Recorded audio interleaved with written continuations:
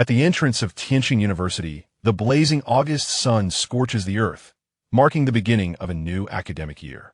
The area is bustling with a throng of first-year students arriving for registration. Numerous canopies have been erected at the entrance, serving as registration points, where senior students clad in volunteer uniforms guide the newcomers through their induction. Amidst this lively atmosphere, a figure stands at the university gate, gazing up at the gilded red characters that adorn it. Standing tall at 185 meters, wearing a black cap, a black short-sleeved shirt, and black trousers, he carries a backpack slung over one shoulder. Most striking, however, is his appearance. His tousled hair framing his forehead and a melancholic gaze in his eyes, exuding an air of brooding charm. Lin Beixiu casts a casual glance at the admiring gazes of the young women around him before stepping into the campus. Just as he stands there, seemingly searching for something, a beautiful girl in a red volunteer outfit approaches him. "Hello, are you a new student?" Zhang Shui's eyes light up. This junior is quite handsome, and she must seize the opportunity. Perhaps she could obtain his WeChat. Her demeanor becomes more enthusiastic, as if she has discovered a treasure in Lin Beixiu. Lin Beixiu nods and replies coolly, "Yes, senior." "Wow, your voice is lovely, so magnetic," Zhang Shui beams. "What major are you in, junior?" "Finance." "What a coincidence." "My major is also finance," she says, her smile widening. "Let me take you to our registration point." "All right." Throughout their journey, Zhang Shui seeks chances to strike up a conversation with Lin Beixiu. "Junior, may I ask your name?" Without turning, Lin Beixiu responds, "Lin Beixiu." "Oh, I'm Zhang Shui." Lin Beixiu remains silent, leaving Zhang Shui unsure of how to continue the conversation, especially since he appears rather aloof. She hesitates to ask for his WeChat. The two walk in silence for the latter part of the journey until they arrive at the registration point. Zhang Shui addresses another girl under the shade, "Xiaoyang. I brought the junior for registration. Please take note." Upon hearing her friend's voice, Lu Muyang looks up and is immediately captivated by the boy behind Zhang Shui, momentarily forgetting the rest of Zhang Shui's words. It isn't until Zhang Shui waves her hand in front of her that Lu Muyang snaps back to reality. "Don't be infatuated," she whispers to Zhang Shui. "Is this handsome guy in our major?" Lu Muyang inquires discreetly. Zhang Shui nods, a smile playing on her lips. "Of course. Could you two hurry up?" Lin Beixiu watches the two girls whispering with a bemused expression. "Oh, right," Lu Muyang replies, slightly embarrassed. She then pulls out several forms. "Junior, please provide your admission notice and payment receipt." Lin Beixiu retrieves his backpack and hands her a stack of documents. Lu Muyang checks them, confirming Lin Beixiu's status as a new student, and addresses him accordingly. "Junior, where is your luggage? I can have a senior help you with it later." Zhang Shui glanced at him, primarily because she hadn't seen Lin Beixiu's belongings earlier and assumed they were left at the school gate. Lin Beixiu shook his head, stating, "I live off campus." Upon hearing this, the two of them said nothing further. Indeed, Lin Beixiu's payment slip did not include accommodation fees, which is quite normal in university life. "You need to register, then." Lu Muyang produced a sheet of paper, and Lin Beixiu inscribed his name and phone number, signing the disclaimer. "You also need a parental consent form, which is included with the admission notice." At this, Lin Beixiu furrowed his brows, his demeanor suddenly cooling for a brief moment, though it did not escape the notice of the two girls, who were puzzled by his sudden change in mood. Lin Beixiu retrieved the documents he had prepared in advance from his backpack and handed them to the two, noting the parental signature, Zhang Yunwu. "All right, that's done." Lin Beixiu nodded. Having completed the enrollment procedures, he was now free to leave. Once he departed, the two girls began to converse. "Oh my, this junior is truly handsome, but he seems a bit too aloof. What do you understand?" Lu Muyang's eyes sparkled with admiration. "That's called having personality." Zhang Shui rolled her eyes. "Stop daydreaming and get to work." Exiting the campus, Lin Beixiu glanced at the direction and walked straight northward. 5 minutes later, he arrived at a residential complex. This was the best lodging near Tianjin University, with a pleasant environment, housing students preparing for graduate studies, those unaccustomed to dormitory life, and even some counselors. The streets along the way were bustling with a variety of shops, offering clothing, delicious food, and a mall stocked with daily necessities and various goods. Living here was indeed quite convenient. Upon reaching the entrance of the complex, Lin Beixiu took out his phone and made a call. Shortly, a competent middle-aged man appeared before him. The landlord recognized Lin Beixiu as the one seeking to rent a room and welcomed him inside. The interior was spacious, comprising 16 buildings with various types of accommodations, including studios, 2-bedroom, and 3-bedroom apartments, fully catering to diverse needs. Lin Beixiu was looking for a 1-bedroom unit, preferring solitude and a compact space. However, upon hearing his request, the landlord's expression soured. "Those rooms are already taken." "Really? So soon?" Lin Beixiu was taken aback. "Yes. It's the start of the school year. Many people are looking to rent, and the single units were snapped up immediately." He appeared shocked, his expression falling as he fell into deep thought. For him, such accommodations were undoubtedly the most economical, while a 2-bedroom was unnecessary and too costly. Noticing Lin Beixiu's dilemma, the landlord suggested, "How about this? Do you have any friends who could share a place? It will be cheaper that way." Lin Beixiu forced a smile and shook his head. He had come to report alone, leaving him without any friends. After some contemplation, the landlord proceeded inside. Clearly preoccupied with the day's tasks, Lin Beixiu exited the community, walking with his head bowed, lost in thought. At that moment, a graceful figure approached him. Lin Beixiu looked up to see a woman, approximately 1.70 meters in height, gliding toward him, a large suitcase in tow and a sun umbrella in her other hand. Her long, lustrous black hair cascaded down her back, and she wore a white short-sleeved top. The sight of her immaculate long legs beneath a short skirt was enough to stir the imagination. However, her beauty was somewhat obscured by a mask, making it difficult to fathom the allure concealed beneath. As they brushed past each other, Lin Beixiu caught a faint whiff of her delicate fragrance. Nevertheless, he refrained from lingering. He had matters of his own to attend to. Chapter 2. Co-living with a beauty in fuming community. This area is a quintessential urban village, situated approximately 20 minutes from Tianjin University, where Lin Beixiu resided during the summer break. The nighttime bustle, filled with various vendors working until the early hours, created a cacophony that disturbed his peace, along with the enticing aromas of cooking that wafted through the air. Consequently, he resolved to find a quieter residence closer to campus when the semester commenced. He had set his sights on a nearby complex, only to discover that all the units had been sold. With a sigh, Lin Beixiu opened the door to his room, retrieved his suitcase, and began to pack. His belongings were few, comprising merely a handful of clothes and some daily necessities, and he completed the task in a matter of minutes. His gaze, however, was drawn to a picture frame on the table. Inside were 2 dolls, a boy and a girl, seemingly around 5 or 6 years old. The boy exuded charm, while the girl radiated sweetness. At this sight, Lin Beixiu's previously cold demeanor softened, his thumb gently caressing the girl's face before tenderly placing the frame into his suitcase. He then retrieved a necklace from the drawer. It resembled a coin, adorned with a blue pentagram. This necklace was a cherished gift from the little girl in the photograph, and he had treasured it, reluctant to wear it. It was accompanied by a tale steeped in regret, a chapter of his life that had left Lin Beixiu grappling with sorrow for an extended period. With another sigh, he set the necklace beside the album. As for the landlord, he had already given prior notice, and once the property was inspected, he would reclaim his deposit.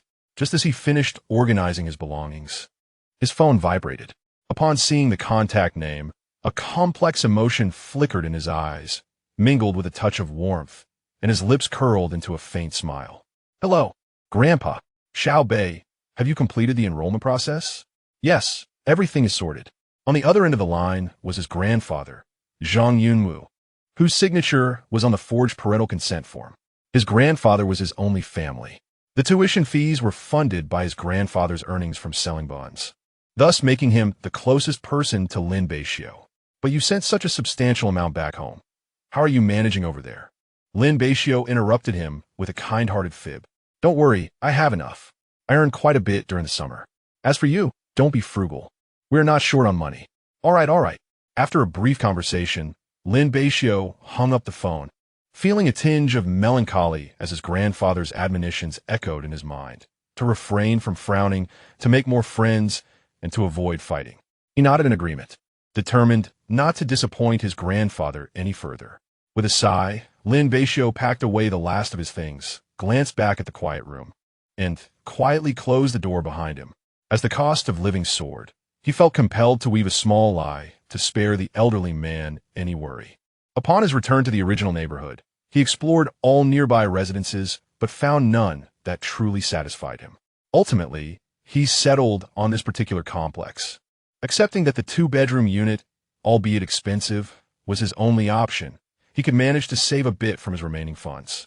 However, when he reached out to the landlord once more, he was dismayed to learn that all the two-bedroom units had already been rented out. "All gone?" he exclaimed. "In just one morning, every unit has vanished." The landlord, sounding resigned on the other end of the line, replied, "Well, you know how it is today. There are many students seeking housing and properties get rented swiftly." Yet, he continued, "I do have one more lead. A prospective tenant is also interested in a two-bedroom, but we haven't finalized anything yet. If you wish, you could come over to take a look. There might still be an opportunity. Just hold on." Recognizing this as his final chance, Lin Beixiu urged the taxi driver to accelerate. When he finally arrived, breathless and hauling a large suitcase while balancing a backpack, he was met with astonished and incredulous gazes from the two individuals inside the unit. "No need to rush so much, my friend," one of them joked.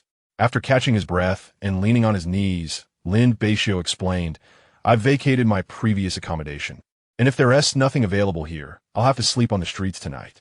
He settled onto the sofa, then noticed a young woman seated opposite him. It struck him that she was the striking girl he had seen at the complex entrance earlier. Their eyes met, and recognition was evident. "I understand your situation. You both desire a one-bedroom, but lack the funds for two. Why not consider sharing a unit?" the landlord proposed. Although the young woman listened to the suggestion, she frowned slightly at Lin Beixiu, who noticed her gaze and contemplated deeply. He was hesitant to share living quarters with a stranger, fearing potential complications. Yet it seemed there were no better alternatives at present. "What do you think?" he inquired of the landlord. "We're in discussions," the landlord interjected. "That's why I invited you both here, to see if you can come to an agreement. If so, you can share the rent, which would be considerably cheaper than renting separately. If not, I'll simply offer the unit to someone else. It's as straightforward as that." The prospect of reduced expenses visibly stirred Lin Beixiu's interest. Every bit saved was advantageous. He cautiously asked, "What's your take on it?" The young woman nodded, acknowledging her own predicaments. Had it not been for unforeseen circumstances, she would never consider cohabiting with an unfamiliar man, despite Lin Beixiu's favorable first impression. He exhaled in relief, knowing that even if she declined, he could still opt to rent alone, albeit reluctantly. "All right," they both agreed, prompting the landlord to draft two rental agreements immediately. He handed them the contracts, which contained basic guidelines. Lin Beixiu reviewed them briefly, ensuring everything was in order before signing his name, and the young woman followed suit. Afterward, they calculated the rent and promptly transferred 3 months' worth of payment to the landlord. After calculations, the monthly cost amounts to over $1,500, which is indeed considerably cheaper than before. Lin Beixiu gazed at the scant balance remaining on his phone, and a slight grimace crept across his lips. It was rather disheartening to witness such a substantial sum vanish so swiftly. The landlord handed them 2 sets of keys and then led them to view the apartment. Building 12, room 801. This was their shared abode. Lin Beixiu surveyed the neat furnishings inside and felt a sense of satisfaction overall. Particularly, the balcony offered a glimpse of the architecture of Tianjin University in the distance. "I want this room," he declared, observing the woman who had yet to remove her mask. He nodded and proceeded to the adjacent bedroom. Upon opening the door, he found the space immaculate, imbued with a faint scent of fresh air. The decor was simple yet complete. Directly opposite the bed was a desk, conducive for studying, and the natural light was ample. Lin Beixiu found no faults. He arranged his belongings and placed a photo frame in the corner of the desk, adorning it with a necklace. Subsequently, he reclined on the bed, turning to gaze at the frame as drowsiness enveloped him. Lin Beixiu retrieved his phone, performed a few actions, and the melodious strains of a nostalgic song filled the room. Listening to the familiar lyrics, he gradually drifted into slumber, once again dreaming of that scene. Two children ran joyfully ahead of one another, their faces radiant with smiles, embodying innocence and carefree delight. A subtle smile graced Lin Beixiu's lips as he lay in bed. Chapter 3: A New Class. By the time he awoke, it was already evening. Lin Beixiu glanced at the clock. It was nearly 7 o'clock, and his stomach was voicing its discontent. He had not anticipated sleeping for such an extended period. Lin Beixiu switched off the looping music and stepped outside. The living room was illuminated, and there he found the girl seated on the sofa, her mask now removed. Lin Beixiu was momentarily taken aback, despite his prior suspicions. The sight of her exquisite face rendered him momentarily speechless. It was strikingly beautiful, akin to a peeled egg, smooth and seemingly capable of yielding moisture with the slightest pressure. Truly, she possessed an angelic visage paired with a devilish figure. However, after regaining his composure, Lin Beixiu resolved to leave, his hunger pressing upon him. Just as he was about to exit, he heard her voice from behind. He paused, turned around, and met her gaze. Those eyes were rather captivating. He thought to himself, "Is there something you need?" He inquired, "Do you have a moment?" "I would like to talk," she replied with a cool, measured tone. "Oh." As there was no immediate urgency, Lin Beixiu settled onto a nearby sofa, observing her as he awaited her words. "Since we are now living together, it is prudent to establish some rules. Wouldn't you agree?" Her voice was frigid, imbued with a distinct sense of authority. Nevertheless, Lin Beixiu maintained a neutral expression and nodded. "Go ahead. The common areas are communal. Personal belongings should not be left there. We shall alternate responsibilities for cleanliness. Strangers are not to be brought home for frivolous activities, and personal items should not be touched without permission. We must avoid disturbing each other at night with excessive noise." After articulating her points, she regarded him expectantly. "Agreed. I have no objections. Should you wish to add anything further, feel free to voice it. I shall respect your input." Lin Beixiu responded, rising to leave. "I am quite hungry now and intend to go eat. By the way, my name is Lin Beixiu." Her astonishment at his actions rendered her momentarily speechless, causing a flicker of self-doubt and a slight relaxation of her guard. Finally, meeting Lin Beixiu's gaze, she introduced herself. "Qi Mushiwa." Thus, their cohabitation commenced. When Lin Beixiu emerged from his room, he found the living room devoid of any presence. He could not afford to dwell on such matters. Time was of the essence, and he hurriedly grabbed his backpack, racing toward the school, stopping briefly to purchase 2 steamed buns along the way. He had played on his phone late into the night, losing track of time, which resulted in his late awakening. Upon arriving breathlessly at the classroom door, he was relieved to see that the instructor had not yet arrived. Thankfully, he was still on time. His entrance drew exclamations from his classmates, all eyes turning toward him, captivated by his striking appearance. "Wow, is this handsome guy also in our major? What a delightful surprise." One girl, encouraged by her friends, flushed with excitement. "I'm going to ask him for his WeChat after class."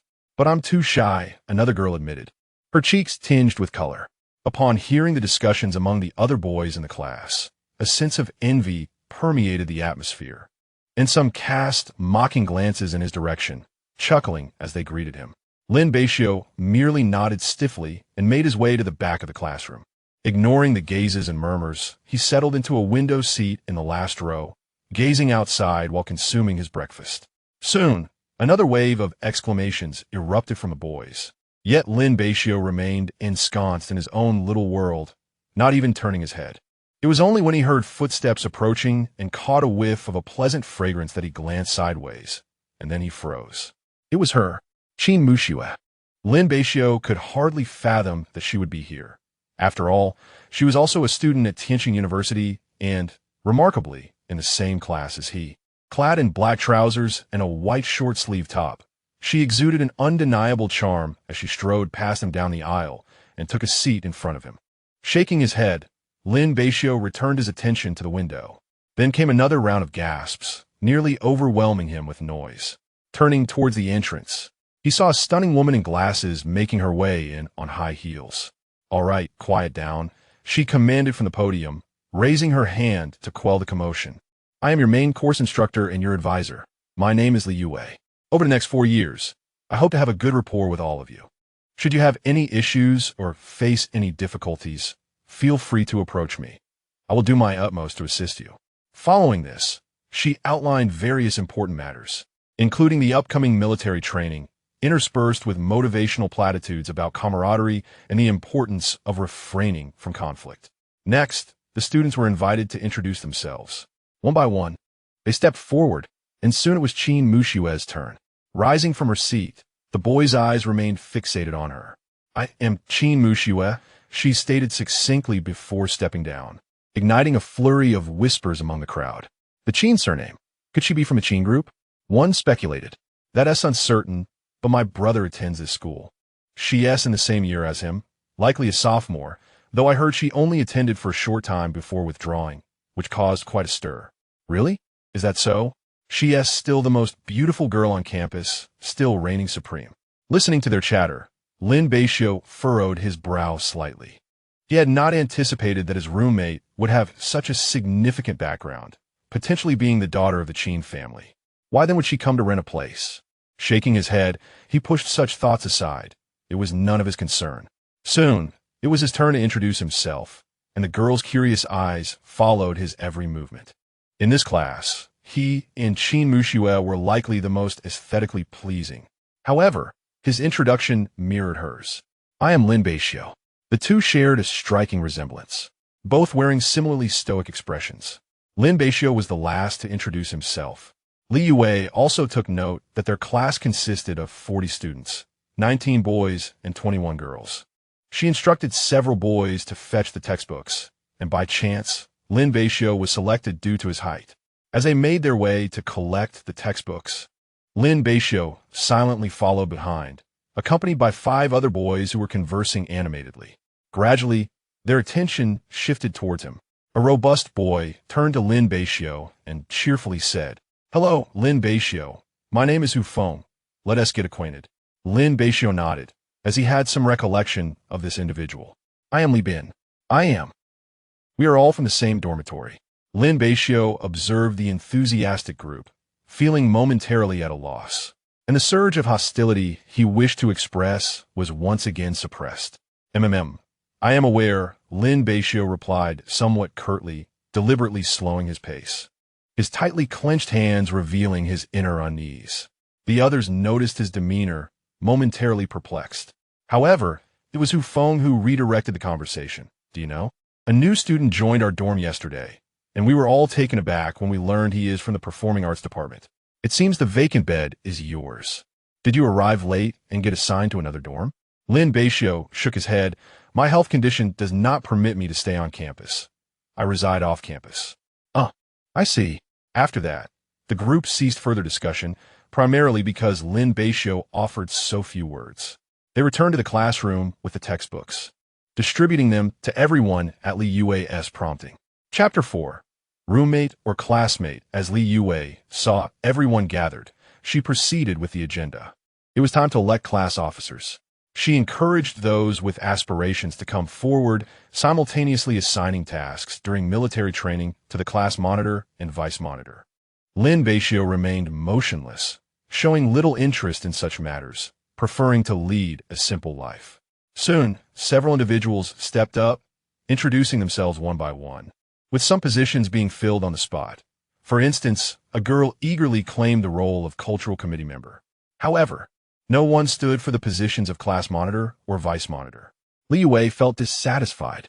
Was there truly no one who wished to be class monitor? If so, she would have to appoint someone herself. Her gaze swept over the crowd before settling on Lin Beixiu, who was looking out the window. "You there? Please come up and run for class monitor," she called out. Initially, Lin Beixiu did not realize she was addressing him until he heard the sound of someone knocking on the desk. Turning around, he saw Lin Beixiu facing him, urging him with a gentle tap on the table. As he glanced around, he noticed that the entire class's attention was fixated on him. Flustered, Lin Beixiu tightened his grip, feeling the weight of their gazes. "The teacher would like you to come up and run for class monitor," Lin Beixiu stated before turning back to face the front. "Lin Beixiu, please come up and contest for class monitor," Li Yue added with a smile. After a moment's hesitation, he made his way to the front. "Hello everyone. My name is Lin Beixiu and..." I do not wish to be class monitor, he said, his tone laced with resignation. Laughter erupted in the room. The handsome guy has such a humorous side. Li Yue's expression turned a shade green with dismay. Be serious, or I might just appoint you as class monitor outright. Nervously, Lin Beixiu stumbled through his speech, speaking of caring for classmates and serving the class. Finally, he stepped down, his face twitching, drenched in sweat. He had never felt so anxious before. Plopping back in his seat, his heart raced, and his legs felt weak. Li Yue nodded in satisfaction. Ever since Lin Beixiu had taken the stage, more individuals had begun to participate in the elections, greatly enlivening the atmosphere. 3 candidates had already emerged for the vice monitor position. Lin Beixiu stared blankly at the blackboard, letting out a soft sigh. It seemed that he was the sole contender for the class monitor role. Indeed, Lin Beixiu shall be our class monitor, Li Yue teased, casting a glance at him from the back row, eliciting laughter from the class.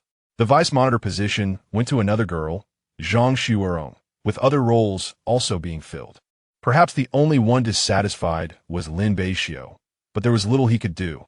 Li Yue called him up again, and they exchanged WeChat information for easier communication. She then instructed him to create a class group chat and add everyone. Lin Beixiu could only hold out the QR code, asking each person to scan it, while some audacious girls even sought his WeChat, which he politely declined. When it was the boys' turn, Hu Feng and a few others jested, "Class monitor, please be lenient with us." Lin Beixiu's mouth twitched, and he shook his head expressionlessly. Hu Feng others. Very well, the selfless Lin, the handsome one. Lin Beixiu was a loss for words. After all, this is university, and the class monitor ultimately proves to be rather ineffectual, burdened with responsibilities that yield little reward. He then approached Qin Muxue, placing his phone before her, requesting, "Please join our class group." Qin Muxue nodded, took out her phone, and scanned the code to join.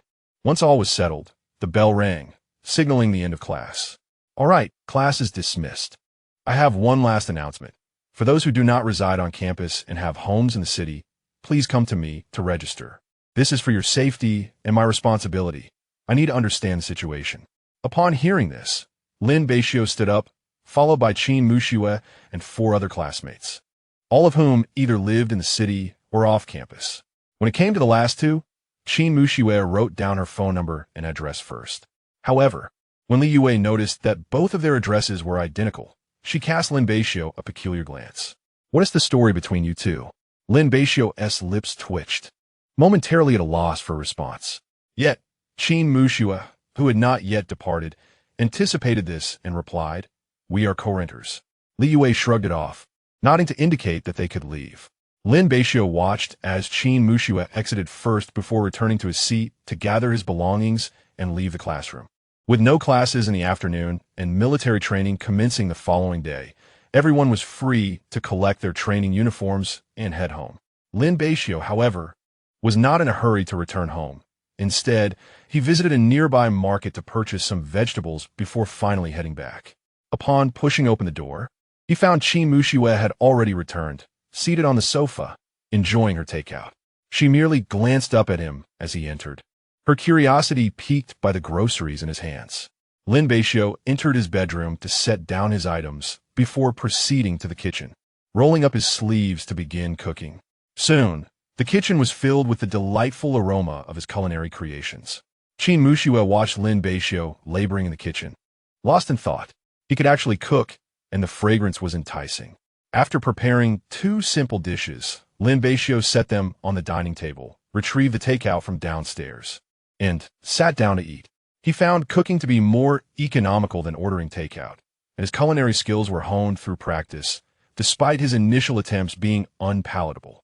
Glancing at Qin Muxue, still dining in the living room, he hesitated for a moment before saying, "I made some dishes. If you don't mind, you're welcome to come and try them." This was Lin Beixiu's first time speaking to a girl, and he appeared somewhat flustered, gripping his chopsticks a tad too tightly. Qin Muxue was taken aback, not expecting Lin Beixiu to invite her. Observing the takeout she had consumed most of, she pondered for a moment before moving to sit across from him. "Thank you." "Why, you're welcome," Lin Beixiu replied, lowering his head and continuing. "I did not anticipate that we would not only be neighbors but also classmates." If there's anything, please feel free to guide me. Yes, I will. Lin Beixiu scrutinized him, noticing the blush that crept up to his ears, and for reasons unbeknownst to her, a smile graced her lips.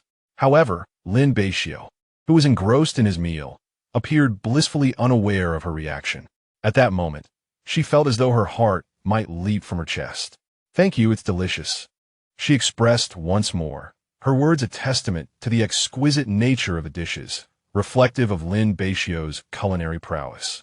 She believed that these two seemingly simple dishes rivaled those crafted by seasoned chefs. After finishing their meal, as Lin Beixiu prepared to tidy up, Lin Beixiu promptly halted him. Allow me to do this to express my gratitude for your hospitality, she insisted. Despite his attempts to decline, he ultimately acquiesced to her wishes and permitted her to wash the dishes. Observing her retreating figure, Lin Beixiu felt a rare sense of relief. Even while sharing a residence with a woman, there had been no unpleasant incidents. Given their personalities, both were rather reticent, seemingly disinclined to engage in conversation, perhaps during their cohabitation. Their exchanges would amount to no more than the count of 10 fingers. Yet, Lin Beixiu was endeavoring to effect change, motivated by his grandfather's wishes. Chapter 5. The Unseen Lying in Bed.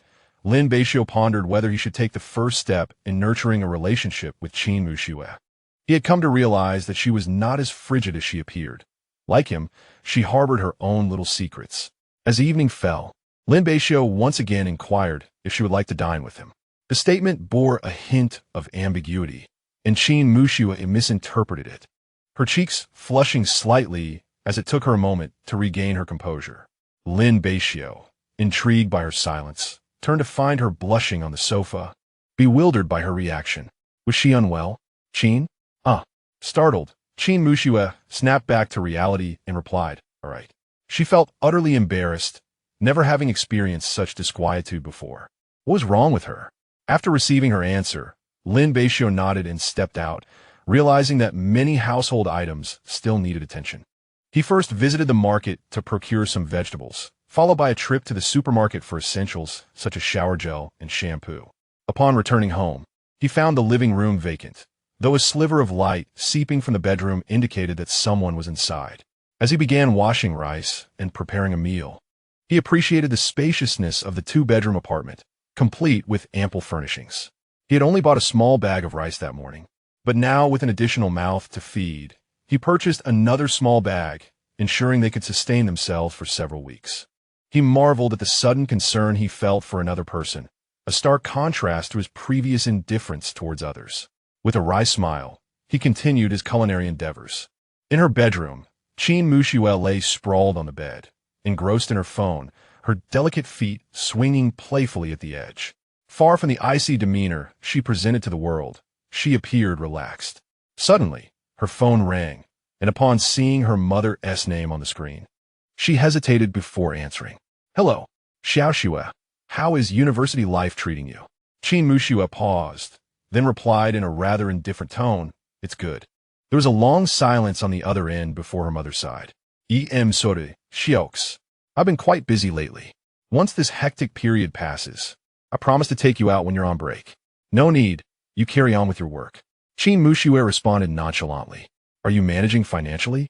Grandfather provided enough. It's sufficient. Meanwhile, in her office, Lin Han sighed as she hung up the call, realizing her busy work life had caused her to neglect her daughter's feelings. She thought of her husband, who had been there for her before. Her gaze fell upon a framed photograph on her desk, depicting her and her husband in a warm embrace. He was tall and imposing, dressed in a striking blue suit, and Lin Han nestled contentedly in his arms. The couple appeared blissfully in love until that fateful day when tragedy struck, shattering their family's happiness. Staring at the photograph, Lin Han's eyes grew misty with unshed tears. Darling, I miss you so much. Lin Beixiu brought the dishes out, hesitating for a moment before standing before her door and knocking lightly. It's time to eat. Oh, Lin Beixiu replied, collecting her emotions as she descended from the bed and opened the door. Lin Beixiu had already filled 2 bowls of rice. He had prepared a portion of crispy pork and a platter of fish. Gulp.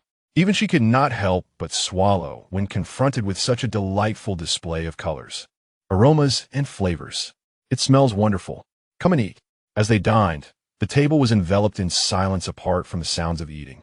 Lin Beixiu found himself at a loss for words, while Qin Muxue was lost in her chaotic thoughts. Ultimately, it was Qin Muxue who broke the silence, recalling something of great importance. I would like to discuss something with you. I cannot indulge in your hospitality without contributing. Lin Beixiu regarded her thoughtfully, responding simply, let us split it. Whether one person or two, the effort remains the same. Though Qin Muxue felt a twinge of discomfort at the arrangement, her financial situation was dire. Otherwise, she would have felt too embarrassed to partake.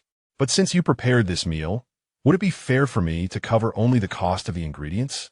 Indeed, you are quite the kind-hearted young lady, Lin Beixiu chuckled.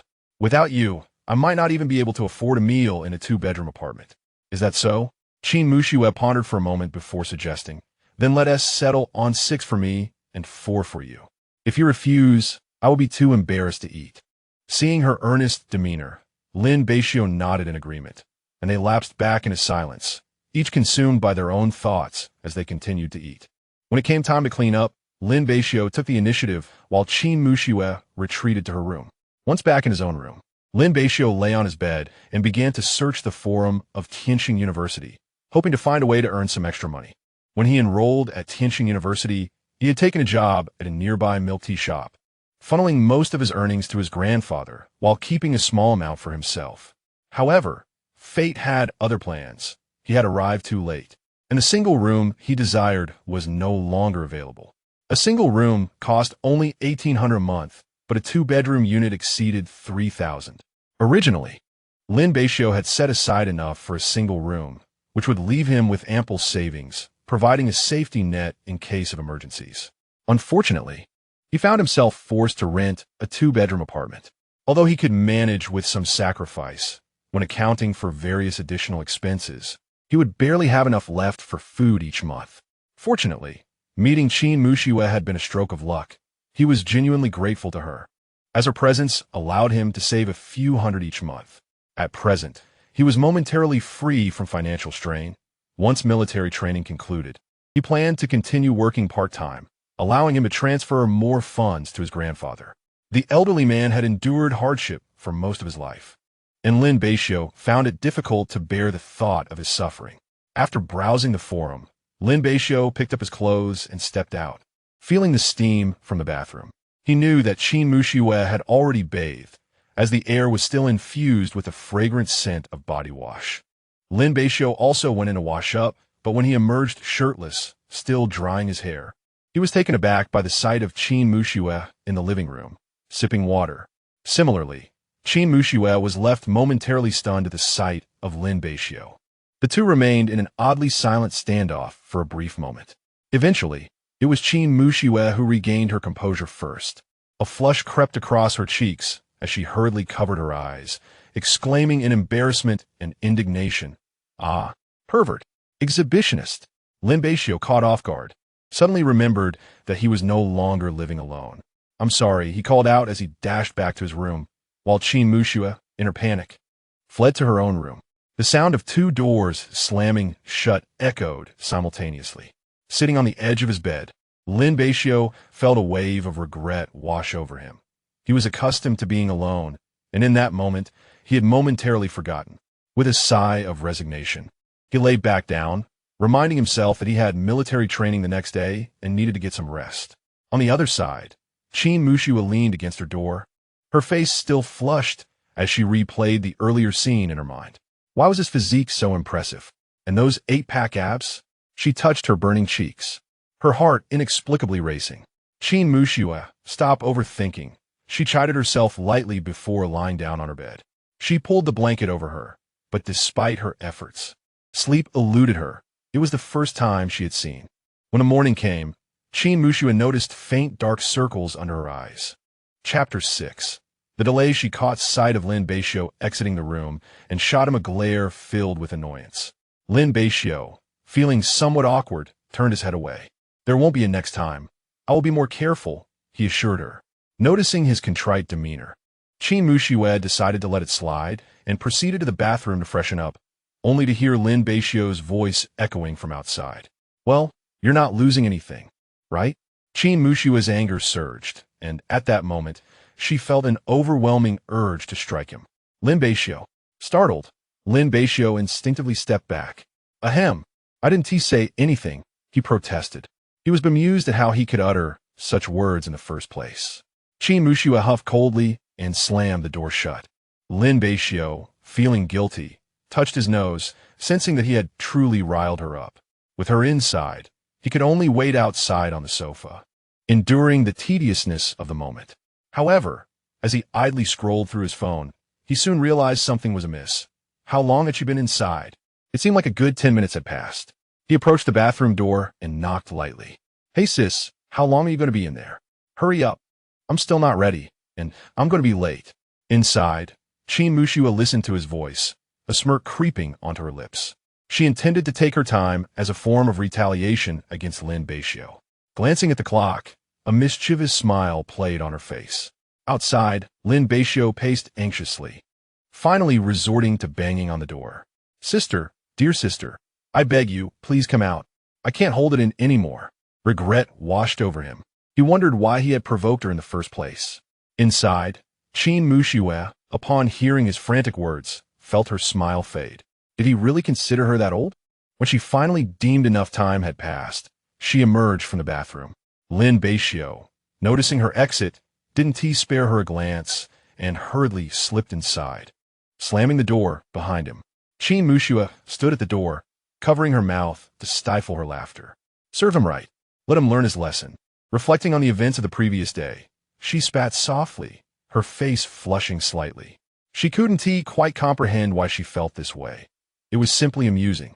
Despite her usual reticence, she found herself repeatedly bending the rules for a boy she had only recently met, even coming to his defense in front of their teacher. Perhaps it was the pleasant interactions over the past few days that made Lin Beixiu less intolerable, or perhaps it was his culinary skills, or maybe. Qin Mushua sensed a familiar comfort in his presence. Deciding not to dwell further, she returned to her room to change into her military training uniform. As she was leaving, she glanced back at the bathroom, chuckled softly, and closed the door behind her as she headed off to school. Meanwhile, Lin Beixiu, after finishing his own grooming, returned to his bedroom to change into his military uniform. Checking the time, he realized that being late was a foregone conclusion and felt a wave of despair wash over him. He then hurriedly dashed out the door, needing to grab breakfast along the way.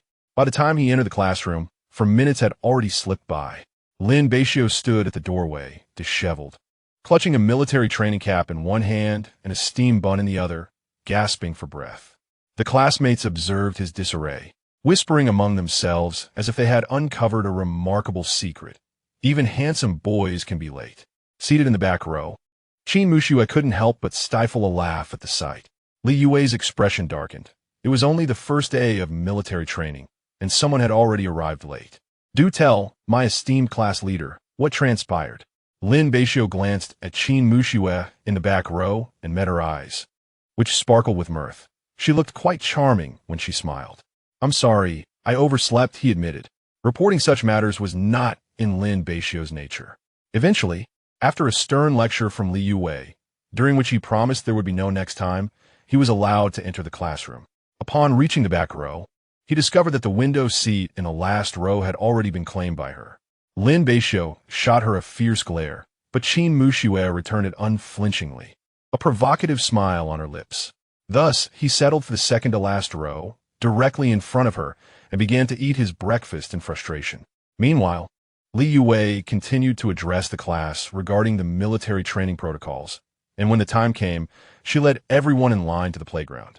On the playground, the students lined up in their designated areas, while Li Yue conversed with their instructor. Lin Beixiu noticed his military training instructor, who was of similar height, with dark skin and a robust build. Their class consisted of 40 students, arranged in 5 rows of 8. The 3 extra boys and 5 girls formed a new row. Among them Lin Beixiu, positioned right next to Qin Mushua. The other 2 boys refused to stand beside her, feeling intimidated by her commanding presence. Consequently, Lin Beixiu was pushed forward by the 2 boys and found himself beside Qin Mushua. This row had been arranged by the instructor, specifically selecting the tallest 8 students from a class.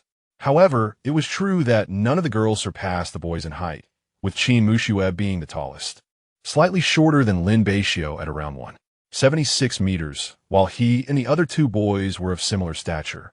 All right, remember your positions and who stands beside you.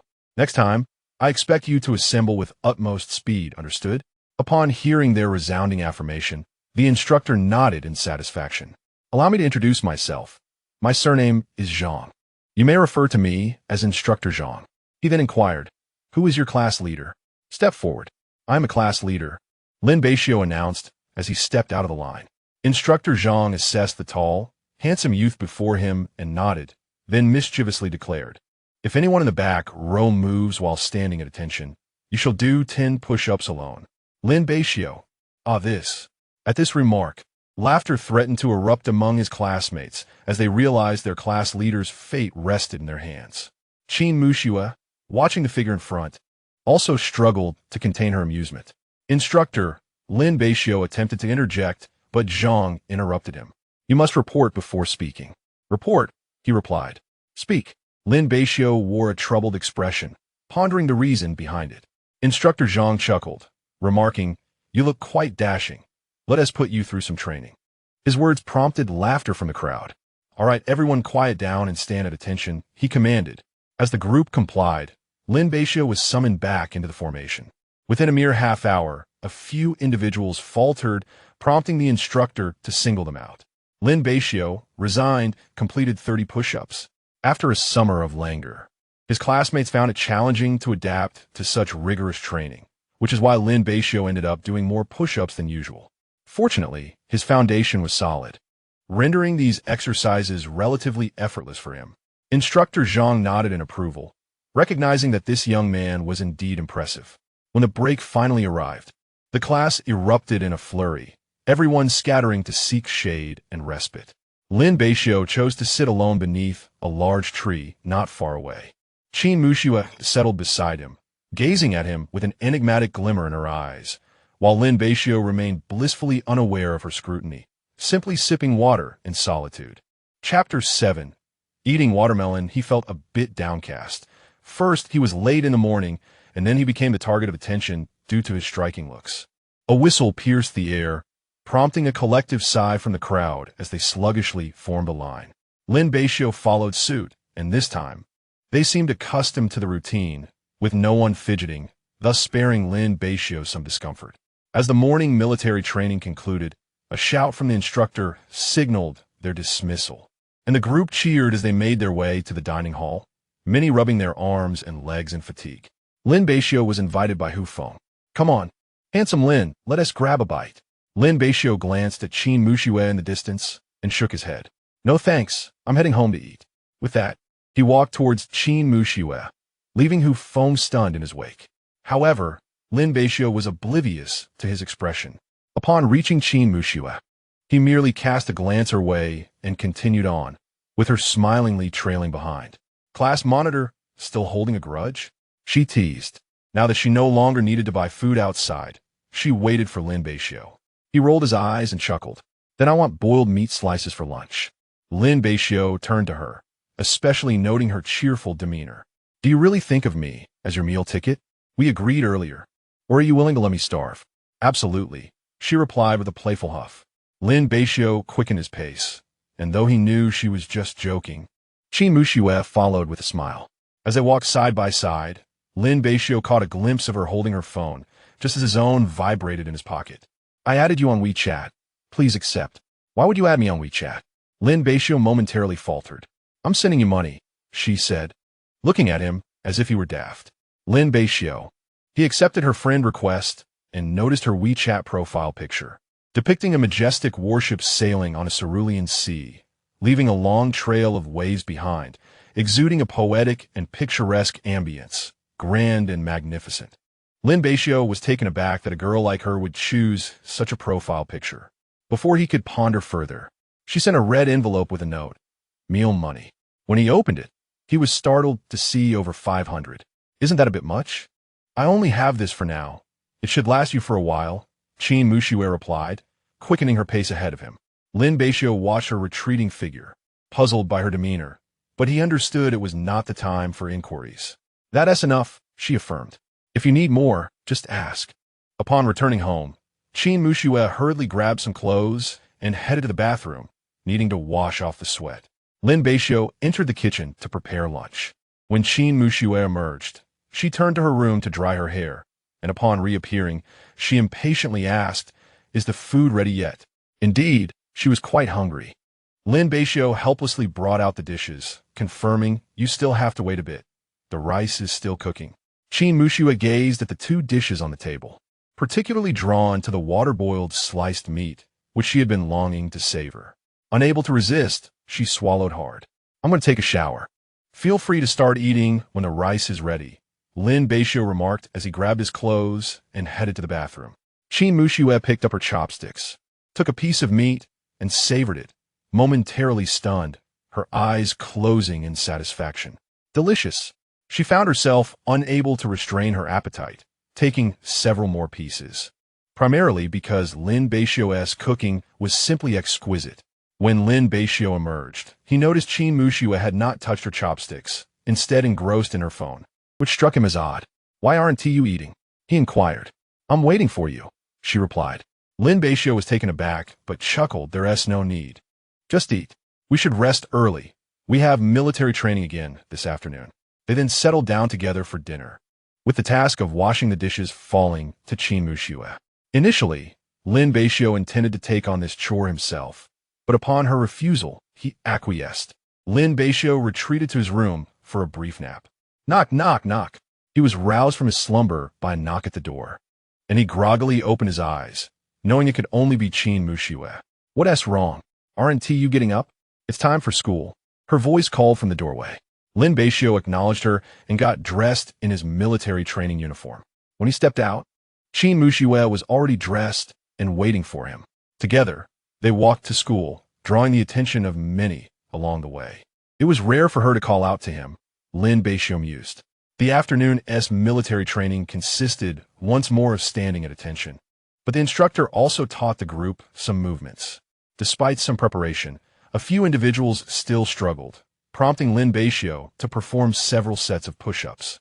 Nevertheless, he maintained his charming demeanor, his expression unchanged, heart steady, and face unflushed, earning a silent nod of approval from Instructor Zhang. His mindset and physical fitness were commendable. After the afternoon training concluded, Lin Beixiu walked home alongside Qin Muxue. Although they had finished lunch, Lin Beixiu had saved some leftovers. "How about we have egg fried rice later?" he suggested. "Sure," Qin Muxue replied nonchalantly. "I'm easy to please. I'm not picky." Thus, they dined on egg fried rice that evening before retreating to their rooms to attend to their respective matters. In the days following the military training, the class had undergone a transformation. Each student stood tall and straight, embodying a certain elegance. Military training was always accompanied by the blazing sun, and the students often lamented their plight. However, the most exhilarating moments were the breaks, where they could recline in the shade and relish the respite. While Lin Beixiu was resting, he felt a gentle tap on his arm. Removing his hat, he found the instructor, Liu Wei, smiling at him. "Class monitor, could you help distribute the watermelon to everyone?" Lin Beixiu looked towards the crowd and realized that Liu Wei had purchased several large watermelons out of her own pocket, and some boys had already volunteered to cut them. However, he had been too far away to notice. Lin Beixiu stepped forward to assist with distributing the watermelon. Just as he finished his task, he suddenly noticed Qin Muxue handing her piece of watermelon to Instructor Zhang. Instructor Zhang, initially seated to the side, was unexpectedly offered watermelon by a classmate. Although he contemplated declining, he ultimately succumbed to Qin Muxue's fervent enthusiasm. "Instructor Zhang, please enjoy. We have plenty more here." Gratefully, he accepted the offering, revealing a bashful smile that was endearingly charming. However, upon her return, the watermelon had already been devoured, and her water bottle had long since run dry. The small shop was a considerable distance away, and time was of the essence. Qin Muxue found herself in a dilemma, as she had few friends in class. Ultimately, she resolved to endure and made her way to a shaded area. Just as she settled down, a slice of watermelon appeared before her. In disbelief, she turned her head to find Lin Beixiu seated beside her, averting his gaze. "This is for you." Qin Muxue did not accept it immediately, but inquired, "Is this yours?" "No," he replied, fearing she might doubt him. "This is extra. It's for you." She accepted the watermelon, her gaze lingering on his slightly flushed ears, momentarily lost in thought, before a smile graced her lips. "Thank you." Chapter 8. The significance of military training as the sweet taste of watermelon lingered on her palate. Qin Muxue felt that it was the most delectable and sweetest she had ever tasted. Lin Beixiu, with his back turned to her, noticed that Qin Muxue had given her share to the instructor while he had chosen to offer his portion to her, sensing her genuine thirst. He still had some water left and could manage to hold on a little longer. Qin Muxue understood that there was hardly any extra to spare. Every piece was just enough, and thus she had consumed Lin Beixiu's share. The act of giving the instructor her watermelon was not lost on him, and she felt a swell of gratitude in her heart. After a brief respite, they resumed their stance in military formation, but with the refreshment of watermelon. Each of them felt invigorated. Soon, it was time to disperse. Lin Beixiu shook his empty bottle, still feeling thirsty, and resolved to visit the convenience store for a bottle of water. As he opened the refrigerator door and prepared to grab a bottle, a familiar voice called out to him. Lin Beixiu. Turning around, he was greeted by the sight of Qin Muxue, who stood a short distance away holding a bottle of mineral water. "Oh, you're here too," she remarked, her expression unintentionally amusing him as he noticed a hint of fluster in her demeanor. "Are you here to buy water?"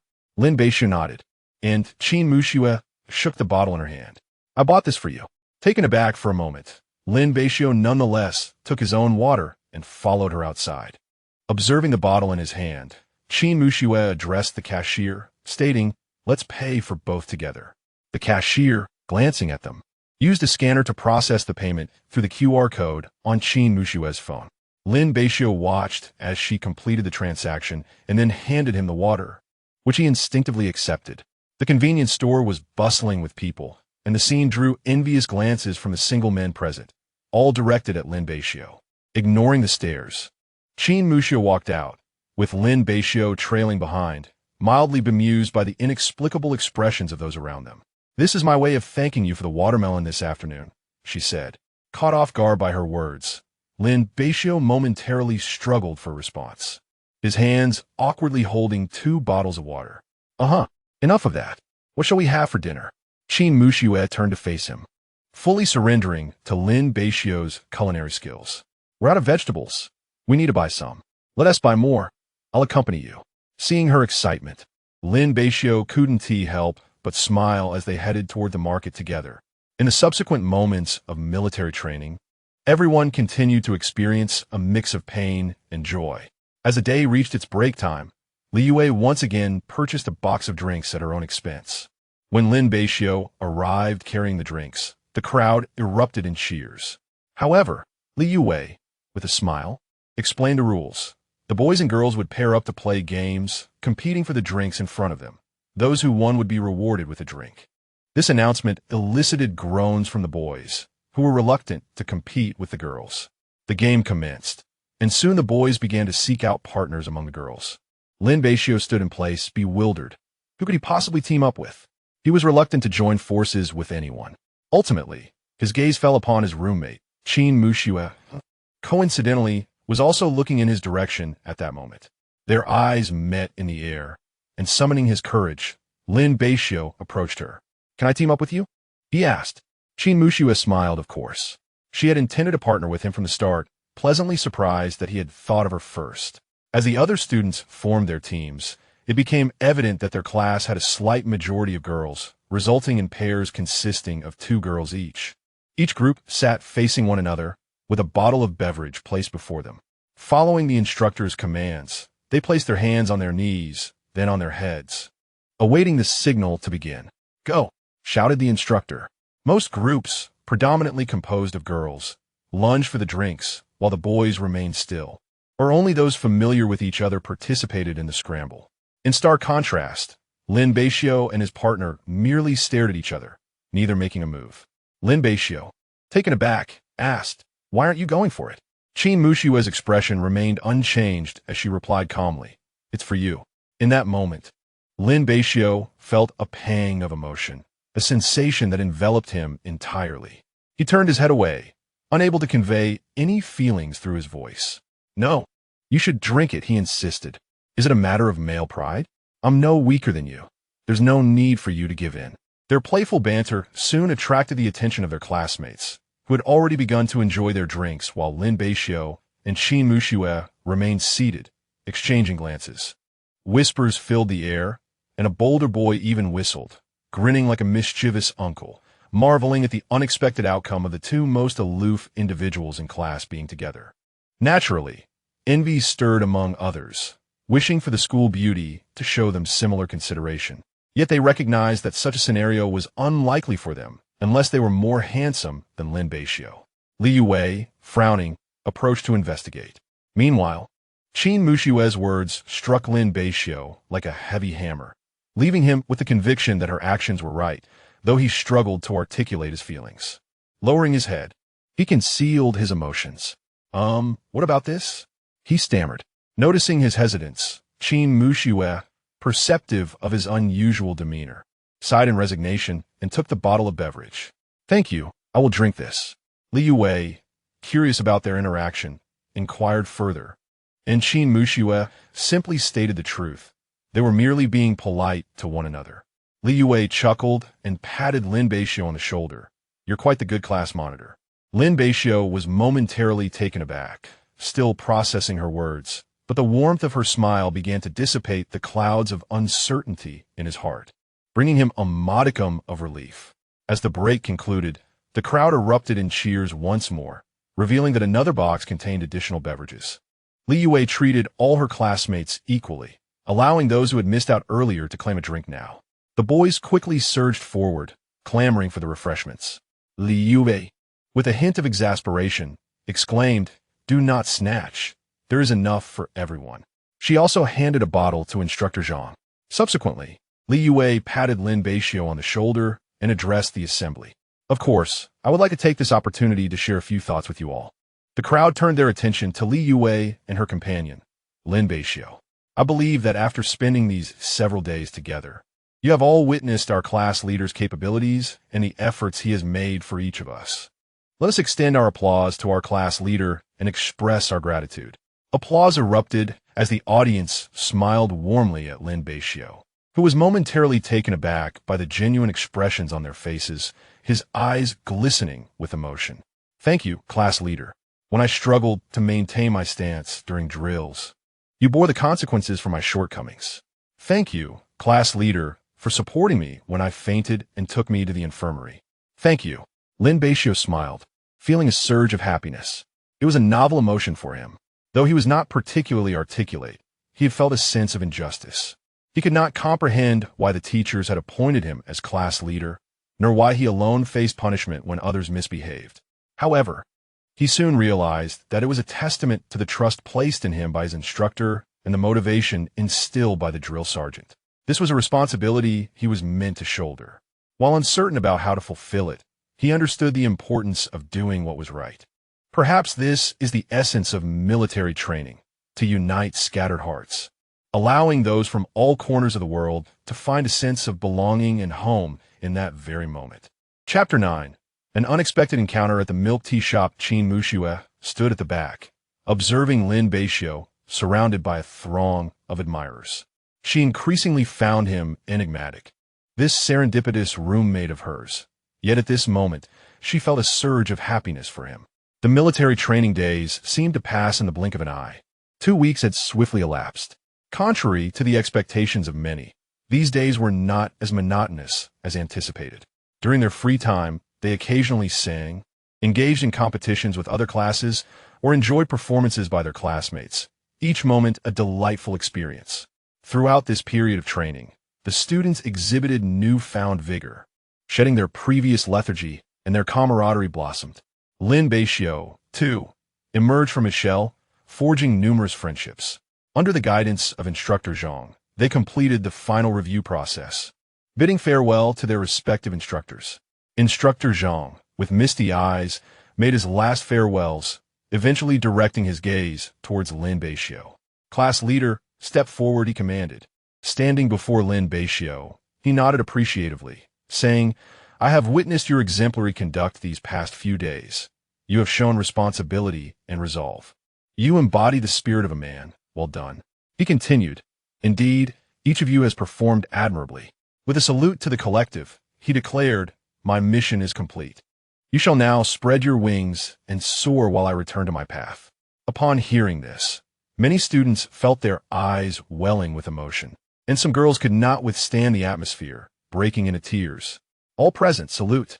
At Lin Beixiu's signal, they collectively saluted Instructor Zhang, offering their highest respect. Clad in military uniforms, they represented their homeland.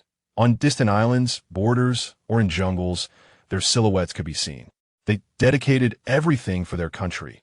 Indeed, they were the most admirable of individuals. As the military training concluded, the memories forged during this time were immortalized in photographs, each serving as a cherished reminiscence nestled deep within their hearts. When they received their group photo, Li Yue announced that there would be no classes in the afternoon, a delightful piece of news that instantly alleviated the melancholy of their impending parting, prompting exuberant cheers. The boys shouted about gaming, while the girls discussed plans for an evening shopping spree. Lin Beixiu remained seated, contemplating the conclusion of military training and the necessity of informing the shop manager of his return. Just then, Hu Feng approached him, grinning broadly. Lin, handsome, we're having a gathering tonight for barbecue. Will you join us? Lin Beixiu hesitated, intending to decline, but Hu Feng's hand landed on his shoulder. Come on, we've all got to know each other. You're the last one to join. I'll treat you tonight. After a moment of reflection, Lin Beixiu finally nodded. All right. Having spent time together, he felt a sense of camaraderie with them, and a gathering seemed agreeable. It's settled then. We'll connect on WeChat, and I'll share the location with you. Bidding farewell to Hu Feng, Lin Beixiu gathered his belongings and strode out. Leaving the campus, I ventured into a bubble tea shop located on the bustling food street. Upon entering, the shopkeeper, a man named Zhang Qingmin, glanced towards the door upon hearing the sound and smiled. You finally made it back, he remarked. This individual was the proprietor of the establishment, and when Lin Beixiu approached him during the summer break, expressing his desire to take on a part-time job, Zhang Qingmin, recognizing Lin Beixiu's striking appearance, astutely sensed a business opportunity and promptly welcomed him aboard. Lin Beixiu did not disappoint. Throughout that summer, sales of bubble tea soared, as the young women flocking to the shop were primarily drawn by his charm. While the pretext was the bubble tea, the true allure lay in the presence of the handsome young man. Consequently, Zhang Qingmin regarded Lin Beixiu as a treasure, offering him a salary that exceeded 2,000 a month. Without you here, I've been losing quite a number of customers, Zhang Qingmin joked. Lin Beixiu shrugged and proceeded to his workstation, while Zhang Qingmin, well aware of Lin Beixiu's reticent nature, did not mind, even in his silence. The girls were utterly enamored. Zhang Qingmin shook his head in resignation, reflecting on how sometimes the competition in attractiveness could be disheartening. Meanwhile, Qin Muxue walked alongside another girl whose beauty was slightly eclipsed by hers, yet she possessed her own distinct charm, shoulder-length hair, a slightly shorter stature, and a graceful presence. Sister, it's been ages since you returned to school, and you haven't even thought to reach out to me, the girl lamented. This was Zhang Tingting, Qin Muxue's sole friend and confidant from high school. They had initially planned to attend Tianjin University together, but shortly after commencing their studies, Qin Muxue had to take a year off due to family matters, while Zhang Tingting was now in her second year. The recent military training had caused Qin Muxue to lose touch with her friend, only to be reminded of her when a message from Zhang Tingting prompted this reunion. I can't believe I missed you so much, only to find you've become such a person, Zhang Tingting said sadly upon noticing Qin Muxue's indifference.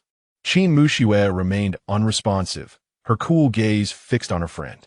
Zhang Tingting sighed in exasperation. You owe me a treat to mend my wounded heart. Qin Muxue shot her a sidelong glance and replied, all right, let's go enjoy some bubble tea. It's time to reward yourself now that your military training has concluded.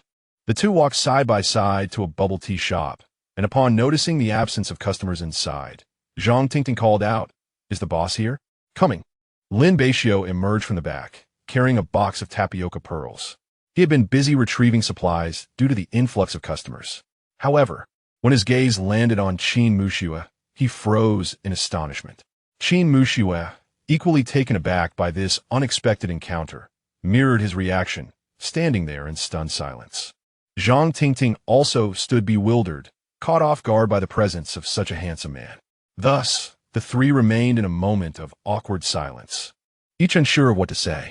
Clearing his throat, Lin Beixiu finally regained his composure, placed the pearls in the refrigerator, and addressed the two women.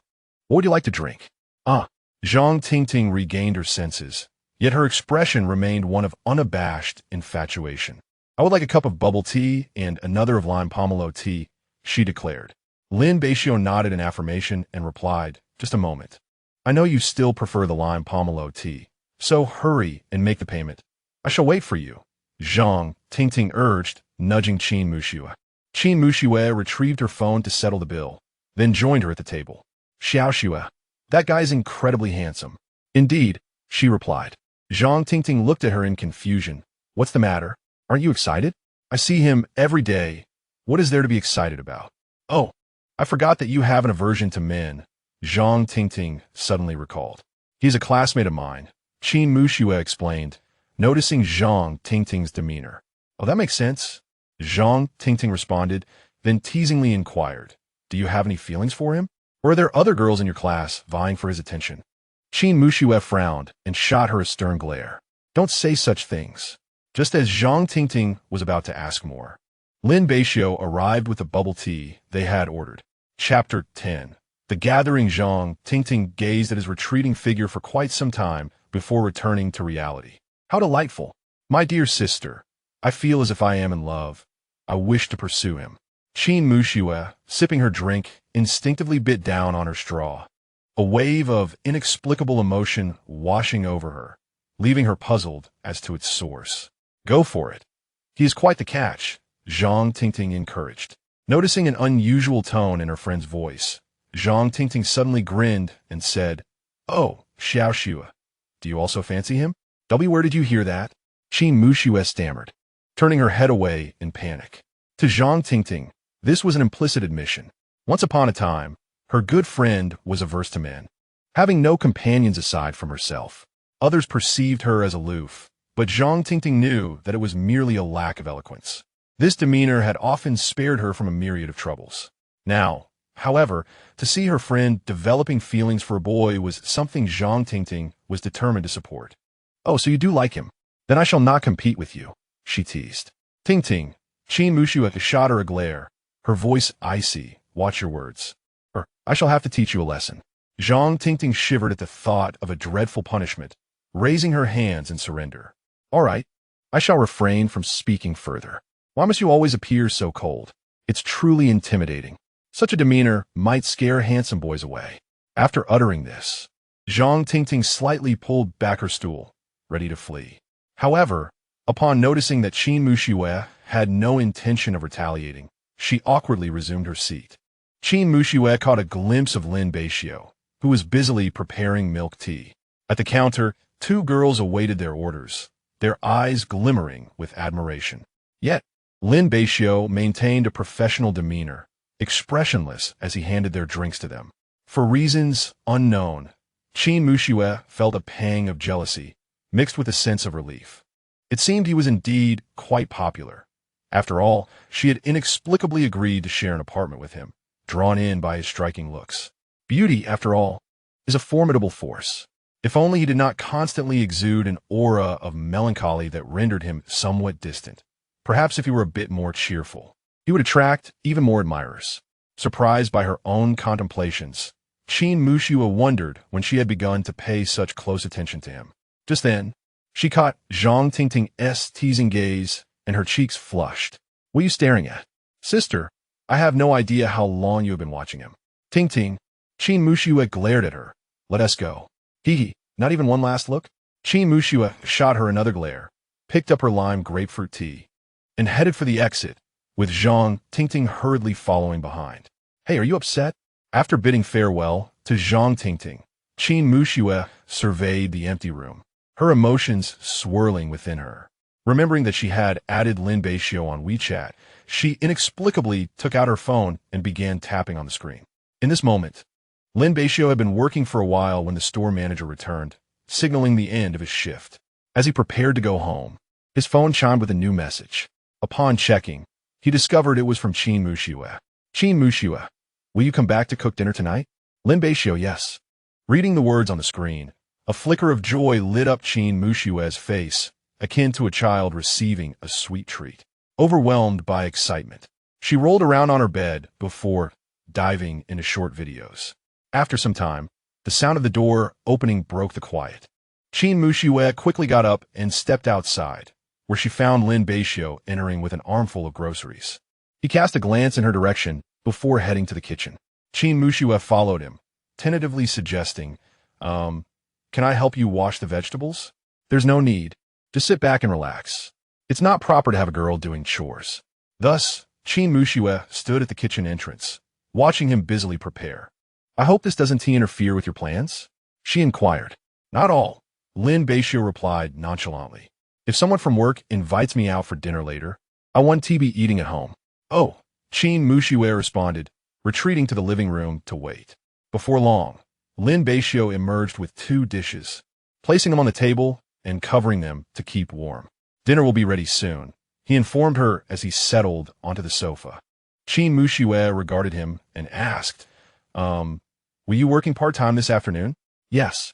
After a moment's hesitation, she continued, is there still a need for more people at your workplace? She was unsure of the motivation behind her inquiry. Lin Beixiu looked at her incredulously. Are you considering a part-time job as well? Lin Beixiu nodded, lowering her gaze. If this request is too much, then forget it. That's fine. I can ask for you. Thank you. Though Lin Beixiu had many questions swirling in his mind, he chose to keep them to himself. Just then, his phone vibrated with a message from Hu Feng, a new acquaintance he had met earlier that afternoon. Hu Feng, the address is the school's food street, XX Barbecue. Hurry over. Lin Beixiu stood up, saying, I have to go now. Okay. He left, and Lin Beixiu bit her lip, staring at the closed door, a sense of emptiness washing over her. Meanwhile, Lin Beixiu followed Hu Feng's directions to a barbecue restaurant, where they were all seated outside, easily visible and enjoying the lively atmosphere that outdoor dining provided. Class leader, over here, Hu Feng called out as Lin Beixiu approached. Hu Feng pulled out a chair for him to sit. Upon surveying the group, Lin Beixiu noted that there were 4 others, making a total of 5. This gathering is just for our dormitory, Hu Feng explained with a grin, looking at one of the boys. Originally, you should have been part of our dorm as well, class leader. This is Wang Hanjie from the Performing Arts Department. He.S. the only one in our dorm with a girlfriend. It's a real competition. As he spoke the last words, a hint of bitterness laced Hu Feng's tone. Lin Beixiu turned to him, and the other party responded by turning his head. The 2 exchanged nods, signifying their acquaintance.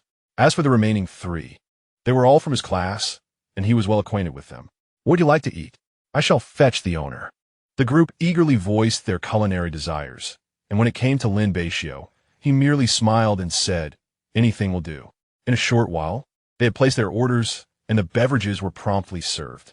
As they savored their meals and engaged in lively conversation, the atmosphere became increasingly vibrant. Such is the nature of boys.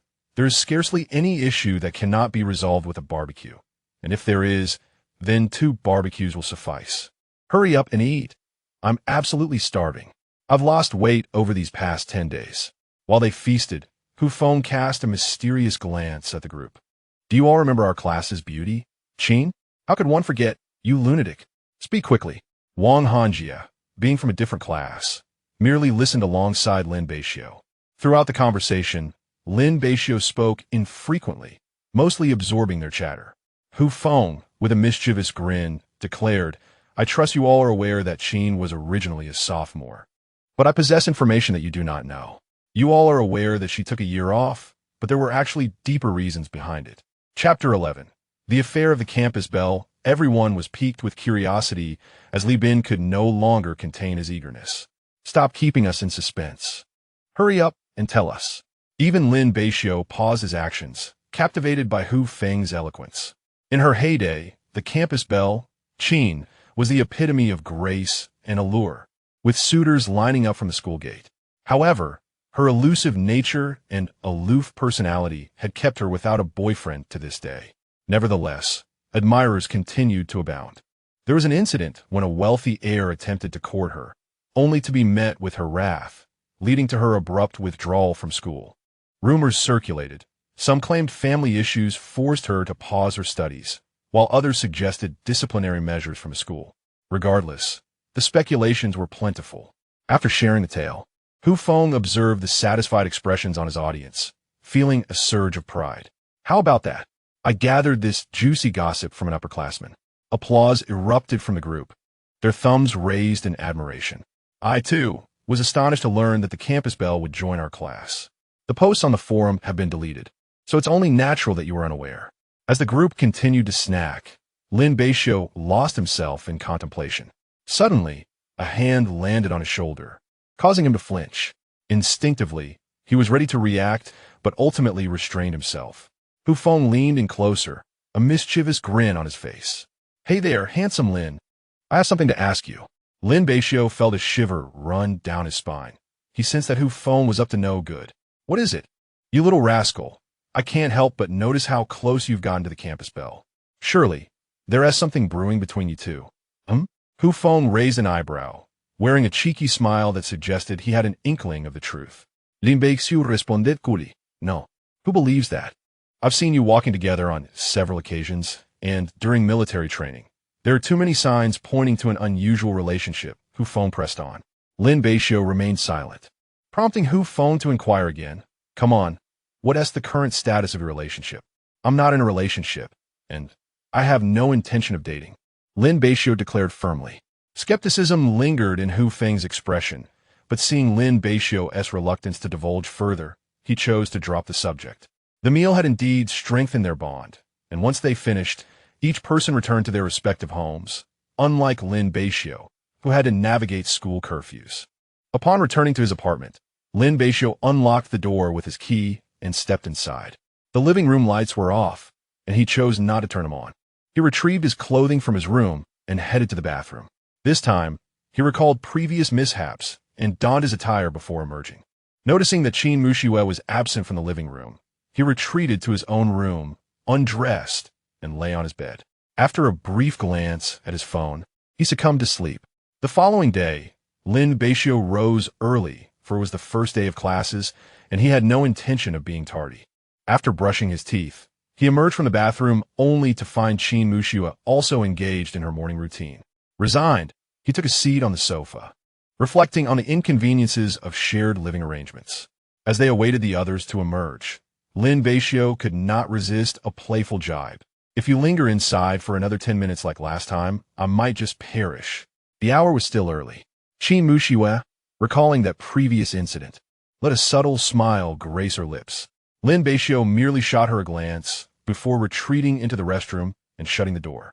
Once he tidied himself and prepared to leave, Qin Mushiue grabbed her backpack and followed him out. In the elevator, Lin Beixiu yawned, his voice lethargic. You needn't wait for me. You're overthinking it. Qin Mushiue, with an air of pride, turned her head away to ignore him. Lin Beixiu retorted. Then why are you still following me? He casually sought out a nearby bun shop, purchasing 2 large meat buns and a cup of soy milk, while Qin Mushiue opted for a basket of small steam buns. The pair strolled through the campus, drawing the attention of many onlookers, who whispered amongst themselves. The handsome youth and the radiant girl were difficult to overlook. Who are they? Haven't seen them before. Are they freshmen? This year's newcomers are impressive. Indeed, what remarkable looks they possess. Ignoring the prying gazes, Qin Mushiue resumed her icy demeanor, while Lin Beixiu maintained a stoic expression. However, upon entering their classroom, they were once again met with incredulous stares. It hadn't been long since their class monitor had captured the heart of the class beauty. A chorus of broken hearts echoed around them, and Hu Feng, equally astonished, soon donned a teasing grin. That rascal. As Lin Beixiu contemplated sitting in the last row, Qin Mushiue swiftly claimed the seat ahead of him. He grimaced slightly, contemplating whether to voice his thoughts, but ultimately refrained. My apologies, but you'll need to find another spot, Qin Muxue said with a smile. Lin Beixiu scoffed and promptly took a seat beside her. Her startled reaction caused her cheeks to flush with a rosy hue. You, I can sit wherever I please, Lin Beixiu declared shamelessly, reveling in his audacity. Qin Muxue turned her head away. The distinct scent of male hormones surrounding her felt peculiar. She was still unaccustomed to having a male so close beside her. The entire class remained fixated on the duo, and upon witnessing this scene, a collective gasp resonated, intensifying the heat in Qin Muxue's face as she shot an irritable glare at Lin Beixiu. Lin Beixiu, however, was entranced. The sight of her anger was unexpectedly charming. Her flushed cheeks and pursed lips exuded an alluring potency. Noticing his gaze, Qin Muxue suddenly stomped on his foot with considerable force, then turned away. Ouch, that hurt. Lin Beixiu inhaled sharply, cursing under his breath at her surprising strength. Before long, the substitute teacher entered, surveyed the classroom, and commenced the lesson. Lin Beixiu had no choice but to suppress his thoughts and pull out his book, diligently attending to the lecture. The material presented was rather straightforward. Yet Lin Beixiu found himself perplexed by two aspects, glancing at the diligent Qin Muxue, who was engrossed in her notes. She turned to him and caught his gaze. What are you staring at? Lin Beixiu awkwardly cleared his throat, expressing his desire to pose two questions. Qin Muxue nodded, adopting a professional demeanor. Let me see. The distance between them suddenly diminished, and Qin Muxue, oblivious to the tension, leaned in to examine the problem in her book. From Lin Beixiu's perspective, he could perceive the faint, alluring fragrance that enveloped her.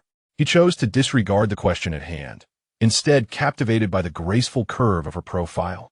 Her skin fair and flawless, reminiscent of a freshly shelled egg. Startled by such thoughts, Lin Beixiu felt his cheeks flush with a fervent heat. Did you understand? Qin Muxue concluded her explanation and, upon glancing up, discovered Lin Beixiu lost in a trance, his face tinged with crimson. Could this rogue be harboring impure thoughts? The mere notion caused her own cheeks to redden, her fingers anxiously twisting the pen. Lin Beixiu snapped back to reality, feeling a hint of guilt. Ahem. I understand now. Qin Muxue resumed her original stance, scrutinizing him intensely. Under the weight of her piercing gaze, Lin Beixiu faltered, awkwardly admitting, no, I didn't understand. Had he truly not comprehended, or had he simply drifted away in thought? Once again bested, Lin Beixiu found himself at a loss. Qin Muxue sighed, a look of exasperation crossing her features as she patiently continued her explanation. This time, Lin Beixiu remained focused, listening earnestly. Chapter 12, Similar Tastes. It must be said that Qin Muxue possesses a certain depth in her explanations. They are both profound and accessible, revealing her scholarly prowess. Lin Beixiu comprehended her teachings well. Observing him, Qin Muxue posed several questions, all of which he answered correctly, confirming her suspicions of his understanding. Thank you. Lin Beixiu expressed his gratitude. Qin Muxue replied, turning her gaze back to the podium to continue absorbing the lecture. When the next class commenced, it was led by their instructor, Li Yue. Lin Beixiu seized a moment to visit the restroom, fortuitously encountering Hu Feng, who approached with a mischievous grin, playfully draping an arm over his shoulder. Lin Beixiu had grown accustomed to Hu Feng's boisterous demeanor. He was the quintessential social butterfly, effortlessly engaging with everyone. Lin, my handsome friend, you are quite the rogue. Who was it that claimed they were incapable of romance, only to stroll onto campus with the campus bell the very next day? And I hear you two were whispering to each other during class? Lin Beixiu's lips twitched in annoyance, his expression devoid of emotion. You're more concerned about such matters than the lecture itself? Sensing the discontent in his tone, Hu Feng hastily clarified, it's not just me. The entire class has their eyes on you too. Disregarding him, Lin Beixiu entered a stall, and Hu Feng followed suit into the adjacent one. Upon their return, Lin Beixiu found Hu Feng trailing him like a persistent fly, incessantly buzzing inquiries about their relationship status, which was beginning to wear on his patience. Fortunately, upon their return to the classroom, Hu Feng retreated to his seat, thanks to the presence of their instructor, who had saved Lin Beixiu from further annoyance.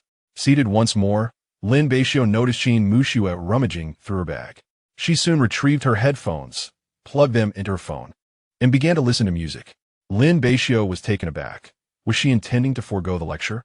Nevertheless, he chose to mind his own business and continue to focus on the class.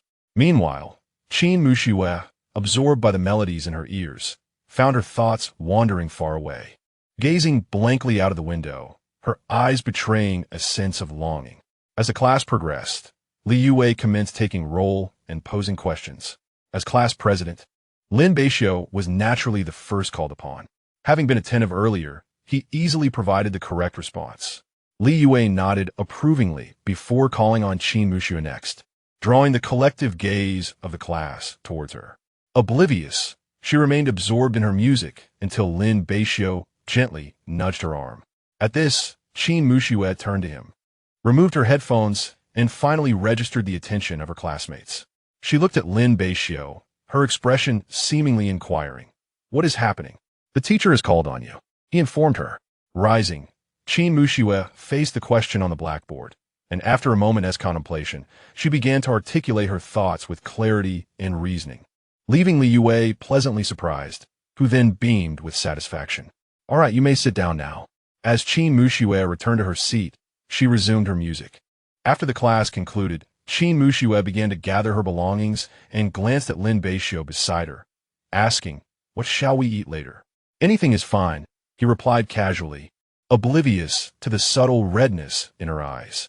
Qin Muxue's voice was somewhat subdued, tinged with a hint of melancholy. I would like to eat fish. Can you prepare it?" Lin Beixiu stepped outside, with Qin Muxue trailing closely behind. Certainly. They parted ways on the road, with Qin Muxue heading home while Lin Beixiu ventured alone to the market to select fish. Even in his navette, he discerned that something was amiss with Qin Muxue's emotions, which had been evident since class. Lin Beixiu hesitated to pry into her secrets and refrained from asking further questions. Upon his return with the groceries, he found the living room remarkably quiet. He entered the kitchen to begin cooking and, once he finished, knocked on the door to summon Qin Muxue for dinner. Just as he took his seat, he noticed Qin Muxue staring blankly at the plate of steamed fish. Subsequently, he watched as she delicately picked up a piece of fish and cautiously placed it in her mouth. At that moment, her eyes widened, fixed intently on Lin Beixiu. "Is it not to your liking?" Lin Beixiu, interpreting her expression as a sign of dissatisfaction, sampled a piece himself and found it to be exquisitely delicious. "No, it's very good." Lin Beixiu nodded, somewhat perplexed, and for a time, silence enveloped them as they focused on their meal, with Qin Muxue consuming every morsel of fish. After dinner, Qin Muxue silently retreated to her room while Lin Beixiu remained to tidy up. In her room, Qin Muxue sat on the bed, her eyes brimming with tears, and she could no longer contain her emotions, softly weeping. "It's too similar. The taste is too reminiscent. Dad, I miss you so much." Lin Beixiu was unaware that the dish he had prepared had plunged Qin Muxue back into a sea of memories. In the afternoon, as class time approached, Lin Beixiu emerged from his room, assuming she had already departed, and stepped outside. Once he left, Qin Muxue emerged from her room, her eyes still puffy and red, her demeanor appearing somewhat weary, clearly having had a restless night. She went to the bathroom for a quick wash, looking slightly better before setting off for school. In the afternoon, it was once again Li Yui's class. However, before the lesson commenced, Li Yui informed everyone about various club activities available at the school, encouraging those interested to participate. Lin Beixiu frowned, dismissing the notion. After all, as class monitor, he felt sufficiently occupied and preferred to focus on more tangible pursuits, such as earning money. Once Li Yui finished speaking, she resumed her lesson, while Lin Beixiu cast a bemused glance at his deskmate. He had assumed Qin Muxue had arrived before him, yet she only made her appearance just before class began, and her state seemed far from optimal. Currently, she had her head resting on the desk, asleep. At that moment, Li Yui noticed Qin Muxue dozing in the back row, her brow furrowing as she descended from the podium. Lin Beixiu quickly nudged Qin Muxue, urging her to awaken. "Wake up, the teacher is here." Only then did Qin Muxue lift her head, her drowsy eyes meeting Li Yui's concerned gaze. "Muxue, what is the matter?" Are you feeling unwell? Qin Muxue shook her head. Apologizing, I'm sorry, teacher. I will adjust soon. Li Yue, noticing her distress, expressed her concern, advising Qin Muxue to approach her if she felt unwell. Before returning to her lecture, when class concluded, Lin Beixiu packed his backpack and turned to Qin Muxue. Regarding the part-time job you asked me to help you find last time, there's an update. Would you like to check it out? Qin Muxue looked at him, a hint of excitement in her eyes. Really? Is it at that milk tea shop? No, Lin Beixiu replied, shaking his head. The manager no longer requires assistance. However, I have found a cashier position for you at the convenience store next door. I'm uncertain if you would be interested. As long as there is a job. I'm not picky, she responded. Great, let me take you to see it. The two walked side by side towards the school exit. Arriving at the convenience store Lin Beixiu had mentioned, conveniently located beside the milk tea shop, indicating that their workplaces would be in close proximity. Chapter 13. Another unexpected turn as Lin Beixiu concluded his workday. He resolved to assist her in finding a job. By a fortunate coincidence, he spotted a hiring notice affixed to the window of the convenience store next door. He entered and engaged in conversation with the proprietress. Lin Beixiu articulated his intentions, and to the proprietress, anyone who expressed interest before a candidate was found would suffice. Thus, she acquiesced to his request. However, upon the proprietress's first glance at Qin Muxue, her brows furrowed, causing both of them to feel a sudden pang of apprehension. Lin Beixiu, brow knitted, inquired, "What's the matter? Is it not feasible? Are you capable of enduring hardships? I have considerable tasks that require assistance." The proprietress scrutinized Qin Muxue and responded, "Although I am in search of cashier, I often need to lift goods during inventory, and I cannot manage alone. I had presumed your classmate would be male. I am more than capable," Qin Muxue asserted resolutely. "Then let us proceed with the trial." The proprietress ultimately consented, primarily influenced by Lin Beixiu's assurance that he worked next door and could provide aid if necessary. This assurance swayed the proprietress, and they swiftly reached an agreement. Upon returning to the milk tea shop, Lin Beixiu and Qin Muxue deliberated over salary matters. While Lin Beixiu was still preparing milk tea, he noticed Qin Muxue approaching him in her red work uniform, her face radiant with a smile. "Did you succeed?" he asked. Qin Muxue nodded, her expression brimming with joy. "Yes, thank you for your assistance in securing this job." "Not at all," he replied modestly. Qin Muxue regarded him with a complex expression, eager to inquire further, but ultimately refrained. "I must return to work now." Later that evening, as Lin Beixiu glanced at the clock and noted it was 9:30, he realized it was time for him to leave. "Manager, I'm heading out now. Be careful on your way home," the manager replied. Lin Beixiu gathered his belongings, and, as he stepped outside, he chanced to look at the convenience store next door. Through the glass, he observed Qin Muxue standing there, her gaze intense and her movements deft as she scanned the customer's items with remarkable familiarity. Since their work hours differed, Lin Beixiu decided to return home first, unaware of Qin Muxue's finishing time. Once home, he retrieved a chilled bottle of cola from the refrigerator and reclined on the sofa to rest. Before long, he contemplated taking a shower and made his way to the balcony to retrieve his clothes. Qin Muxue's garments were also drying there, although it was likely that her intimate apparel was hung in her own room. Meanwhile, Qin Muxue had also finished her shift just a few minutes later than Lin Beixiu. Upon not finding him at the milk tea shop, she inquired of the manager. Zhang Qingmin chuckled as he informed her. He left just a few minutes ago. After expressing her gratitude, Qin Muxue prepared to depart, puzzled by her own growing concern for him. "Miss, are you that young man's girlfriend? You both seem quite well matched," Zhang Qingmin remarked, having noticed the charming beauty when they had come in together earlier in the afternoon. Qin Muxue's face flushed crimson, clearly taken aback by Zhang Qingmin's comment. "No." After she finished speaking, she swiftly dashed away, leaving Zhang Qingmin chuckling to himself as he watched Qin Muxue's retreating figure. His expression teasing. "That rascal, how fortunate he is." Qin Muxue felt her cheeks still burning and couldn't fathom why so many believed they shared a deeper connection. After all, they were merely classmates. Lost in her thoughts, Qin Muxue returned home, took out her keys, and pushed the door open. Before she could fully comprehend her surroundings, she looked up to see Lin Beixiu emerging from the bathroom, still bare-chested. Qin Muxue was momentarily stunned, and then, Lin Beixiu was equally startled. Upon realizing it was Qin Muxue who had returned, he hastily shut his room door with a bang. This left Qin Muxue standing in the living room. Her teeth clenched in frustration, her fists tightly balled, reflecting her inner anger. This was the second time she truly wished to give Lin Beixiu a piece of her mind. Lin Beixiu leaned against the door, panting, his heart racing.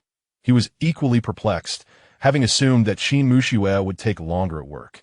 What a twist of fate. He truly hadn't meant for this to happen. Suddenly, the sound of knocking at the door startled him, and he turned nervously to stare at the entrance, fearing the terrifying presence behind the door might burst in at any moment. Lin Beixiu, stop pretending and put on some clothes. Lin Beixiu. Given her choice of words, it was evident she was genuinely angry.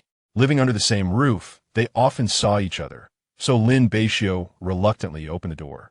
As he did, he was met with Qin Muxue's furious glare, laced with a hint of embarrassment, causing him to take a step back.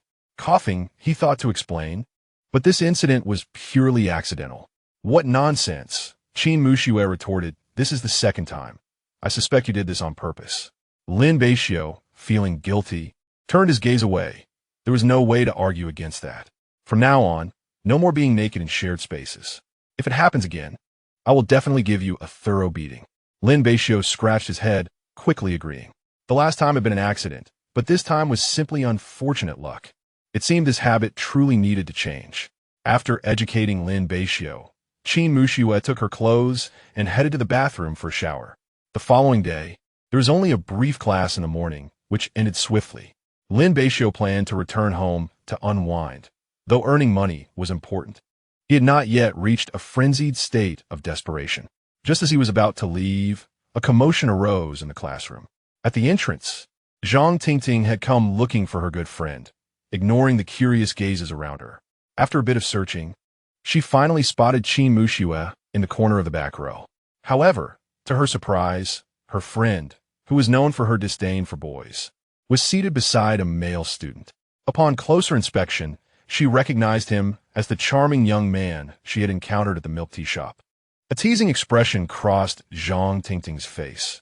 She had always suspected Qin Muxue was being deceitful.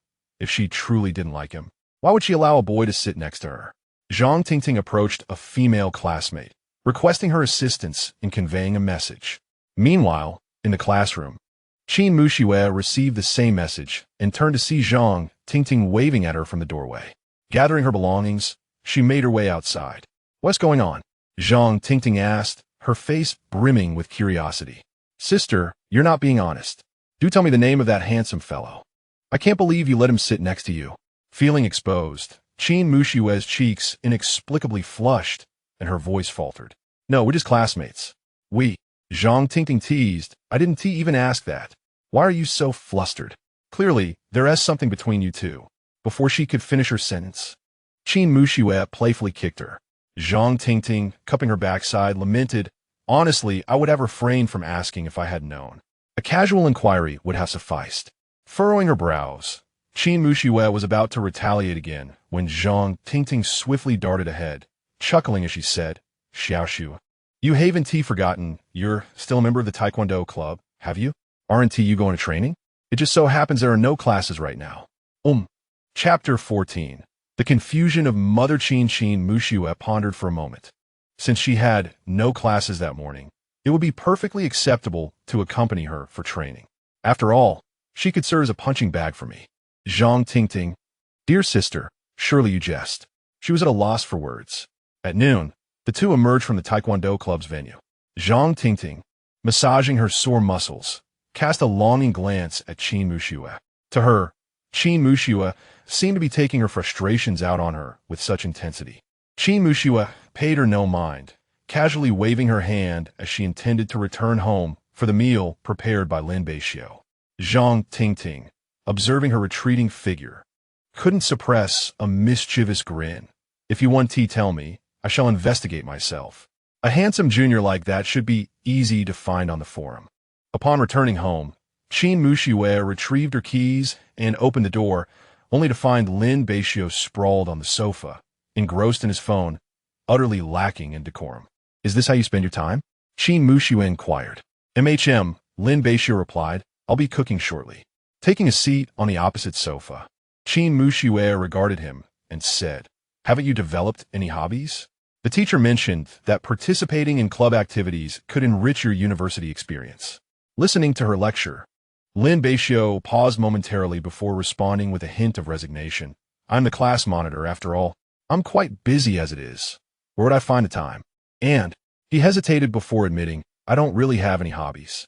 His temperament had always been unique. Since childhood, he had been somewhat of a lone wolf, with few friends in class. After school, he would return home to assist his grandfather, which kept him from feeling bored. Of course, in his rebellious youth, he often found trouble and returned home with various injuries. Nowadays, when boredom struck, he would merely play on his phone. His life was manageable enough. Qin Muxue fell silent, unsure of what to say. She could sense the air of solitude surrounding Lin Beixiu and recalled the expression he wore during military training, strikingly similar. It dawned on her that Lin Beixiu had also been rather reticent at school, speaking little except to respond to the boys who approached him. He spoke the most with her. "All right, time to cook," Lin Beixiu said, rising to head to the kitchen. Qin Muxue sat on the sofa, watching his busy figure, a smile inexplicably forming on her lips. In the brief half-month since the school year began, their cohabitation had fostered a growing familiarity between them. They occasionally exchanged trivial jokes, and Qin Muxue had grown accustomed to his culinary skills. However, Lin Beixiu's machismo meant that every time she attempted to wash the dishes, he would thwart her efforts, taking all the chores upon himself, leaving Qin Muxue feeling quite exasperated. "Dinner's ready. Coming." In the afternoon, Lin Beixiu once again seated himself in the back row of the corridor, while the window side seat was reserved for Qin Muxue. There was no alternative. Both preferred this spot, and Lin Beixiu had no desire to occupy the second-to-last row, so he settled beside her. It was solely for the purpose of seeking clarification on questions, certainly devoid of ulterior motives. Upon returning from the restroom, Qin Muxue observed the scene before her without uttering a word, choosing instead to navigate around him and settle in her designated spot, which was originally intended for Lin Beixiu to reserve.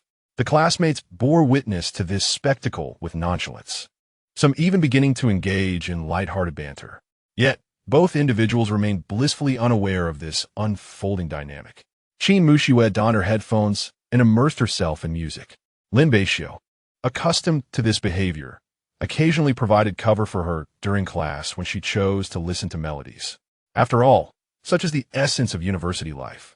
As the class concluded, Lin Beixiu gently nudged Qin Muxue. "Class is over.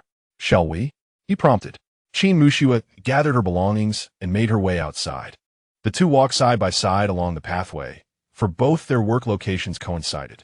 Due to their respective jobs, Qin Muxue seldom enjoyed meals prepared by Lin Beixiu in the evenings.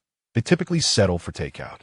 On the street, a black business vehicle parked at the curb, and as the window descended slowly, the occupants scrutinized the retreating figures of Qin Muxue and Lin Beixiu, furrowing their brow. That silhouette bore an uncanny resemblance to his daughter. This individual was Qin Han, who had finally managed to extricate herself from her bustling schedule to visit Tianqing City and catch a glimpse of her daughter, only to find the two emerging from class, presumably heading to their part-time jobs. The proximity of Lin Beixiu to her daughter intensified her concern. She had never witnessed Qin Muxue so closely accompanied by a male figure, prompting her to instruct the driver to follow them, intent on uncovering the truth. Soon, she observed as they each entered separate establishments. Realizing her daughter was engaged in part-time work, Qin Han felt a mix of compassion and guilt, particularly as she watched Qin Muxue diligently at the front desk. A strong desire to approach her daughter surged within her, but reflecting on their strained relationship, she sighed and instructed the driver, "Let us return." "Sister Han, aren't we going to check on Xiao Xue?" the driver inquired. Qin Han shook her head. "You know how that child is. Our meeting would only exacerbate the tension between us. Moreover, our time here is limited. It is time to return." Su Yun, having served as Qin Han's secretary for many years, understood the fraught nature of their relationship and refrained from further questioning, accelerating away from the scene. Qin Han's gaze lingered on the convenience store, peering through the glass at her daughter, before finally stating, "Investigate that young man." Curiosity piqued regarding the individual who had gained proximity to her daughter. Meanwhile, oblivious to these developments, Qin Mushiue continued her work, unaware that her mother had unexpectedly arrived. However, she sensed a familiar gaze and glanced outside, yet saw nothing amiss, dismissing it from her thoughts. At that moment, her phone chimed with a message. Upon checking, she discovered a monetary gift from her mother, encouraging her to enjoy her time at school and indulge in some good food. A complex expression crossed Qin Mushiue's face as she accepted the gift, replying with a simple, "Thank you, Mom." As the workday drew to a close, Qin Mushiue exchanged pleasantries with her boss and prepared to leave. Unexpectedly, she encountered Lin Beixiu, who had just entered through the door, causing her to pause momentarily. "Aren't you finished yet?" she inquired. Lin Beixiu shrugged nonchalantly. "It's Friday, quite hectic." He then proceeded to retrieve 2 cans of beer from the refrigerator. Behind him, the boss playfully remarked, "Your boyfriend has come to see you again." Blushing, Qin Mushiue replied, "Auntie, please don't tease me. We are merely classmates." The boss shook her head with a knowing smile. As someone who had been through it all, she could clearly discern the subtlety of their relationship. Lin Beixiu occasionally visited her store to procure supplies for his bubble tea shop, and the boss was well aware that it was he who had recommended Qin Mushiue to her. After bringing the 2 cans of beer to the front counter for payment, Qin Mushiue regained her composure and began to tally the items. Noticing a peculiar expression on her face, Lin Beixiu pondered briefly, but dismissed it. He gathered his belongings and casually asked, "Have you finished work?" "I finished early. You should go," the boss chimed in with a teasing tone. Flushing, Qin Mushiue hurriedly packed her things and dashed out, while Lin Beixiu shrugged, perceiving no ulterior meaning in the boss's words. Chapter 15. Misunderstood on a Quiet Path. Qin Mushiue observed Lin Beixiu, who was tilting his head back to drink, and couldn't he help but speak up. "Perhaps you should drink a little less." Lin Beixiu cast her a sidelong glance. "Is this the first time I've drunk in front of you, and you're already telling me to drink less?" "Alcohol ultimately harms the body. It merely alleviates cravings," he replied nonchalantly. Qin Mushiue chose to say no more, attributing his mood to something else. As they continued their silent walk, upon returning home, Qin Mushiue went to take a shower while Lin Beixiu settled onto the sofa. Before long, he had finished off a can of beer. He glanced at another can on the table, shook his head, and ultimately decided to place it in the refrigerator before heading to his room. He shed his clothes and lay on the bed, instantly enveloped by a sense of comfort. Closing his eyes, he instinctively turned off the light and drifted into slumber. When Qin Mushiue emerged, she found the living room empty. Noticing the empty can on the table, she turned her gaze towards Lin Beixiu's room, where the crack beneath the door was shrouded in darkness. Qin Mushiue couldn't help but ponder if he had truly drunk enough to be intoxicated from just 1 can. Shaking her head, she turned and retreated into her own bedroom. The following morning, having gone to bed early, Lin Beixiu awoke early as well. Disturbed by the unpleasant odor of his own sweat, he furrowed his brow and headed for the bathroom. Upon his exit, he was met with the sight of Qin Mushiue standing at the door in a pink nightgown, her long, fair legs exposed to the air. She gazed at him with a hint of reproach. Lin Beixiu was taken aback, instinctively checking his own attire, relieved that he was indeed dressed this time. "What's the deal? Bathing in broad daylight? Did you get drunk on just 1 can yesterday?" Qin Mushiue entered, not missing the opportunity to tease him. "If you can't handle your liquor, perhaps you shouldn't drink at all." Annoyed by her mockery, he thought to himself that he had merely been exhausted and fallen asleep. Who would get intoxicated from just 1 drink? That would be quite pathetic. When Qin Mushiue emerged, she found Lin Beixiu seated on the sofa, his expression as if he had encountered an enemy. A playful smirk graced her lips. "What's wrong?" Lost in thought, Lin Beixiu attempted to explain, "I was just too tired and fell asleep." Qin Mushiue seemed indifferent as she turned to return to her room. It was the weekend, and she had been compelled to get up to use the bathroom, only to find Lin Beixiu in the shower. Frustrated, she nearly burst from the urgency of her need. However, upon witnessing his disgruntled expression, she felt mischievous and desired to tease him. Indeed, Lin Beixiu was raking his fingers through his hair in frustration, while she merely raised an eyebrow, amused. Ultimately, he could say nothing more, as she had already closed the door. Lin Beixiu suppressed his thoughts, donning a look of resignation, and knocked on the door. "What is it? May I borrow your hairdryer?" Silence lingered in the room for a moment, leading Lin Beixiu to wonder if she intended to refuse. He had seldom used a hairdryer before, usually allowing his hair to air dry. Today, after showering during the day, he felt slightly drowsy, and the weekend provided the perfect opportunity to lounge in bed. "Ah, Lin Beixiu, you scoundrel! You are disturbing my sleep." As Lin Beixiu was about to leave, the room was filled with the sound of Qin Mushue's scolding. The door swung open, startling Lin Beixiu, who was poised to flee. With an exasperated expression, Qin Mushu thrust a hairdryer into his hands and emphatically slammed the door shut. "Thank you. Call me when you're ready. I'll make you breakfast," he said. After drying his hair, Lin Beixiu refrained from provoking her further, placing the hairdryer in the living room before retreating to his bedroom for some rest. "Lin Beixiu, come out and make breakfast." The voice from outside roused him from his slumber, and he opened his eyes, yawning. "Coming." Just as he finished washing up, Qin Mushu inquired, "Can we order in?" "No," he replied. Pouting, she had no choice but to concede, as cooking was not her forte. However, she relished the meals Lin Beixiu prepared, which were always quite delectable. Shortly thereafter, Lin Beixiu served 3 boiled eggs, 2 cups of milk, and a loaf of toast purchased from the supermarket. They sat together to eat, but soon Lin Beixiu noticed an extra yolk in his bowl, realizing Qin Mushu had transferred the yolk from her egg to his. "What is this?" he asked.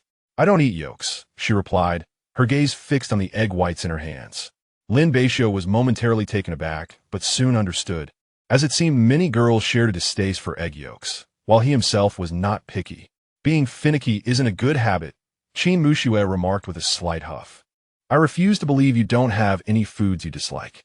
Shaking his head and remaining silent, Lin Beixiu pondered that he indeed had his aversions. "Just as I suspected. Neither of us can claim superiority," Qin Mushu said, having seen through his thoughts, and she retorted with a smirk. Lin Beixiu, realizing her wit was sharper than his, opted to remain quiet and enjoy his meal. Of the 3 eggs, 2 were set aside for Qin Mushu, while Lin Beixiu consumed all the yolks. After breakfast, Qin Mushu left for taekwondo practice at Zhang Tingting's invitation. Lin Beixiu returned to his room, seated at his desk, and began to play music while flipping through a book. On weekends, he didn't start work until around 2 in the afternoon, so he took this time to review his professional knowledge and solidify his understanding, with a scholarship as his goal.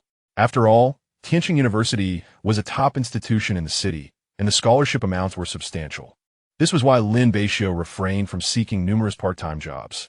He found that earning through academia resonated more deeply with him. Despite his intelligence, Lin Beixiu had squandered his high school years in brawls rather than studies, ultimately paying the price. At his grandfather's insistence, he chose to repeat a year. After that year of dedicated effort, he achieved remarkable results, securing admission to Tianjin University, which was conveniently close to home.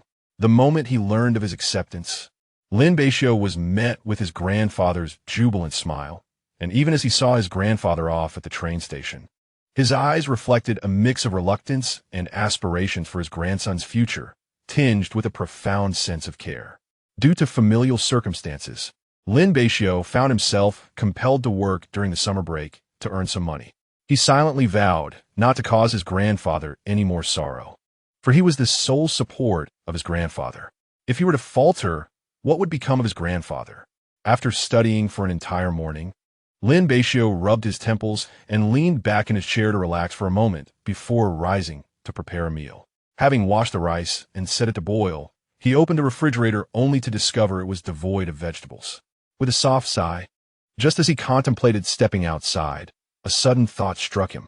He retrieved his phone and dialed a number. Meanwhile, on the other end, Qin Mushu had just finished her training and was exiting the school with Zhang Tingting. Ever since this young lady had learned about Lin Beixiu from the forum, she had been persistently questioning Qin Mushu, much to her annoyance. "Sister, I have evidence against you. Even if you deny it, it matters not." Zhang Tingting waved her phone in front of Qin Mushu, displaying a post from the Tianjin University forum featuring a photograph of the two of them walking together, captured by an onlooker. The preceding remarks are replete with various comments expressing admiration and envy.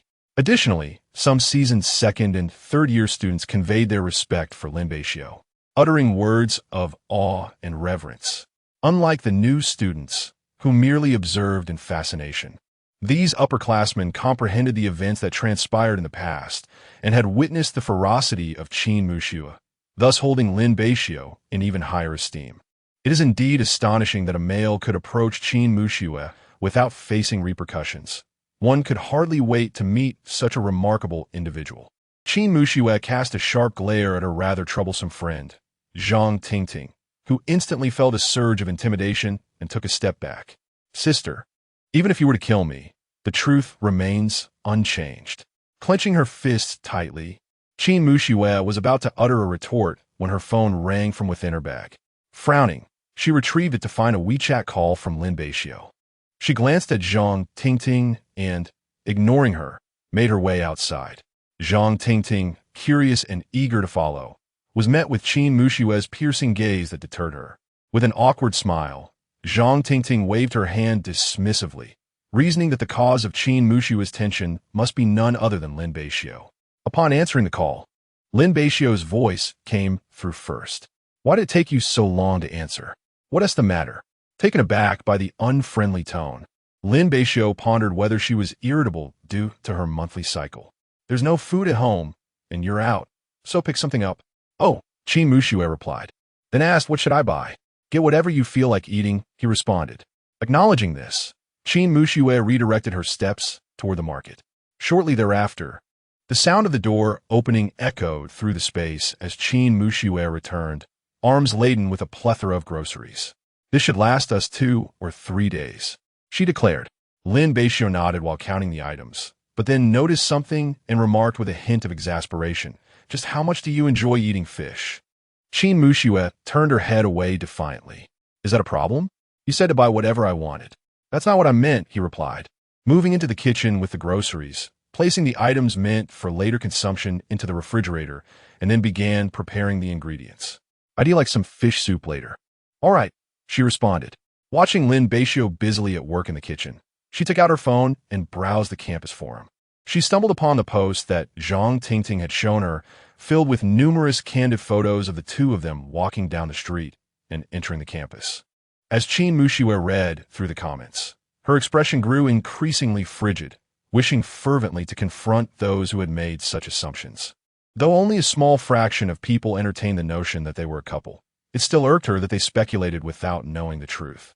Despite her annoyance, Qin Mushui found it difficult to remain composed as she reflected on their interactions over the past 2 weeks, which strangely resembled the dynamics of a romantic relationship. This realization caused her cheeks to flush crimson, startling herself with the mere thought, leaving her feeling embarrassed. It's time for dinner, Lin Beixiu called out. Startled, Qin Mushui quickly regained her composure and walked over to him. I'm coming. Gazing at the large bowl of milky white fish soup, Qin Mushui was momentarily entranced once more. How fragrant it was. Stop dawdling, serve the rice, she urged.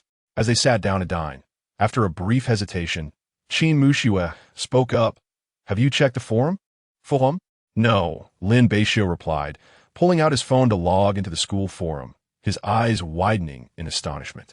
Upon witnessing his reaction, Qin Mushui's grip on her chopsticks tightened with unease. What was he thinking? Lin Beixiu looked up at her, his expression peculiar. The school beauty and handsome boy voting is open. Cast your vote for the one you admire. Qin Mushui was taken aback. Lin Beixiu chuckled. Do you want me to help you vote? I can. No. Qin Mushui exclaimed in frustration, feeling a strong urge to hit someone. Lin Beixiu, amused by her exasperated expression, struggled to suppress a laugh. What exactly do you want to say? After Qin Mushui guided him, he finally perused the posts before putting down his phone. So? Qin Mushui was perplexed by his nonchalance. It's just gossip. You know our relationship well enough. Roommates, nothing more. Why bother with that? Qin Mushui was surprised by his calm demeanor, regarding him with a curious gaze. Why are you looking at me like that? Did I say something wrong? No, Lin Beixiu replied. Suddenly Singh. Are you really sure you don't need my help with voting? Go away. Returning to his room, Lin Beixiu reopened the forum to check the vote counts for the dual rankings. Qin Muxue was undoubtedly in first place, her beauty striking. Lin Beixiu glanced through the candidates, noting that each one was an exquisite beauty, including Zhang Tingting, whom he had encountered at the milk tea shop. He did not bother with the handsome boy rankings. There was little appeal in a group of men, instead returning to the earlier post where he noticed the comments. Remembering Hu Feng's previous remarks, he shook his head, dismissing them. During their time as roommates, he recalled their playful banter, the way Qin Muxue became lost in her music, and her blushing eyes the first time she ate fish. Such delicate expressions made it hard to reconcile with the thought of her being fierce. Meanwhile, Qin Muxue lay in bed, mulling over Lin Beixiu's earlier words, her small fists pounding on her pillow. That insufferable boy, yet he seemed unfazed. Subsequently, she accessed the forum, inexplicably drawn to the voting rankings for the school beauty and handsome boy, clicking into the handsome boy section, where she easily spotted Lin Beixiu's photo at the top. The event had been ongoing for several days, but neither had paid much attention to the forum until now. After glancing at Lin Beixiu's picture, she scoffed and exited the interface, curling up under her blanket for an afternoon nap. She was unaware of how effortlessly Lin Beixiu had stirred her emotions, perhaps oblivious to the significant changes in her own character. As the weekend passed, the two resumed their classes. Before the class commenced, Li Yue mentioned that due to the previous rain and the upcoming National Day holiday, the school intended to host the freshman welcome party in conjunction with the National Day tour, inviting those interested in performing to sign up with Lin Beixiu. After sharing this information, Li Yue proceeded with her lecture. Lin Beixiu then turned his gaze towards Qin Muxue, who, noticing his attention, inquired, "What is it? How about I sign you up?" He proposed. "Do you dare?" Qin Muxue exclaimed almost instinctively, her voice rising slightly, causing the students in the back rows to glance over, curious about the commotion between the two. Chapter 17. Borrowing the computer. Li Yue glanced in their direction and cleared her throat. "Quiet down at the back." As the teacher resumed the lesson, Qin Muxue shot him a fierce glare. Lin Beixiu shrugged, feigning innocence. However, his amusement was short-lived. Qin Muxue stepped on his shoe, relentlessly grinding her heel into it. "Ouch!" Lin Beixiu grimaced in pain. "Could you please lift your foot?" Once Qin Muxue had vented her frustration, she finally lifted her foot. Lin Beixiu grimaced, shaking his foot to alleviate the throbbing pain. "It was just a joke." Qin Muxue huffed coldly, dismissing him. Across the aisle, Hu Feng gave Lin Beixiu a thumbs up. "Impressive, class leader. You dare to tease the school beauty." Though he was unaware of their conversation, the ambiguous tone of Qin Muxue's words left little to the imagination. Lin Beixiu rolled his eyes, uninterested in further banter. "Shall I sign you up for a dance performance?" Hu Jifeng chuckled, pushing Hu Feng forward. "Class leader, you should send him up there. It's none of our business. Are we no longer brothers?" "You traitors." Lin Beixiu ignored their playful bickering, leaning back in his seat, idly scrolling through his phone. Qin Muxue, too, was engrossed in her device, showing no interest in the boys' chatter, nor any reaction to Hu Feng's earlier comment, maintaining her impassive demeanor. Catching a glimpse of her from the corner of his eye, Lin Beixiu refrained from speaking, wary of further provoking the icy girl. Soon, the morning passed without incident. After class, the two walked side by side in silence. Lin Beixiu pondered the fact that some students in their class had signed up, and he needed to organize the forms to submit to the teacher. Is she still upset? No. Lin Beixiu sighed in relief. That's good. My foot still hurts. Qin Muxue's lips twitched, nearly breaking into a smile. Saudi. In the afternoon, with only a brief class scheduled, Lin Beixiu arrived early at the milk tea shop, while Qin Muxue headed to her club training. Later that evening, as Lin Beixiu was monotonously tending the shop, two figures entered, the familiar Zhang Tingting and Qin Muxue. "Hey, handsome Lin. Fancy seeing you again." Since browsing the forum, Zhang Tingting had learned Lin Beixiu's name and greeted him with an air of familiarity that made him inwardly cringe. "Do I know you?" Qin Muxue distanced herself from her friend, signaling that she did not recognize her. Zhang Tingting approached the counter, ordering 2 cups of lime pomelo tea. "Just a moment." I'll be next door, Qin Muxue casually remarked before stepping outside. This cup was Zhang Tingting's treat. Not wanting to follow her friend, Zhang Tingting leaned over the counter, watching Lin Beixiu bustle about. Handsome Lin, how did you and Xiao Shui meet? Ask her. She want tea, tell me. Lin Beixiu casually replied, I won't speak carelessly. What if I tarnish the girl's reputation? Don't ask me any more, he added. Zhang Tingting scoffed. You both are the same. You certainly have something to hide. The more she thought about it, the more she sensed that their relationship was far from simple. Lin Beixiu placed the drinks on the counter, totaling 24. Zhang Tingting paid, took 2 bottles, and left. Upon arriving next door, she saw Qin Muxue already at the counter, donned in her work attire. Sister, are you working part-time here? It was only then that Zhang Tingting learned of Qin Muxue's part-time job, especially since they worked so close together, which made her gaze increasingly peculiar. Is it for Lin Beixiu? Qin Muxue disregarded the look and grabbed her favorite lime pomelo tea, urging customers to leave. It's getting late. You should head back. If you're not buying anything, don't block the way. Zhang Tingting let out a small sigh, her face filled with sorrow. Qin Muxue recognized her act, but didn't spare her a glance, leaving Zhang Tingting with no choice but to depart. Watching her leave, Qin Muxue shook her head. This gossiping friend is too much. That evening, as work hours concluded, Lin Beixiu came, as usual, to pick her up. Walking along the path, he spoke first, Can I ask you for a favor? What is it? Do you have a computer? Qin Muxue shook her head. No. Lin Beixiu responded with a hint of disappointment. What do you need it for? To make a spreadsheet. It's inconvenient on my phone. I'm sorry I couldn't help you. It's fine, Lin Beixiu replied nonchalantly. It's not a big deal. Phones could do it too. It's just a bit troublesome with the small screen, making it hard to operate. Upon returning home, Qin Muxue went to take a shower while Lin Beixiu remained in the room, jotting down the names of those participating in the performance. Eventually, he leaned back in his chair, feeling a headache from the responsibilities of being the class monitor. He stood up, preparing to shower. Qin Muxue sat on the sofa, still dressed in her pajamas, creating a different kind of beauty. When she noticed him emerge, her cheeks flushed slightly. The hairdryer was in the living room, so she lingered there, as she typically returned to her room after showering. However, this time was the first she wore this outfit in front of Lin Beixiu. Observing her reaction, he found her exceedingly adorable, and nothing else mattered. Once he entered the bathroom, Qin Muxue collected her thoughts and returned to her room. Lin Beixiu cracked open the door, noting that the living room was empty before stepping out shirtless and heading back to his own bedroom. This is still comfortable and convenient. The next day, while Lin Beixiu was in deep slumber, a knock echoed from the door. Lin Beixiu, wake up. You're going to be late. He responded lazily. Hearing his sluggish voice, Qin Muxue felt exasperated and knocked harder. I'm not joking. You really will be late.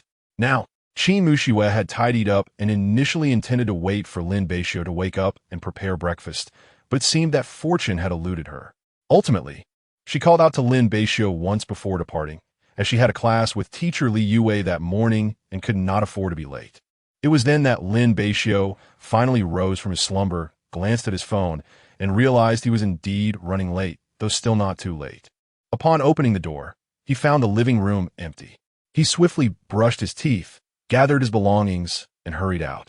As he sprinted towards the classroom, he nearly collided with his instructor at the entrance, but fortunately, Lin Beixiu managed to halt just in time. Teacher Li Yue was startled by the sudden appearance of the young man. Once she recognized the anxious Lin Beixiu, she regained her composure, maintaining her authoritative demeanor as an educator. Why the fluster? And arriving late. Nonetheless, she remarked. Lin Beixiu chuckled softly, assuring himself that he was not excessively tardy.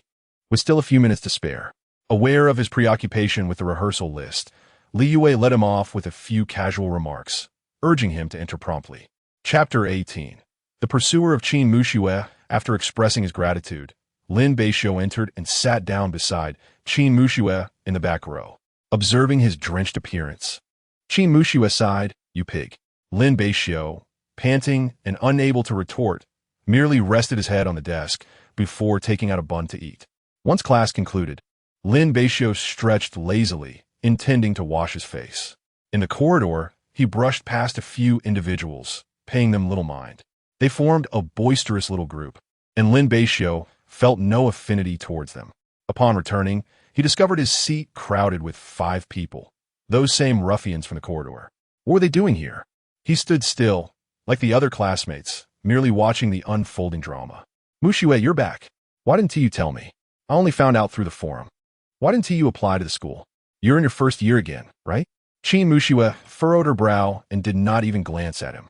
Zhang Hao, are we familiar enough for you to speak to me like that? Keep your distance and leave me alone. Zhang Hao's expression grew slightly awkward, his eyes betraying a subtle chill. I just came to see you, and I have this for you. I don't need it. The classmates observed with keen interest, relishing the spectacle of unrequited affection, a male protagonist persistently pursuing the female lead, who remained indifferent to his advances. The scenario was quite stimulating. Before Zhang Hao could utter another word, a voice interrupted from behind. Hey, you're blocking my way. Zhang Hao was taken aback, turning to find a handsome young man standing behind his lackey, delivering the statement with an impassive expression. Who are you? Lin Beixiu's voice grew colder, his demeanor sharpening as his pent-up ire began to surface. This is my seat, and you are obstructing my path. Zhang Hao looked down, noticing the spot beside Beixiu, where a black backpack lay in the drawer, clearly belonging to Lin Beixiu. A man was sitting beside Beixiu. As this thought crossed his mind, Zhang Hao's expression soured, an acidic feeling creeping into his heart. Previously, Beixiu had never allowed another man to sit beside her, yet now despite Lin Beixiu's undeniable handsomeness, Zhang Hao's tone turned unfriendly. I have something to do, and you don't have to sit here anymore. Lin Beixiu let out a cold laugh, his expression darkening further. Are you certain? Repeat that. The atmosphere descended into an eerie silence as the classmates sensed the tension, those nearest to the brewing confrontation instinctively backing away. Zhang Hao approached Lin Beixiu, holding his backpack, and tossed it onto the ground. I said, you can't sit here. Startled by Lin Beixiu's countenance, Zhang Hao feigned calmness as he spoke. Zhang Hao, don't push your luck. Beixiu stood up, glaring coldly at the intruders. Before she could finish her sentence, Lin Beixiu acted first, delivering a punch to Zhang Hao's abdomen. Seizing the moment of pain, he grabbed Zhang Hao's arm and executed a shoulder throw, sending him sprawling onto the floor. Caught off guard, Zhang Hao lay there, overwhelmed by the physical pain. Yet the humiliation he felt was far more profound. The group of underlings was taken aback, and just as they contemplated approaching, Lin Beixiu swiftly dispatched them with a few deft moves, leaving the remaining ones hesitant to advance any further. Lin Beixiu retrieved his backpack and returned it to its rightful place, casting a disdainful glance at the group. Fools, he scoffed. Before Zhang Hao could finish his sentence, the vice monitor, Zhang Xiurong, interjected, class is about to start, the teacher will be here shortly. Are you not planning to leave? Zhang Hao had no choice but to lead his followers away, shooting a chilling glare at Lin Beixiu. Just you wait. Lin Beixiu remained seated, not sparing him a glance. Beixiu returned to her seat, observing the exchange between the two with increasing irritation, ultimately letting out a cold huff as she strode out of the classroom. Li Yue entered and noticed the unusual atmosphere in the class. All right, why is everyone standing around? Prepare for class, she commanded. The students reluctantly returned to their seats, though their gazes still lingered on Lin Beixiu, including Zhang Xiurong. Lin Beixiu paid them no mind, focusing intently on the blackboard and the lesson at hand. In truth, many instinctively believed that the two were a couple, and Lin Beixiu's actions were merely to protect Beixiu. However, Lin Beixiu had not considered this. He simply found the group obstructive and their presence irksome. While he was absorbed in the lesson, Beixiu frequently glanced in his direction. Eventually, she leaned closer, and before Lin Beixiu could react, her cool voice whispered in his ear, I'm sorry for causing you trouble. Lin Beixiu regarded her with a smile. I could not detect any sincerity in your words. Beixiu shot him a glare. It seemed he was becoming rather presumptuous, disturbed by Zhang Hao's antics. Her mood was far from pleasant. Observing her tightly clenched fists, Lin Beixiu's lips twitched. She truly had no sense of humor. Relax, I'm not blaming you. There's no need for an apology. I simply found them intolerable, he replied nonchalantly. Beixiu fell silent and turned her attention back to the blackboard. When lunch break arrived, the two walked together, and Beixiu took the opportunity to explain further. It turned out that Zhang Hao was just another suitor, one who had persisted even after she had rebuffed him following an altercation with a wealthy heir. This fellow, quite determined, hailed from a privileged background and had not given up despite numerous rejections. Unlike others who would avoid Qin Muxue like the plague, Zhang Hao continued to shamelessly pursue her, seemingly impervious to the beatings he had received. Eventually, she had taken a break from school to rid herself of him, but now, having returned to her first year of university, he had resurfaced once more. A human punching bag? Lin Beixiu couldn't help but admire the fellow's tenacity in the name of love. Qin Muxue remained silent. Had they not been in the classroom, she would have taken action. Considering his relentless pursuit, perhaps you should just agree to him, Lin Beixiu teased. Lin Beixiu. Qin Muxue shot him a look. I have no interest in that kind of person. As Lin Beixiu called out her own name, she leaped slightly, and upon noticing her lack of intention to continue her actions, she returned. Enough about him. It was time to return for dinner. While the two were playfully jostling, in the distance, Zhang Hao observed them laughing and chatting, his fists clenched tightly. Upon arriving home, he had dinner and promptly collapsed into sleep, feeling rather fatigued. In the afternoon, the bothersome Zhang Hao was absent, yet the classmates regarded the two with increasingly peculiar glances, interpreting their relationship as having deepened. The entire situation arose from Lin Beixiu's jealousy, which had led to her delivering a beating. Unbeknownst to Lin Beixiu, she diligently took notes, posing questions to Qin Muxue, who responded earnestly.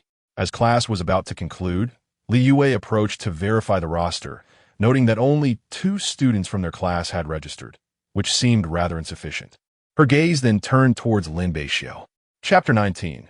The tour begins. Lin Beixiu, sensing the urgency, quickly exclaimed, "Teacher, please don't call on me.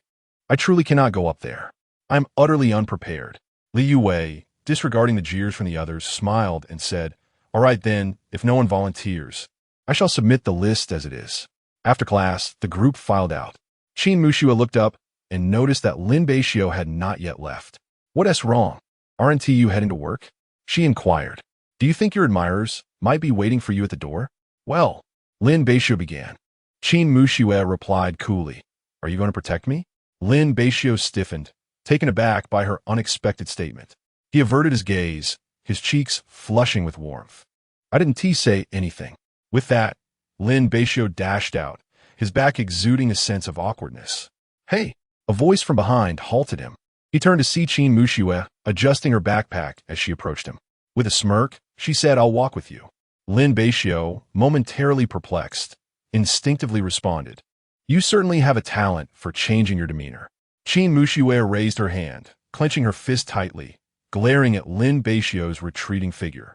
This fellow was incredibly infuriating, an absolute straight man, completely oblivious to her feelings. Such matters should be kept to oneself. Irritated, Qin Muxue remained silent throughout their walk, while Lin Beixiu remained unaware of her discontent. "Let us take the east gate, even though it's a bit farther," she said. "All right," Qin Muxue replied impassively. Lin Beixiu, perplexed, fell silent as well. They had grown accustomed to each other's company. As they passed the main entrance, Lin Beixiu lightly pushed her, gesturing for her to look across the street. Sure enough, Zhang Hao and his companions were waiting at the school gate, evidently still anticipating Qin Muxue's arrival. She cast a fleeting glance before turning away, dismissing the situation. "What does it matter to me? Perhaps you should confront them, just as you did before. After all, if they come looking for you, it could hinder your attendance." Qin Muxue ignored Lin Beixiu's suggestion, as causing more trouble for her mother by dropping out was not an option. "Perhaps you should speak less and avoid such futile discussions," she retorted. "I see this as offering you constructive criticism," Lin Beixiu replied, hands in pockets, continuing, "Regardless, being near you seems to bring me misfortune. It's quite distressing." "Huh." Qin Muxue rolled her eyes dramatically. "I noticed you were quite decisive when you took action this morning. Your skills are commendable. I find them displeasing. And they dare to be so arrogant while touching my belongings." That evening passed without incident, and the two returned home after work, washed up, and went to bed. Qin Muxue reminded him to wake up early the next day to avoid being late again. Lin Beixiu, nonchalantly dismissing her advice, assured her he would remember. The next day, They were to attend class in the computer lab, thus evading a potential conflict. One could only wonder how Zhang would react upon discovering an empty classroom. A group of boys sat at the back, neglecting their studies in favor of playing games and watching videos of attractive women. Lin Beixiu observed their soft laughter and discussions, shaking his head in disbelief. I must say, those long white legs are truly captivating. How vulgar. The allure of black stockings is unmatched. Is the combination of black and white not enticing? Lin Beixiu remained speechless, remarking, "Do you not find it redundant to watch on a computer rather than your phones?" Handsome Lin, you fail to comprehend. The larger screen of a computer enhances the experience. Moreover, the outdated computers from '86 in our school lag when playing games, which is a pity, especially when compared to those in the teaching and research building. The equipment in the teaching and research building is state-of-the-art, but unfortunately, the freshmen cannot utilize it yet and are left with the old devices. Lin Beixiu chose not to engage further, focusing intently on the lecture. The substitute teacher, indifferent to the students' distractions, solely aimed to impart knowledge, leaving the students' attentiveness to their own discretion. At noon, due to a lack of vegetables at home, Lin Beixiu set out for the market, while Qin Muxue had prior commitments and opted to head home, mentioning her desired dishes. Upon entering, Lin Beixiu found Qin Muxue seated on the sofa, engrossed in videos. He placed his belongings down and proceeded to the kitchen. When the dishes were finally served, Qin Muxue inhaled the delightful aroma wafting through the air, exclaiming her admiration as always. "It smells divine. Hurry and wash your hands. Why are you just standing there?" Qin Muxue obediently made her way to the bathroom to wash her hands before taking her seat at the dining table, and they began their meal. In recent days, due to the upcoming tour, students have been rather lackadaisical in class, eagerly anticipating tomorrow's performance, while the stage had been set up on the playground. Initially, Lin Beixiu had little interest in the event. He would have preferred to relax at home during the morning break. However, Zhang Qingmin deemed this a splendid opportunity, urging Lin Beixiu to sell milk tea there, convinced it would be a lucrative venture. Though Lin Beixiu was initially reluctant, he eventually acquiesced to his boss's insistence. By 6 in the evening, preparations for the performance were underway.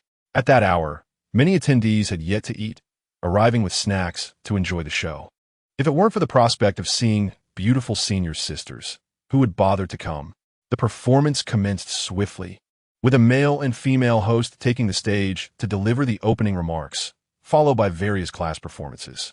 The charming voice of a handsome lad and the delightful dance of a lovely senior sister elicited fervent cheers from the audience. Amidst the sea of people, Lin Beixiu trudged along, bearing a Matewan delivery box on his back, calling out to fellow students, "Would you like some milk tea?" In no time, he had sold quite a bit. Naturally, his good looks attracted more female customers, and he frequently encountered requests for his WeChat, which he always declined, leaving the suitors with a look of disappointment. While navigating the crowd, he spotted a few classmates. Hu Feng, upon seeing him, greeted him with a smile. "Handsome Lin, do you have any more drinks? We have quite a crowd over here." Lin Beixiu glanced at the bag behind him and shook his head. "I only have 1 cup of milk tea left. What would you like? I can have the boss deliver it." In no time, the dormitory group had enthusiastically placed their orders. "What on earth? Fried chicken too? I'm just selling milk tea." Lin Beixiu found himself at a loss for words. "Lin, could you run an errand? After all, you're heading out to fetch some milk tea, aren't you?" Hu Feng remarked, swiftly manipulating his phone. "I will send you the errand fee." Lin Beixiu glanced at his phone and noted the 20 yuan offered for the task, which was quite agreeable. "All right then. The fried chicken shop at the food street isn't far, and one should never turn down easy money." He added, "You all keep this cup of milk tea for now. I shall retrieve it later." With that, Lin Beixiu dashed out of the school gates, calling Zhang Qingmin to inform him to prepare ample supplies. Upon returning to the milk tea shop, Lin Beixiu couldn't help but express his grievances to Zhang Qingmin, stating, "This task certainly warrants additional compensation." Chapter 20. Singing all right? I understand. Besides, didn't Tiwi earn quite a bit tonight? Zhang Qingmin chuckled as he tucked the tea into his bag. In the end, Lin Beixiu, left speechless, slung the box back over his shoulder and had to go buy fried chicken. "Hurry up, I'm starving." Upon his return, several men lunged forward to snatch the food. This school is truly something else, holding an event at this hour with no time to eat. If it weren't for the beautiful senior here, I wouldn't have bothered coming. Hu Feng retorted. Who told you to come over without eating, just to gaze at pretty girls? Lin Beixiu glanced toward the stage, where indeed a stunning senior was singing, her magnetic voice enchanting the audience with blue and white porcelain, prompting everyone to raise their hands in unison. It was undeniably delightful. Lin Beixiu stood up and resumed promoting his milk tea. Hearing someone call his name, he turned to find Zhang Tingting and Qin Muxue standing nearby. "Oh, it's you too," he said as he approached them. "What brings you here? Did you skip work?" "I took a leave to enjoy some music," Qin Muxue replied. Zhang Tingting stood aside, pouting at the affectionate display between them. "Honestly, my boss is piling on the overtime. It's unbearable." Lin Beixiu's grievances elicited an unexpected smile from Qin Muxue. "You too, tone it down a bit." "I'm still here," she interjected. "Keep quiet, and no one will mistake you for a mute," Zhang Tingting teased, prompting Qin Muxue to blush and kick her playfully. "All right, handsome Lin, Snow hasn't tea eaten, so come complain to me," Zhang Tingting mischievously suggested. "No, don't say that," Qin Muxue shot her a glare, while Zhang Tingting laughed and jumped back slightly. "Handsome Lin, could you treat us to a cup of milk tea?" "You don't need to pay her any mind," Qin Muxue began. But Lin Beixiu had already retrieved a chicken leg and a cup of grapefruit tea from the box. This chicken leg was treated by Hu Feng and the others. "I haven't eaten it yet." "Why didn't you eat?" "Just making do with this," he replied. Qin Muxue hesitated, momentarily lost in thought. Wanting to express that aside from his cooking, she struggled to eat anything else. Her palate had been spoiled. "That's not quite right." "Take it," Lin Beixiu insisted, placing the food into her hands. "What about me, handsome Lin?" Zhang Tingting chimed in. "Since you're a friend of Snow's, I'll give you a discount."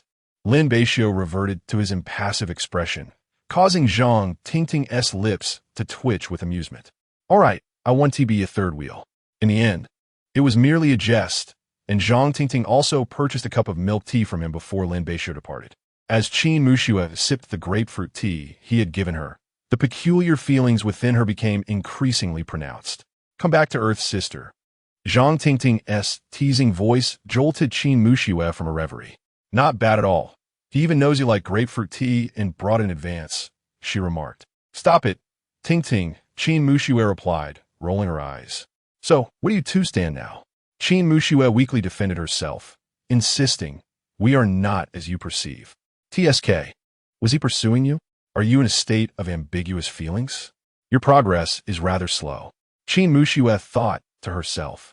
As if he were chasing her, that big, oblivious man. She recalled Lin Beixiu's exasperating demeanor each time he irritated her, shaking her head helplessly. Lost in thought, compared to others, she found it easier to accept Lin Beixiu.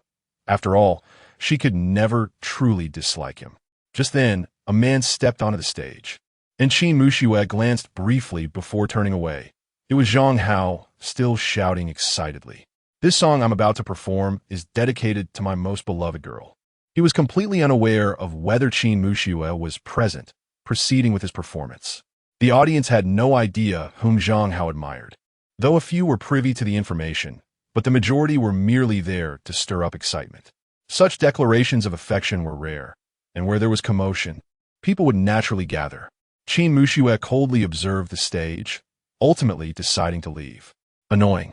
Zhang Tingting followed her with a smile. In truth, she hadn't yet departed. It was Zhang Tingting who had persuaded her to stay. Moreover, she discovered Lin Beixiu resting in a corner. So she sat down to chat with him. "Aren't you going to show your face?" Meeting Lin Beixiu's teasing gaze, Qin Muxue felt the urge to leave again. This conversation had barely begun before it came to an abrupt end. Scram. That guy's singing was quite pleasant. After all, many girls in the audience were cheering, and he was undeniably handsome. Eventually, as the performance that should have concluded much earlier dragged on, the host returned to the stage, announcing, "As we prepare to disperse, we will hold a little game. Whoever is selected will come up to showcase their talent." With this new program, curiosity piqued among the audience, who naturally cheered in agreement. With a fresh, exciting segment, everyone was eager. Watching the beam of neon lights dance about, the crowd held their breath, fearful of it landing on them, dreading the embarrassment of being called up. Ding! The spotlight landed on a corner, drawing curious gazes from the audience. Lin Beixiu's mouth twitched. He had never imagined the light would shine upon him, while the two girls beside him were stunned. "Lin Handsome, how impressive!" Zhang Tingting exclaimed, not one to shy away from drama. "What do you plan to perform?" Qin Muxue tilted her head to observe him, remaining silent. Yet her expression betrayed her. Her lips curled upwards, clearly intrigued by the prospect of Lin Beixiu's potential embarrassment. "Let's congratulate this student. Junior, please come up." Lin Beixiu handed his box to Qin Muxue, asking her to hold on to it for him. With a resigned demeanor, he shuffled up to the stage. "Isn't that Lin the Handsome? Quite the stroke of luck." In the classroom, Hu Feng and his dorm mates quickly began to revel in schadenfreude. Whispers filled the air wherever Lin Beixiu walked. "That guy is so handsome. I know him. I just bought his milk tea earlier, but he was so aloof. He rejected my request for his WeChat. Hearing you say that, it reminds me as well." The female host's eyes sparkled upon seeing such a handsome junior. Ultimately, Lin Beixiu took the microphone and positioned himself a step away from them. "Junior, what thoughts do you have about being chosen?" "None," he replied, his earnest tone eliciting laughter from the audience below. "What do you plan to perform? Dancing? Singing? Even if you're tone deaf, you can give it a try." The host jested. "I'll sing," Lin Beixiu said slowly, meeting the audience's expectant gazes. In the past, he certainly would not have stepped forward. "What song do you wish to sing?" "An old song, The Sea." The audience, unfamiliar with it, was momentarily perplexed and simply waited in silence. Only Qin Muxue in the crowd, upon hearing the title, widened her eyes in disbelief, sitting frozen in place. Chapter 21. The anomalous emotions of Qin Muxue, a melodious accompaniment began to play, followed by the magnetic voice of Lin Beixiu. From that distant seaside, you slowly faded away. The initially blurred visage gradually became clearer. Lin Beixiu's gaze softened, descending into reminiscence, akin to a tranquil spring, enveloped in silence. The audience listened, finding the performance not unpleasant. Rather, it possessed an indescribable quality, particularly due to Lin Beixiu's heartfelt rendition. "If the sea could restore the love of yesteryears, let me wait a lifetime.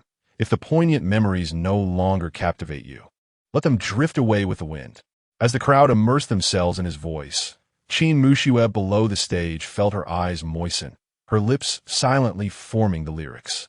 "If the sea could carry away my sorrows, just as it does every river, all the wounds endured, all the tears shed, my love, please take them all away." As the final note lingered in the air, Lin Beixiu remained rooted in place, slightly tilting his head before finally lowering the microphone. The host approached, smiling.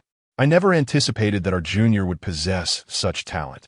Even the senior is nearly enamored." Lin Beixiu's expression remained unchanged as he offered a polite response. "Thank you for the performance you provided us. This is a small token of appreciation for you, a prize we prepared in advance for the participants."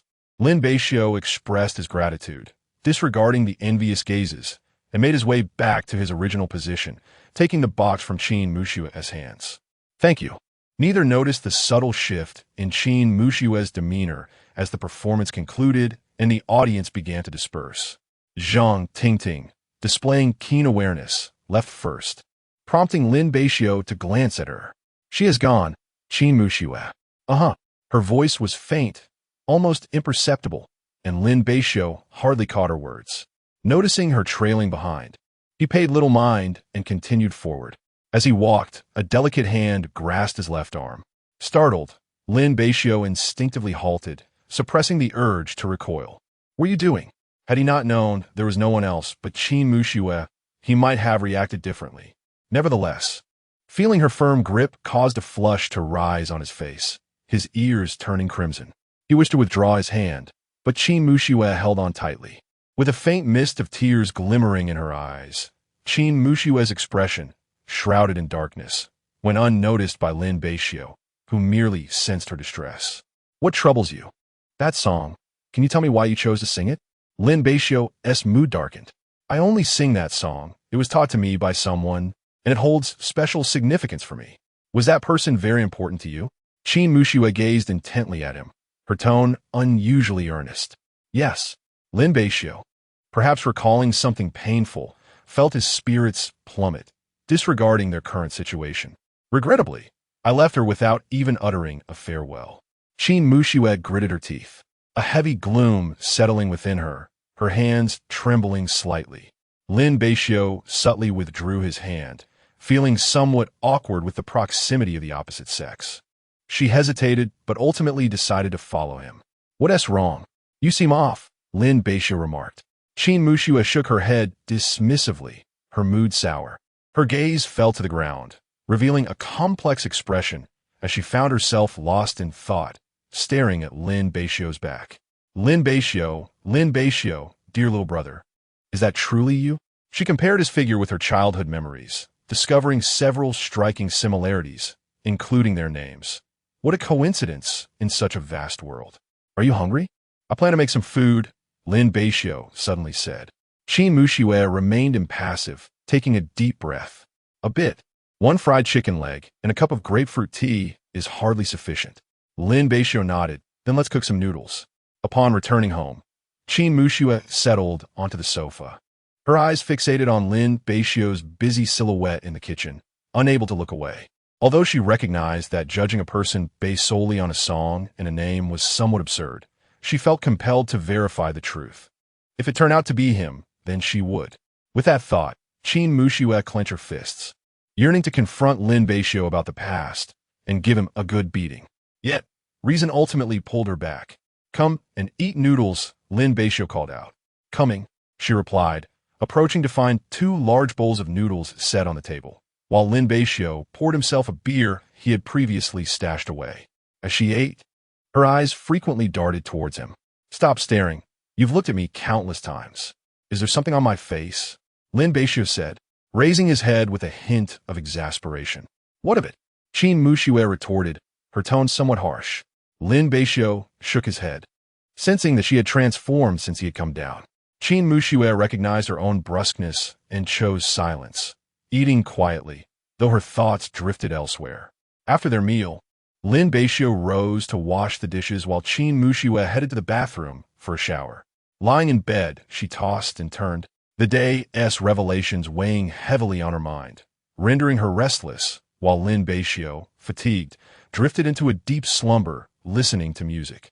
Following this day, the National Day holiday would commence, granting their school an 8-day break. During class, Hu Feng approached. Lin, handsome, are you going home for the holiday? Yes. Lin Beixiu replied without hesitation. It's been a while since I've seen my grandfather.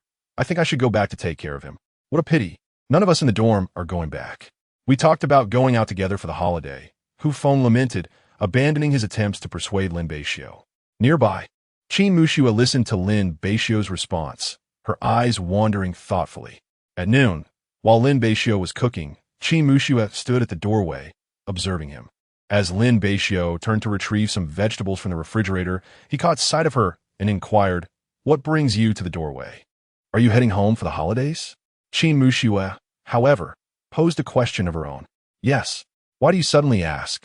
May I accompany you back? Qin Muxue ventured cautiously. Lin Beixiu halted his actions, swiftly standing before her. Qin Muxue, what are you thinking? His tone was laced with disbelief. It was no wonder he was taken aback. Qin Muxue's unexpected proposition had startled him. It was rather peculiar for such a stunning beauty to suddenly express a desire to return home with him. Aware that her request was quite abrupt, Qin Muxue felt a rare flush of embarrassment. Then she noticed something and pointed behind him. It seems the vegetables are burning. Oh no! Lin Beixiu hurried back, exclaiming. Qin Muxue, you sly one, my chicken. Qin Muxue awkwardly turned her head away, deciding it was best to postpone the conversation for later. Chapter 22. Returning home at the dining table, while most of the dishes were satisfactory, there was one dish of chicken that had been slightly overcooked. Nonetheless, it was still largely edible. This cannot be blamed on me, Qin Muxue remarked cautiously. Less chatter, let us eat, Lin Beixiu replied, but did not say much more. He calmly continued his meal, picking up the overcooked chicken, taking a bite from the burnt parts while relishing the good portions. Even so, an odd flavor lingered. Were you joking just now? Lin Beixiu looked at her, with a puzzled expression, wondering why she would want to return home with him. Although they were indeed quite familiar with each other, it hardly warranted such a request. "I am serious," Qin Muxue replied, lifting her gaze to meet his. "My mother is very busy. It makes no difference whether I go home or not. I don't particularly wish to return. Staying here is rather dull. So I wanted to ask if you could take me in." Lin Beixiu felt a twinge of pity at her pleading tone. Meeting her earnest gaze nearly took him aback, and, without fully understanding why, he found himself responding, "All right." He couldn't quite fathom why he had agreed, as if it were an instinctual reaction. "Really? Thank you so much," Qin Muxue exclaimed, then paused to add, "It's mainly because your cooking is simply delightful. It would be such a pity not to enjoy it after all these days." Lin Beixiu offered no further comments, thinking that it was not a significant matter. After all, it was his first time inviting a classmate to his home. Of course, Qin Muxue harbored her own ulterior motives. She was keen to see where Lin Beixiu lived, hoping to glean more about him and determine if he was indeed the childhood companion she remembered. "You really are becoming quite attached to me," she chuckled. "Perhaps cohabiting with you was the best decision I ever made. I almost missed out on a great chef." Lin Beixiu smiled in response, pondering the unpredictability of fate. He had felt that having a beautiful roommate was a fortunate circumstance. After enduring a lengthy afternoon, the bell rang, and cheers filled the campus. It was finally vacation time. Upon returning home, Lin Beixiu and Qin Muxue began to pack their belongings for the evening departure. His grandfather's home was in Ontario, just a little over half an hour away by train. Lin Beixiu had very few belongings, merely a backpack, while Qin Muxue had much to gather. She was still in her room, so Lin Beixiu settled on the sofa, engrossed in his phone, waiting for her. Before long, Qin Muxue emerged with a small suitcase in tow. "You're so slow," Lin Beixiu remarked as he stood up, unable to resist teasing her. "Girls have a lot of things. All right, have a bit of patience." Qin Muxue shot him an annoyed glance, perceiving his typical insensitivity. "Is there anything I should bring for your family on my first visit?" she inquired. At her words, Lin Beixiu's demeanor grew serious, and he gritted his teeth before calming himself. "No need. It's just my grandfather and me. He doesn't require anything." "Oh." Qin Muxue increasingly found the situation perplexing.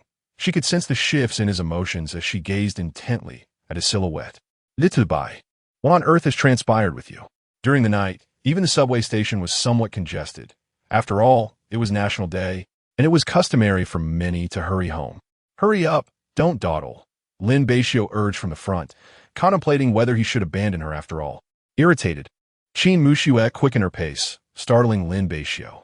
Seeing her fierce demeanor, he instinctively turned to flee, only to be halted by her grasp on his collar. "Where do you think you're going?" Lin Beixiu felt a kick at his rear, and suddenly found himself in possession of a suitcase. How can a man allow a girl to carry his belongings? "I shall leave this in your capable hands," Qin Muxue declared, dusting off her hands with an air of entitlement. Lin Beixiu regarded her with a bemused expression, relieved that her suitcase was not heavy. At that moment, he pondered how such a light burden could take her so long to manage. "What are you dawdling for? Go buy a ticket, and while you're at it, get one for me too." "Oh," he replied, taking her luggage to the ticket machine and standing in line, while Qin Muxue settled onto a distant bench, relishing the moment. Before long, Lin Beixiu returned, handing her a small round token. "Let us go. Don't lose this." "You make it sound as if I've never taken the subway before," Qin Muxue retorted, casting him an exasperated glance. His tone resembled that of an older brother advising a younger sister, despite her being his senior. Lin Beixiu chuckled softly and said nothing.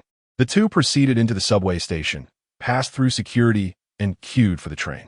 At this hour, the train was still quite crowded, with no available seats and an abundance of luggage, making it rather cramped. Lin Beixiu positioned himself and her in a corner, initially maintaining some distance. However, as more passengers boarded, they soon found themselves pressed closely together. The distinct masculine scent emanating from him caused Qin Muxue's cheeks to flush. "Don't stand so close to me." Lin Beixiu sighed inwardly, wishing for more space, yet the crowd pressed against him from behind. Only then did Qin Muxue glance around. Realizing that Lin Beixiu had effectively shielded her from the throngs of people outside their little cocoon, Yet, the posture was undeniably embarrassing. As the train made several stops, the crowd only swelled, with no sign of respite. Each time the train started or halted, they experienced moments of intimate proximity. "I'm sorry, I'm trying my best," Lin Beixiu said cautiously, wary of provoking her ire through his unintentional advantage. "It's fine, just be careful," Qin Muxue responded, her voice barely above a whisper. Eventually, some passengers disembarked, creating a bit more space. Lin Beixiu promptly shifted to the right, turning his head away, while Qin Muxue noticed the tips of his ears turning crimson. How endearing, she mused, reflecting on their recent physical contact, her mind wandering into a realm of fanciful thoughts. The feeling of safety that enveloped her, that sensation of being cherished, had long evaded her grasp. At that moment, she sensed a gentle touch upon her arm, as Lin Beixiu kindly reminded her. "Do not linger in thought. It is time to disembark." Qin Muxue acknowledged with a soft reply, just as the train arrived at the station. The two alighted and departed from the subway station. On the roadside, Qin Muxue settled onto a bench, while Lin Beixiu presented her with a bottle of mineral water he had procured from a convenience store. "My ride may take a while to arrive. Please, have a sip of water." "All right," she replied. "I apologize for the trouble you've endured." "What do you mean?" Qin Muxue understood the implication of his words and responded. "Do not say that. It was my choice to accompany you."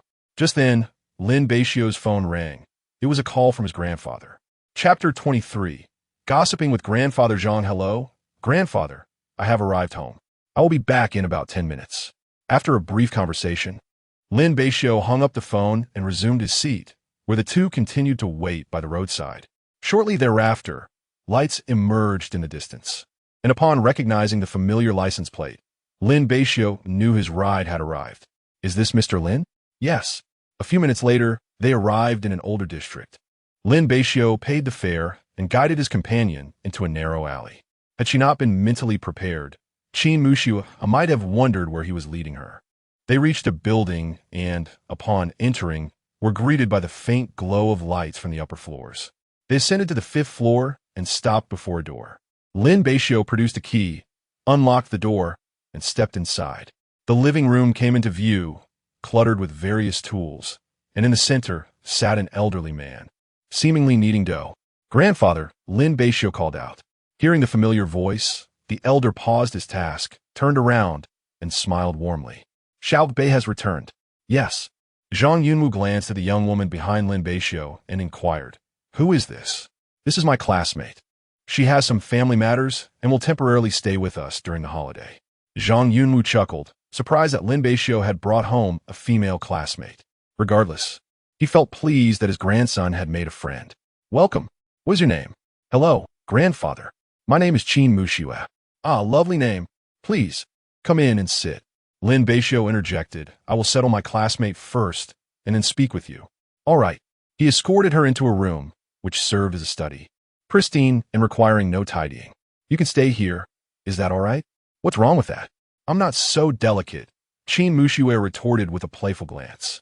Lin Beixiu stepped out, and after Qin Muxue placed her belongings, she followed him next door.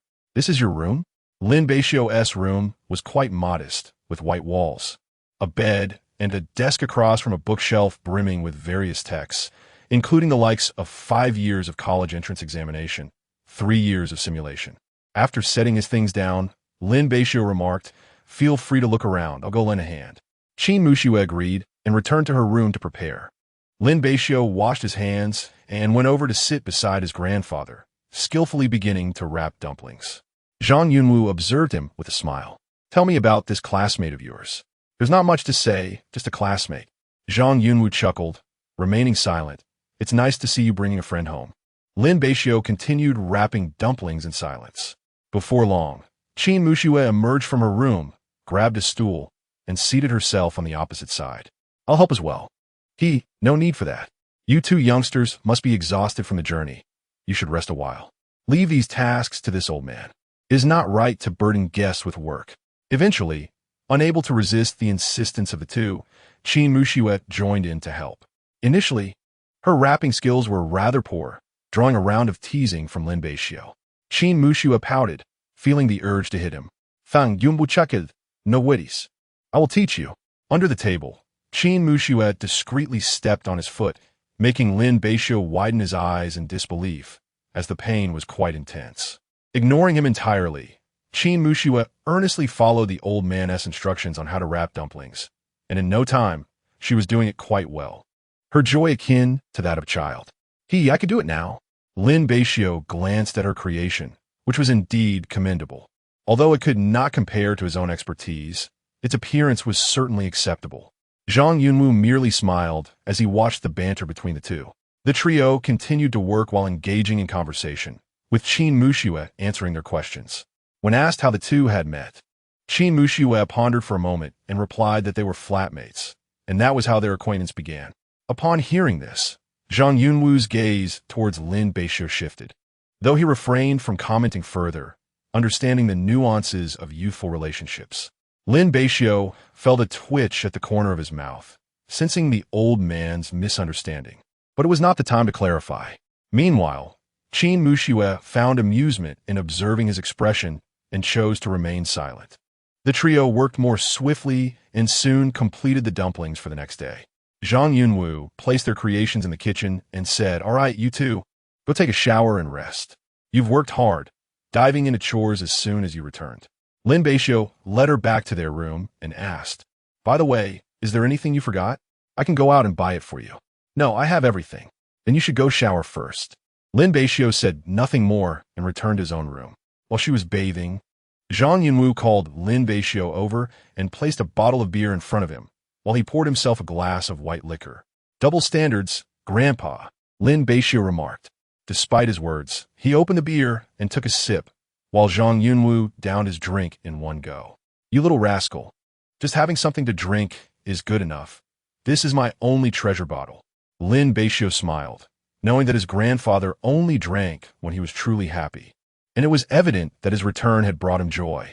It had been over 3 months since Lin Beixiu had last returned home, including the summer vacation and the start of school. "You look much better after such a long time. Smile more, don't be so closed off," Lin Beixiu replied somberly. "All right, let's not dwell on the past. So what about that girl? What's the situation between you two now?" Zhang Yunwu shifted the topic. "What situation could there be?" "Just ordinary classmates." Zhang Yunwu scrutinized him, remarking that he was not yet blind, for it was evident that the relationship between the two was quite extraordinary. "You're even beginning to contemplate finding a girlfriend," he said. "Grandfather, please refrain from making such remarks. It could tarnish someone's reputation," Lin Beixiu retorted, somewhat exasperated, as he had not anticipated that such an elderly man could possess a penchant for gossip. At that moment, as they were engaged in conversation, Qin Mushuet emerged from the bathroom after a shower. Upon seeing the two enjoying their drinks, she immediately interjected, "Grandfather, consuming excessive alcohol is detrimental to your health." "Ah, Fine. This rascal insisted on drinking with me, so I shall abstain," Zhang Yunwu replied. Lin Beixiu twitched at the corners of his mouth, realizing that the blame was being placed upon him. Qin Mushuet approached him with an assertive demeanor, extending her hand. "Hand it over." Lin Beixiu hesitantly proposed, "Finish this bottle." "Just this one." "Absolutely not," she retorted. Out of the corner of his eye, Lin Beixiu noticed the old man stifling laughter behind his hand. Ultimately, he begrudgingly surrendered the bottle to her, watching as she poured the contents into the sink before discarding the empty container. Chapter 24. The chase battle. Lin Beixiu felt a pang of sorrow. He had been able to enjoy a drink back at the apartment, yet upon returning, he was abruptly denied. Why this sudden tyranny? Zhang Yunwu chuckled as he rose from his seat. "Xiao Bei, hurry and take a shower." "I've already done so." Feeling disheartened, Lin Beixiu stood up and headed to his room to retrieve some clothes. At the doorway, Qin Mushu interjected, "Drinking is harmful to your health. You're quite the nag. I'm beginning to think that agreeing to bring you back was a mistake," Lin Beixiu jested. "It's too late now. I'm already here, and there's no way I'm going back." Qin Mushu had tightened her fists, feeling an urge to strike him. "If I didn't suspect you were Xiao Bei's brother, I wouldn't bother with you at all. I was just joking. It seems my grandfather quite likes you. By the way, what I said earlier was true." With that, Lin Beixiu slipped away, leaving Qin Mushu momentarily stunned. However, It didn't take long for her to realize that he was indeed calling her a nag. Lin Beixiu, she exclaimed, turning around only to find the already closed bathroom door, infuriating her enough to stomp back to the study. Meanwhile, Lin Beixiu was enjoying a shower, listening to Qin Mushua's earlier outburst, the corners of his mouth curving upward as he felt victorious for once. He emerged from the bathroom, whistling cheerfully as he returned to his room. The following day, Lin Beixiu's biological clock reset itself, waking him shortly after 4. Zhang Laoyes, observing his grandson, sighed. Why not sleep a bit longer? What is the rush this early? I'm used to it, Lin Beixiu shrugged, carrying a box. Speak less, and watch your step on the stairs. Zhang Laoyes' Baozi shop was just a short walk through the alley to the main street.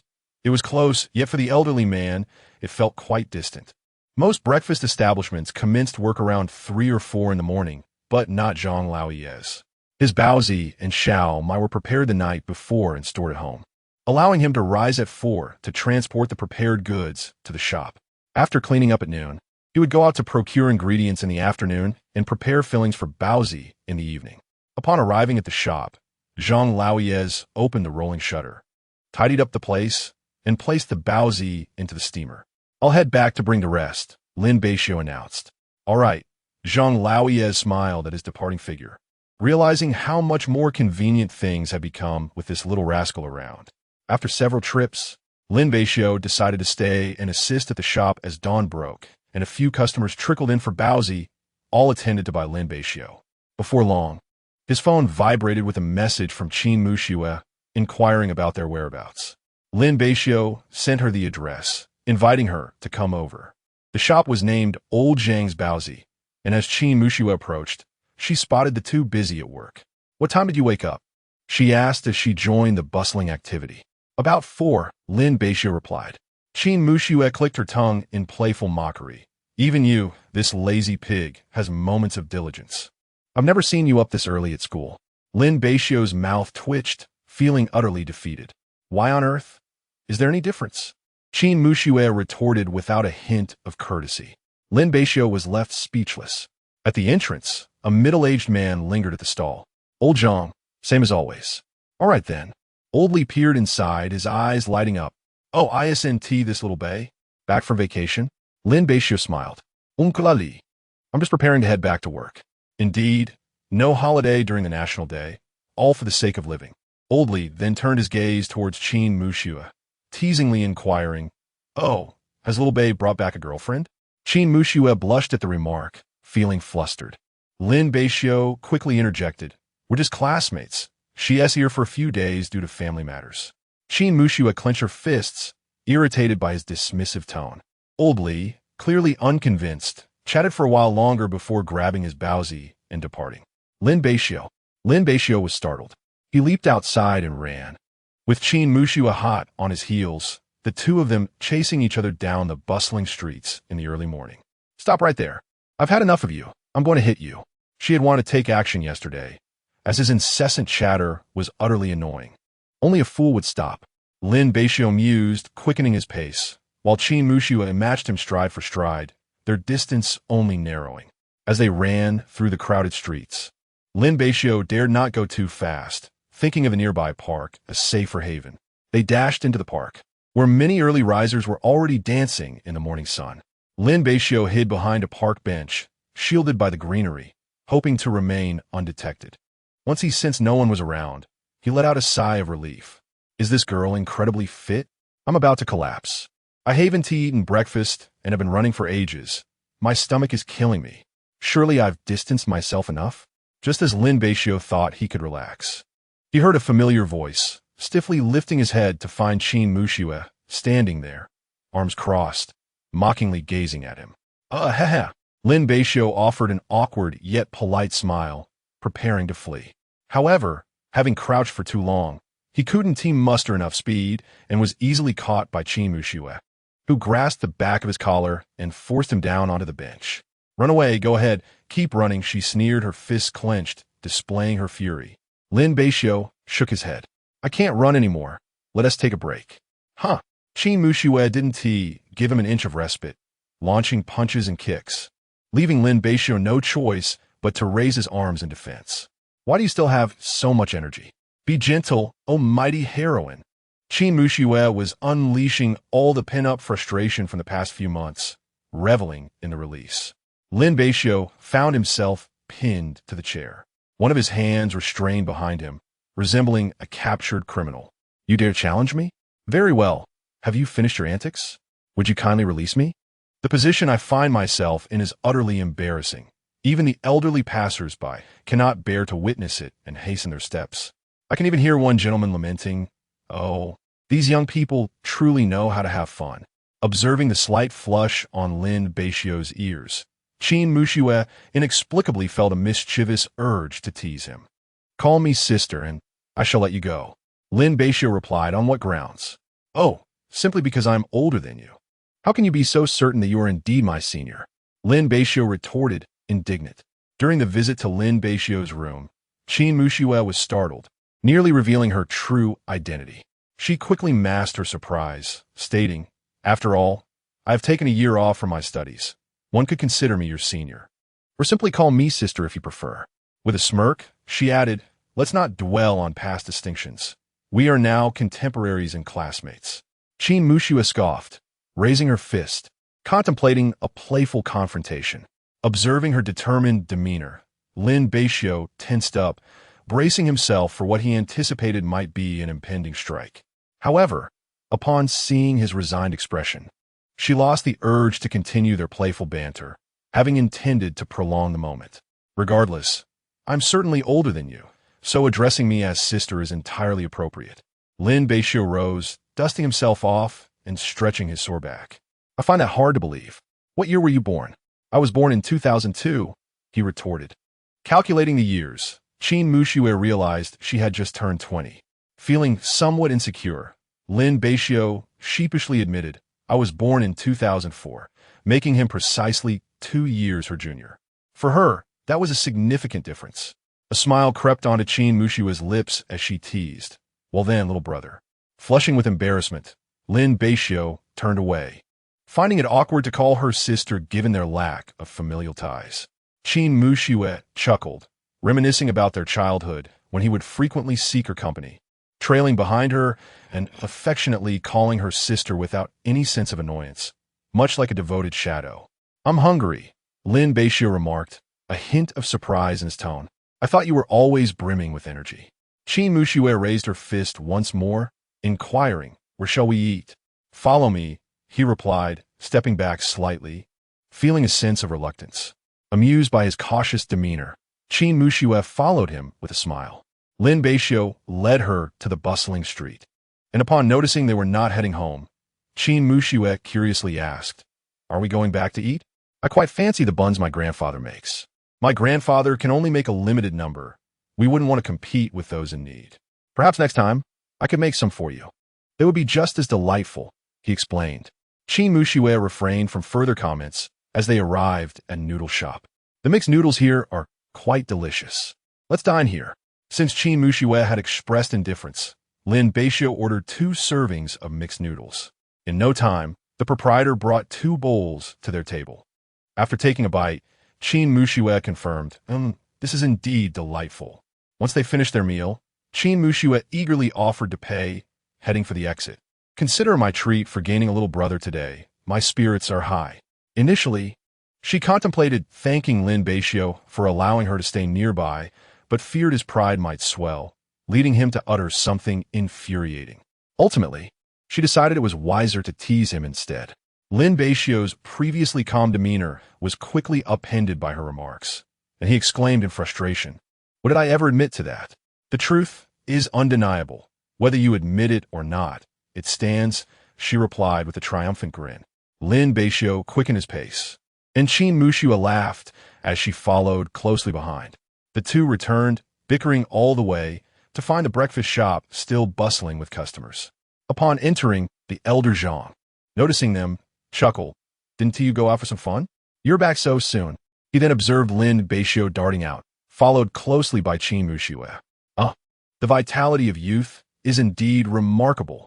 Lin Beixiu's lips twitched. He enjoyed himself, but had rather endured a beating. He remained silent, and Qin Muxue chose not to expose him, helping him carry back the phone boxes. At home, as Qin Muxue watched him busily attending to his tasks, she inquired, "May I take a look at your room? What is there to see in my room?" Lin Beixiu replied, setting down his belongings.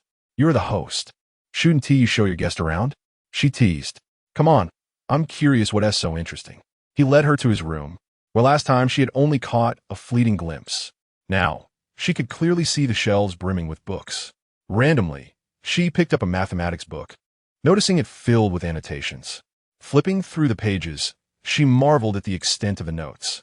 In disbelief, Qin Muxue gazed at him, realizing her childhood companion was quite the scholar. Encountering her gaze, Lin Beixiu felt a surge of pride. "Why do you look at me like that? Studying is simply this rewarding." With a dismissive sound, Qin Muxue continued exploring the desk, uncovering several novels followed by some exam papers. By chance, she stumbled upon one and curiously pulled it out. Lin Beixiu, noticing her action, was about to speak, but hesitated as she swiftly hid the paper behind her back. "I just want to take a look." Lin Beixiu clenched his fists nervously. Even from a distance, he recognized that paper. Its glaring whiteness was striking. And despite the passage of time, it remained blindingly bright, with a vivid red zero glaring from the corner. Qin Muxue couldn't help but chuckle. "Wow, it's so pristine. Surely, even a random guess on the multiple choice questions wouldn't yield a zero, right?" She glanced at it and slowly read aloud. "A decade which cannot be carved." The 3 exclamation marks indicated the teacher's frustration was palpable. Lin Beixiu felt utterly embarrassed. Qin Muxue continued rummaging through other papers, prompting Lin Beixiu to interject. "Can we look at something else?" No. "I find your exam papers quite fascinating." Lin Beixiu could only sigh in defeat. As she discovered more papers, she remarked, "You scored 120. Whose paper did you mistakenly take?" "Could not be my own," Lin Beixiu retorted indignantly. After examining the papers, Qin Muxue understood. This boy had initially neglected his studies, but eventually turned over a new leaf. "I truly wish to hear stories from your childhood." Her words were sincere.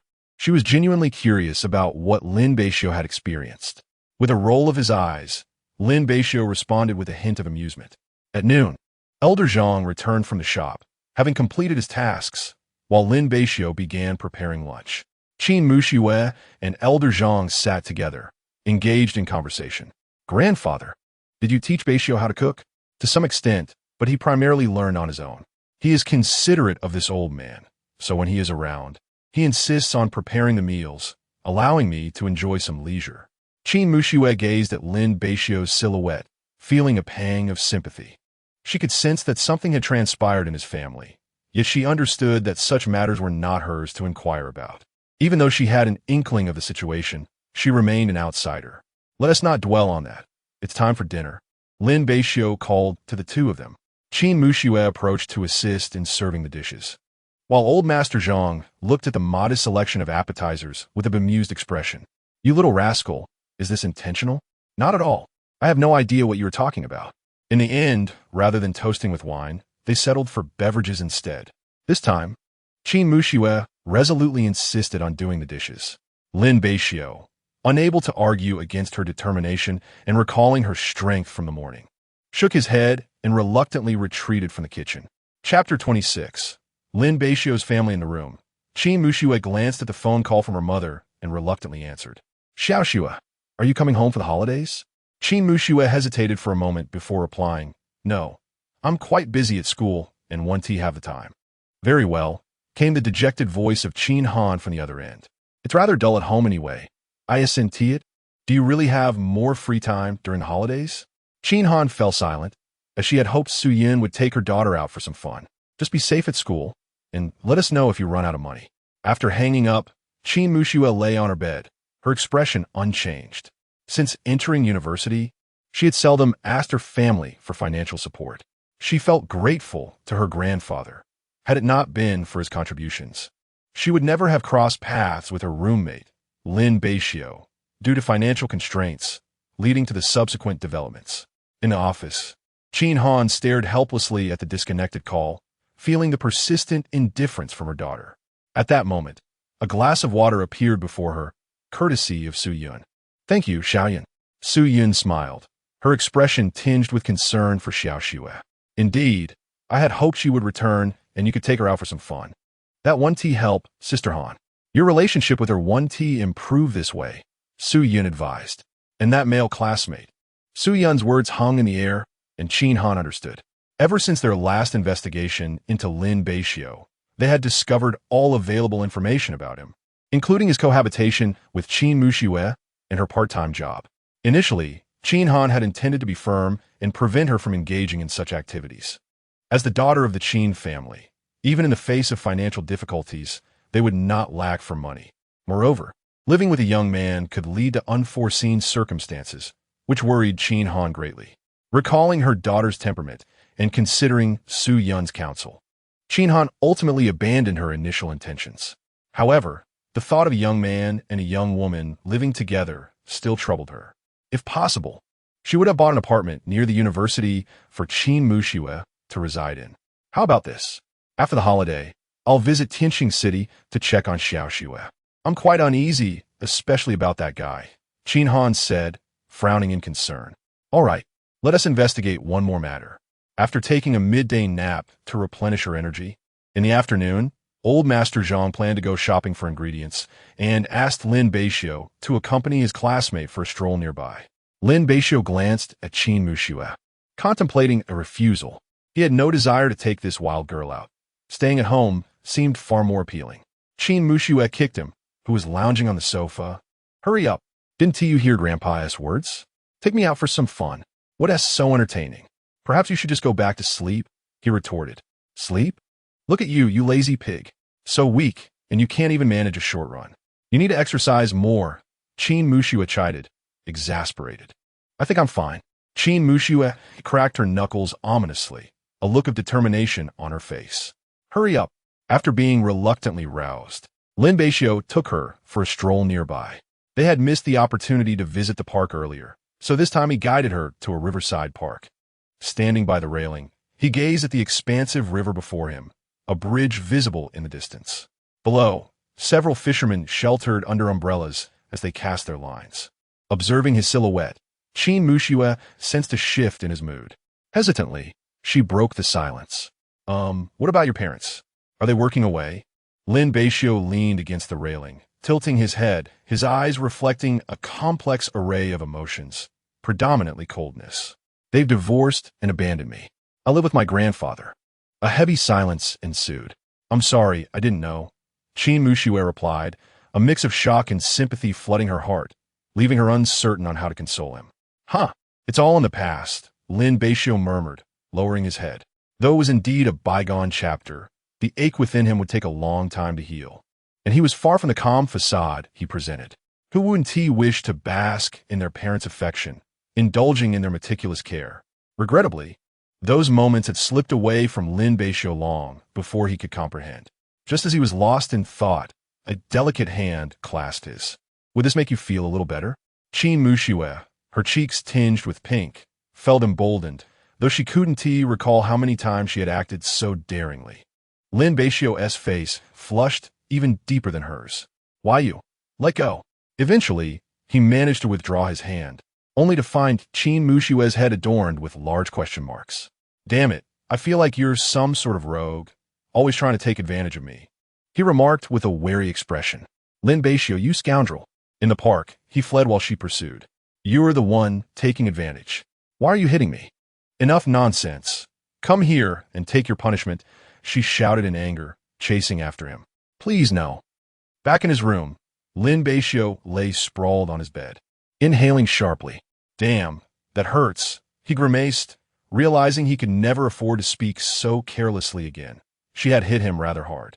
As he reflected on earlier moments, he felt that Qin Muxue had undergone considerable change. Her temperament was something he sometimes found hard to bear. Their relationship seemed to transcend mere classmates, and he could certainly sense a familiar feeling in her presence, especially when he forced himself to call her sister. That long-forgotten title brought back memories of the past.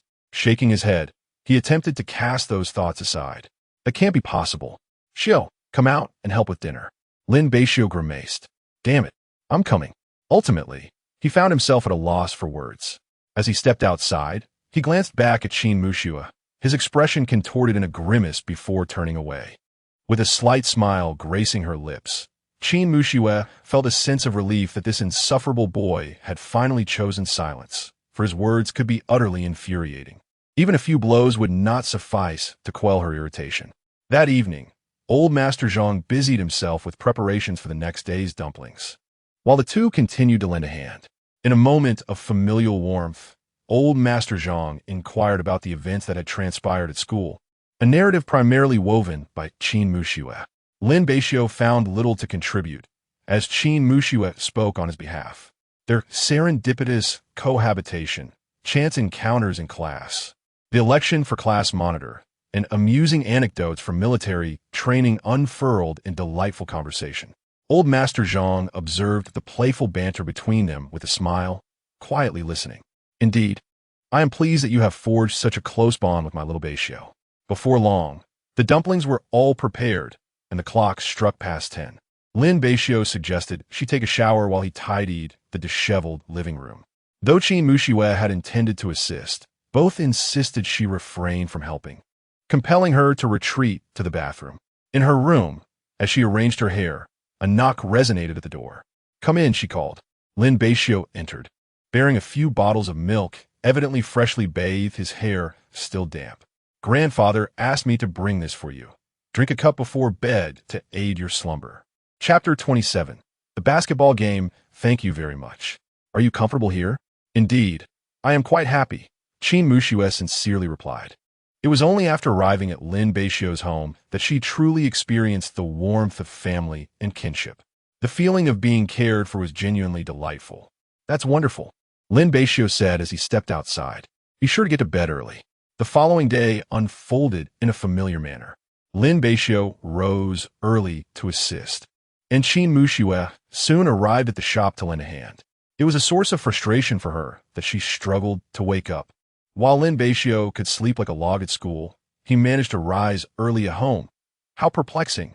Throughout the morning, Qin Muxue found herself amused amidst her struggles, her skills growing ever more refined, and she even received compliments from several patrons. The neighbors were all familiar faces, and as word spread, many knew that old Zhang's grandson had brought home a girlfriend, prompting everyone to shower praise upon Qin Muxue upon meeting her. With her cheeks flushed, Qin Muxue found herself at a loss for words. Lin Beixiu stepped in to explain, cheerfully engaging in conversation with the elderly neighbors.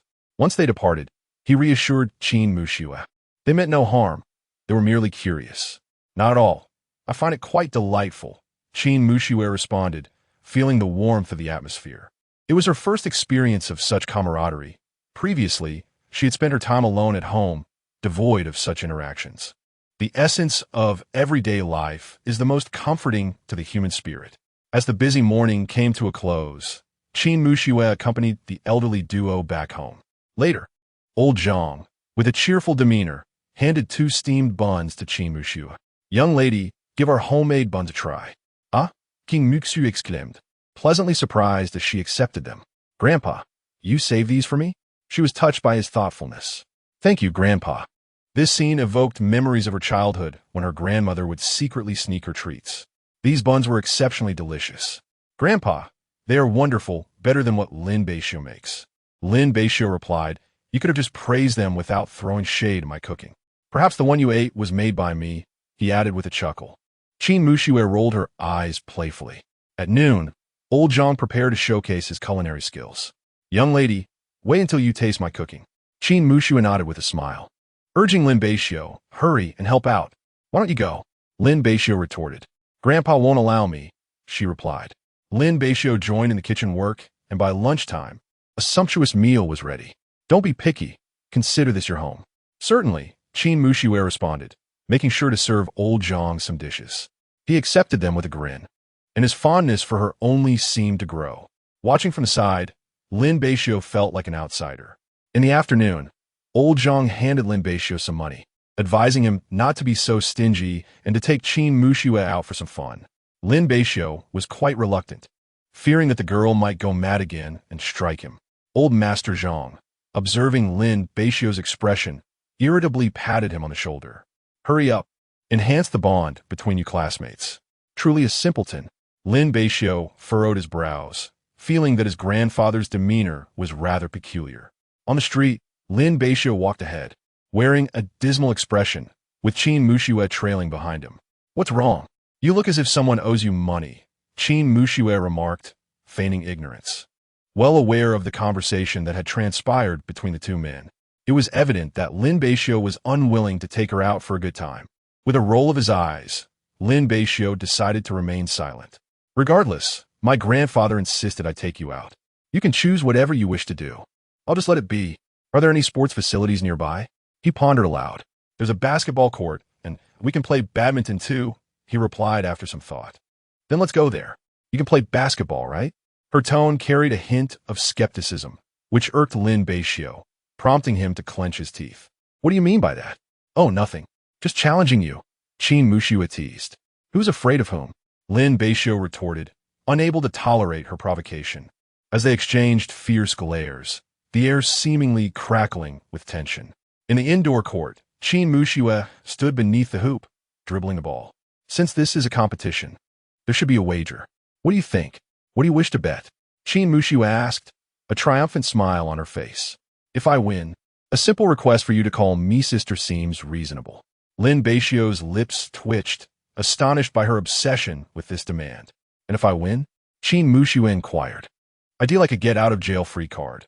Your punches can be quite painful," Lin Beixiu mused.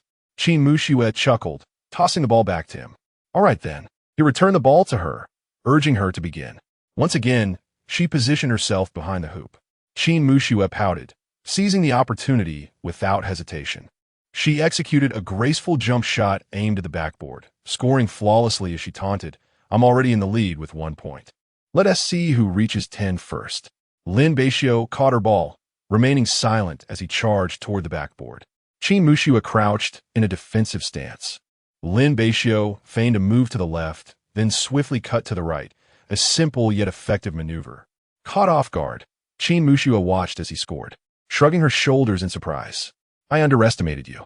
Lin Beixiu tossed the ball back to her, sensing that she had perhaps gone easy on him. They continued their match, sweat soaking through their clothing as the competition intensified.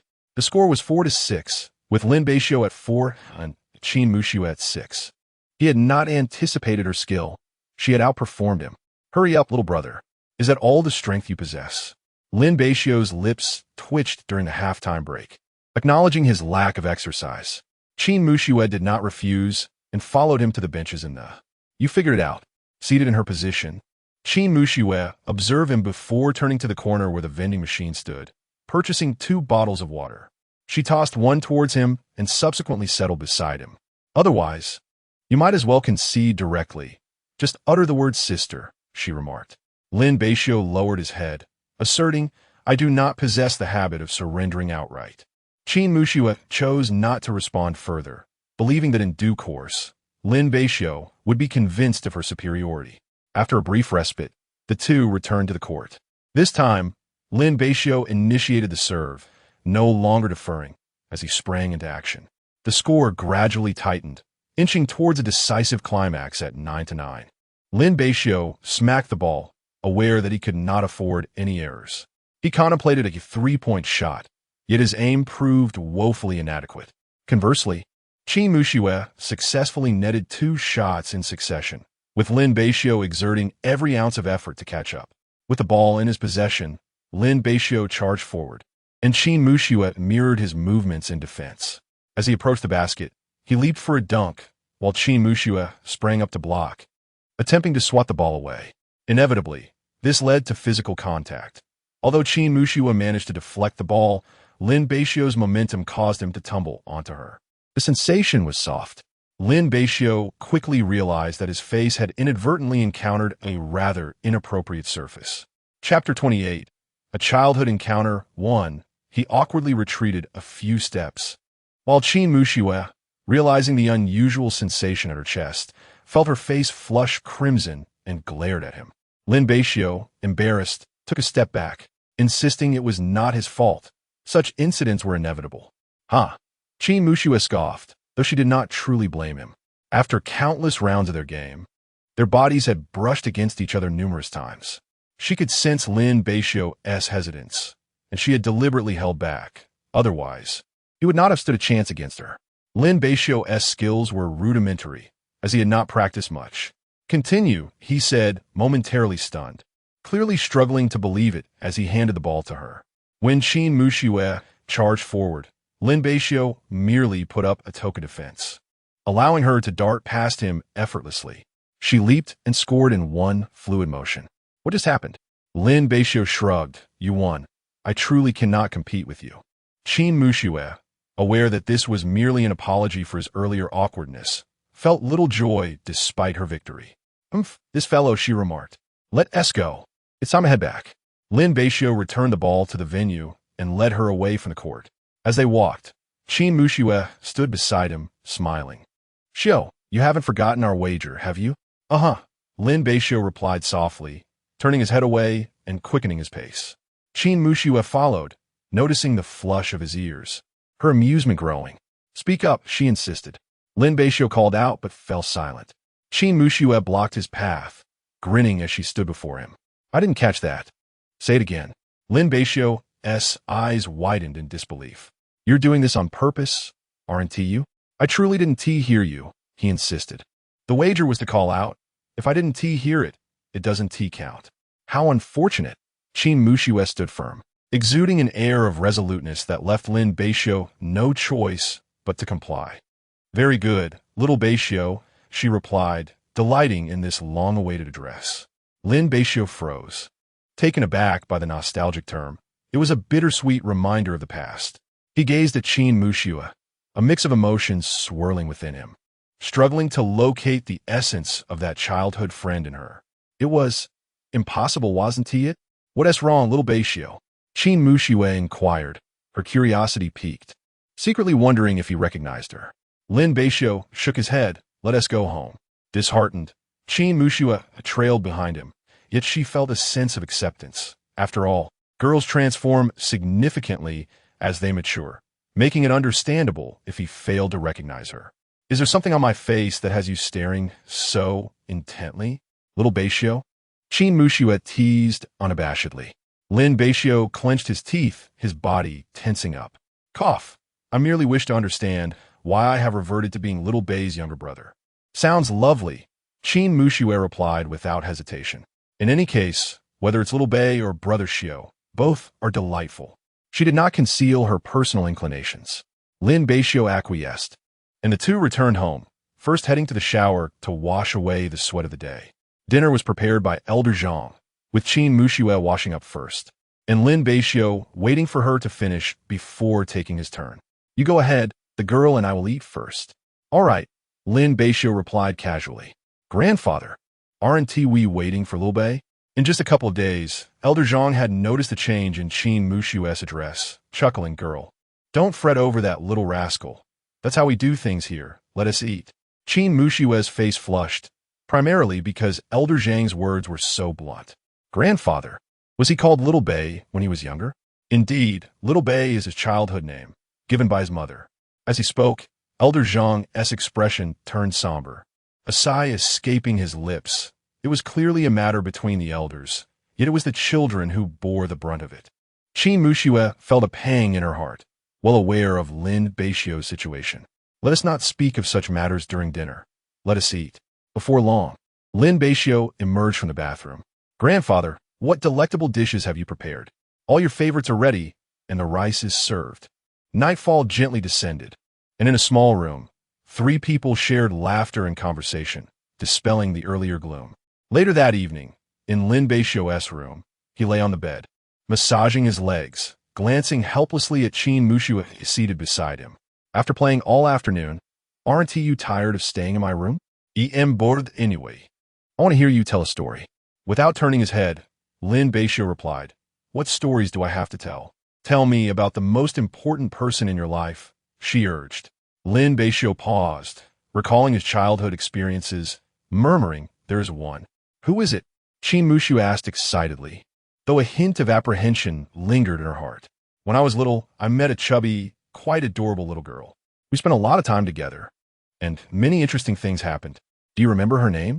Qin Muxue could hardly contain her excitement, as his description mirrored their childhood. Lin Beixiu shook his head. No, I always called her Sister Mu. Qin Muxue was nearly leaping with joy, but managed to restrain herself. Continue. Yet Lin Beixiu lay back down. Really? Why are you so curious about my life? Qin Muxue pouted in discontent. Keep talking. I want to broaden my horizons. If not, you should go to sleep, he replied. Tichiaka, fine.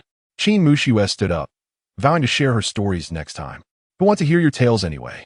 Lin Beixiu murmured as he watched the door close, ultimately turning over, pulling up the blanket to sleep. Qin Muxue lay upon her bed, her mind still echoing with Lin Beixiu's words.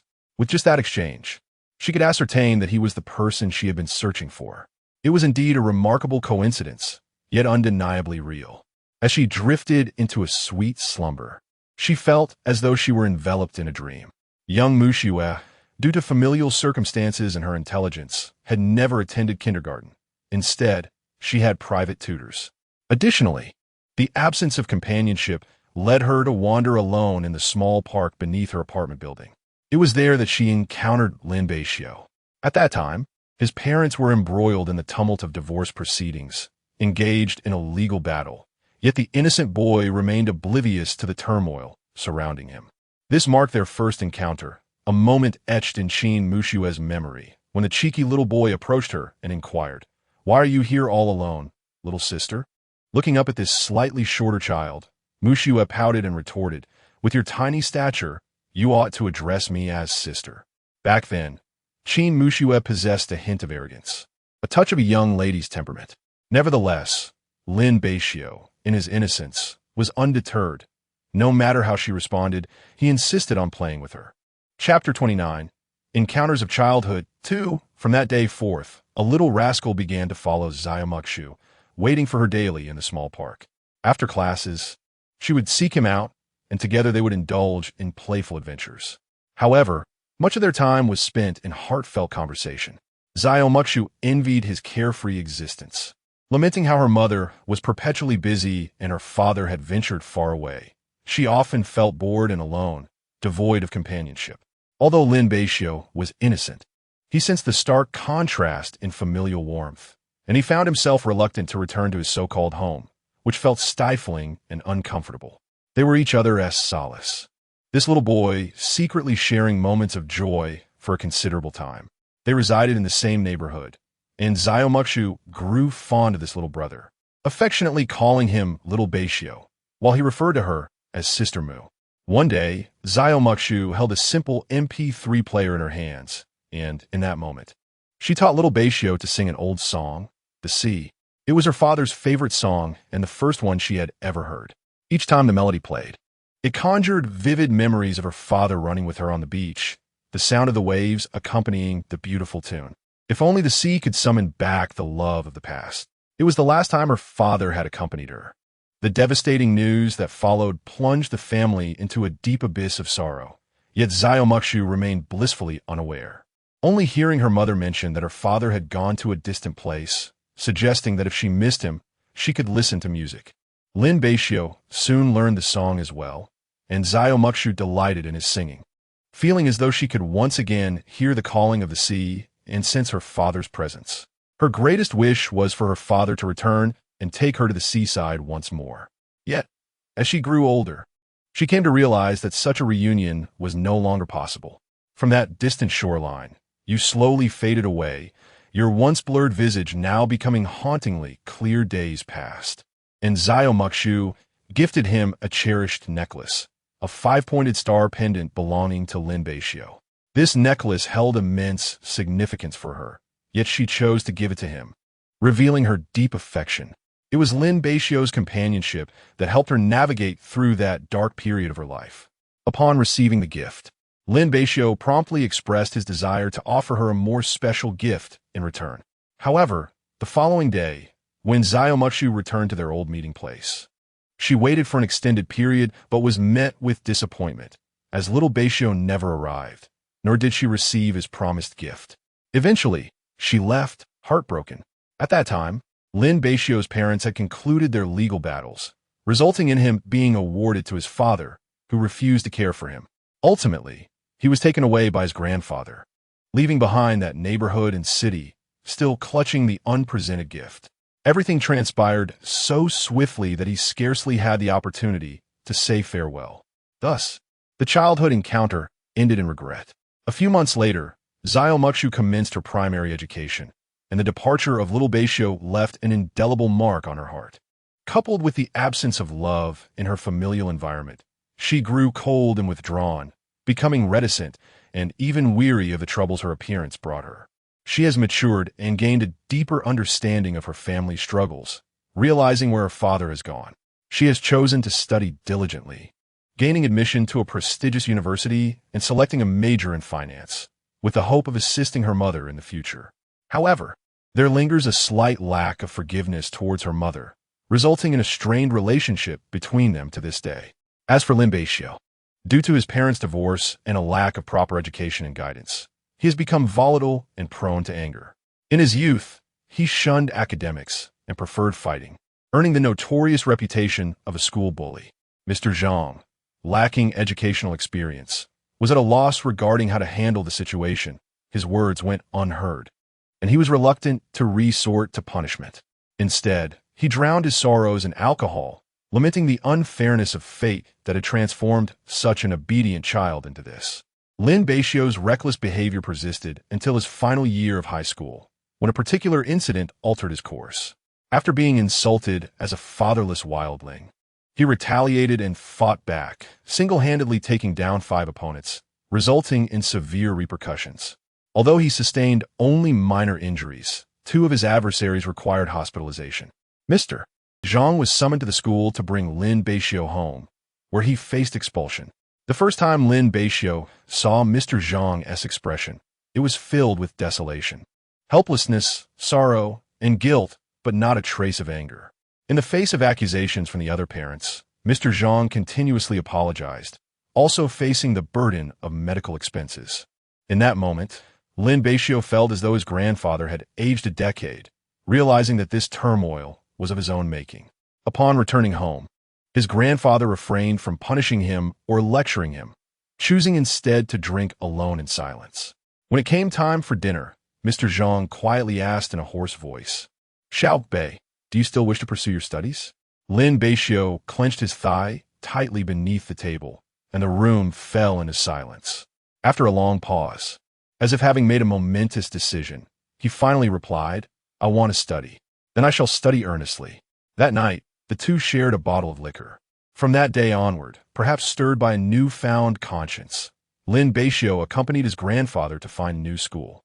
The elderly man, still naive about many things, managed to complete the enrollment process with Lin Beixiu's assistance. From that point forward, he disregarded the gazes and gossip of others, focusing intently on his own endeavors. Previously indifferent to his studies and with little time before the college entrance examination, he inevitably failed to gain admission. However, Lin Beixiu did not lose heart and chose to repeat a year. Mr. Zhang supported him quietly from behind, and ultimately, Lin Beixiu exceeded expectations, achieving excellent results and gaining admission to Tianjin University.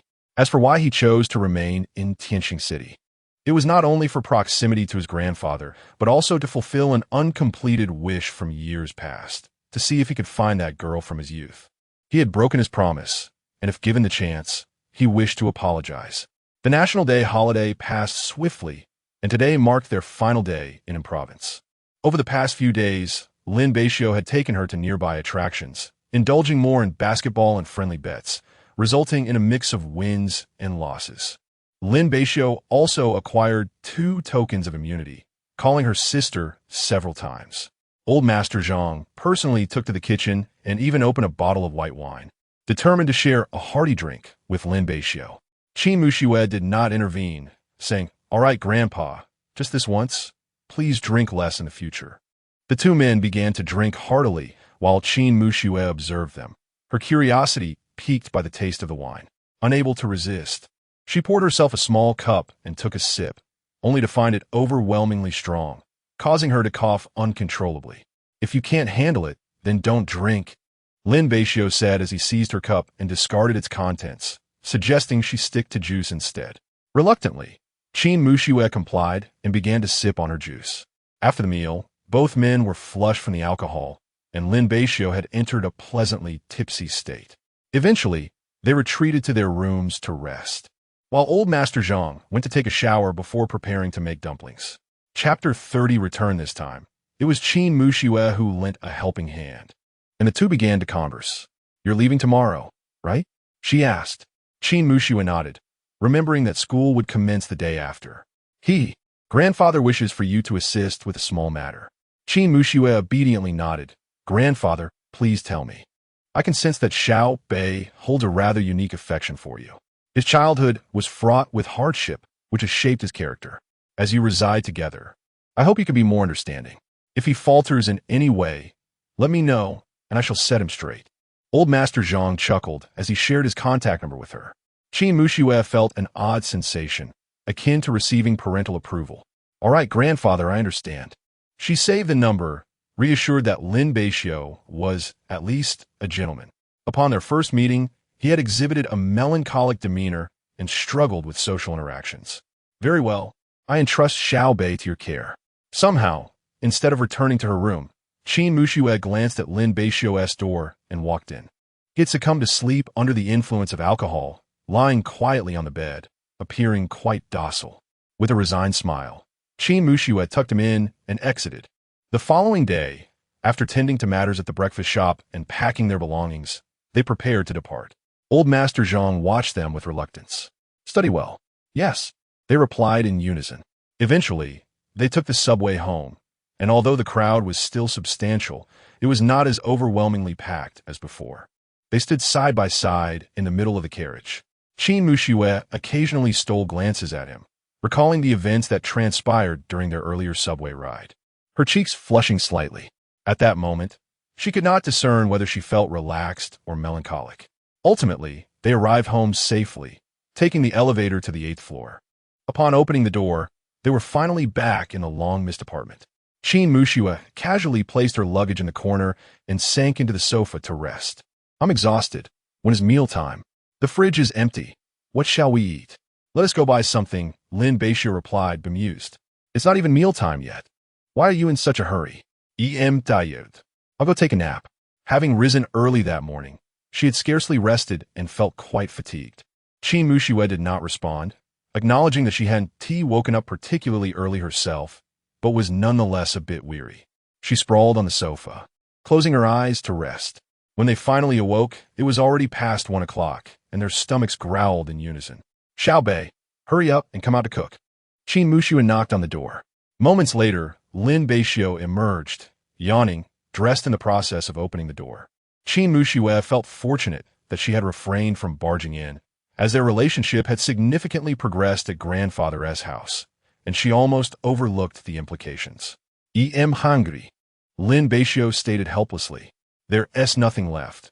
Let us head to the convenience store downstairs and grab some instant noodles to tide us over." "All right then." Qin Muxue followed him downstairs and casually purchased 2 packets of instant noodles. As she perused the shelves filled with bread and other snacks, she decided to buy a few more items. After making the payment, the two returned home. They settled in the living room, savoring their noodles, while Qin Muxue browsed the school forum. In just a few short days of absence, several trending posts had emerged, all discussing the previous performance competition. Qin Muxue soon stumbled upon a post about Lin Beixiu, where many expressed their desire to win his affection, given his melodious singing and striking looks. Watching others vying to be Lin Beixiu's girlfriend ignited a surge of frustration within her. Previously, she had been indifferent, but now she was determined to pursue Lin Beixiu. And once she had captured his heart, she intended to exact her revenge and confront him about why he had abandoned her all those years ago. Her childhood sweetheart was hers. Contemplating this, Qin Muxue found her instant noodles suddenly unappetizing, enveloped by a sense of melancholy. Lin Beixiu, engrossed in his meal, noticed a sudden chill in the air. "Birar, it's cold," he remarked, glancing at Qin Muxue. "What are you looking at?" "What's the matter?" "Nothing," she replied, putting her phone down, as she believed these matters should remain unknown to Lin Beixiu. He shrugged it off, as he rarely frequented the forum. In the afternoon, the two remained at home, only venturing out to the market as mealtime approached. Qin Muxue led the way, selecting ingredients while Lin Beixiu followed behind. "Don't buy so much. This should be enough," he suggested. "Not nearly enough. Otherwise, you lazy pig will forget to buy groceries next time," she retorted. "Just got back." "Of course, there's nothing," Lin Beixiu countered. "I never said that. Haven't you forgotten before? I was the one who had to buy for you," she reminded him. Lin Beixiu smacked his forehead. "You're right, fine." Qin Muxue smiled. After all, she was correct. When they reached the counter to pay, Qin Muxue took the opportunity to glance at a row of exquisite packaging on a small shelf nearby, while Lin Beixiu was busy unloading items from their cart. Curiosity compelled her to pick one up and examine it closely until she read the English description on the back. Meanwhile, Lin Beixiu finished paying and turned to see her staring blankly at a box without a thought. "Hey, let us go. What are you looking at?" As an academically gifted student, Qin Muxue quickly translated the text in her mind, her face flushing as she hastily returned the box, trailing behind Lin Beixiu as if fleeing. What she had discovered was quite shocking. On the street outside, Qin Muxue followed Lin Beixiu, still in a daze. "What's wrong? What was that?" he asked. "Ah," she stammered, taken aback. "You don't know? Should I?" he replied, genuinely puzzled. It was surprising that Lin Beixiu was unaware. He had rarely visited supermarkets as a child and remained blissfully innocent. Qin Muxue's expression turned peculiar. "It's nothing." Initially, she had anticipated that Lin Beixiu would find amusement in her embarrassment, but his naivety left her in a state of bewilderment, mixed with a touch of relief. Upon returning home, Lin Beixiu commenced preparing dinner. Before long, he presented the meal, which included Qin Muxue's favorite fish. During her stay at Lin Beixiu's grandfather's residence, Old Master Zhang had also cooked fish for her, yet she found herself preferring the flavor crafted by Lin Beixiu, leaving her uncertain whether it was a matter of psychological inclination or a difference in palate. The following day marked the return to school. Qin Muxue, with a sense of exasperation, discovered that Lin Beixiu had once again succumbed to the allure of slumber. "Little Bei, rise and shine. We shall be late." "Ugh," Lin Beixiu lamented, casting a glance at his phone. "It's only 7 o'clock. Classes don't commence until 8. Are you not concerned about oversleeping? Get up and prepare breakfast." Lin Beixiu shouted. "Qin Muxue, go away. Do not disturb my sleep. I am coming in," Qin Muxue tentatively announced from the doorway. "Leave," Lin Beixiu retorted, while Qin Muxue touched her nose, reflecting on his temperament. Chapter 31. The adorable side of Qin Muxue. Ultimately, she found herself reluctantly seated on the sofa, engrossed in a book. He was simply too lazy, and moreover, Qin Muxue was not particularly skilled in the culinary arts. Otherwise, she would have prepared him breakfast, fearing that she might inadvertently turn the kitchen into a disaster zone. She was acutely aware of her past misadventures in that regard. After an indeterminate passage of time, realizing that they were indeed on the verge of being late, Qin Muxue decided to call out to him once more. Just as she positioned herself at the doorway, Lin Beixiu swung the door open, and they found themselves staring at each other in a moment of mutual astonishment. Lin Beixiu, assuming she had already departed, stood before her without a shirt, his upper body exposed, showcasing his flawless physique and well-defined abs. Qin Muxue, instead of her usual exuberance, was struck dumb, covering her mouth in disbelief, her eyes widening slightly as she swallowed hard. She couldn't help but contemplate the allure of his form. In a flurry of nervousness, Lin Beixiu shut the door with a resounding thud. "I'm sorry," he murmured. Qin Muxue chuckled softly at the door before feeling a jolt of surprise at her own audacious thoughts. "Qin Muxue, how bold you have become. Although he is indeed Xiao Bei's younger brother, one must still reckon with the matters at hand. He cannot be allowed to take advantage of her." Shortly thereafter, Lin Beixiu cautiously opened the door a crack, observing her seated on the sofa, and carefully made his way out. Qin Muxue glanced in his direction. Yet Lin Beixiu could not discern her thoughts or whether she was upset. As she turned to look at him, he sheepishly offered an explanation. "Ahem, I was still in my room at that time. It wasn't a public space." Qin Muxue merely glanced at her phone and replied nonchalantly, "If you don't hurry and freshen up, we will truly be late." Although Lin Beixiu was curious about her swift change in demeanor, he hastened his preparations. And before long, they were both ready to step out. "It's truly difficult to enjoy a breakfast prepared by you," Qin Muxue remarked. Having purchased 2 buns and a cup of soy milk, unable to contain her teasing. Lin Beixiu rolled his eyes. "You disturb my sleep? And I haven't even settled that score with you yet. And now you want breakfast?" "To have breakfast, additional payment is required," he added.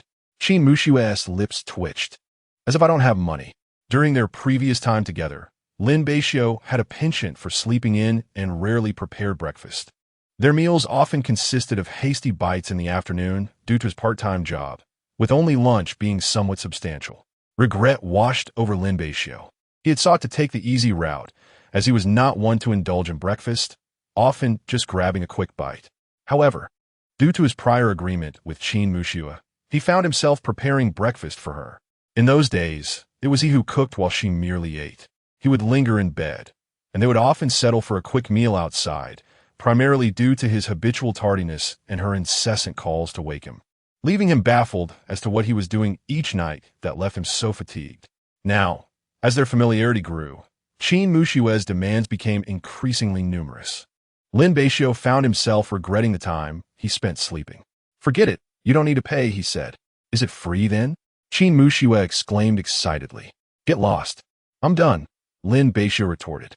Qin Muxue pouted, playfully warning him, "You're lacking integrity. Be careful, or I might just give you a good thrashing." Upon hearing this, Lin Beixiu recalled her earlier striking strength, his lips twitching as he quickened his pace, with Qin Muxue laughing as she trailed behind him. As the two engaged in conversation, they returned to school and entered the classroom, settling into the back row. Qin Muxue was still preoccupied with the earlier incident. "Little Bei, you cannot go back on your word. I entrust my breakfast to you. Remember to rise early. Early to bed and early to rise is beneficial for health." Lin Beixiu, still savoring a bun, nearly choked at her words. Why do you have to be so cheeky and dig his own grave? He attempted to maintain his composure. But just as he turned his head, their gazes met, and at that moment, Qin Muxue squinted her eyes, radiating an air of scrutiny and subtle menace, as if to imply that refusal would lead to consequences. "Ugh, it's so cold." You. Lin Beixiu swallowed hard, her expression reminding him of their first encounter, where her gaze had been equally frigid. "All right, stop looking at me like that. I'll agree." He reluctantly conceded. Very obedient. Qin Muxue couldn't help but ruffle his hair, which was remarkably soft to the touch. Lin Beixiu recoiled. "Don't do that." Seeing his bashful demeanor, Qin Muxue was tempted to tease him further, but their teacher entered the classroom, forcing her to abandon her playful intentions. After class, Lin Beixiu decided to visit the restroom. Upon his exit, he unexpectedly encountered Zhang Hao. Maintaining his composure, Lin Beixiu attempted to sidestep the group, but Zhang Hao called out, "Hey, I warn you. Stay away from Qin Muxue." Aware of Lin Beixiu's prowess in combat, he felt a tinge of fear being alone.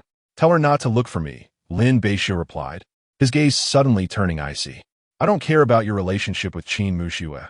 Pursue her if you wish, but know that if you provoke me, the consequences will be dire." With that, he disregarded the stunned Zhang Hao and headed back to class.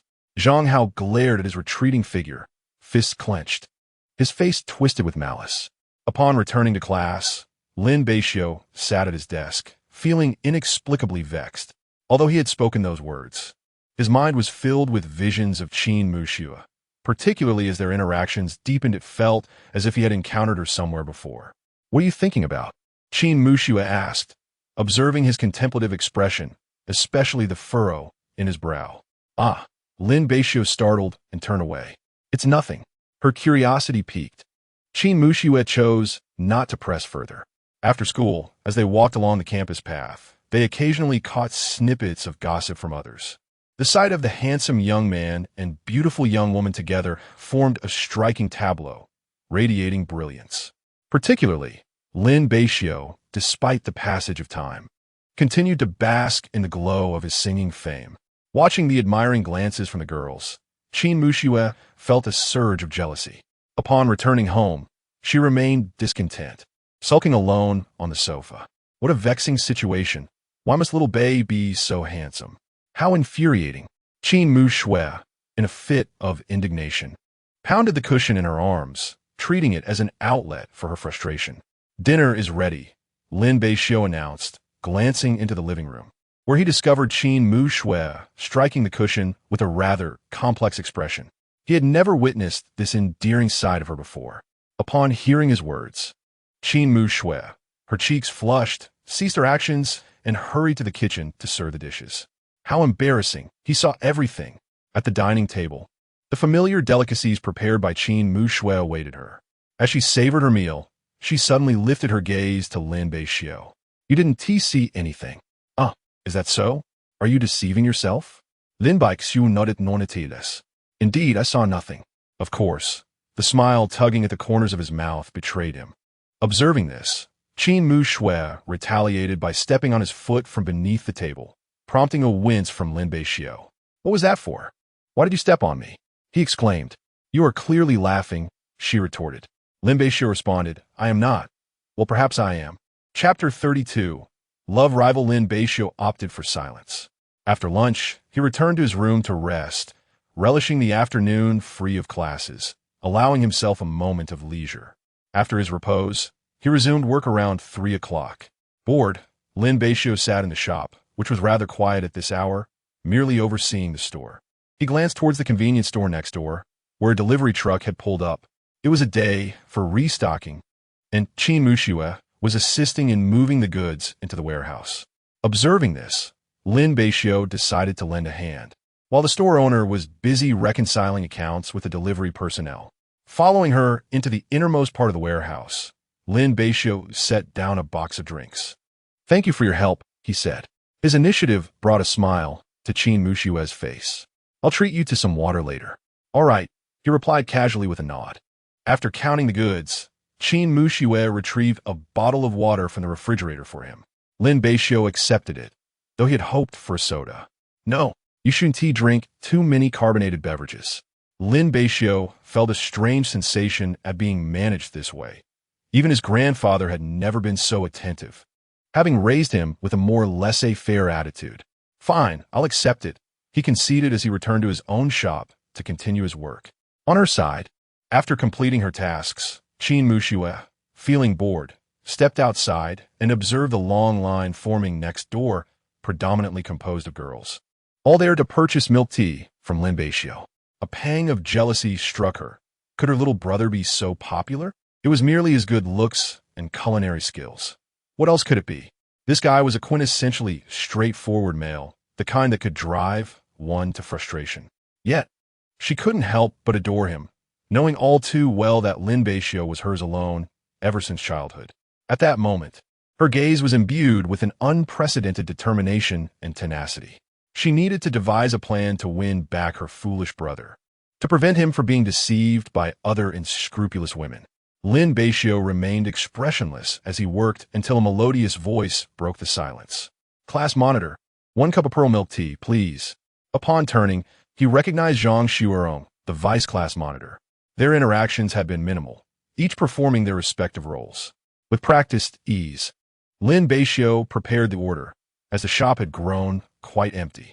Zhang Xuerong lingered at the counter, attempting to engage him in conversation. "You're so proficient. How long did it take you to learn?" Lin Beixiu remained silent, seemingly oblivious, and placed the milk tea before her. 8 yuan. A flicker of embarrassment crossed Zhang Xuerong's face as she pulled out her phone to make the payment. Deep down, she harbored feelings for Lin Beixiu, but had never found the right moment to express them. Now that she had discovered where he worked, she seized the opportunity to strike up a conversation. However, Lin Beixiu maintained his aloof demeanor, offering her no chances. "Excuse me, could you make way?" Before she could say more, a familiar voice called from behind, prompting her to turn. It was none other than Qin Mu Shui. Lin Beixiu was equally surprised by her presence, and Zhang Xuerong had no choice but to step aside. "It is indeed Qin Mu Shui. Have you come here to buy milk tea as well?" Qin Mu Shui casually responded and stood before Lin Beixiu. Observing her demeanor, Zhang Xuerong's hands clenched tightly. The entire class believed that the two were a couple, yet she could not resign herself to that notion. Ever since she first laid eyes on Lin Beixiu, she had harbored feelings for him. Thus, when he became the class monitor, she eagerly volunteered to be the vice monitor, hoping to be closer to him. Despite this proximity, she had not given up.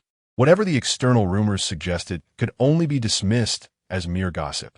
Lin Beixiu gazed at Qin Mushue's expression, feeling an inexplicable oddity.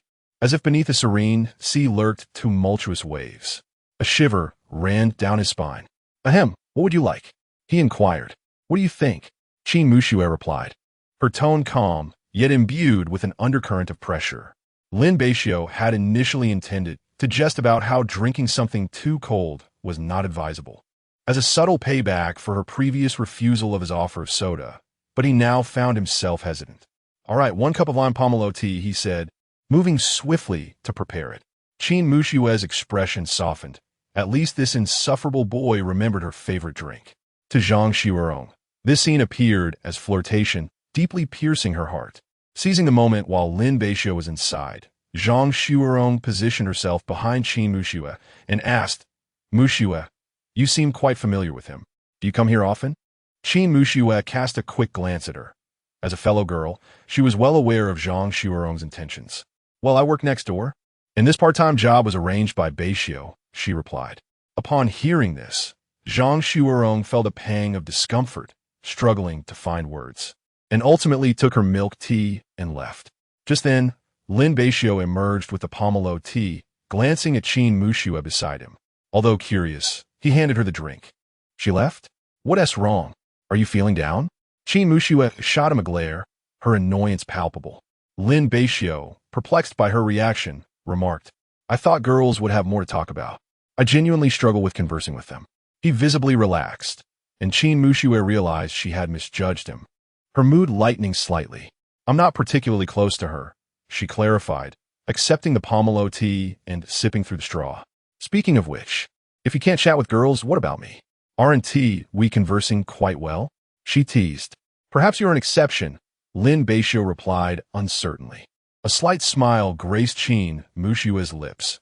This answer brought her joy, implying that she held a special place in his heart. With a cheerful demeanor, she walked out. While Lin Beixiu called after her, Mushue, you haven't tea paid yet. Without looking back, she replied, you can cover it for me this time. I'll repay you next time. Lin Beixiu sighed, rolling his eyes. What a cheeky move, coming here to mooch off me. Later that evening, Lin Beixiu took a brief rest, contemplating ordering takeout to satiate his hunger. Then, Qin Mushue arrived as well. Lin Beixiu cast a fleeting glance her way and inquired, what do you wish to eat? Anything will suffice, Qin Mushue replied nonchalantly, as nothing appealed to her compared to Lin Beixiu's cooking. Then you might as well have plain rice, Lin Beixiu muttered to himself, intending to order her 12 portions of white rice. Qin Mushue, her expression filled with fury, stood before him, fists clenched. Lin Beixiu, she exclaimed. Startled, Lin Beixiu responded, whoa, calm down. I was merely jesting. Positioned at a table in the corner by the entrance, he realized there was no escape from her wrath. Chapter 33. Qin Mushue's plan, order quickly. If you dare to only order rice, don't blame me for being ruthless, she said. Lin Beixiu coughed awkwardly, acknowledging her words. Understood, my lady, spare me. After all, she was the one who had initially dined and dashed. Qin Mushue, who was about to leave, turned back as Lin Beixiu earnestly added, I will order you some boiled meat slices. Satisfied, Qin Mushue departed, unaware of the faint smile gracing her lips. Once she was gone, Lin Beixiu continued to place his order, a strange sensation arising within him. Was he truly so intimidated by her? He scratched his head in frustration, then dismissed the thoughts from his mind. Before long, the takeout arrived, and Lin Beixiu brought her portion to her. Qin Mushue caught a glimpse of another bag hidden behind him, clearly indicating that this rascal was concealing something from her. What did you buy? She inquired. Nothing. That's my own order, Lin Beixiu replied before hastily retreating to his shop. Qin Mushue shook her head in exasperation. She could tell he was indulging in fried chicken and burgers, likely afraid of her judgment, hence his secrecy. She chose not to comment, reasoning that they were both eating takeout, which was merely a matter of cleanliness. This was indeed a positive development. Lin Beixiu had begun to acclimate to her guidance. As she savored the box meal in front of her, she reflected on this with satisfaction. That evening, after work, the two walked side by side along a small path, returning home to a routine of bathing and sleeping. The following morning, upon rising, Qin Muxue entered the living room to find Lin Beixiu busily occupied in the kitchen. Momentarily taken aback. "Oh, has the sun risen from the north?" Without turning around, Lin Beixiu continued his tasks, the comment eliciting a twitch at the corner of his mouth. "Qin Muxue, I kindly woke up to prepare breakfast for you, and this is how you respond? Well, that's quite nice," she teased, adding, "and you should call me sister. We're classmates." "I won't call you that," Lin Beixiu retorted indignantly. Qin Muxue said nothing further, shaking her head at his back as she headed to the bathroom. She was in no hurry. She would gradually make him comply. The two sat at the dining table, enjoying their breakfast. Lin Beixiu soon excused himself, yawning, "Don't mind me. I'll head to school later." Qin Muxue acknowledged him and gathered her belongings before leaving, reminding him, "Make sure you don't be late." In the classroom, Qin Muxue settled into her seat, awaiting the lesson from teacher Liu. However, due to unforeseen circumstances, the teacher had instructed the students to self-study until she returned. Not long after, Lin Beixiu entered, coincidentally arriving just as class was to commence. The classroom buzzed with chatter, and he glanced at the empty podium before sitting beside Qin Muxue. "Where's the teacher?" Qin Muxue shot him a glance. "Did you not see the message in the group chat?" The teacher announced it. "I was walking," Lin Beixiu replied, pulling out his phone to understand the situation, resting his head on the desk. "Having known earlier, I would have asked you to let me linger in bed a little longer." Qin Muxue gazed at Lin Beixiu in exasperation, reproaching him for his laziness. Lin Beixiu continued to doze, and when the second class commenced, he took his seat as the teacher arrived. Unable to contain her frustration, Qin Muxue muttered under her breath, "Pig." Lin Beixiu shot her a glance, but chose to remain silent. After school, both of them felt their stomachs rumble with hunger, preparing to return home for some rest. The afternoon was filled with elective classes in the large auditorium, where students from 3 different majors congregated. As they sat at the back, a familiar voice called out to them. Upon closer inspection, it was Zhang Tingting. "Sister, I'll sit here," she declared. Qin Muxue glanced at her and decisively refused. No, this was solely because the seat chosen by Zhang Tingting was directly to Lin Beixiu's right, while she was seated on his left. Such an arrangement would inevitably place Lin Beixiu in between the two women, a situation Qin Muxue could not abide. Zhang Tingting pouted and remarked, "Your possessiveness is quite strong." However, she was promptly silenced by Qin Muxue's piercing glare. Qin Muxue nudged Lin Beixiu, signaling him to move inward. Reluctantly, he rose to make space, allowing Qin Muxue to sit closely beside him, while she gestured for Zhang Tingting to occupy the seat on her left. She did not forget to warn Zhang Tingting, "If you keep babbling, you'll have to sit elsewhere." Zhang Tingting stuck out her tongue and fell silent. Lin Beixiu bowed his head, wishing to clarify that any notions of possessiveness were unfounded, and their relationship was entirely innocent. We are completely innocent, truly, not at all as you perceive." Zhang Tingting observed the awkward young man, stifling a laugh. She found it hard to believe. All right, innocent," she chuckled, covering her mouth. Lin Beixiu questioned, "What does that expression mean?" Qin Muxue playfully punched his arm, her face filled with exasperation. This foolish younger brother stood no chance against the seasoned Zhang Tingting. "Stop saying nonsense." Their playful banter did not escape the notice of their classmates, who could not help but envy Lin Beixiu. Soon enough, a flurry of photographs would circulate on forums, igniting a plethora of discussions. Before long, class commenced as the teacher entered and began the lesson. Lin Beixiu listened attentively. While Zhang Tingting noticed her dear friend was quite restless, her gaze frequently drifting toward him. It was evident that she had feelings for him, but was reluctant to admit it, fearing that someone else might claim him first, leaving her with regret. Zhang Tingting shook her head in resignation. As a loyal friend, it was her duty to play the role of a strategist and guide her. "Sister, seize the opportunity while you can. If you don't act soon, you may be taken." Qin Muxue shot her a fierce glare, her cheeks flushed. Yet she acknowledged her friend's advice with silent agreement. Particularly influenced by the sense of crisis instilled by Zhang Xiurong and considering Lin Beixiu's undeniable excellence, his handsome appearance and melodious singing, it's evident that he would attract the attention of many young women. If it weren't for the close proximity between the two, which led to misunderstandings about their relationship, who knows how many love letters Lin Beixiu might have received by now. Please refrain from speaking, Qin Muxue remarked, casting a glance toward Lin Beixiu to ensure he remained oblivious to her presence, allowing her to exhale with relief. At this moment, her mind was a tempest of confusion. I have my own progress. Do not jeopardize it. Nonetheless, due to Lin Beixiu's obliviousness, Qin Muxue was reluctant to reveal her true identity too soon. The past is the past, and the present is a different matter entirely. Qin Muxue simply wished to gradually nurture their relationship, to once again savor that feeling, and ultimately confess her feelings. For now, she could only proceed step by step, as rushing might incite Lin Beixiu's aversion, resulting in an outcome far from her desires. Zhang Tingting, upon hearing this, felt equally anxious, wishing fervently to step in and assist her friend in navigating the complexities of romance. Chapter 34. Announcing the relationship after class. Lin Beixiu was dragged to the restroom by Hu Feng and his companions, who began to tease him once more. Lin Beixiu merely rolled his eyes in response. What is with that look? He thought. Hu Feng, with a knowing expression, left Lin Beixiu feeling exasperated. Why was it that every time he said something, they reacted in such a way? Why didn't they believe him? Upon returning to the classroom, Lin Beixiu noticed Qin Muxue conversing with Zhang Hao at the entrance. Could you please stop bothering me? I have no feelings for you, Qin Muxue declared impatiently. It's fine. We can take our time getting to know each other, and feelings will develop, Zhang Hao insisted, refusing to take no for an answer. Zhang Tingting stood by, watching the spectacle unfold, fully aware that Qin Muxue would not be the one to lose in the scenario. Qin Muxue emanated a chilling aura that startled the group, prompting one of Zhang Hao's lackeys to speak up.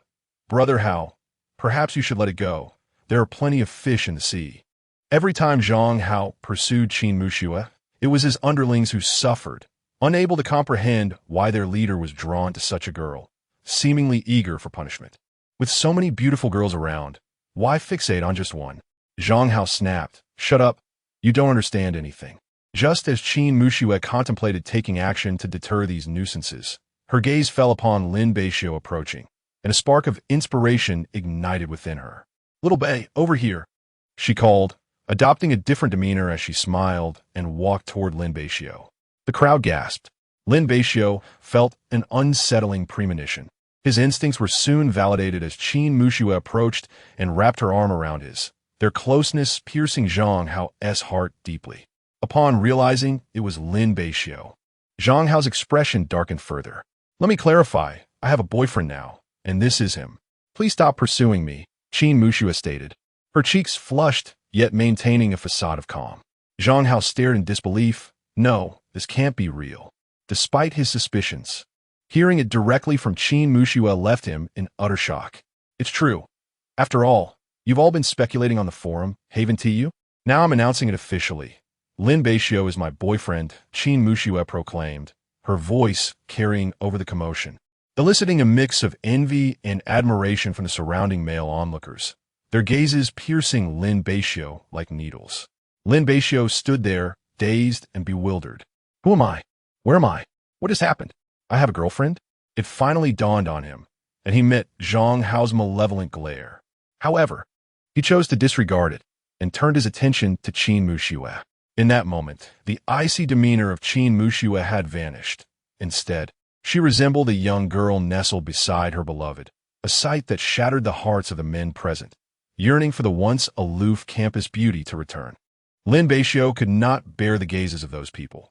He directly took Qin Muxue's hand and dashed outside, disappearing from the crowd, leaving behind a group of intrigued onlookers and a deeply unsettled Zhang Hao. Sigh. Qin Muxue was thus led away by him, marking the first time Lin Beixiu had taken the initiative to grasp her hand. His grip was firm, and the warmth of his palm sent ripples of emotion through her heart. This peculiar sensation.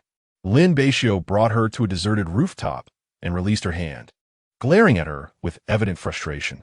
What is going on? Qin Muxue regained her composure and replied, I just needed your help. I couldn't find anyone else. Are you using me as a shield? Did you not see their eyes? They looked as if they wanted to devour me. Lin Beixiu retorted, speechless. Since when did we become a couple? You need to clarify this. I can't explain. The news will spread quickly. This was indeed true. The earlier incident had likely been captured on camera and would soon erupt on forums. Lin Beixiu slapped his forehead in dismay. Qin Muxue wore a displeased expression. Did her beauty not hold any allure? Regardless, we are innocent. What are you so afraid of? She pouted, irritated. Lin Beixiu was perplexed. Several large question marks floating above his head. Shouldn't he be the one feeling wronged? Why was she the one getting angry? Are you upset? No. Qin Muxue displayed her proud demeanor and turned to leave. Class is about to start. Are we not heading back? Still bewildered, Lin Beixiu could only follow her back upstairs. Upon returning to the classroom, their arrival once again attracted the attention of their classmates. After announcing their presence, the teacher allowed them to enter. Sister, impressive. As soon as they sat down, Zhang Tingting leaned closer, first complimenting them and then curiously inquiring about what Lin Beixiu had pulled Qin Muxue aside for. Qin Muxue pondered for a moment before sharing her thoughts. Meanwhile, Lin Beixiu remained seated, lost in contemplation. Why had she become angry all of a sudden? Women's hearts are as elusive as a needle in the ocean. No, the real question was why this girl's antics had landed on him. He was not her boyfriend. Oh my, is every handsome guy this unique? Zhang Tingting exclaimed in shock after hearing what Qin Muxue had said. Qin Muxue snorted, unique my foot. He is just a straightforward guy. She glanced at Lin Beixiu, who was still deep in thought, and shook her head in resignation. If he doesn't take the initiative, then you should, Zhang Tingting urged, eager to offer advice. You need to teach him, just as you did earlier, be bolder in guiding him. Qin Muxue fell into contemplation, and Zhang Tingting chose not to say more. Some matters are best resolved through personal realization. On the other side, Lin Beixiu continued his musings, while Hu Feng and others in the corridor were giving him thumbs up. Awesome, handsome Lin, with a school beauty like her as your girlfriend. What time do you go home? Lin Beixiu, buried in his thoughts, found himself at a loss for words, realizing that anything he said would merely serve as a cover-up. The young woman had already acknowledged it. How could he still insist that they were not as others perceived? Who would believe that? After class, as Qin Muxue began to gather her belongings, Lin Beixiu strode out. Hurry up, your little boyfriend is upset. Ignoring Zhang Tingting's jest, Qin Muxue hurriedly followed him outside. Wait for me. Ultimately, she caught up to Lin Beixiu's side. Why are you rushing? Are you still angry with me? Lin Beixiu remained silent, prompting Qin Muxue to cautiously grasp his wrist, which caused his face to flush with surprise. Don't hold me. Let go. Observing his innocent demeanor, she tightened her grip, a subtle smile dancing on her lips. No, we are now a couple. We must maintain appearances until we return. Lin Beixiu glanced around, and indeed, they were met with curious gazes from those nearby. Chapter 35. A request for agreement. It was evident that they were perceived as a couple, especially as they appeared to be in a heated argument. Lin Beixiu seemed to take on the role of the villain, while Qin Muxue appeared to be pleading for his forgiveness. Lin Beixiu, feeling somewhat bashful, could hardly endure such scrutiny and instinctively grasped her arm, leading her away. Be gentle. You're hurting my hand, she lamented, her tone tinged with vulnerability. Upon hearing her pitiful words, his heart raced, and he subconsciously loosened his grip. I apologize. Once on the street, devoid of familiar faces, Lin Beixiu set off towards home, with Qin Muxue trailing behind, albeit reluctantly. Upon returning home, she stood at his door, her hands clasped in front of her, and softly uttered, I'm sorry. This was the first time Qin Muxue had revealed such a side of herself, leaving those who witnessed it utterly astonished. You're truly upset. You locked yourself in as soon as you got back and didn't even bother to cook, Lin Beixiu mused, seated on his bed, contemplating the situation. While he was indeed irritated, it was not an overwhelming anger. It was merely the first time a girl had referred to him as her boyfriend. Throughout his life, he had received confessions from girls, all of which he had declined, feeling no attraction towards them. Yet, with Qin Muxue, he found her presence agreeable. He could even share light-hearted banter with her, and in certain instances, his heart would race inexplicably. As Qin Muxue contemplated knocking on the door, she tentatively declared, If you ignore me, I shall enter. The door swung open unexpectedly, revealing Lin Beixiu, his expression devoid of emotion as he walked past her towards the kitchen. Seeing him emerge, Qin Muxue felt a sense of relief, though his thoughts remained enigmatic to her. Standing at the kitchen entrance, she ventured, "Is there anything I can assist you with?" "No, just wait for dinner," he replied curtly. Qin Muxue playfully stuck out her tongue and, shaking her fist at his back, returned to the living room, resuming her usual demeanor. Observing her peculiar behavior, Lin Beixiu shrugged and continued with his tasks. At the dining table, silence enveloped them until Qin Muxue broke it, probing gently, "Are you still angry?" "What purpose does anger serve?" Lin Beixiu replied with a hint of resignation. "It has come to this. Everyone assumes I am your boyfriend." Qin Muxue pouted in displeasure. "From your tone, it seems I am unworthy of you?" "Not at all. You are quite beautiful." Even Lin Beixiu, despite his bluntness, understood the precariousness of his words. "Then what is the fuss? Would you pretend to be my boyfriend? Just this once?" Lin Beixiu responded with a raised eyebrow. "What do I gain from that?" "A beautiful girlfriend," she countered, causing his lips to twitch. "But isn't it just an act? To outsiders, it appears genuine." The atmosphere thickened with silence, punctuated only by the sounds of their meal. Eventually, Qin Muxue shattered the quiet with a pleading tone. "Please, just help me this once." Lin Beixiu hesitated. "This tone of yours is quite rare to hear. It's rather troublesome," he murmured. Did he truly feel nothing for himself? Qin Muxue, with a smile that failed to reach her eyes, tightened her grip on the chopsticks, startling Lin Beixiu. The primary source of her annoyance was Zhang Hao. With Lin around, he would likely temper his behavior. Given their close proximity, she found no one else to assist her. Qin Muxue shifted her tone, feigning vulnerability. Lin Beixiu sighed, conceding to help, urging her not to look at him in such a manner. Internally, Qin Muxue rejoiced. She had finally taken a step forward. Although their relationship was merely pretense, given a little time, she believed it could transform into something genuine. "Little brother Beixiu, you cannot escape this." She reminded him of their agreement, emphasizing that their charade must not exceed boundaries.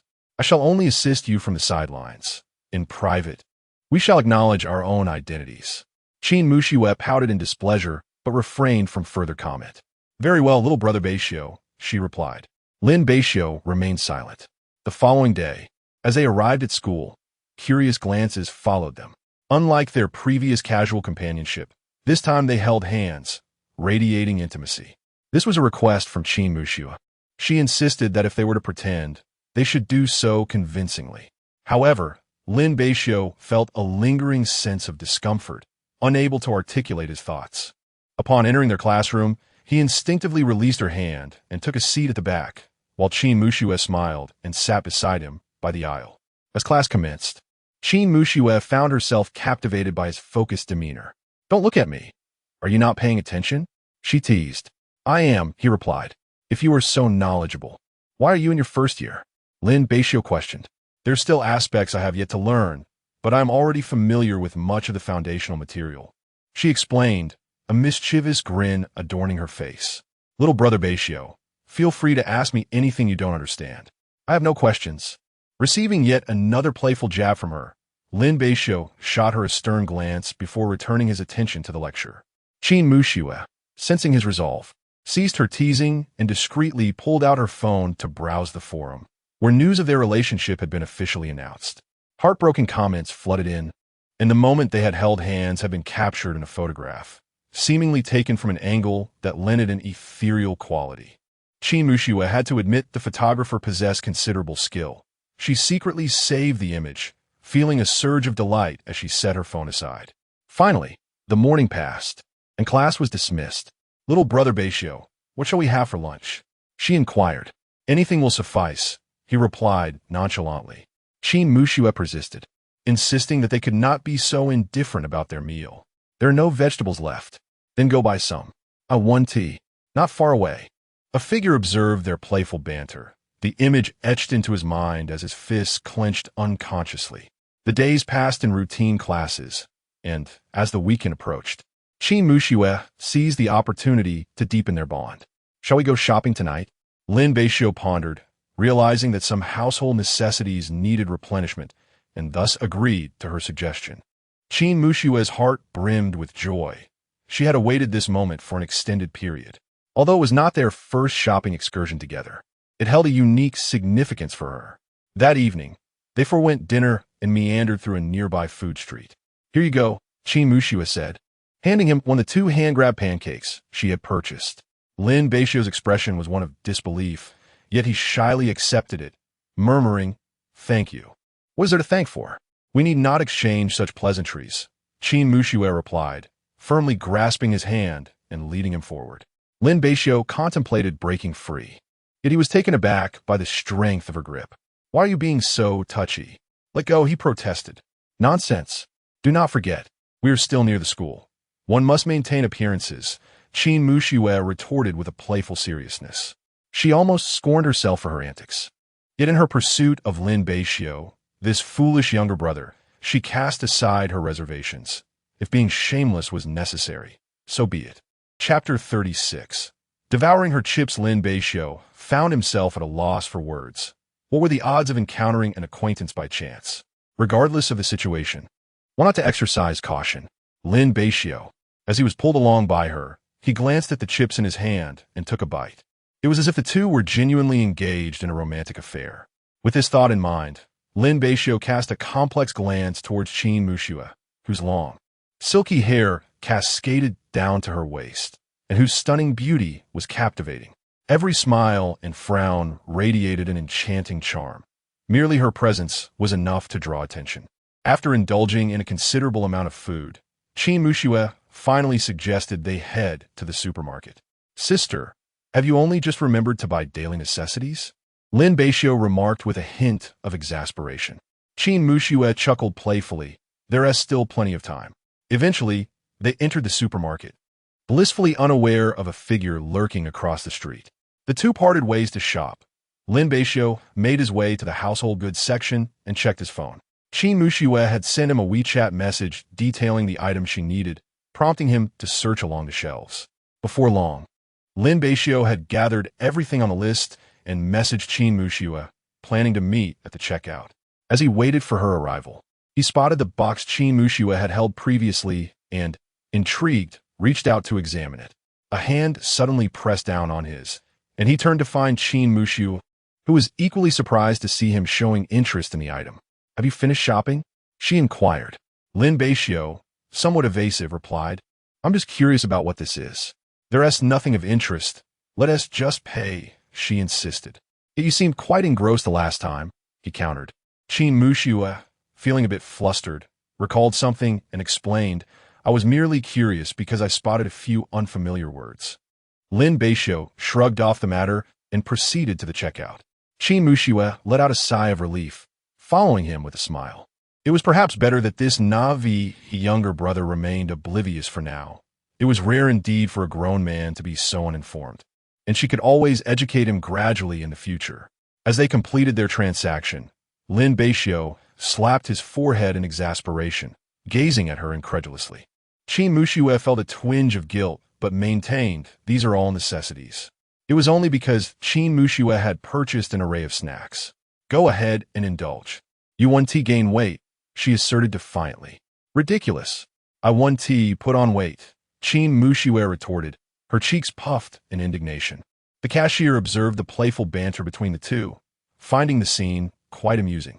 After settling the bill, Qin Mushue retrieved her phone to make the payment, reasoning that they could sort out the expenses later. Once outside the supermarket, Lin Beixiu inquired, "Is that everything? Can we head back now? I'm feeling a bit fatigued." He pondered in silence. "I'm a bit thirsty. Could you fetch me an ice cream?" she asked sweetly. Lin Beixiu let out a long sigh and finally relented. "All right, but we'll return right after." "Sure." Qin Mushue nodded obediently. He then found a convenience store, entered, and grabbed an ice cream from the freezer near the entrance before approaching the counter to pay. "Hey, handsome," a familiar voice called out, and Lin Beixiu turned to see Hu Feng. "What brings you here?" "Having had a light dinner, I venture out to grab a bite." Hu Feng, with a large bottle of cola in hand, mentioned that a few unruly fellows from the dorm had asked him to bring them snacks, claiming that without their happy drink, gaming would lack soul. Lin Beixiu's lips curled slightly in amusement as he suggested it was time to head back, declaring he was leaving. "Hey, where's your sister-in-law?" Hu Feng quipped, having completed the payment and chasing after him with a mischievous grin. Lin Beixiu, at a loss for words, glanced at Qin Mushu, who was already approaching eagerly. "I've bought it. Hand it over," she demanded. Hu Feng, taken aback, let a strange cry. "Ha! I won't disturb you any longer." He waved goodbye and departed. While he could joke with Lin Beixiu, he lacked the courage to do so in front of Qin Mushu. Lin Beixiu remained unfazed, indifferent to others' perceptions. Qin Mushu, too, seemed to have intentionally approached Hu Feng. "Let us head back," she stated, enjoying her ice cream, relishing the delightful taste. "Thank you, little Bei," she added. Lin Beixiu, walking ahead, allowed a smile to grace his lips. Having someone by his side felt pleasant, as it had been a long time since anyone had called him that name. Upon returning home, Qin Mushu busied herself with organizing her belongings and urged Lin Beixiu to take a shower first. He did not decline, primarily due to his fatigue, and took his clothes into the bathroom. After tidying up, Qin Mushu retrieved a bag of chips from her bag and began to savor them. When Lin Beixiu emerged, he found her indulging in snacks, seated on the other side of the sofa, while she picked up a hairdryer to dry her hair. Qin Mushu then stood up to return to her room, preparing to fetch clothes for a shower. Lin Beixiu's gaze fell upon the chips on the table, and, inexplicably, a wave of desire washed over him. When was the last time he had indulged in snacks, especially chips, which were quite an expensive treat? Deciding to indulge, he startled at the sudden appearance of Qin Mushu, who had silently approached the corner, her face adorned with a smile. He quickly diverted his gaze and stammered, "I'm not." He realized he could not find the right words to explain himself. Qin Mushu chuckled lightly as she turned to enter the bathroom. "I thought little Bei would say he wasn't eating, but it seems he truly craves them. He previously mentioned he would gain weight, yet here he is, yearning for a taste." Lin Beixiu, seeing the half-eaten chips, couldn't resist and began munching on them. They were surprisingly addictive. When Qin Mushu returned, she noticed that he had finished the entire bag of chips. With a playful glare, she exclaimed, "You didn't save any for me. I wanted to taste them too." Being in close proximity, Lin Beixiu could smell the fragrant body wash and shampoo lingering on her. He sank deeper into the sofa, feeling a tad embarrassed. How about opening another bag? He pondered, considering that snacks left overnight lost their charm and taste, making them less appealing. Caught in a dilemma, he remained oblivious to the mischievous glint in Qin Mushu's eyes. "Never mind. For this, you shall be punished with the task of drying my hair." "What?" Lin Beixiu exclaimed, disbelief etched across his features. But Qin Mushu had already settled beside him, her gaze soft and inviting. "Is that all right, little Bei?" she cooed. Lin Beixiu could hardly withstand her playful charm, and after consuming all the snacks, he found himself led astray by Qin Mushu. "Very well then, but I have never dried anyone else's hair before." "That's fine." Lin Beixiu rose, grasped the hairdryer, hesitated for a moment, and then placed his left hand gently atop her head. He switched on the dryer and began to caress her hair delicately. The instant Qin Mushu felt his hand upon her head, her body tensed involuntarily, her hands gripping her trousers tightly. Not even her mother had ever dried her hair. Apart from Su Yun, this was the first time another person, especially a male, had touched her hair. Although this individual was Lin Beixiu, she could not help but think beyond mere friendship. As time passed, Qin Mushu gradually relaxed, enveloped in a sense of comfort. For Lin Beixiu, it was an entirely different sensation. The silky strands and the faint fragrance wafting into his nostrils were utterly delightful. Chapter 37. The sudden arrival of Su Yun. Just as his mind wandered, Qin Mushu's head unexpectedly fell against Lin Beixiu's waist. Lin Beixiu froze in place, unsure of how to react. After a considerable pause, he felt the warmth and gentle breaths at his side, which sent a tingling sensation through him. Lowering his gaze, he observed her rhythmic breathing and felt a pang of helplessness. Had she fallen asleep already? What should he do now? Leaving her here seemed inappropriate. Reluctantly, Lin Beixiu set down the hairdryer and found himself in an internal struggle, particularly since she was clad in a sleep dress that left her fair legs tantalizingly exposed, tempting him beyond his capacity for restraint. He swallowed hard, forcing himself to remain calm. Rooted to the spot, he dared not move, his mind racing with visions of those long legs. After a tumultuous battle of thoughts, he finally took a trembling breath, one hand resting on her back while the other slipped beneath her thigh, lifting her gently into his arms as he made his way toward her bedroom. As he cradled her, her head nestled against his chest, she resembled a sweet, slumbering kitten, causing his heart to race uncontrollably, especially at the sensation of her warmth against him. With both hands occupied, Lin Beixiu found himself at a loss at the door, unsure how to gain entry. After a moment's hesitation, he pressed the doorknob with his elbow, exerting considerable effort to turn it open. This was his first time entering a girl's room, and he noted that it bore a resemblance to his own, simple and unadorned, save for the pink sheets and quilt that added a touch of color against the otherwise gray decor. He gently laid her on the bed, murmuring to himself, "She is quite heavy." After covering her with the quilt, he exited the room. Once he was gone, in the darkness, Qin Mu Shui opened her eyes, pouting as she stared at the door, indignantly thumping the bed. How dare he suggest that a girl was heavy? Her face flushed with embarrassment as the realization hit her. Her earlier thoughts had been impulsive, merely a test to see how Lin Beixiu would respond. As anticipated, he had been oblivious to her intentions. Qin Mu Shui's heart was a mixture of disappointment and delight. The following morning, having enjoyed a deep slumber, Qin Mu Shui awakened early. Yawning, she glanced at Lin Beixiu's room, knowing he typically slept in for long hours and was likely still lost in dreams. She would have to venture downstairs to satisfy her hunger. After completing her morning routine, Qin Mu Shui headed out, arriving at a rice noodle shop downstairs and settling into a corner seat.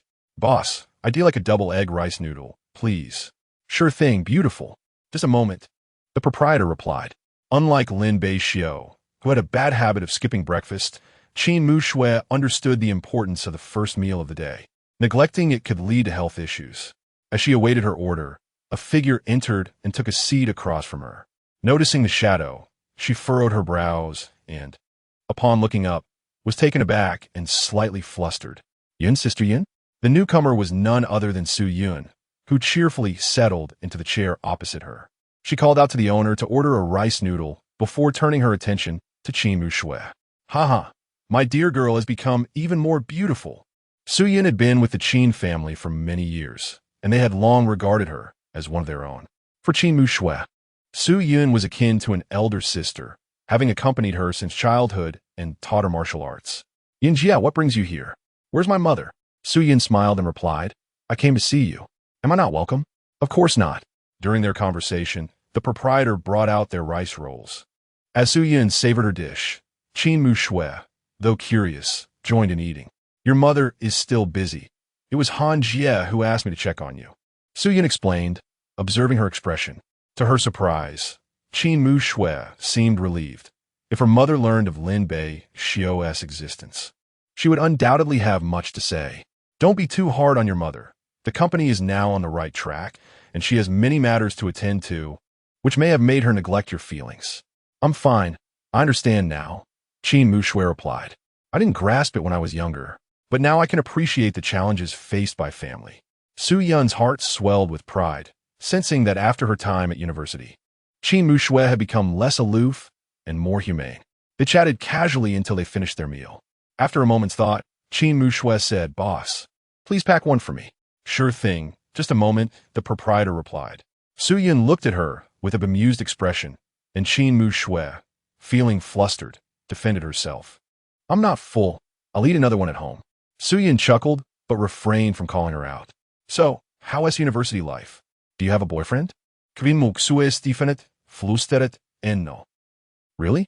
As Qin Mu Shui held the takeout box, Su Yun stood beside her. "Yin Jia, are you heading back?" Su Yun laughed, ruffling her hair. "You're eager to send me off already? I haven't even visited your home yet.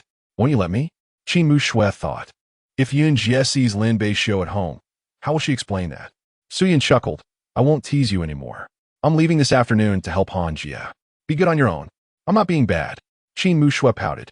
Su Yun smiled earnestly. "Little Shui, remember to let me meet any boyfriends you have. I truly find it hard to believe anyone could be worthy of you, so don't be deceived." Thinking of Lin Beixiu, Qin Mu Shui felt her cheeks heat up again. That silly boy was too carefree to deceive her. Got it, Yin Jia, let us go. I need to head home too. Being someone who had experienced such matters, Su Yun sensed Qin Mu Shui was blossoming in love, yet chose not to press further, understanding that even if she asked, Qin Mu Shui would remain tight-lipped. All right, I'll take my leave then. Next time, I'll visit you properly. Su Yun waved goodbye as she departed. Qin Mu Shui sighed in relief, watching Su Yun disappear down the street before turning to run home. Su Yun leaned to the side, peering around the corner once more in the direction where Qin Mu Shui had vanished, shaking his head before he entered his car parked by the street. On the passenger seat lay a folder, which Su Yun picked up and scrutinized, his gaze gradually narrowing. Just then, his phone rang, and he pressed the answer button. Sister Han, I have seen Xiao Shui. This child has changed quite a bit. Additionally, there's another matter. Upon returning home, Qin Mu Shui exhaled deeply, finally sinking onto the sofa. Shortly thereafter, she knocked on Lin Beixiu's door. Hey, what time is it? Aren't you getting up? You're quite nagging, came Lin Beixiu's voice from within after a brief moment, and soon the door opened. He appeared disheveled, his hair resembling a bird's nest. Quickly wash up, and then have breakfast. Qin Mu Shui playfully kicked him, and Lin Beixiu snapped back to reality, glancing at the rice rolls on the table, momentarily taken aback. Did you buy these? Who else would? Do you expect someone else to bring them for you? With that, Qin Mu Shui retreated to her room. Lin Beixiu stood in place, and only after the door had closed did he make his way to the bathroom. Chapter 38. Qin Mu Shui's unease as Lin Beixiu indulged in his meal. Qin Mu Shui emerged once more. It was a rare weekend, yet she found herself disturbed. Even eating could not silence her. With an air of irritation, she remarked, with your dreadful habits, you should really consider making some changes. Qin Mu Shui was still preoccupied with thoughts of Su Yun. Given Sister Yun's intelligence, she must have surmised something. For now, all she could do was take things one step at a time. Unbeknownst to her, her mother was already aware of most of the matters concerning the two of them. Once Lin Beixiu finished his meal, he noticed Qin Mu Shui scrutinizing him, causing a cold sweat to break out. Cough, why are you looking at me like that? What happened yesterday? Qin Mu Shui inquired, her expression one of confusion. Lin Beixiu hesitated. How should I put this? I recall feeling rather tired and then dozing off. Well, he eventually confessed. I dried your hair, and then you fell asleep. I carried you back. He watched her expression carefully, wondering if such actions could be considered inappropriate. To his surprise, Qin Mu Shui merely nodded and replied, Thank you. Not at all. Lin Beixiu breathed a sigh of relief, grateful that she did not press further. He had even prepared a little defense in his mind that he no longer needed. Qin Mu Shui found amusement in Lin Beixiu's awkward demeanor. She had initially intended to tease him, but feared that it might render him even more timid, so she ultimately decided against it. Lin Beixiu shrugged and retreated to his room, planning to read for a while. You were in my room yesterday. I want to take a look at yours. Qin Mu Shui said, intending to follow him inside, but Lin Beixiu promptly closed the door, nearly causing her to collide with it. Overthinking it, she thought. It's not fair. You've seen my room, Qin Mu Shui protested. If it weren't for me, you'd still be sleeping on the sofa. Lin Beixiu's voice echoed from within the room. Qin Mu Shui shook her head in resignation. Her ambitions for further intimacy abruptly halted. Alas, she would have to take her time. Inside, Lin Beixiu listened to her receding footsteps, feeling a sense of relief. Was this woman truly so audacious? It wasn't he that there was anything scandalous in his room. He simply desired a moment of solitude. His heart raced, though he could not tell if it was due to the breakfast or something else entirely. In the afternoon, Qin Mu Shui's voice resonated from the doorway. Little Bei, it's time to cook. Lin Beixiu closed his book and rubbed his eyes. Coming. Upon opening the door, he could not help but exclaim, So, you truly cannot cook? Not at all, and I actually prefer your cooking, she replied. Having been born with a silver spoon, Qin Mu Shui had seldom engaged in household chores. She had contemplated entering the kitchen before, but after nearly causing an explosion with Su Yun's consent, her mother had sternly forbidden her from doing so and instructed the housekeeper to keep an eye on her. You can use a rice cooker, right? Lin Beixiu asked. Qin Mu Shui shook her head. Actually, I'm unsure of the rice-to-water ratio. I shall teach you. Lin Beixiu took the inner pot, rinsed the rice, and washed it, explaining the proportions. Qin Muxue listened attentively, nodding in agreement. It appeared quite simple. Lin Beixiu affirmed, "All right then, next time you can cook, and I can save myself some trouble. Honestly, why did I agree to cook for you in the first place? I could have just ordered takeout and spared myself the hassle." It was getting late. Qin Muxue thought to herself, fuming slightly, and remarked, "Haha, it's better to eat less. It's not hygienic. You eat takeout every night." Lin Beixiu countered, "That is from the restaurant I picked for you. It should be quite clean." Lin Beixiu, "What do you mean should be? That is a double standard." Qin Muxue glared at him, muttering, "What are you doing? Cooking? Why aren't you leaving yet?" Lin Beixiu waved his hand irritably, nearly brushing against her, almost forgetting the propriety between men and women. "You want to learn to cook before you've even mastered making rice? Don't aim too high. I fear you might blow up the kitchen." Qin Muxue pouted in displeasure, asserting that she wasn't that inept, even though she had indeed caused an explosion once. "Then next time, I'll cook for you." Lin Beixiu halted his movements, turning to her with an incredulous expression. Qin Muxue clenched her fists in frustration. "Give me a chance." "I don't believe it. We'll see about that next time," Lin Beixiu replied noncommittally. The weekend passed, and soon it was time for class again. Lin Beixiu was once more roused from his slumber by Qin Muxue, reluctantly getting up to prepare breakfast. It had been a while since she enjoyed his cooking. After finishing, they set off for school. As Lin Beixiu settled down, his classmate, Hu Feng, leaned in. "Lin, you should be cautious. I've heard that Zhang Hao is displeased with you and plans to make a move." Lin Beixiu raised an eyebrow. "You even know this?" "Of course. I'm quite the informant. Just be careful and stick to crowded areas after class." It was nice to know someone cared, and Lin Beixiu smiled appreciatively. "I understand. Thank you." Qin Muxue sat quietly, absorbed in her music, seemingly unaware of the previous conversation. However, when she noticed Lin Beixiu looking her way, she removed her headphones and asked, "Do you want to listen?" Just as Lin Beixiu was about to decline, Qin Muxue insisted on placing the headphones over his ears, causing him to jerk his head back. "Don't move." Hearing her teasing tone, Lin Beixiu froze, unsure why he complied so readily, even feeling a flicker of anticipation as she fitted the headphones onto him. The familiar lyrics of the sea filled his ears. Lin Beixiu's expression turned peculiar, but he soon relaxed, quietly enjoying the music. Observing his demeanor, Qin Muxue couldn't help but smile slightly, leaning a bit closer to him. When Lin Beixiu caught her glance, he defended, "The cable is short.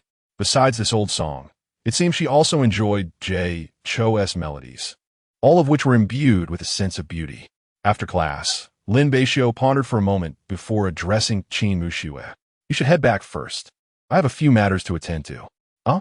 Lin Beixiu smiled lightly. "It's just a trivial matter. I will return shortly. You might want to try your hand at cooking." "Oh, all right." A sudden sense of foreboding enveloped Qin Muxue, a subtle yet oppressive feeling that prompted her to furrow her brow. Meanwhile, Lin Beixiu exited the school and turned onto a less frequented path flanked by poplar trees. He halted at the roadside, displaying a charmingly sinister smile, cold, ruthless, and resolute. "Kid, are you the so-called campus heartthrob?" Upon turning around, Lin Beixiu encountered a group of over a dozen individuals, distinctly not from the university. "We're asking you a question," one of them taunted as they approached him provocatively. Lin Beixiu remained silent, hands nestled in his pockets, the veins in his arms pulsating with anticipation. His throat moved slightly, betraying a surge of excitement and exhilaration. Chapter 39. Administering medicine. Why ask such trivial questions when everyone is already gathered? Someone has sent a message for you to keep your distance from Qin Muxue. A few men approached with ill intentions, and Lin Beixiu scoffed coldly. "Come at me." The sounds of a scuffle echoed back and forth. Meanwhile, Qin Muxue walked along the path, her unease growing more pronounced, prompting her to halt in her tracks. Who else could it be but Lin Beixiu? Could something have happened to him? Recalling the earlier scenes, she remembered him conversing with Hu Feng, and his subsequent demeanor seemed off. Resolutely, Qin Muxue turned and ran back. On the narrow path, several men were attacking Lin Beixiu. He was panting heavily, already bearing some bruises, yet his expression remained icy. "Damn it, this kid is tougher than he looks." Lin Beixiu charged forward again, prompting the men to curse under their breath and scatter. They had assumed he was merely a university student, relying on their numbers without weapons, only to find two of their own knocked down by his reckless fighting style. Overwhelm him, restrain him. Upon hearing these orders, the men lunged to seize his arms. Lin Beixiu fought back fiercely, landing a punch that sent one attacker crashing to the ground. However, outnumbered, he managed to hold on only for so long. Eventually, two hands gripped him tightly, and the leader landed a punch in his abdomen, forcing Lin Beixiu to stifle a groan. How audacious! Who are you putting on a show for? Behave yourself, and you might avoid some suffering. Stop! Just as they were about to escalate, a chilling voice from behind caught their attention, and they turned to see the source. Lin Beixiu recognized that familiar voice, a flutter of panic welling within him as he followed their gaze to see a striking figure standing across from them.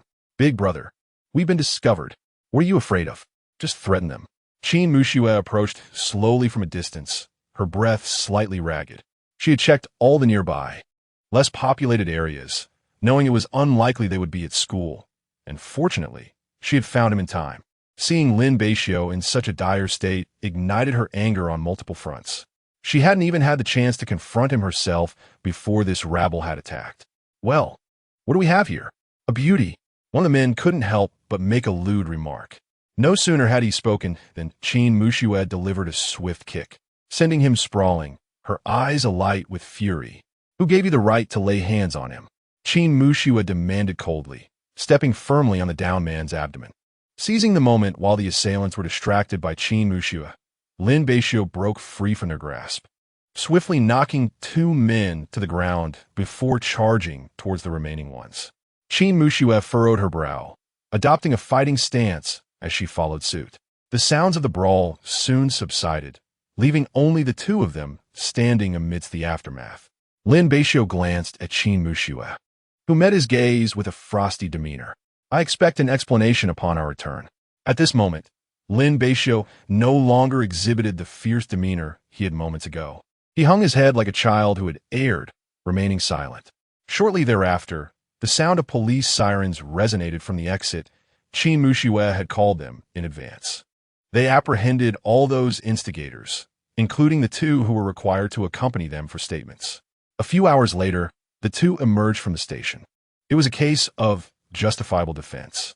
Meanwhile, those ruffians remained obstinately defiant, yet Lin Beixiu was acutely aware of who was responsible. As the clock neared 1, their stomachs were growling with hunger. I'm sorry for dragging you into this, he said. Qin Muxue remained impassive, taking his hand without revealing her destination. Lin Beixiu complied without resistance, perhaps feeling guilty enough to forget his shyness. They eventually arrived at Noodle Shop. Once seated, Qin Muxue ordered 2 bowls of beef noodles. The wait was agonizing. Lin Beixiu dared not meet her gaze. Finally, he cautiously looked up, only to find her emotionless eyes fixed upon him, which instilled a sense of pressure. Lin Beixiu thought to himself, this woman is truly formidable when angry. Our relationship shouldn't warrant such concern for my well-being. Soon, 2 bowls of beef noodles were placed on the table. Eat quickly. We need to head back, Qin Muxue urged, her voice having softened, allowing Lin Beixiu to relax and indulge in the meal. He ate swiftly, remaining in his seat while he awaited Qin Muxue to finish. When she did, he intended to rise and pay, but she preempted him, settling the bill herself and pulling him away while he stood there in stunned silence. Well, it seems he had benefited from the situation. Instead of returning home, Qin Muxue led him to a pharmacy. I'm fine, he protested. Qin Muxue shot him a fierce glare and pressed on a bruise on his arm, causing Lin Beixiu to grimace in pain. Oh really? You're fine? He replied awkwardly, averting his gaze as she entered the store. He stood at the entrance, lost in thought as he watched her retreating figure. Before long, Qin Muxue emerged carrying a small bag. Let us go, she commanded.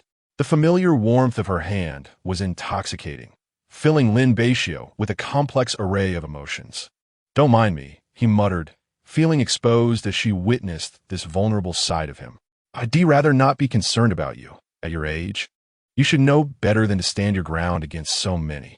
You need to take on 10 of them, she chided. Tightening her grip, as Lin Beixiu attempted to withdraw his hand. Her irritation was palpable, and she scolded him coldly. Upon returning home, Qin Muxue firmly seated him on the sofa, retrieving a bottle of medicinal alcohol from the bag. She assertively grasped his hand and began to apply the ointment to his bruises. Lin Beixiu frowned, silently observing her earnest expression. This sensation was undeniably peculiar, especially given the genuine concern reflected in her eyes, something he had never experienced from anyone before. In his childhood, he possessed a fierce determination, engaging in a combat style that traded injury for injury. Over time, few dared to provoke him, for he understood that only through his own strength could he prevent others from bullying him. After each brawl, he would retreat to his room, locking himself away to endure the pain and solitude, curling up on his bed like a forsaken puppy. He could not comprehend the depth of malice directed towards him. How could it possibly be his fault? Yet now, despite the physical pain, a sweetness enveloped his heart, for it was the first time someone had shown concern, even scolding him. Lin Beixiu's somber gaze met with Qin Muxue's fleeting glance, which was followed by a soft click of her tongue as she tightened her grip. Ouch! Be gentle. He winced. You still know how to feel pain? The corners of his mouth twitched. Sister, I concede. Just spare me your sharp tongue. I admit my mistakes. Qin Muxue huffed in response, continuing her ministrations before glancing at his abdomen. What about there? Lin Beixiu shook his head, insisting it's really nothing. There's no need to check. Unacceptable. Let me see, Qin Muxue declared, her concern palpable as she reached to lift his shirt. Lin Beixiu instinctively shielded himself, and thus, they found themselves in an intimate tussle on the sofa. Let me see. No, please. Chapter 40. Settling accounts, a large man fidgeted awkwardly. In the end, Qin Muxue prevailed, pressing her knee between his legs and striking his head with a firm hand, pushing his arm aside. Lin Beixiu felt deeply aggrieved, reluctantly allowing her to lift his shirt. Qin Muxue, anxious, tenderly rubbed medicine on his abdomen, her heart aching more with each passing moment. Lin Beixiu caught the subtle fragrance of her hair, suddenly realizing the intimacy of their position. I sent about time for you to get down. Qin Muxue's face flushed crimson, yet seeing his own embarrassment caused a slight smile to grace her lips, bringing her an unexpected sense of joy. She finally dismounted from him. What's with a grown man being shy? Lin Beixiu's expression darkened.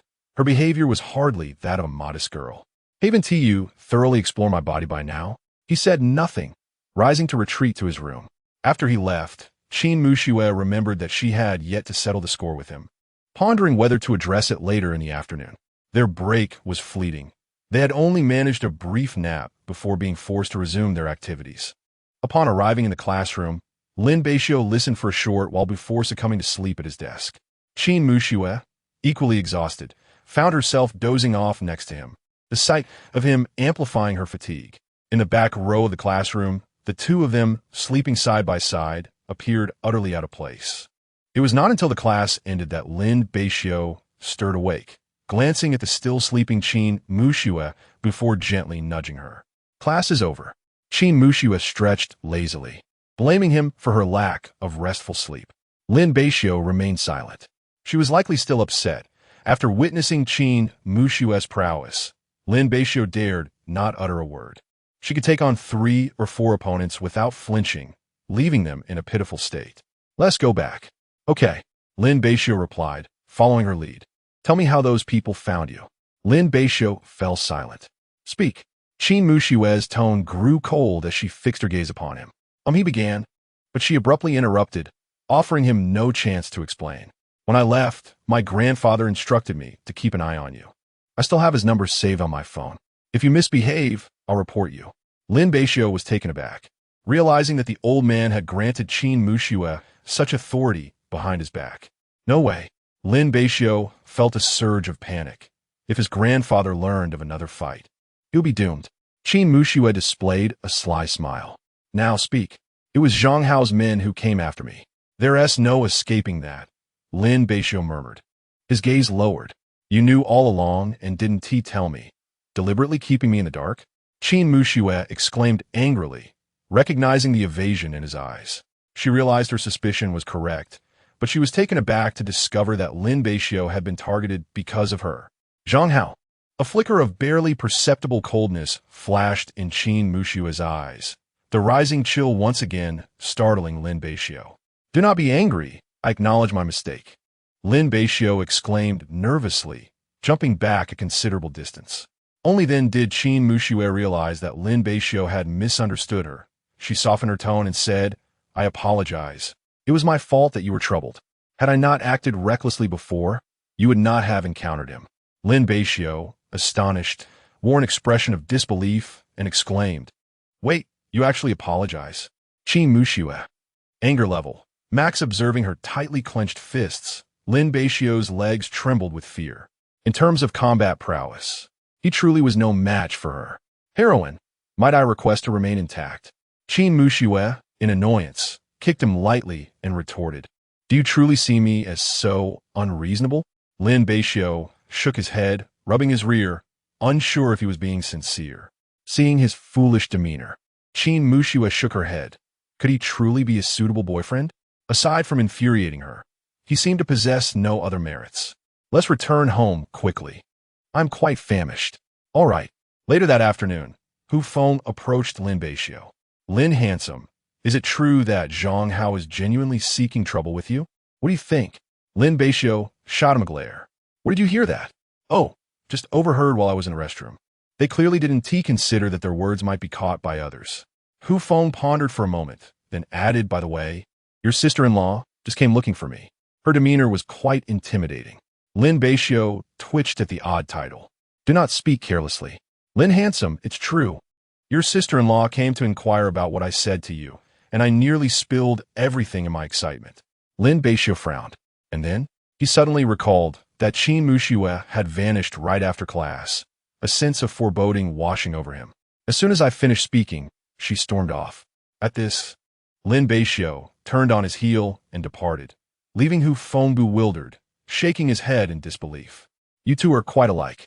Meanwhile, Zhang Hao approached with a look of excitement, eagerly spotting the figure he had long desired to see. "Mushue, did you summon me for something?"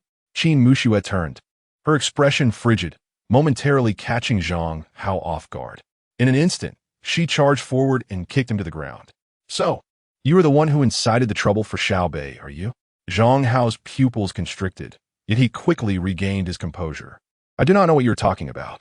Qin Mushue advanced, seizing his collar, and then delivered a punch to his face, causing him to stagger and fall again.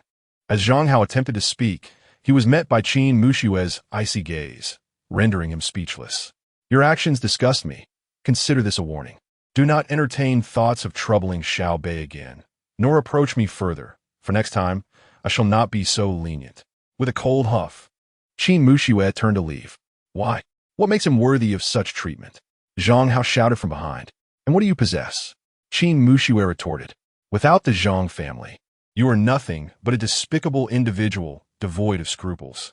Do not presume that I am oblivious to the thoughts of your family. Relinquish any hopes you harbor.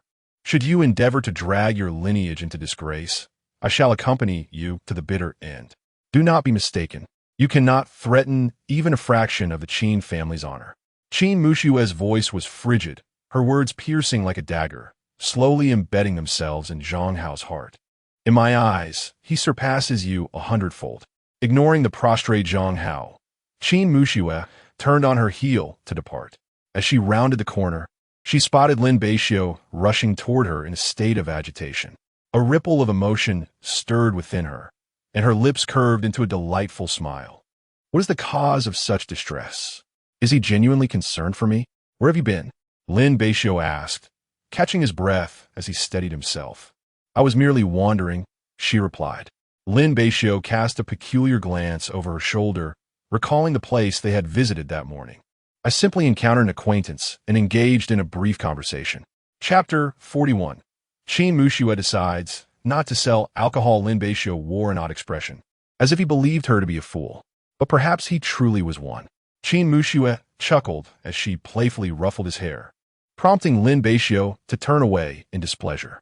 "Don't touch my head. It feels strange, akin to petting a dog. Are you genuinely concerned about me?" Qin Mushue ceased her teasing, adopting a more serious demeanor as she smiled. Bah, I have no concern for you, Lin Beixiu retorted, hastening his pace ahead. Qin Muxue followed with a smile, finding amusement in his contradictory nature. Is that so? Your face is quite flushed. That's merely the sunset reflecting on my face. In the shop, feeling bored, Qin Muxue rested her chin on her hand, deep in thought. Various signs suggested that Lin Beixiu harbored some affection for her. Otherwise, he wouldn't have rushed to find her that afternoon. Unfortunately, he was rather dense, and she pondered how long it would take to win him over.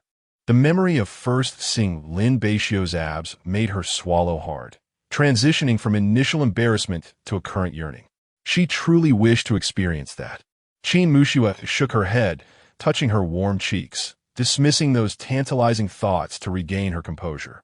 Lin Beixiu, too, leaned against the bar, resting his chin on his hand, his mind occupied with the events of the afternoon.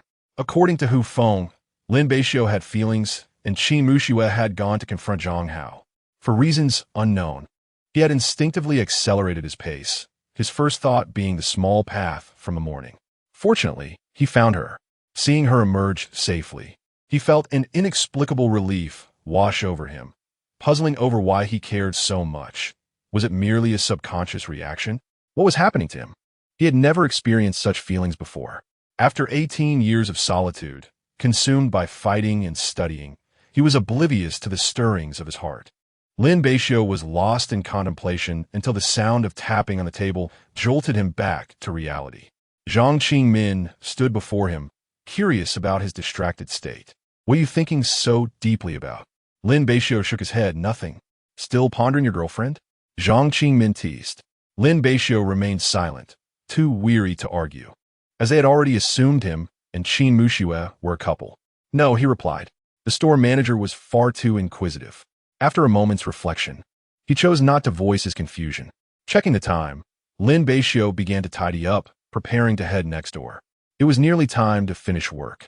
He returned to the adjoining shop, retrieving several cans of beer from the fridge, and approached the counter to pay. Qin Muxue raised an eyebrow. Drinking so much?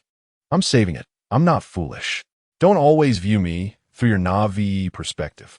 Qin Muxue responded, You're not allowed to drink. Lin Beixiu's hand froze mid-motion. Why not? Alcohol is harmful to your health. Mind your own business, Lin Beixiu retorted, a fierce expression crossing his face as he pulled out his phone to make the payment. Qin Muxue reached out and swiftly removed the payment code sign. No longer for sale, and you're not allowed to purchase it either. Lin Beixiu, you little rascal. Lin Beixiu relaxed his tightly clenched fists, sighed, and turned to leave. He truly felt defeated by her.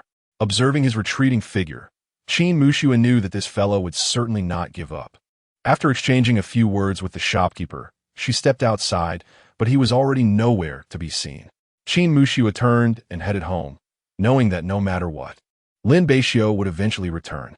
Upon arriving home, Lin Beixiu pushed open the door, and the lights flickered on with a snap. Startled, he spotted Qin Muxue seated on the sofa, her gaze scrutinizing him. You gave me quite a fright. Qin Muxue continued to stare at him, wondering if he had gone elsewhere to make a purchase. Lin Beixiu felt a pang of guilt, glanced towards his room, and swiftly made his escape. Hey! Qin Muxue approached his door, turned the doorknob, only to find it locked. Lin Beixiu, open the door. You're being dishonest. She pounded on the door, having just noticed that Lin Beixiu's backpack appeared unusually heavy. Inside, Lin Beixiu stood by his bed, placing the backpack down and ignoring the commotion outside. He retrieved several bottles of beer, a satisfied smile spreading across his face.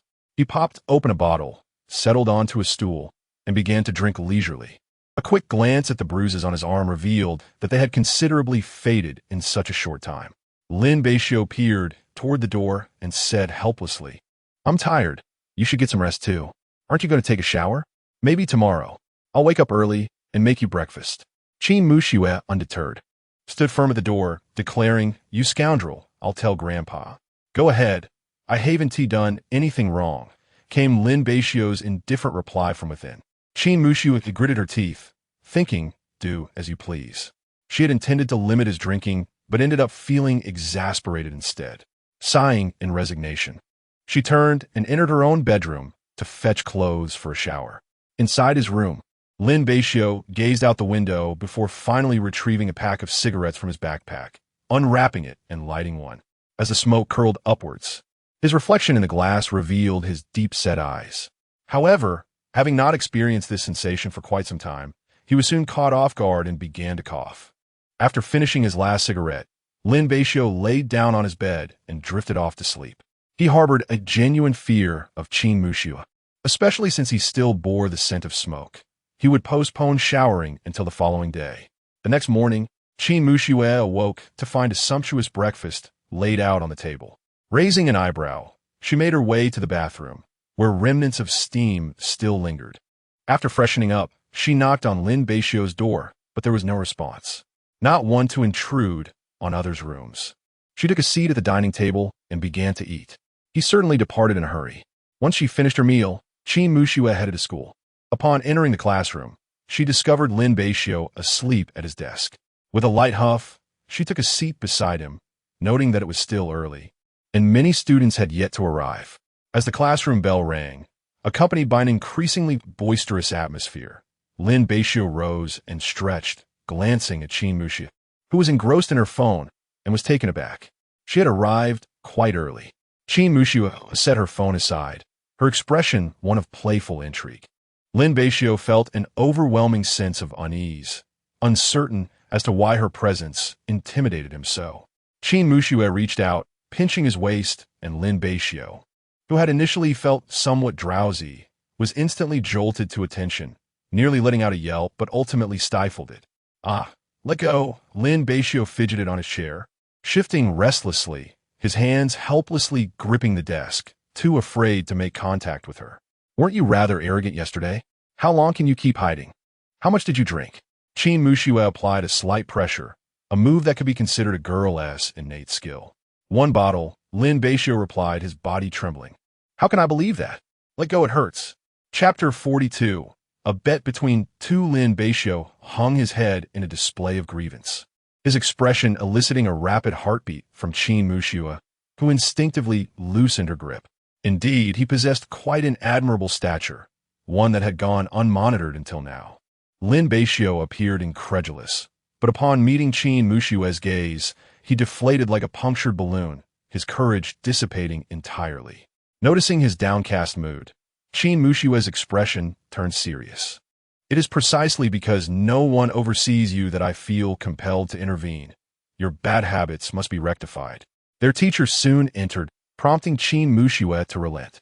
Lin Beixiu wore a look of deep melancholy, rubbing his waist.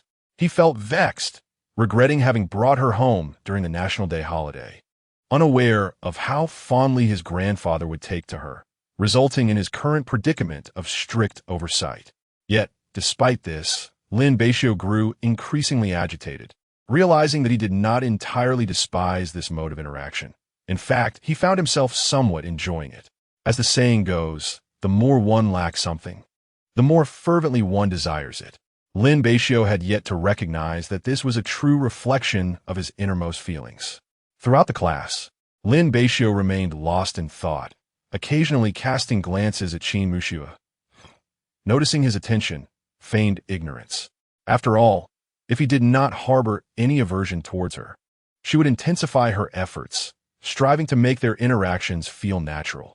Truth be told, it was quite exhausting, having been single since birth. She was not adept at pursuing boys. This childhood friend of hers was rather foolish, treading carefully with each step, lest her potential boyfriend slip away. It was indeed a challenge. Why did others have strategic friends, while hers was merely a gossip monger? Achoo! In another classroom, Zhang Tingting sneezed and muttered to herself, "Who is speaking ill of me?" In the classroom, the two girls synchronized their movements, propping their chins on their hands, lost in profound contemplation. After class, they hurried home, and during these past few days, Qin Mushu had not encountered Zhang Hao, which had significantly improved her mood. "Do you want to eat fish for lunch?" Lin Beixiu nodded affirmatively. Their tastes were quite similar. He enjoyed spicy food, but upon realizing that Qin Mushu could not handle spice, he began preparing milder dishes. Under her influence, he had also developed a fondness for fish. "You should cook. I taught you last time, so give it a try." "All right." I shall give it a go. Upon returning home, when Lin Beixiu finished cooking and glanced at Qin Mushue's culinary creation, his lips twitched. You added too little water. The rice is too hard. Qin Mushue felt embarrassed, pondering what to do now that her first attempt had gone awry. It's all right, just mix it with some sauce. Lin Beixiu remarked nonchalantly. It's your first time. With practice, you'll gain experience. Qin Mushue chewed on the dry, hard rice, lamenting her own culinary skills.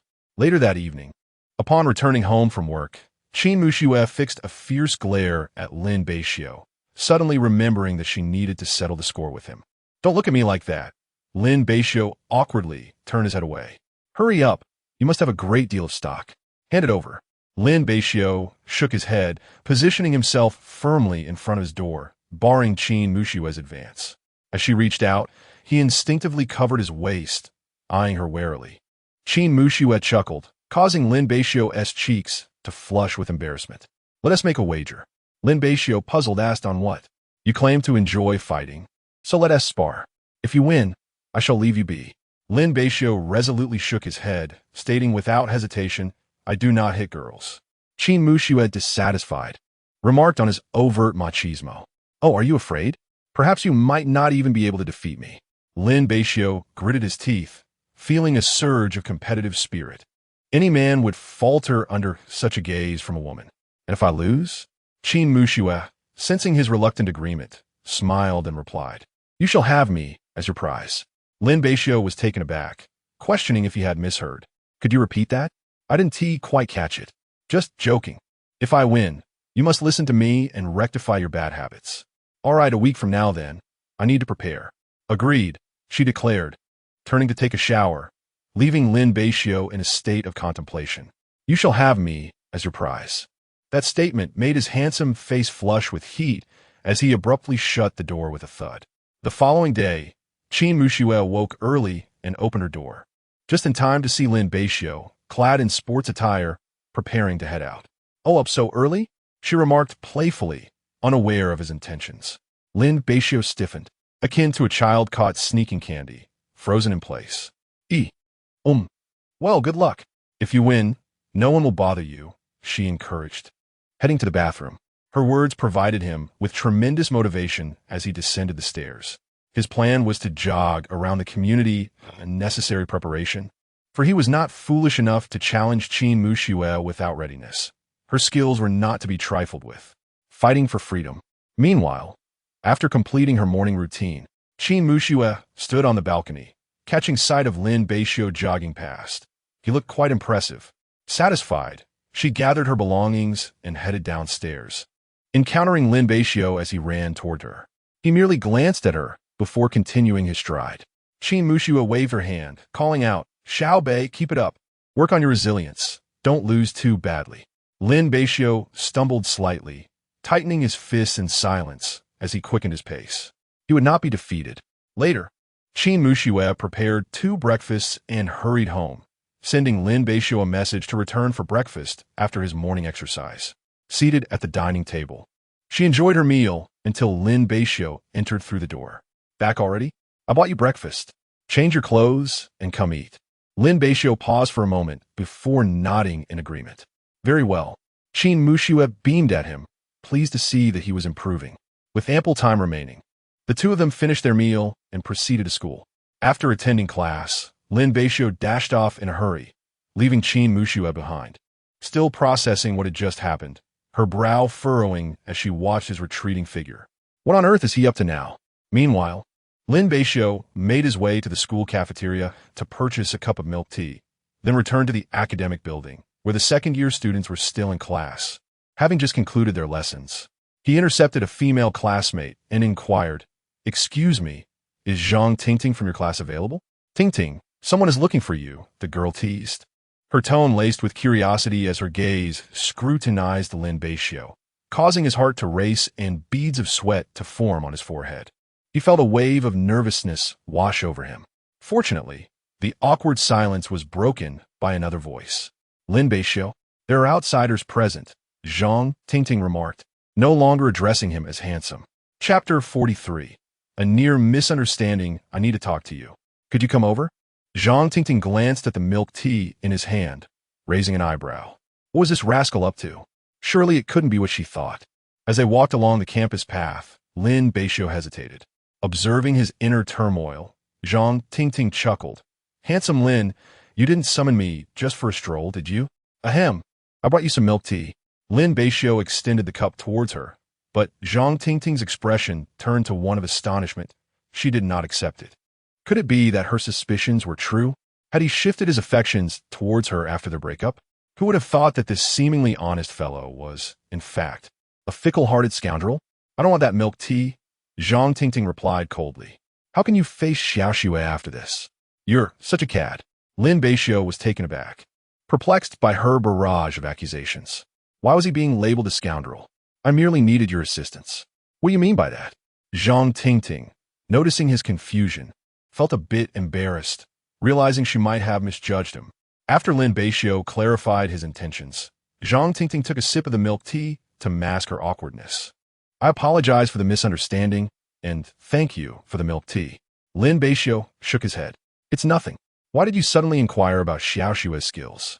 I just wanted to learn more, considering you're her only close friend. Though puzzled, Zhang Tingting replied, Xiaoxue is quite formidable. She has even won a provincial championship in Taekwondo. Lin Beixiu sighed inwardly, knowing that girl had ulterior motives. In truth, Zhang Tingting had more to say. Xiaoxue was adept in numerous disciplines beyond just Taekwondo. Zhang Tingting had a keen sense that there was more to this story, and she anticipated some delightful drama unfolding between the two. Is that all? Why are you so curious? Lin Beixiu inquired, shaking his head. Just asking casually, he replied, unwilling to divulge the wager between them. Thanks, senior. I must be on my way. With that, Lin Beixiu turned and dashed off, leaving Zhang Tingting sipping her milk tea. Utterly bewildered.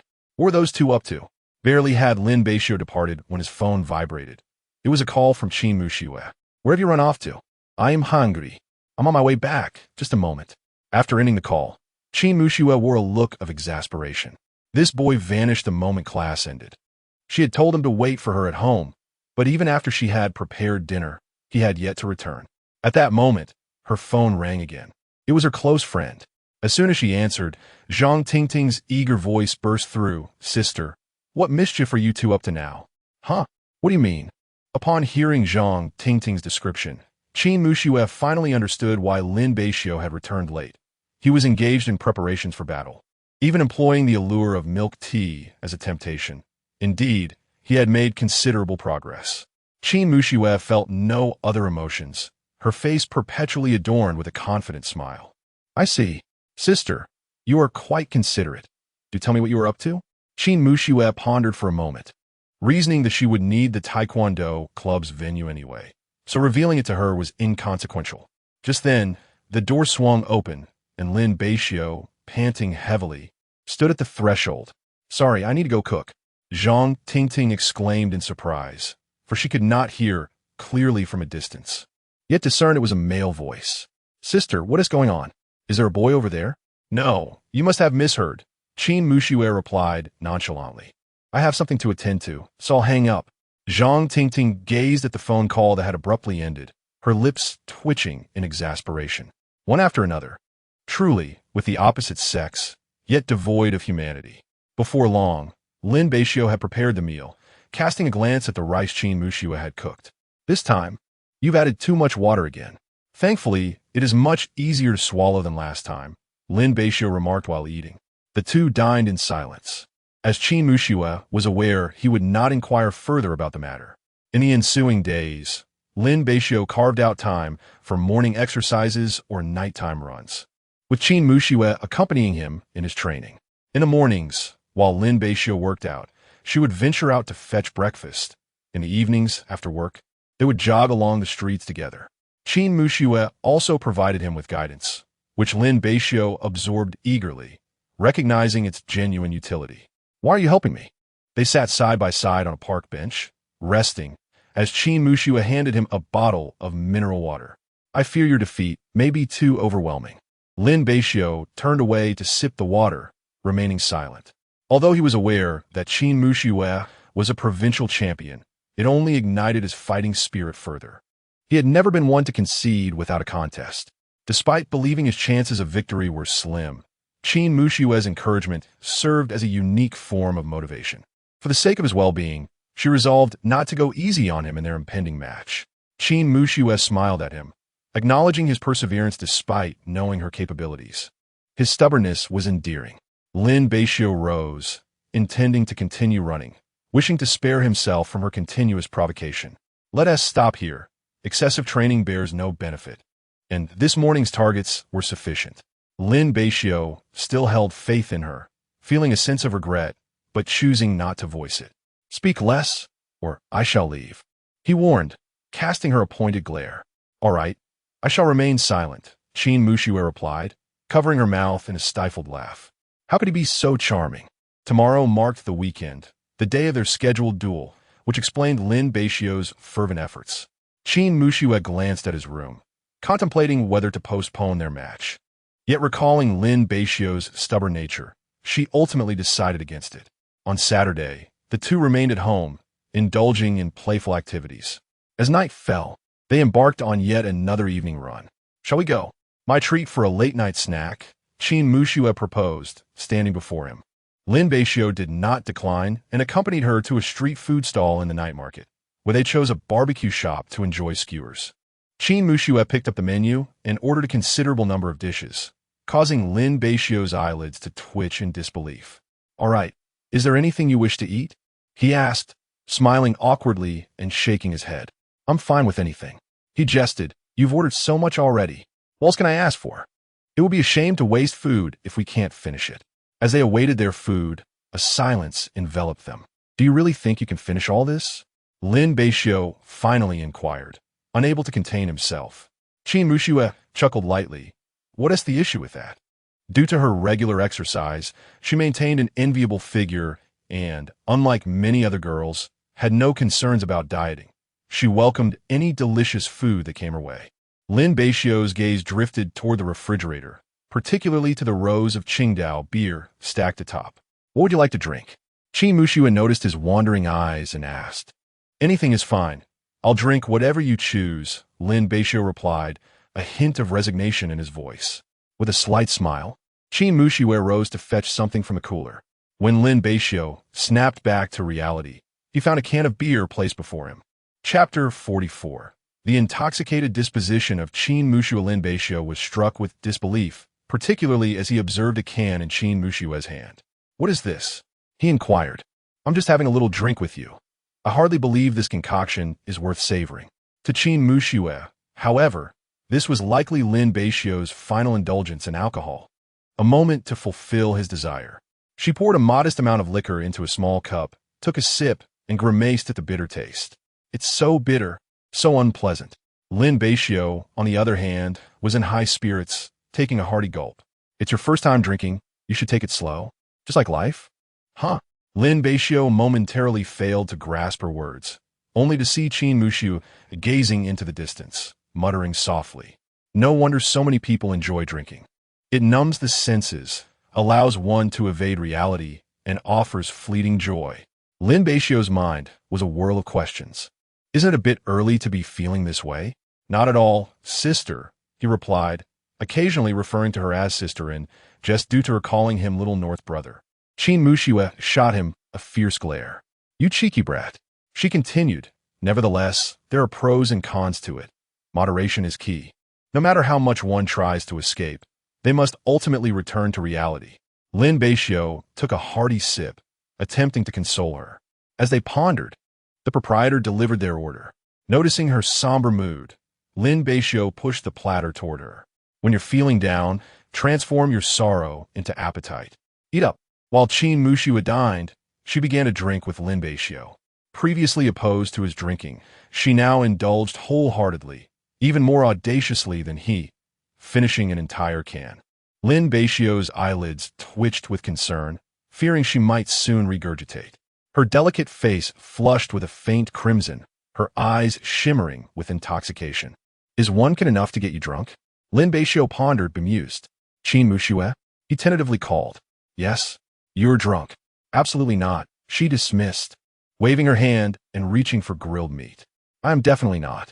Lin Beixiu observed her, noting she was in a precarious state. Perhaps another drink would send her over the edge. Take your time eating. No one is competing with you, he urged anxiously. Little North brother, she chimed. Yes, I'm here. Shall we head back? Lin Beixiu was genuinely worried about her condition and found himself lacking the appetite to eat. All right, she murmured, before collapsing onto the table in slumber. Lin Beixiu sighed, retrieving his phone to summon the proprietor. Excuse me, the bill please. Gazing at the charge, he muttered. You promised a treat, yet here you are, intoxicated. Standing beside the sleeping Qin Muxue, he faced a dilemma. Should he carry her? It felt inappropriate to leave her behind. With another sigh, he gently lifted her onto his back and began the journey homeward. Qin Muxue remained relatively calm on his back, silent even, while Lin Beixiu grappled with a resurgence of peculiar feelings. This marked the second occasion he had come into such close contact with her. The first time he had carried her into a room, and now he bore her home. Qin Muxue, you truly are my nemesis. I owe you dearly. Lin Beixiu cursed under his breath. He was not at ease, with her delicate form resting against him, her head nestled on his shoulder, her warm breath teasing his neck, igniting an irresistible tickle. How could a man withstand such torment? Daddy. Lin Beixiu froze, turning to find Qin Muxue's brows furrowed, a solitary tear escaping the corner of her eye. She appeared so heartbreakingly vulnerable. Dad, I miss you so much, she murmured again, leaving Lin Beixiu momentarily speechless. His words caught in his throat. With a resigned sigh, he quickened his pace toward home. It seemed she had endured a nightmare. Upon arriving home, Lin Beixiu gently placed her on the sofa and covered her with a light blanket to shield her from the chill. He then ventured out once more. At a nearby supermarket, he procured some honey and other ingredients for a hangover remedy before hurrying back. Upon entering, he found Qin Muxue still peacefully asleep on the sofa. Undisturbed, he retreated to the kitchen, setting about preparing the soup. Once it was ready, he carefully roused Qin Muxue. Wake up, drink this soup. She stirred awake, blinking her drowsy eyes open, and obediently parted her lips. Lin Beixiu fed her spoonful by spoonful. This picturesque scene instilled an unprecedented tranquility within him. Perhaps it was the lingering sadness in Qin Muxue's expression that stirred gentle ripples in his heart. Are you all right? He inquired softly. I'm feeling down, Qin Muxue pouted, her voice barely above a whisper. In that moment, Lin Beixiu felt his heart melt. Compared to her earlier ferocity, this endearing side of her ignited a protective instinct within him, leaving his cheeks flushed. Finish this, then rest. All your troubles will fade away. Lin Beixiu was at a loss for how to comfort her. He was unfamiliar with her family's circumstances and could only offer such platitudes. Yet from their brief exchange, he surmised that her father was absent and her mother preoccupied, likely leaving her feeling isolated. Truly, she was a resilient girl, and Lin Beixiu felt a pang of inadequacy in her presence. Eventually, after consuming the hangover soup, Qin Muxue fell back into a tranquil slumber, soothed by Lin Beixiu's presence. With a sigh, he acknowledged the repetition of this scenario and resignedly lifted her toward her bedroom. Having grown accustomed to their closeness, he found himself less shy than before.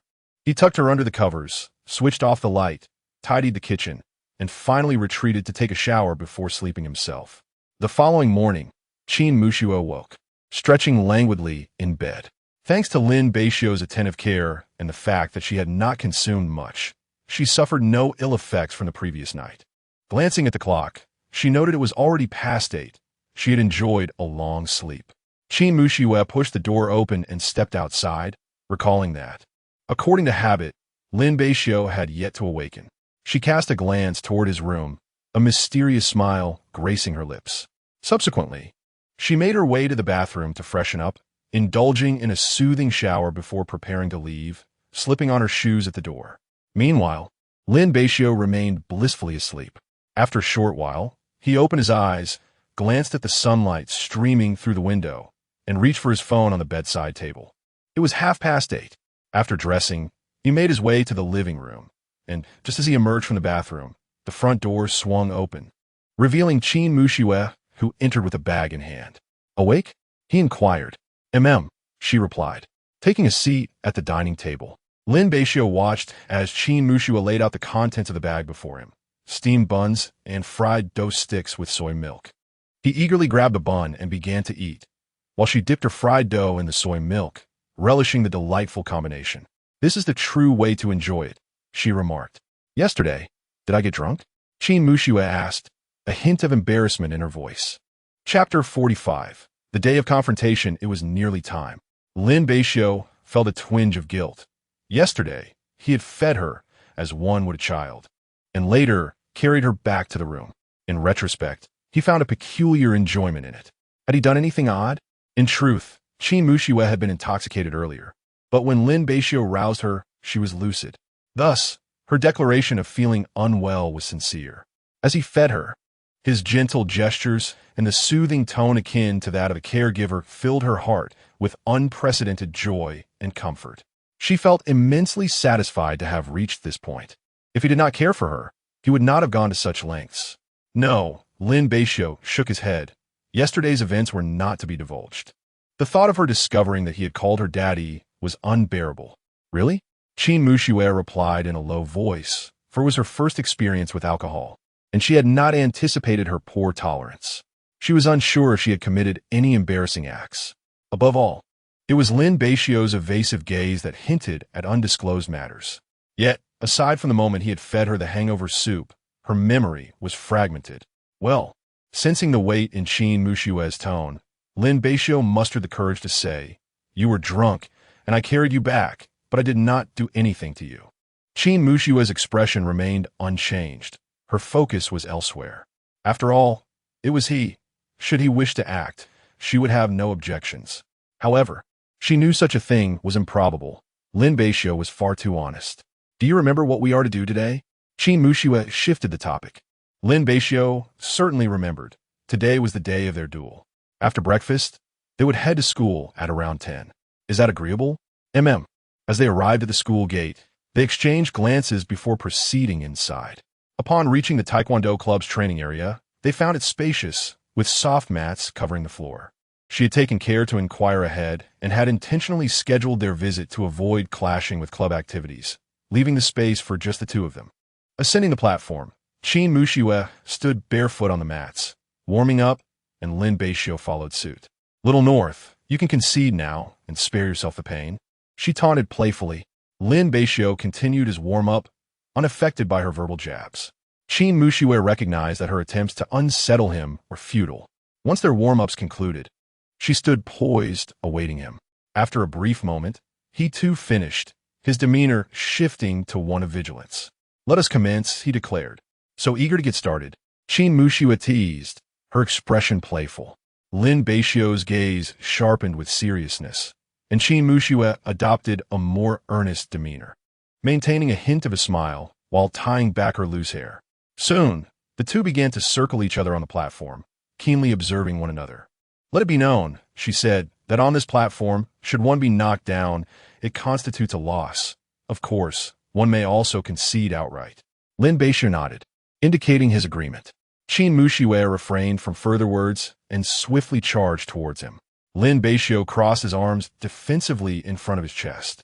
Qin Mushua's speed was remarkable, and she quickly reached him, delivering a powerful downward strike that was awe-inspiring. Lin Beixiu stepped back to evade the blow, while simultaneously twisting his waist to kick out.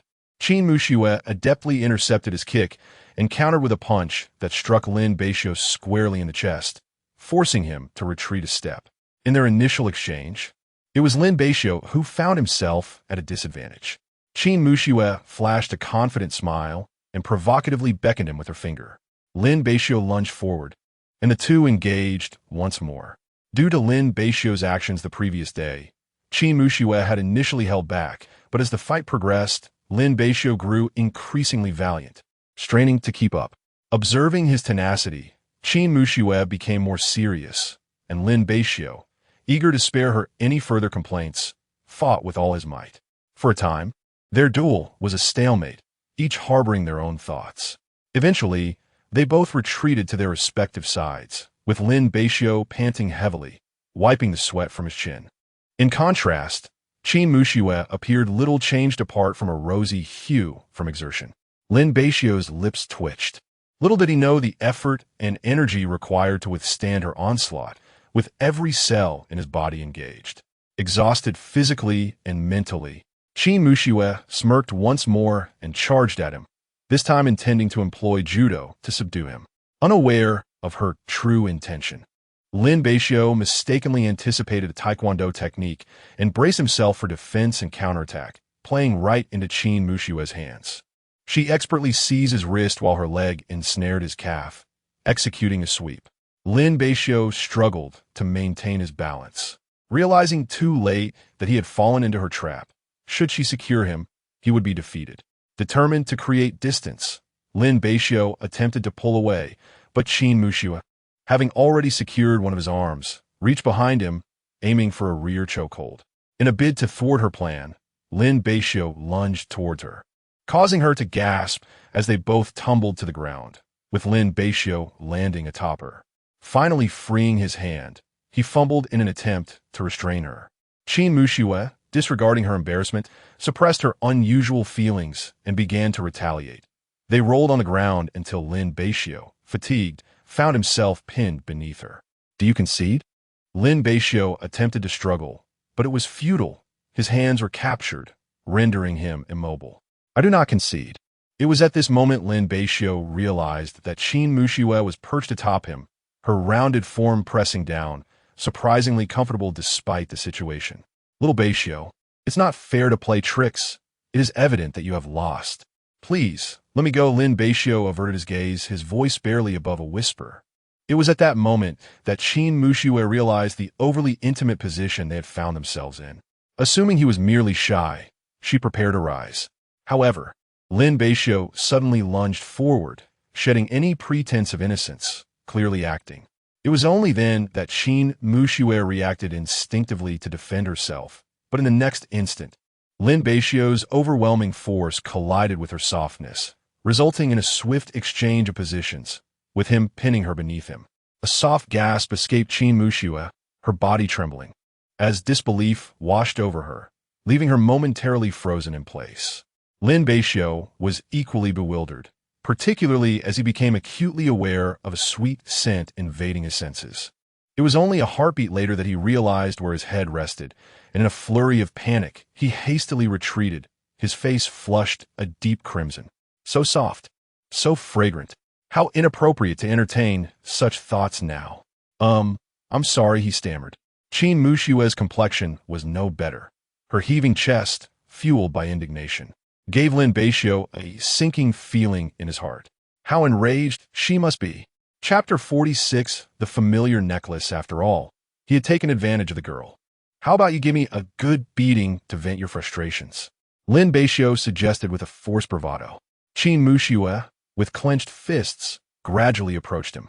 Lin Beixiu lowered his head, bracing himself for the impending punishment when he heard her voice. "Since you didn't concede earlier, let's continue." "Lin Beixiu, is there really a difference? You're still going to hit me?" "No, Ikun Shada. Your strikes lack strength now." "I didn't hear that." "Lin Beixiu, please go easy." "Ow." The two gathered their belongings and exited the room, Lin Beixiu rubbing his arm as he followed her. A slight smile crept onto Qin Muxue's lips. She realized he was not as infuriating anymore. At least, this boy had learned to take advantage, albeit unintentionally. Initially, she had only felt a bit shy due to the suddenness of the situation, and her subsequent strikes had not been too forceful. Most importantly, she had won the bet. Beaming, Qin Muxue turned to him. "Little Bei, I won." Lin Beixiu shook his head with a wry smile. Happiness seemed to slip away from him. "Come on. There's still time." Lin Beixiu was startled when she took his hand, instinctively wanting to pull away, but a glare from Qin Muxue made him relent. Satisfied, she led him out of the campus. Lin Beixiu glanced at his palm, struggling to fathom the immense strength that had erupted from that delicate arm moments ago. Before long, Qin Muxue brought him to a milk tea shop. "Would you like some milk tea?" Lin Beixiu shook his head. "No, I don't like it." He truly did not enjoy milk tea and was puzzled by her inquiry. "Oh, all right." He then heard her order a double-skim milk dessert and a fruit tea, before handing him the double-skim milk. Lin Beixiu was about to refuse, but Qin Muxue interrupted him. Just take it. She unceremoniously placed it in his hands and began sipping her fruit tea. There won't be any alcohol anymore. If you crave it, just have this. Lin Beixiu gazed at the double-skin milk, taking a bite. A rich, milky flavor and smooth texture blossomed in his mouth. It was indeed quite delicious. Tasty, he remarked. And at that moment, Qin Muxue felt a twinge of sympathy. She knew Lin Beixiu rarely indulged in such treats, and she often shared her snacks with him. I'm sorry about earlier. I didn't mean to touch you. Feeling guilty and spurred by Qin Muxue's generosity, he instinctively spoke up. Qin Muxue. She turned to glare at Lin Beixiu, her cheeks flushing with embarrassment. You're still saying that? Ahem. I won't say anything more. Lin Beixiu averted his gaze. Upon returning home, Lin Beixiu, with aching limbs, stepped into his bedroom. You should cook. I'm exhausted. Qin Muxue smiled, feeling that the atmosphere was rather insipid. Lin Beixiu. His expression was one of exasperation. How could you? Lin Beixiu recalled her exceptional skills, promptly closed the door, and reclined on his bed. Moments later, a knock echoed from the door. Little Bei, may I come in? No. Lin Beixiu replied tersely. Yet, the door creaked open a fraction, and Qin Muxue peered in, her smile illuminating the room as she stepped inside. Lin Beixiu merely cast her a sidelong glance before lying back down. Aren't you worried I might not be dressed? She chuckled. Presently, she had no such concerns. In fact, she was eager for another glimpse. Qin Muxue surveyed his tidy bedroom, her gaze landing on the album atop the desk. I'm just having a look, and I'll return what you owe me from our last wager. Lin Beixiu. There's none left. Qin Muxue shot him an incredulous look, wondering when he would learn to maintain eye contact while lying. Hurry up. What did we agree upon in the bet? Lin Beixiu rose, his face a mask of reluctance, but eventually reached under the bed and retrieved 5 or 6 cans of beer. Qin Muxue clicked her tongue, impressed by the quantity, setting the beers on the table. Her peripheral vision caught the album she had previously overlooked, and there, nestled within, was a star-shaped necklace. Qin Muxue's eyes widened in surprise as she approached, discovering a photograph of 2 children. Was that not them? It turned out he had kept it all along. With nostalgia flooding her thoughts, Qin Muxue picked up the necklace, recalling his sudden departure, which stirred a hint of annoyance within her. Observing her silence, Lin Beixiu quickly approached and snatched the necklace from her grasp. You can touch everything else, but not this. He carefully hung the necklace back, gazing at her with an increasingly tender expression.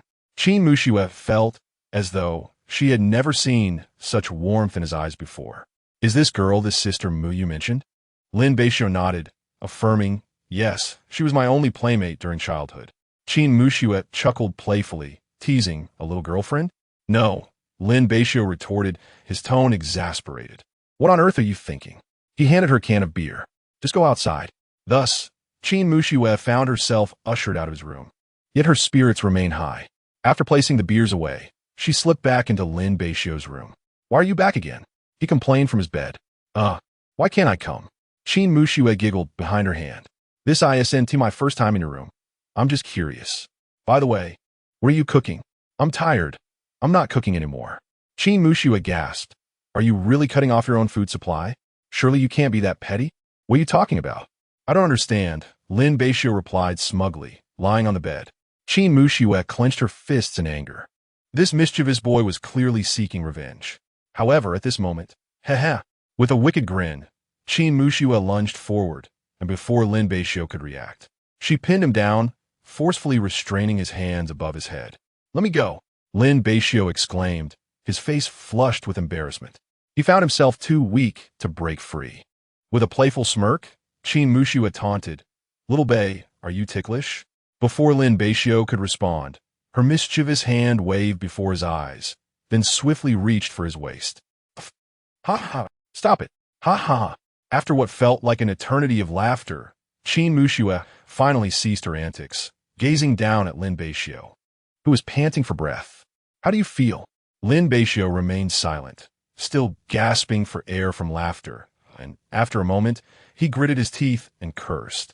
Get off me, you little rascal. Qin Muxue chuckled teasingly. and the sight of her smile filled Lin Beixiu with an ominous premonition. As expected, Qin Muxue unleashed her tickling prowess once more. Chapter 47. Lin Beixiu had rested for quite some time, and eventually, Qin Muxue could no longer suppress her impatience. "I'm hungry. Hurry up." Lin Beixiu shot her an exasperated glance. "What is the rush? Just wait." Were it not for the fact that he was no match for her, he would not heed her demands. Now, Lin Beixiu was contemplating the idea of renting another apartment to live alone.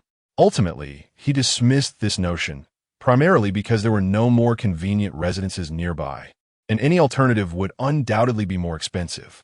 As for other reasons, deep down, Lin Beixiu felt a twinge of reluctance, and he feared he had yet to comprehend the origin of this sentiment.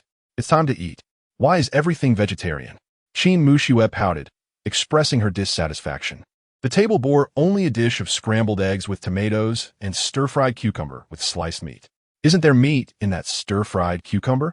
she protested. "Just that one dish. And the meat is so scant." "You can choose not to eat," Lin Beixiu replied, serving himself a bowl of rice and settling down to eat leisurely. Qin Muxue found herself at a loss and obediently sat down to her meal. This insufferable brat was clearly doing this on purpose, skimping on her rations. For someone with a hearty appetite, such behavior was akin to a cruel jest. Once the weekend passed, the two rose as usual to attend school. Due to Lin Beixiu's previous wager loss, Qin Muxue now boldly approached him to provoke.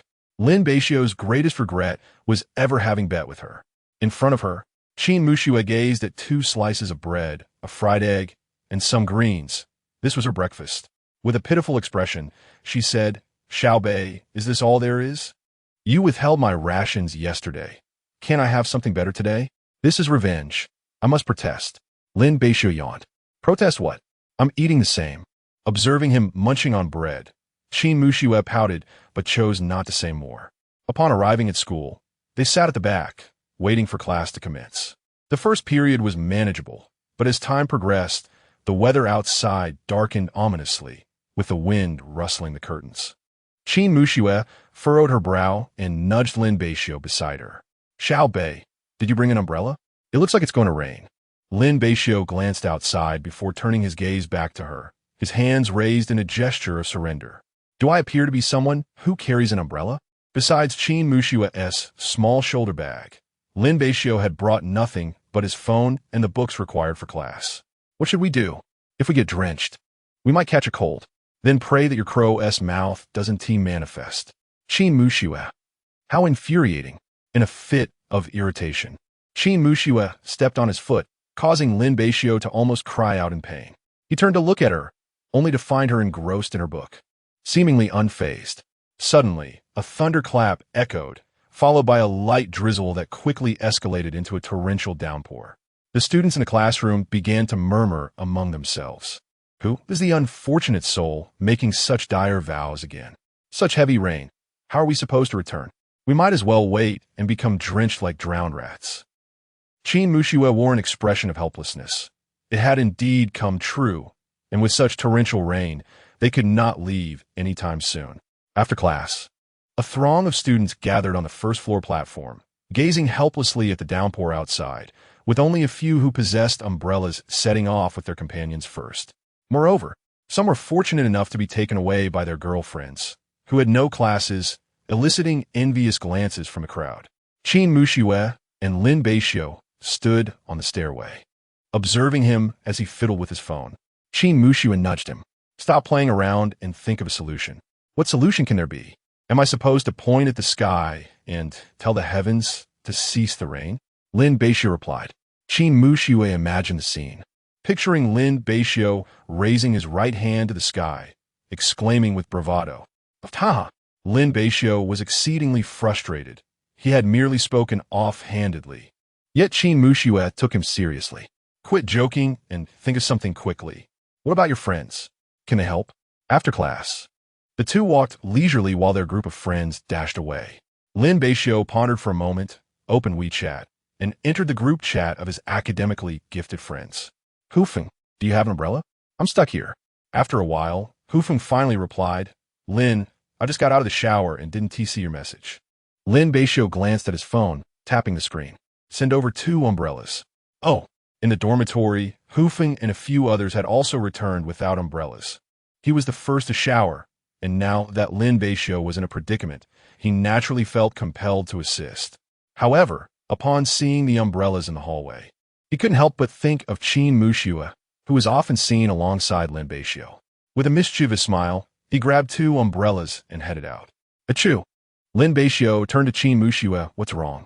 You're not catching a cold, are you? Qin Muxue shook her head. No, I should be fine. Before long, Lin Beixiu caught sight of Hufeng's figure through the misty rain. Lin, Hufeng called, offering him one of the umbrellas. Lin Beixiu was taken aback. Just one? Hufeng nodded, slightly choked up. Yes, none of the big guys had an umbrella. This one is mine, and the one in my hand belongs to the next dorm.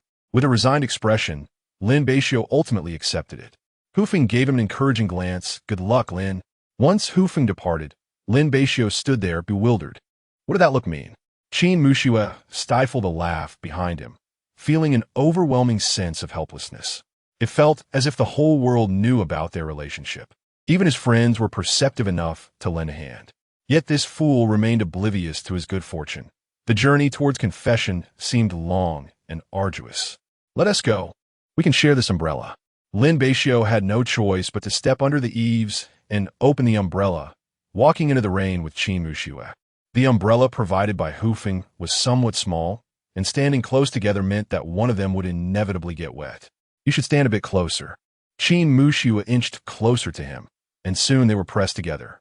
The subtle fragrance emanating from him made Lin Beixiu feel rather uneasy. Slow down. You nearly pushed me out, he remarked.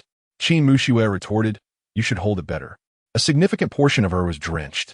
Lin Beixiu nodded and glanced at her, noticing her shoulder was soaked. Consequently, he tilted the umbrella slightly in her direction, albeit at the cost of getting wet himself. Qin Muxue noticed this as well. Although the outside air was cool, her heart felt warm. This fellow, he truly is quite kind. Thank you, she said. Lin Beixiu remained silent, yet his expression betrayed him, nearly causing Qin Muxue to break into laughter once more. How could he be so endearing? Amidst the misty rain, a pair of young souls strolled together, their light-hearted banter occasionally punctuating the quietude. Chapter 48. Illness. Upon reaching the final intersection, both of them were confronted with a substantial puddle, causing a moment of hesitation. How shall we cross this? Let us simply forge ahead. Our shoes are already soaked. Lin Beixiu replied with an air of nonchalance. After traversing numerous puddles, their footwear was thoroughly drenched. I feel uncomfortable. Qin Muxue spoke truthfully, her cheeks puffed out. Would you carry me across? Lin Beixiu. No. Shall Bei climb on? With a resigned sigh, Lin Beixiu slightly crouched down. Prolonging this would mean they might as well not return home and await their fate as drenched chickens. Qin Muxue, beaming with delight, leaped onto his back. Xiao Bai.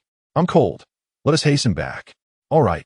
Upon returning home, Qin Muxue let out yet another sneeze. Lin Beixiu changed out his wet shoes, not forgetting to grumble. Hufeng truly is something. Providing an umbrella is one thing, but it is so small, how much protection can it offer? Better than nothing.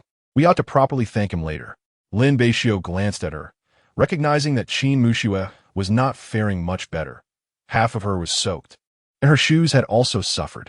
This was largely due to Lin Beixiu leading her through the puddles, resulting in Lin Beixiu noticed her expression and awkwardly touched his nose.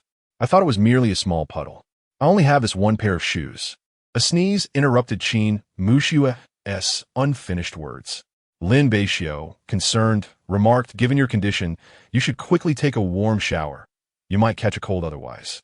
Qin Muxue did not respond verbally, merely nodding in agreement as she took her clothes and entered the bathroom. Lin Beixiu retreated to his room, shedding his mostly wet garments. He then made his way to the living room to dry his hair with a hairdryer, glancing towards the bathroom. He hurried back to his room. Should she see him, it might lead to yet another round of reprimands.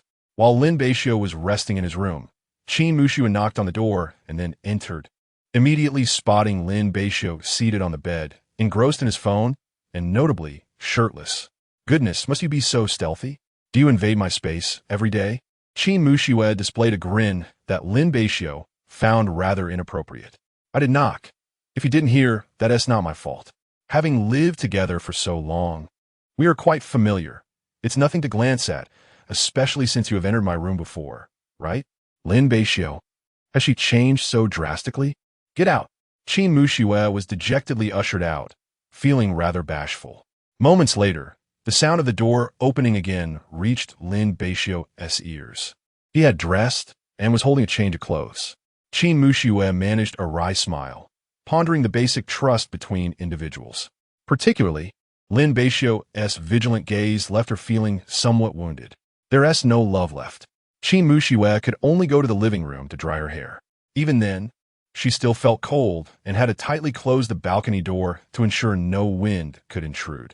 Before long, Lin Beixiu emerged from the bathroom, settled onto the sofa, and picked up a hairdryer to dry his hair.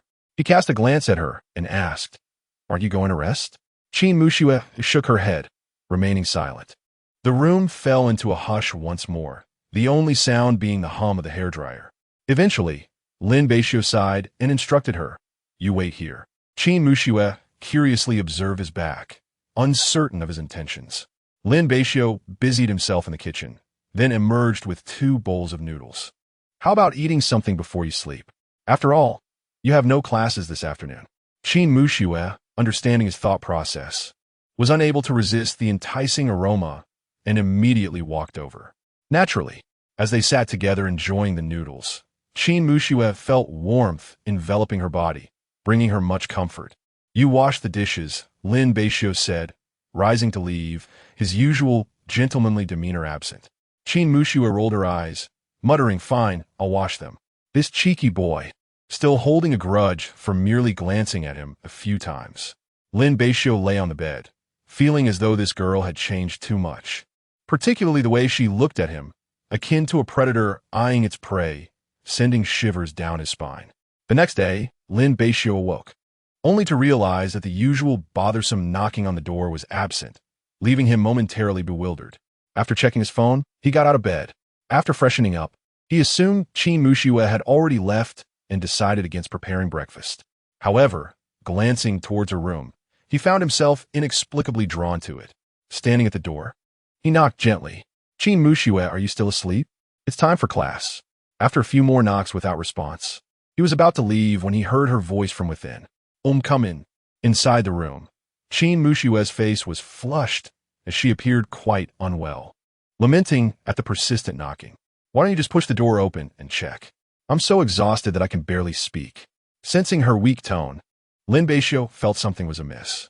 He opened the door and was taken aback upon seeing her condition. "You have a fever?" He approached her bedside and reached out to touch her forehead.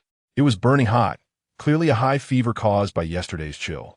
Qin Muxue merely closed her eyes in discomfort, feeling as though she lacked the strength to speak. "You have a fever. We need to go to the hospital. I'll help you take a leave of absence." "I don't want to move," Qin Muxue murmured weakly. Lin Beixiu took out his phone and called Li Yue to inform her of Qin Muxue's illness and request a day off for himself as well. Li Yue, understanding their cohabitation arrangement, readily approved the leave, urging Lin Beixiu to take good care of her. After hanging up, Lin Beixiu turned his attention back to her. "Come on, get ready. I'm taking you to the hospital." Qin Muxue shook her head, pulling the blanket tighter around herself. "I won't go." "Are you joking with your health?" Lin Beixiu said, a hint of anger creeping into his voice. Qin Muxue's eyes flickered, rendering her all the more pitiable. She simply did not wish to go. She believed she would gradually recover on her own. Lin Beixiu slapped his forehead in exasperation, seemingly incredulous. Did she think she could simply endure this fever, which could torment her to the brink of despair? "Just wait," he said. Qin Muxue watched his retreating figure, pouting slightly. Honestly, why be so harsh? As she drifted into slumber, she was roused once more by a gentle shaking. Lin Beixiu stood before her, instructing, "First, wash up, then have your breakfast." Qin Muxue glanced at the bedside table, where a bowl of meat porridge lay, evidently procured by Lin Beixiu during his recent excursion. She noted the beads of sweat glistening on his attire, indicating he had hurried. What she failed to notice, however, were the damp hems of his trousers. A smile involuntarily crept across her face. "What are you grinning at?" Hurry up and get up, he urged. But I truly lack the strength. Could you assist me? She pleaded. Lin Beixiu shot her a disapproving glance, but nonetheless helped her rise from the bed. Honestly, do you require my assistance, even for the restroom? Pervert, she retorted, her words lacking the usual indignation, instead imbued with a sense of feeble annoyance due to her illness. Undeterred, Lin Beixiu guided her to the bathroom, leaving the remainder for her to manage on her own. Chapter 49. Qin Mushiue emerged from the bathroom and made her way towards the bedroom, with Lin Beixiu hastily following behind. She returned to her bed, and Lin Beixiu sat at the bedside, holding a bowl of congee. First, have your breakfast, then take your medicine. Ultimately, it was Lin Beixiu who gently assisted her to sit up, for Qin Mushiue was truly weak and reluctant to move. Honestly, Qin Mushiue, I owe you so much. This is quite troublesome. Then just leave me alone, she retorted. Spare me the nonsense. Lin Beixiu lightly tapped her on the head, eliciting a displeased glare from Qin Mushiue. Don't look at me like that. At present, you resemble a sickly cat, posing no threat whatsoever, Lin Beixiu jested, feeling a twinge of satisfaction within. Qin Mushiue gritted her teeth, wishing she could retort if she weren't so feeble. Lin Beixiu fed her with a spoon, reminiscent of when he had offered her hangover soup earlier, though this time, she was fully conscious. Lin Beixiu dared not meet her gaze, focusing intently on feeding her instead. Qin Mushiue, however, remained blissfully unaware, smiling as she savored his attentiveness. After only a few spoonfuls, she lost her appetite. Aware of her lack of desire to eat, Lin Beixiu did not press her further. As he began to tidy up, Qin Mushiue inquired, Xiaobei, why are you so good to me? Lin Beixiu fell silent. Truth be told, he was unsure himself. It was as if they shared an innate understanding. Reflecting on their initial encounter, he recalled how they had transitioned from strangers to familiar companions, and eventually, how Qin Mushiue's temperament had shifted. He found himself adapting, as the once frosty demeanor he possessed melted away completely in her presence. He would acquiesce to her every request. Was this the sensation of affection? Had he genuinely developed feelings for Qin Mushiue? His face flushed crimson, and in a flurry of embarrassment he dashed out. Rest while he called back. Qin Mushiue's frail countenance brightened with a contented smile. Did he perhaps harbor feelings for her as well? If so, that would simplify matters. Shortly thereafter, Lin Beixiu re-entered, this time holding a cup. Here's your cold medicine. Drink up. Oh, Qin Mushiue replied, perplexed by his sudden return to a colder demeanor. Lin Beixiu then produced a thermometer, placing it under her arm to check her temperature. Qin Mushiue blushed and turned her head away. You help me. Lin Beixiu glanced at her chest, noting its size, pondering the potential consequences of an unintentional touch. Qin Mushiue noticed his gaze and turned even redder, indignantly saying, Are you coming or not? If not, forget it. I lack the strength. Lin Beixiu was nearly exasperated, striving to remind himself that she was a patient and not to take her words to heart. He leaned in closer, and Qin Mushiue inhaled the pleasant scent emanating from him, obediently raising her arm. As he busied himself, Lin Beixiu muttered to himself, I owe you so much. Once I have the means, I will find a new place to live, far away from this troublesome, nagging old woman. Qin Mushiue, the troublesome and verbose old woman, exclaimed, Is it that you intend to abandon me? Lin Beixiu, exasperated, struck her lightly on the head, muttering, Your words make me sound like a heartless scoundrel abandoning family. He added, and stop fidgeting, you'll knock the thermometer off. Qin Mushiue felt increasingly aggrieved. It was he who had initially frightened her. Now, she found herself reliant on Lin Beixiu's care, and if he were to leave, where would she go in pursuit of him? Xiaobei, I was wrong. Please don't go, all right? Lin Beixiu shivered at her tone, a rare display of affection that left him utterly unprepared. Please, don't behave like this. I was merely jesting. Just sit still, he replied, his irritation a thin veil for his inner turmoil and embarrassment. A smirk played on Qin Mushiue's lips as if she had discovered the secret to manipulating him. Before long, Lin Beixiu reached to retrieve the thermometer, examining it closely. It's nearly 39 degrees. A high fever. Take your medicine, and I shall escort you to the hospital. Qin Mushiue shook her head. I refuse to go. Besides, it's raining outside. It would be too much trouble. Lin Beixiu glanced out the window, noting that the rain had persisted throughout the night. That cannot be. Do you not care for your health? You must go, he insisted sternly. Qin Muxue, having finished her cold medicine, lay back down, continuing her act of feigned helplessness. Xiao Bei, I truly do not wish to go. I have taken my medicine and will feel better soon. A high fever, dear sister, is not so easily remedied. You previously remarked on my frail health. Yet here you are, unable to withstand a mere rain shower. One must wonder who truly lacks resilience. And what of our bet? I have bested you on several occasions. She countered, having regained some strength after eating.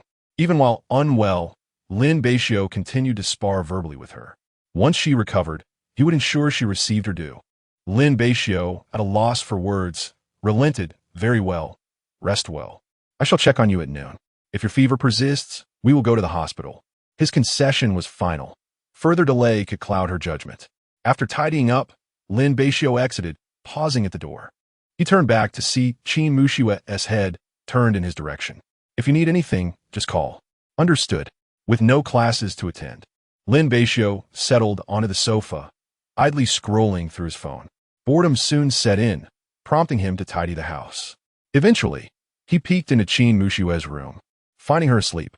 Despite her illness, her slumber was restless. She even kicked off her blankets. Does she not realize she is unwell? He mused, pulling her covers back up and feeling her forehead, noting that her fever had not abated. This could not continue. Fearing she might kick off the covers again, Lin Beixiu sat beside her, keeping vigil. Yet, perhaps due to the heat, Qin Muxue kicked off the blankets repeatedly, and Lin Beixiu patiently returned them to her each time. As noon approached, Lin Beixiu ventured into the kitchen to prepare lunch.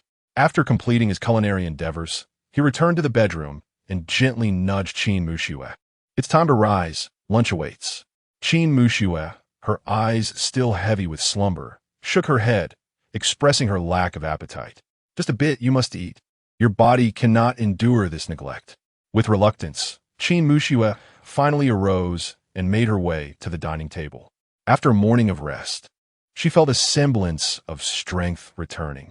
However, upon glancing at the delectable spread before her, she remained listless, taking only a few bites before losing interest.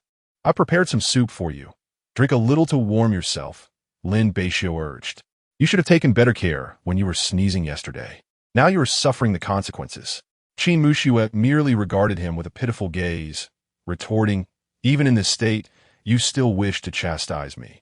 Lin Beixiu sighed, feeling defeated. I shall cease my admonishments. Please drink the soup, and shortly, I will take you to the hospital. I will not go, she declared resolutely, leaving no room for negotiation. Qin Muxue truly despised hospitals. After their meal, Lin Beixiu tidied up the kitchen, planning to wash the dishes later, before heading to Qin Muxue's room. She was curled up beneath the covers, radiating an aura of resistance. Chapter 50. Qin Muxue's fear of needles. Lin Beixiu gazed at the individual who had curled herself into a cocoon and nearly chuckled. He first reached out to test her forehead's temperature, but soon his expression turned grave. It was hotter. There was no time to waste. They had to go to the hospital. Qin Muxue shook her head defiantly, but Lin Beixiu did not allow her to resist. Ah, you pervert! Get out of my room! She protested, gripping the blanket tightly. Unfortunately, her illness rendered her weak, and Lin Beixiu effortlessly pulled the blanket away. Hurry up and change your clothes, he urged, noticing she was still in her pajamas. Qin Muxue clung fiercely to her garments, casting him a glare filled with disdain, shrinking into the corner of the bed. I really don't want to go. As Lin Beixiu reached for her, she panicked and kicked out several times, though her strikes lacked any force. In an instant, he seized her ankle, causing her body to stiffen, as this area was somewhat sensitive for her. Seizing the moment, Lin Beixiu dragged her out, prompting her to scold him in haste. Lin Beixiu, let go of me. You're violating my will. This is illegal. She wailed, tears welling up. Despite her pleas and protests, Lin Beixiu remained unmoved. Their only shoes were drenched, so he helped her into a pair of slippers and scooped her up in a princess carry as he headed outside. Qin Muxue squirmed restlessly in his embrace, her feet dangling in the air as she playfully struck at his chest. I'm not going to the hospital, she insisted. Stop squirming, he soothed, while attempting to gather her belongings. Eventually, he could no longer tolerate her antics. She had even flung her slippers away, behaving like a petulant child. Resolute, Lin Beixiu turned back, and for a moment, Qin Muxue thought they might avoid the hospital. However, he returned to the sofa, holding her securely in one arm while raising the other high. Smack! The sound echoed sharply, as her thin pajamas offered little protection. Qin Muxue's eyes widened in shock. "You hit me." The words caught in her throat. Embarrassment and anger flushed her cheeks, which were already rosy. "Have you settled down yet? What time is it to still be throwing a tantrum?" Lin Beixiu admonished, his frustration evident. He had resorted to this drastic measure out of sheer exasperation.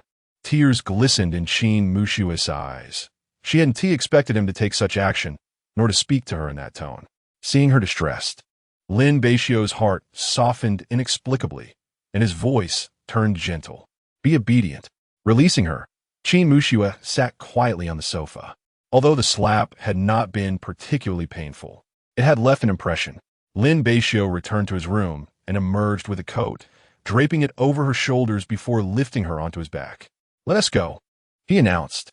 Qin Muxue finally quieted down, resting against him. As they descended in the elevator, the rain had lessened somewhat. Lin Beixiu held an umbrella in one hand while supporting her pert posterior with the other, making his way to a nearby clinic. "Hold on tighter, and if you get wet, tell me," he instructed.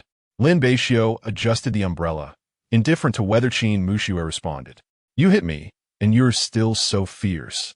Qin Muxue sniffed, her tone laced with grievance, and tears began to flow.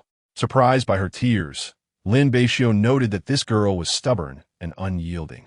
"If you had been honest, I wouldn't have to resort to this, and it's just a little hit, it doesn't hurt that much." Qin Muxue retaliated by punching him lightly, but still dissatisfied, she bit down on his neck, her sole method of revenge. Lin Beixiu gasped in pain. "What on earth? Are you a dog?" "Let go." Qin Muxue merely tightened her grip, her indignation mingling with her tears. Lin Beixiu decided to let her vent, though he could hardly bear the pain. After a while, she finally released her bite, gazing at the mark she had left on his neck, her face flushed.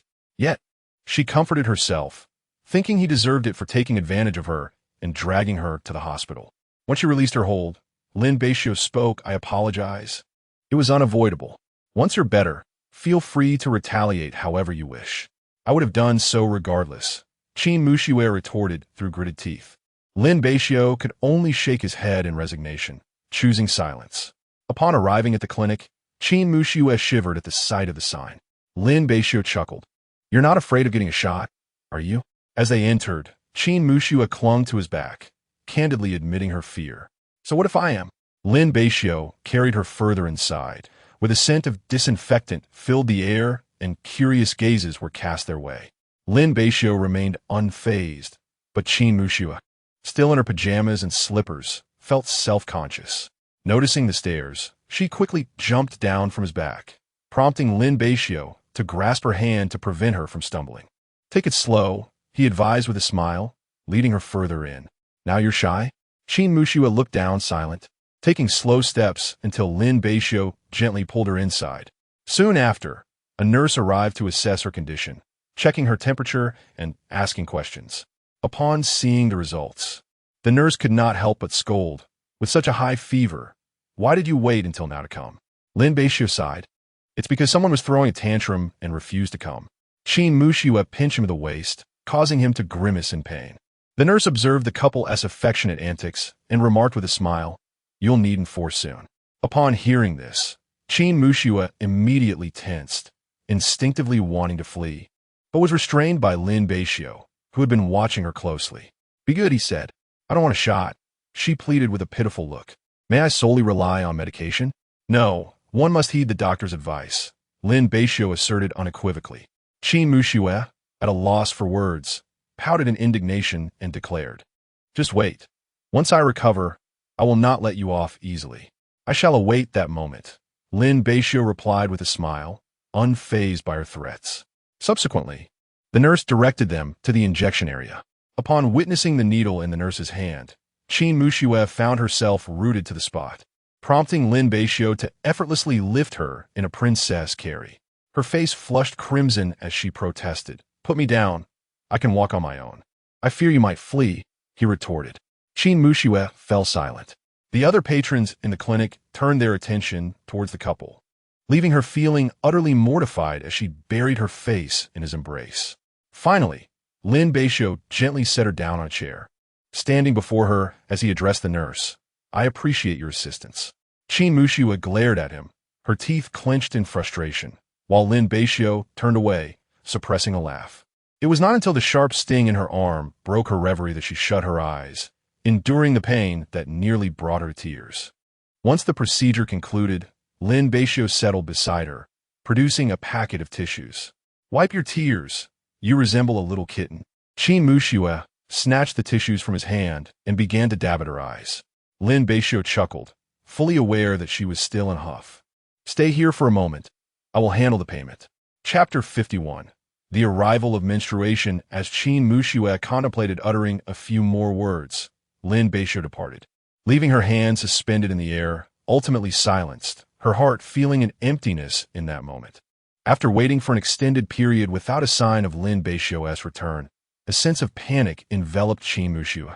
In a vast, desolate area, other patients were accompanied by family, while she stood alone, reminiscent of her childhood. Her gaze fell upon Lin Beixiu's jacket draped over her legs. She picked it up and inhaled, savoring the scent that belonged to him, clenching it tightly in her hands, perhaps finding solace in this small gesture. "Muxue." The sound called her attention, and she turned to see Lin Beixiu standing there with an armful of items before he settled beside her. "Apologies for the delay," he said, organizing himself before handing her a bottle of water, the cap twisted open. As she received it, a sense of reassurance washed over her, and she relaxed. Yet couldn't he help but voice her discontent. "It took so long." Lin Beixiu scratched his head. "I'm sorry, the line was rather long. And I also went out to buy water." "Is it still painful?" he inquired with a hint of amusement. Qin Muxue shot him an annoyed glance. Her energy spent on banter, and she closed her eyes to rest. At that moment, she felt a gentle movement on her body and opened her eyes to see Lin Beixiu adjusting her jacket. "Cover up properly. You wouldn't want to catch a chill." As Lin Beixiu settled down, he soon felt a weight on his shoulder. Turning his head, he discovered Qin Muxue's head resting against him, peacefully asleep. He contemplated lifting his hand, but ultimately let it hover near her cheek before retracting it. "Never mind, this will suffice." Thus, Lin Beixiu remained by her side until after 3 in the afternoon, when the last of the 2 bottles of water had been consumed.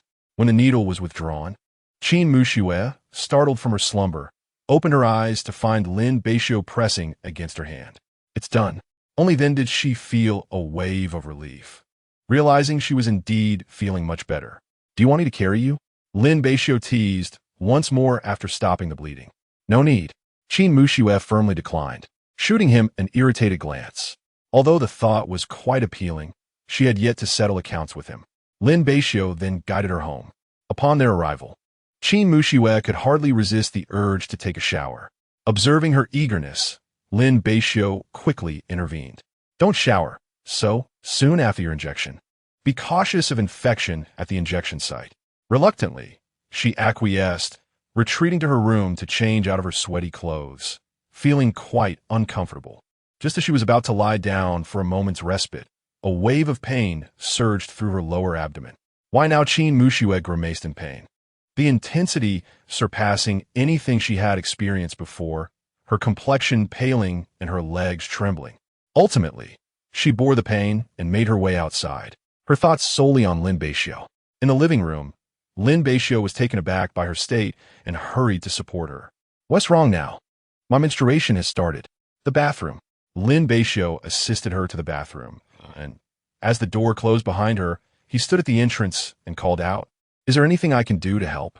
"Inside my wardrobe, there's a sanitary pad. Please fetch it for me," came Qin Muxue's frail voice from within. Upon hearing this, Lin Beixiu proceeded to her room, opened the wardrobe, and was met with an array of feminine garments, including intimate apparel. His face flushed crimson at the sight, particularly due to the black lingerie. "Focus, this is important," he chastised himself silently. After rummaging through the contents, He ultimately discovered a crumpled package nestled in a small drawer. This must be it, he mused. He took the item and returned to the bathroom, knocking gently on the door. I brought it. The door opened a crack, and Qin Mushui reached out to receive the package before shutting the door once more. Lin Beixiu waited outside, pulling out his phone to search for advice on what to be mindful of during a woman's menstrual cycle. Though he identified as a straight man, he had seen various comments on Douyin, suggesting things like drinking more hot water or lava and avoiding provoking women when they were upset. While these were mostly jest, he sought to be more informed. A quick query on Baidu revealed the importance of warmth, as well as the benefits of drinking brown sugar water and consuming nutritious foods. Before long, the bathroom door creaked open, revealing Qin Mushui, her pallid complexion evident as she sank onto the sofa. You should return to your room and rest. It has air conditioning. Adjust the temperature higher when you do, she advised. Qin Mushui then made her way to the bedroom, settling on the bed, while Lin Beixiu covered her with a blanket and brought her a cup of warm water. I'll step out for a moment to buy some things, he announced. As Lin Beixiu prepared to leave, Qin Mushui called out to him once more. Please remember to buy me a pack of sanitary pads. It was only then that she realized the one Lin Beixiu had previously given her contained merely a single pad, and she had not anticipated her menstrual cycle arriving early. All right, Lin Beixiu replied, gathering his things before heading out again. Qin Mushui lay on the bed, lost in thought, reflecting on how many times Lin Beixiu had rushed around for her. It would be disingenuous not to feel touched. Meanwhile, Lin Beixiu arrived at a nearby supermarket, purchasing ingredients for the brown sugar water, along with the chicken. After some contemplation, he made his way to the sanitary pad aisle. He hesitated at the entrance, gazing at the 2 rows of sanitary pads, feeling intimidated. A few girls nearby had already noticed him and were whispering amongst themselves. With a twitch of his lips, he resolutely stepped inside, determinedly searching until he found the brand Qin Mushui used, grabbing 2 packs before hastily exiting. After paying for a large assortment of items, Lin Beixiu hurried home, pushing open the door, presuming Qin Mushui was still lying in bed. He busied himself in the kitchen, first boiling the brown sugar water before stepping back into the living room. Upon hearing the commotion, Qin Mushui recognized his return. How are you feeling? Any better? He inquired.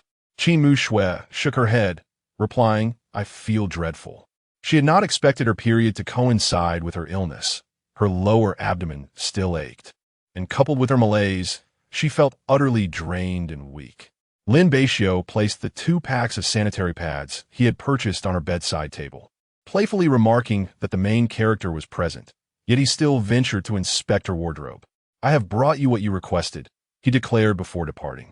As the food he had prepared should be ready by now, Qin Mushui gazed at the items he had bought, and a warm sensation blossomed in her heart. Before long, Lin Beixiu returned, carrying a bowl of brown sugar water, leaving Qin Mushui momentarily stunned. Chapter 52, Indulgence Indeed.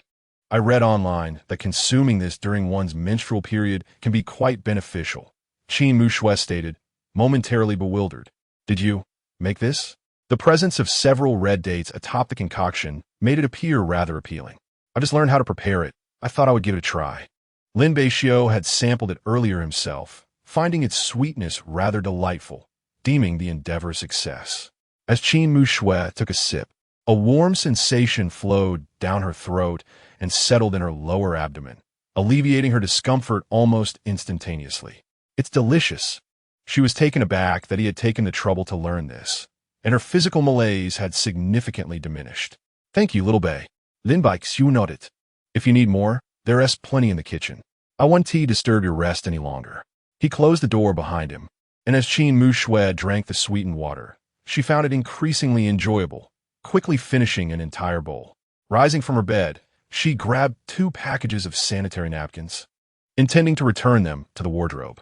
Upon opening it, she suddenly recalled something and glanced at her intimate garments, her face flushing crimson. Does this mean he has seen all of them? Oh no, I'm mortified. Returning to her bed, she covered herself with the blanket, her cheeks still burning. That rascal. Later that evening, Lin Beixiu began preparing dinner. Qin Mushui emerged, wearing a fever-reducing patch, and the fragrant aroma of the dishes wafted through the air, stirring her appetite. especially since she had barely eaten at noon and was now utterly famished. Enough of that. Wash your hands and get ready for dinner. Are you feeling any better? Qin Mu Shui shook her head, smiling. Much improved. My stomach doesn't hurt as much, and I feel a bit stronger. It seems the fever has subsided somewhat. I'm just very hungry now. Almost done. Just hold on a little longer. Dinner will be served shortly. Qin Mu Shui stepped out to wait, and Lin Beixiu soon presented the dishes. As she beheld the delectable spread on the table, she swallowed hard. Lin Beixiu ladled a bowl of chicken soup for her. Eat more to replenish your strength. Qin Mu Shui nodded, relishing the comfort of being unwell, surrounded by such delightful food and meticulous care. She savored her meal with great satisfaction, her appetite fully awakened as her illness waned. She consumed 2 bowls of rice and a bowl of soup, leaving Lin Beixiu astounded. Feeling content, Qin Mu Shui rose from the table, a slight embarrassment creeping in. Did I eat too much? Lin Beixiu replied, seriously? You dare to ask that? It was absurd. Thankfully, he too had his fill. Aren't you worried about overindulging? After their satisfying meal, Lin Beixiu took it upon himself to clear the remnants. Observing her seated on the sofa, he retrieved the medicine from the coffee table and advised, take 2 of these, and this one. Qin Mu Shui rested her chin on her hand, gazing at him with a beaming smile as he continued to fuss over her. He was truly wonderful. Regrettably, he had chosen to evade her earlier inquiry that morning, revealing his reluctance to confront his own feelings. It seemed the road ahead would be a long one. Hey, huh?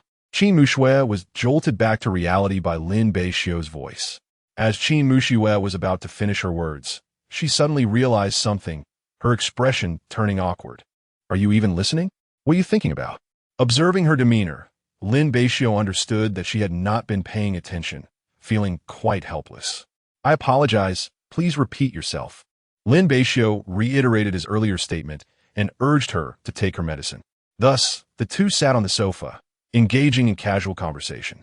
After finishing the last bottle of oral solution, Qin Mu Shui stuck out her tongue, remarking on its bitterness. There's no helping it. After all, your constitution is quite frail. Seizing the opportunity, Lin Beixiu couldn't resist teasing her, considering she had previously complained about her weakness daily. Qin Mu Shui shot him a glare, shaking her fist in a mock display of defiance. Oof. Don't think that just because you're treating me well, I will let you off the hook. Once I recover, you will be in trouble. Indeed, I wonder who left these marks. Lin Beixiu revealed his neck, where the bite marks were still distinctly visible. Upon seeing them, Qin Mu Shui couldn't help but blush, yet recalling his earlier actions, her anger flared once again. It was you who... She abruptly halted mid-sentence, her cheeks reddening further. Lin Beixiu understood her unspoken words and reminisced about the sensations from that morning, which had indeed been rather pleasant. Lin Beixiu, you pervert, you lecher. Qin Mu Shui struck him playfully, though despite having regained some strength, she remained no match for him. Lin Beixiu chuckled as he grasped her hands, pinning them together. In that position, Qin Mu Shui found herself unable to move an inch. Their poses were decidedly intimate, and before Lin Beixiu could revel in his triumph. Let go of me. You are taking advantage of me. Qin Mu Shui's eyes quickly glistened with unshed tears. Lin Beixiu could not bear to see her like this, feeling flustered and at a loss. Please don't cry. I was wrong. He released her, and in an instant, Qin Mu Shui lunged forward, straddling him and delivering a flurry of playful punches. Ouch, you are quite the actor, he exclaimed. What of it?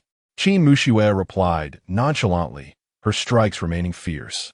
Lin Beixiu contemplated rising, but Qin Mu Shui's weight bore down on him, her legs firmly locked around his waist, rendering him immobile. Once Qin Mu Shui had finished her playful assault, she finally dismounted, feeling quite satisfied. Lin Beixiu's feet twitched slightly. This girl, despite her small stature, she certainly had stamina. You ungrateful. Qin Mu Shui sat a short distance away, too fatigued to continue their banter. Lin Beixiu stood up, saying, All right, no more games. You should rest early. As she watched his retreating figure, Qin Mu Shui suddenly called out to him. Lin Beixiu turned to see her gazing at him earnestly. Xiaobei, thank you for today. Lin Beixiu remained silent, turning to return to his room, while Qin Mu Shui murmured, How petty, I barely used any strength. What she failed to notice was the smile on Lin Beixiu's face as he turned his back to her. Xiao Bei, what are you up to? Lin Beixiu emerged from the room, looking at her with a sense of helplessness. I just struck you, and now I lack the strength. Would you be so kind as to carry me back? I don't believe you. Lin Beixiu rolled his eyes. Go on, keep pretending. Qin Muxue, undeterred by his dismissal, continued to feign helplessness. I truly have no strength left. I feel awful. The fever must have subsided by now. Just stop the charade. Lin Beixiu, still in pain himself, remarked, then I suppose I'll have to sleep on the sofa. Qin Muxue lay sideways on the sofa and closed her eyes. Lin Beixiu was skeptical. There was no way she could be as weak as she claimed. Surely she could manage to walk back. However, it seemed Qin Muxue had no intention of returning, drifting off to sleep on the sofa. If she truly spent the night there, without any care, her condition would undoubtedly worsen by the next day. Who could say if she dared to take such a risk? In an effort to avoid trouble, Lin Beixiu turned around and lifted Qin Muxue into his arms. You are truly something else. I concede defeat. Chapter 53. Waiting Qin Muxue opened her eyes, a mischievous smile gracing her lips. Xiao Bei, you are truly wonderful. I knew you would never abandon me. I merely fear you might catch a chill again and trouble me. I am reluctant to care for such a troublesome individual, he replied, pouting with dissatisfaction.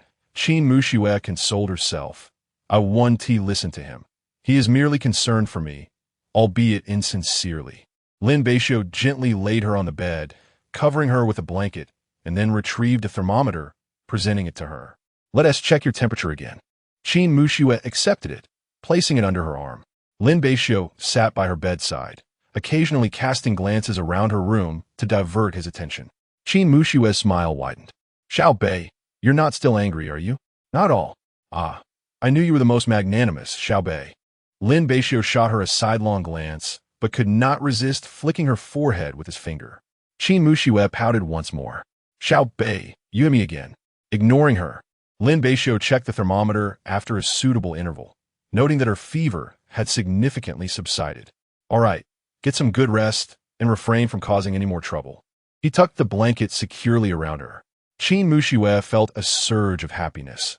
Though he appeared aloof, he was consistently caring for her. Even aware of her habit of kicking off the covers, likely from her previous bout of fever. All right, good night, Xiao Bei. Due to Qin Muxue's lingering illness, the two remained at home the following day. Her spirits had markedly improved compared to the previous day. After breakfast, Qin Muxue sipped the brown sugar water Lin Beixiu had prepared. Are you sure it's fine not to attend class? I'm nearly recovered. It's truly all right. Lin Beixiu casually replied. It's no trouble. I can always catch up. Moreover, you are quite foolish. Foolish? In what way? Qin Muxue retorted. You're provoking me again. This insufferable brat is so annoying, especially after yesterday's heartfelt moment. What do you mean? Nothing. Lin Beixiu sensed her irritation and instinctively distanced himself. Qin Muxue snorted, choosing not to hold a grudge. Don't forget to take your medicine, Lin Beixiu kindly reminded her before preparing to leave. There wasn't too much food left, so he needed to buy more. Additionally, since both had taken a day off yesterday, he decided not to skip class today, as it appeared Qin Muxue was close to fully recovering. Understanding his intention to shop for groceries, Qin Muxue refrained from urging him to stay, wishing him safety on his way. Alone at home, Qin Muxue entertained herself with her phone until her best friend sent her a message. Zhang Tingting, why didn't you come to class yesterday? I was planning to look for you. Your classmates said you weren't there. Qin Muxue, I had a fever. Zhang Tingting, oh no, is it serious? Do you need me to come take care of you? Meanwhile, in class, Zhang Tingting, upon reading Qin Muxue's message, felt a pang of worry, her fingers flying across the screen as she expressed her concern. As Qin Muxue gazed at the concern expressed by Zhang Tingting, her heart warmed. Indeed, this inexpensive friend was her sole confidant. Zhang Tingting, where are you? I just finished class. Shall I come and see you? Qin Muxue would never allow that. If she were to discover their cohabitation, who knows what endless nagging would ensue. The very thought gave Qin Muxue a headache. Qin Muxue, no need. Someone is taking care of me. I'm feeling quite well now. The fever has subsided. Zhang Tingting raised an eyebrow, a teasing glint in her eyes. Zhang Tingting. It wouldn't be that handsome, Lin, would it? Qin Muxue arched an eyebrow, contemplated for a moment, and finally responded affirmatively. After all, she would eventually need to clarify matters, thus sparing herself from daily pestering. Who knows, she might even require her friend's advice later. Zhang Tingting could hardly contain her excitement, yearning to fly over and interrogate Qin Muxue. But regrettably, she was unaware of her friend's residence, leading to the fading of that thought. After chatting with her for a while, Qin Muxue ceased the conversation, finding herself bored on the sofa, and Lin Beixiu had yet to return.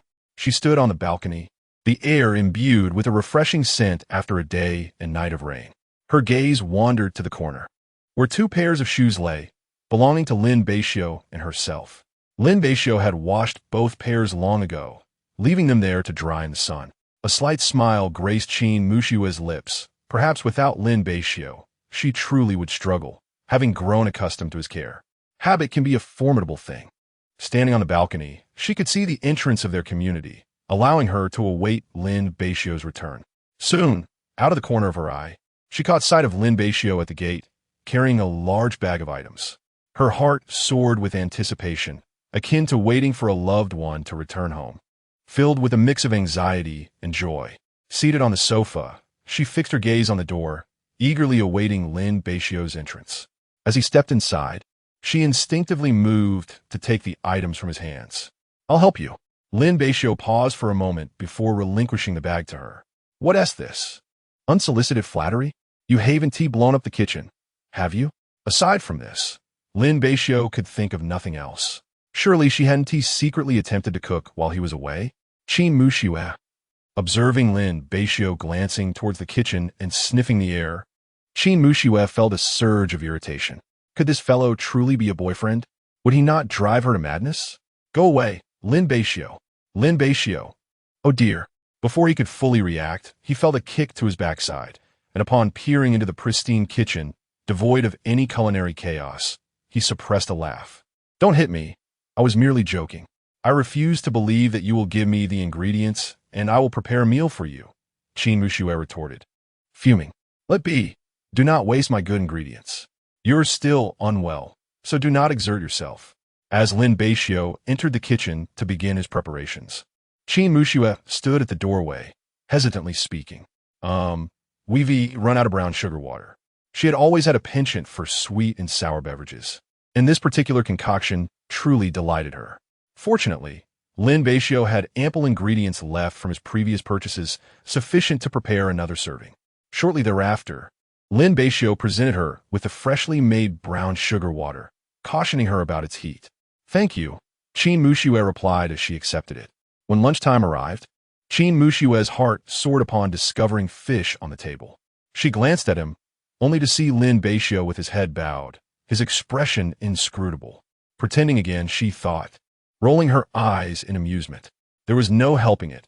He was one to silently invest his efforts, lacking in expressive communication, leaving her with no choice but to take the initiative. That evening, Lin Beixiu left for work, taking the liberty of requesting a day off for Qin Muxue. She had initially yearned to venture outside, feeling rather stifled at home alone, but Lin Beixiu's unwavering concern for her well-being led her to acquiesce and remain indoors. Chapter 54. Everyone calls her sister-in-law bored and seated in the living room. Qin Muxue decided to take out her phone and indulge in a romance novel to enhance her experience. After a 2-day respite, she returned to school on the 3rd day. Still not fully recovered, she wore a mask and even had not dried her shoes. Both she and her companion arrived in slippers.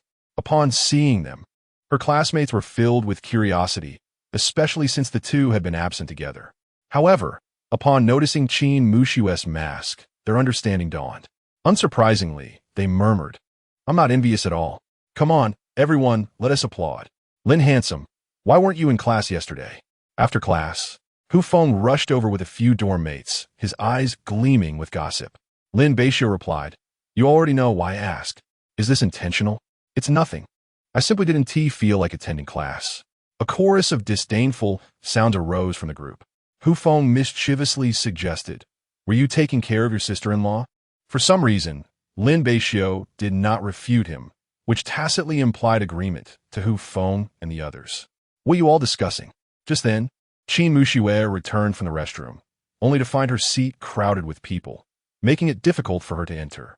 "Hello, sister-in-law," Hu Feng exclaimed, and the others joined in a raucous cheer, leaving Qin Muxue bewildered, her face flushing a deep red, fortunately concealed by her mask, preventing them from perceiving her embarrassment.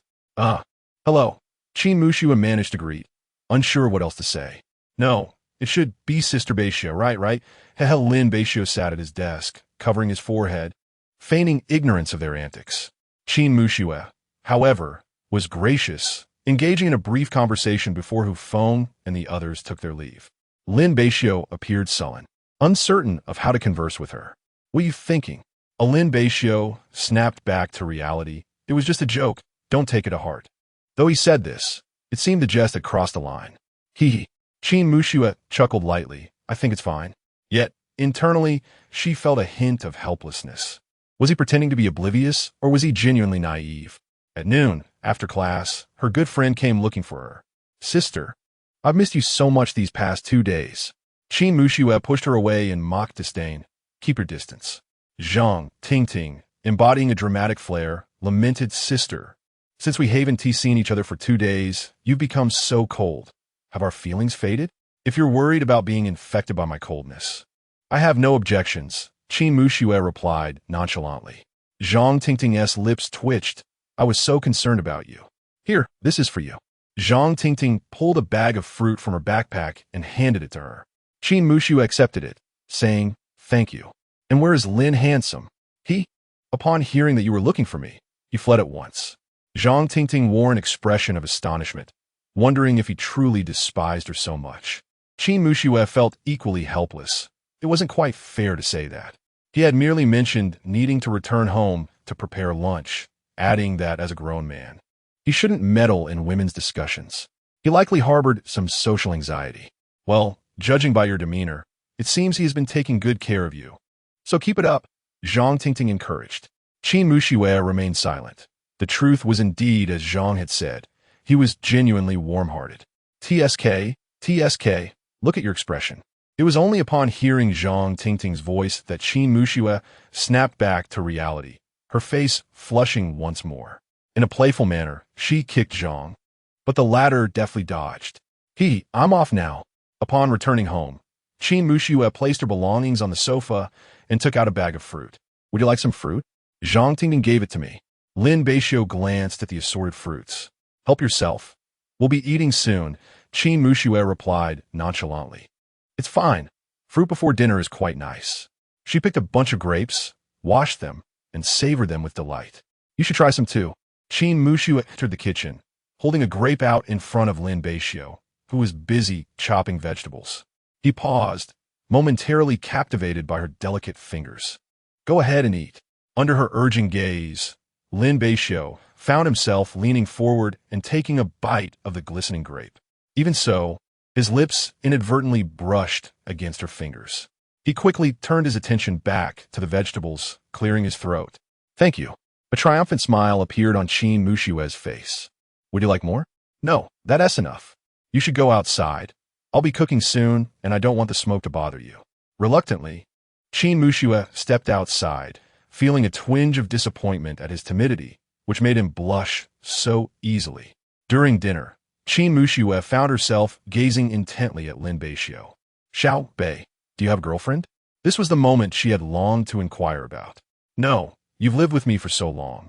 "And you didn't know?" Lin Beixiu responded, though he was aware she already knew. Elated, she pressed on, "What kind of girlfriend are you looking for?" "Why the sudden curiosity?" Lin Beixiu asked, puzzled, instead of answering. "Just curious, do share." For some reason, he recalled a girl from his childhood, wondering how she was faring now and if he could ever find her again. Lin Beixiu's expression grew somber, and he shifted the topic. "All right, you can't seem to stop talking even during dinner." Qin Muxue pouted in dissatisfaction, having not received the answer she sought. However, she meticulously observed his expressions, becoming acutely aware of his emotional shifts. Unlike the first time they met, when she had been furious with him, she now felt nothing but sympathy upon learning about his family circumstances. "If you choose not to speak, That's fine. But I can tell you what kind of boyfriend I'm looking for. Lin Beixiu lowered his head to eat. Yet he cast a glance at her after she finished speaking. Given your disposition, it seems rather challenging, he remarked bluntly, dousing her hopes with cold water. Qin Muxue responded with a sigh, wondering why he always had to undermine her. With her head bowed, Lin Beixiu braced himself for a potential reprimand, but to his surprise, Qin Muxue remained silent. Tentatively, he inquired, "What troubles you?"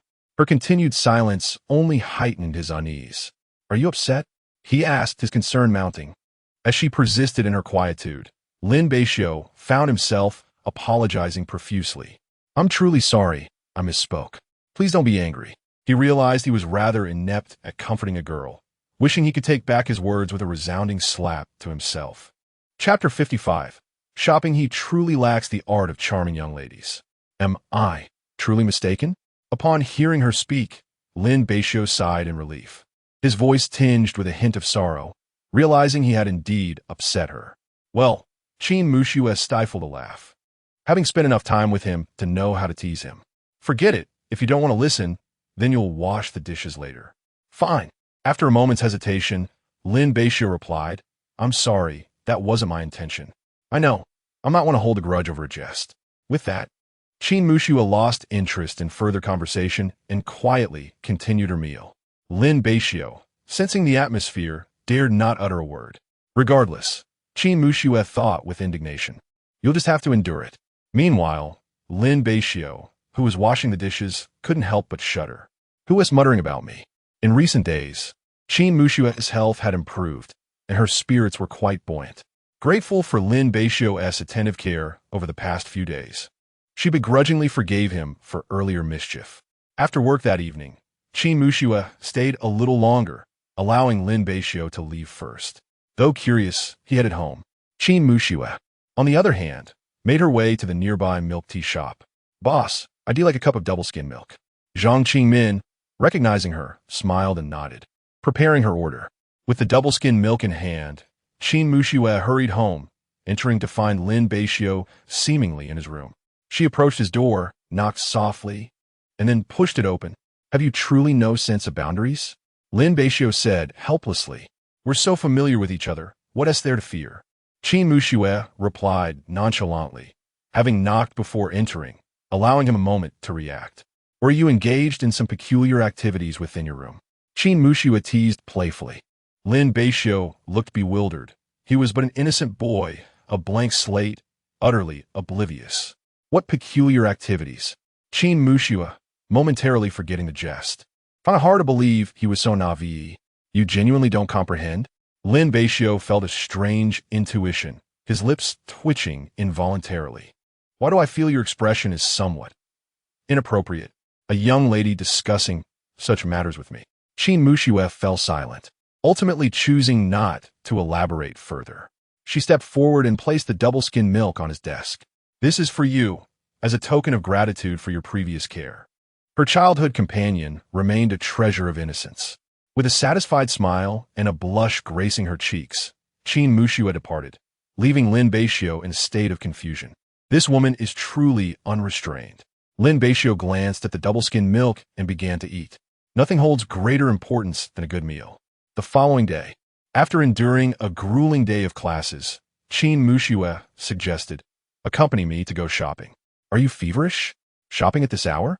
Lin Beixiu replied, exasperated. "What's there to worry about? We have no classes tomorrow morning, and it's still early. I'm tired. I wish to return and rest." Qin Muxue seized his hand, and although Lin Beixiu had grown accustomed to her playful antics, he still felt helpless. "I'm tired. Please let me go. Will you accompany me for some shopping?"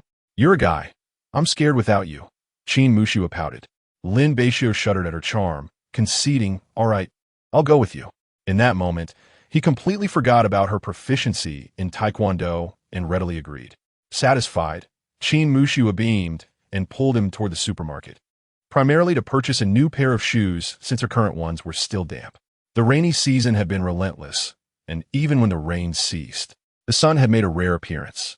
They had both resorted to wearing flip-flops for several days. Lin Beixiu was indifferent, but Qin Muxue found it unbearable and too cumbersome. Despite the hour, the streets were bustling with people. Vendors displayed their wares along the roadside, and enticing aromas wafted through the air. Lin Beixiu sat at the entrance of the shoe store, utterly bored, surrounded by a group of men, most of whom were holding bags, evidently assisting their girlfriends. A man beside him, engrossed in his phone, turned his head and sighed inwardly, clearly sharing the same fate of being dragged out shopping by his wife. The trials of manhood. Lost in thought, Lin Beixiu pondered the meaning of life. He was genuinely astounded by how women could spend over half an hour visiting 3 or 4 stores just to find a single pair of shoes. It must be said that women possessed an uncanny talent for shopping.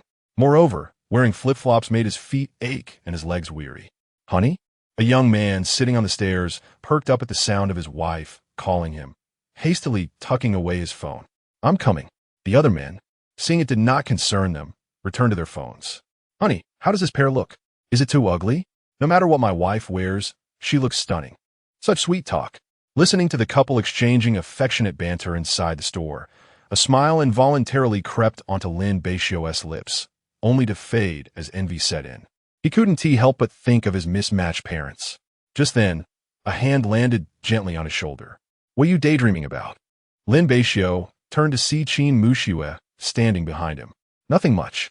However, upon noticing her empty hands, he nearly burst into tears. "Didn't you find anything here?" Lin Beixiu awkwardly nodded. "Should we move on to the next door?" Lin Beixiu groaned, "Please spare me." Ultimately, Lin Beixiu resigned himself to being dragged along, as Lin Beixiu, with her persistent charm, coaxed him into continuing. After a bit of persuasion, he relented. In the last store, Lin Beixiu tugged him inside. "You should just stand outside. Come help me choose." Lin Beixiu, feeling exasperated, complied and began to look around. He selected a few pairs, but Lin Beixiu was not particularly pleased with any of them. As they sifted through the options, their conversation continued. "Are you not going to buy a pair for yourself?" Lin Beixiu shook his head. "I have already ordered a pair online. The delivery will arrive tomorrow." After this experience, he understood that a single pair of shoes was insufficient, so he had made arrangements well in advance. Lin Beixiu then picked up a pair of white shoes, but upon further inspection, he deemed them unsuitable and abandoned the idea. "What do you think of this one?" Lin Beixiu glanced over and found it acceptable. "Then let us give this a try."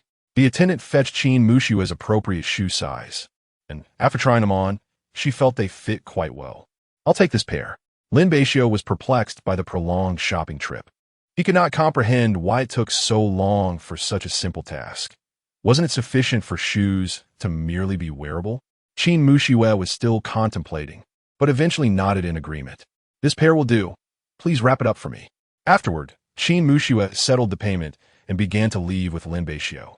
"Thank you for accompanying me on this shopping trip. Allow me to treat you to a late-night snack." Lin Beixiu rolled his eyes. "Forget it. Last time you promised to treat me, you ended up getting drunk, and I had to carry you back." Lin Beixiu's expression turned awkward. "That was an accident. Besides, I did reimburse you afterward. Let us go. We can grab something to eat outside." Chapter 56. The Bad Idea of a Good Friend. Ultimately, she found herself seated at a roadside stall. "Boss, 2 servings of fried rice noodles, please." "All right, just a moment." Lin Beixiu sat quietly, allowing her to order, his gaze fixed upon her. He sensed that she was unlike many girls, exuding strength and independence, possessing a unique style. Her carefree demeanor resembled that of a spirited woman. As he pondered this, a blush crept onto Lin Beixiu's cheeks. He often found his thoughts drifting to her, particularly tonight, as Lin Beixiu had held his hand longer than ever before. Noticing his gaze, Lin Beixiu found it amusing, allowing him to admire her while feigning ignorance. Once the rice noodles arrived, they began to eat. After finishing, Lin Beixiu paid the bill, and they strolled home together. Upon arriving, Lin Beixiu collapsed onto his bed. Feeling exhausted, yet enlightened from the day's experiences, his legs were numb from fatigue. Lin Beixiu looked at the pair of shoes Lin Beixiu had chosen for her, feeling quite pleased. His taste was rather commendable. She, however, did not feel as tired, estimating that Lin Beixiu was still resting. She tidied up before heading to take a shower. The next day, with no classes, the two remained indoors. Lin Beixiu had yet to awaken, enjoying a comfortable slumber until he naturally roused. Emerging from his room, he yawned and discovered breakfast on the table, courtesy of Qin Muxue. He sat down to eat before returning to his room. Meanwhile, Qin Muxue, seeking something to occupy her time, joined her club activities, spending time with Zhang Tingting. As they rested on a bench, Zhang Tingting curiously inquired, "Where's your boyfriend?" The memory of Lin Beixiu's pained expression from the previous day made Qin Muxue unable to suppress her smile. Zhang Tingting, taken aback, noted how swiftly her friend had changed, concluding that this must be the effect of love. Indeed, love has the power to transform a person. Why do you ask so many questions? Qin Muxue had no intention of revealing the truth about their cohabitation. By the way, teach me how to pursue a guy. Zhang Tingting, her expression peculiar, remarked. What's the situation between you two? Haven't you already gotten together? Qin Muxue, aware that Zhang Tingting had misunderstood due to her prior relationship with Zhang Hao, decided to clarify. Not exactly. I initially just wanted to distance myself from Zhang Hao, but I genuinely care for him. Qin Muxue briefly explained their situation, hoping Zhang Tingting could offer a good suggestion. Oh, so you're not officially together yet, and he is unaware of your feelings? Zhang Tingting took a sip of water, expressing a hint of regret before her excitement returned. So, he doesn't actually dislike you, right? Qin Muxue nodded. She was certain he felt something. I'm curious how a stunning beauty like you hasn't stirred his interest. You sit together every day. Hasn't he ever made a move? Qin Muxue rolled her eyes. With his demeanor, he wouldn't dare make a move even if I were intoxicated. Enough chatter. Don't you enjoy watching dramas? Teach me a thing or two. Zhang Tingting could hardly contain her excitement. Let me tell you, she exclaimed, the drama suggests that you must create a beautiful misunderstanding. As Qin Muxue listened, her lips began to twitch, and the more she heard, the more dubious it appeared. Her friend was actually encouraging her to resort to coercion. Those blatant remarks flushed Qin Muxue's face crimson. Had she truly been so out of touch with television for all these years? The current dramas were so absurd that they had led her dear friend astray in such a manner. Rising abruptly, Qin Muxue decided to leave, but Zhang Tingting quickly followed. Sister, I haven't finished. What more is there to say? You should really watch fewer dramas. They could be quite harmful. Although Qin Muxue had learned a great deal, she was still dousing her friend with cold water. Zhang Tingting, however, remained unfazed, unabatedly spouting her outrageous ideas. If it were me, I would just take him by force and later claim that I was pregnant, threatening him with a child. If he refuses to marry you, you could just beat him up through the child. He would surely comply. Zhang Tingting, Qin Muxue exclaimed, exasperated. As a young lady, she found such brash talk utterly intolerable. Childbearing. Indeed, in a flash, Zhang Tingting dashed away. Sister, goodbye. Remember to consider my suggestion. Consider your nonsense. Qin Muxue fumed, stamping her foot in frustration before leaving. Her cheeks flushed. What was all this about? At home, Lin Beixiu was preparing lunch. Qin Muxue entered without a word, and Lin Beixiu glanced at her, sensing something was amiss with her demeanor. Qin Muxue silently retreated to her bedroom. Once lunch was ready, Lin Beixiu called out toward her room, "It's time to eat." Qin Muxue emerged and sat down to eat, her mind still occupied with Zhang Tingting's words, those unhealthy thoughts swirling in her head. Lin Beixiu found her unusually quiet, though he refrained from probing further. One's mouth should remain shut at times. As they finished their meal, Lin Beixiu couldn't help but wonder about her sudden silence. He found it quite unusual.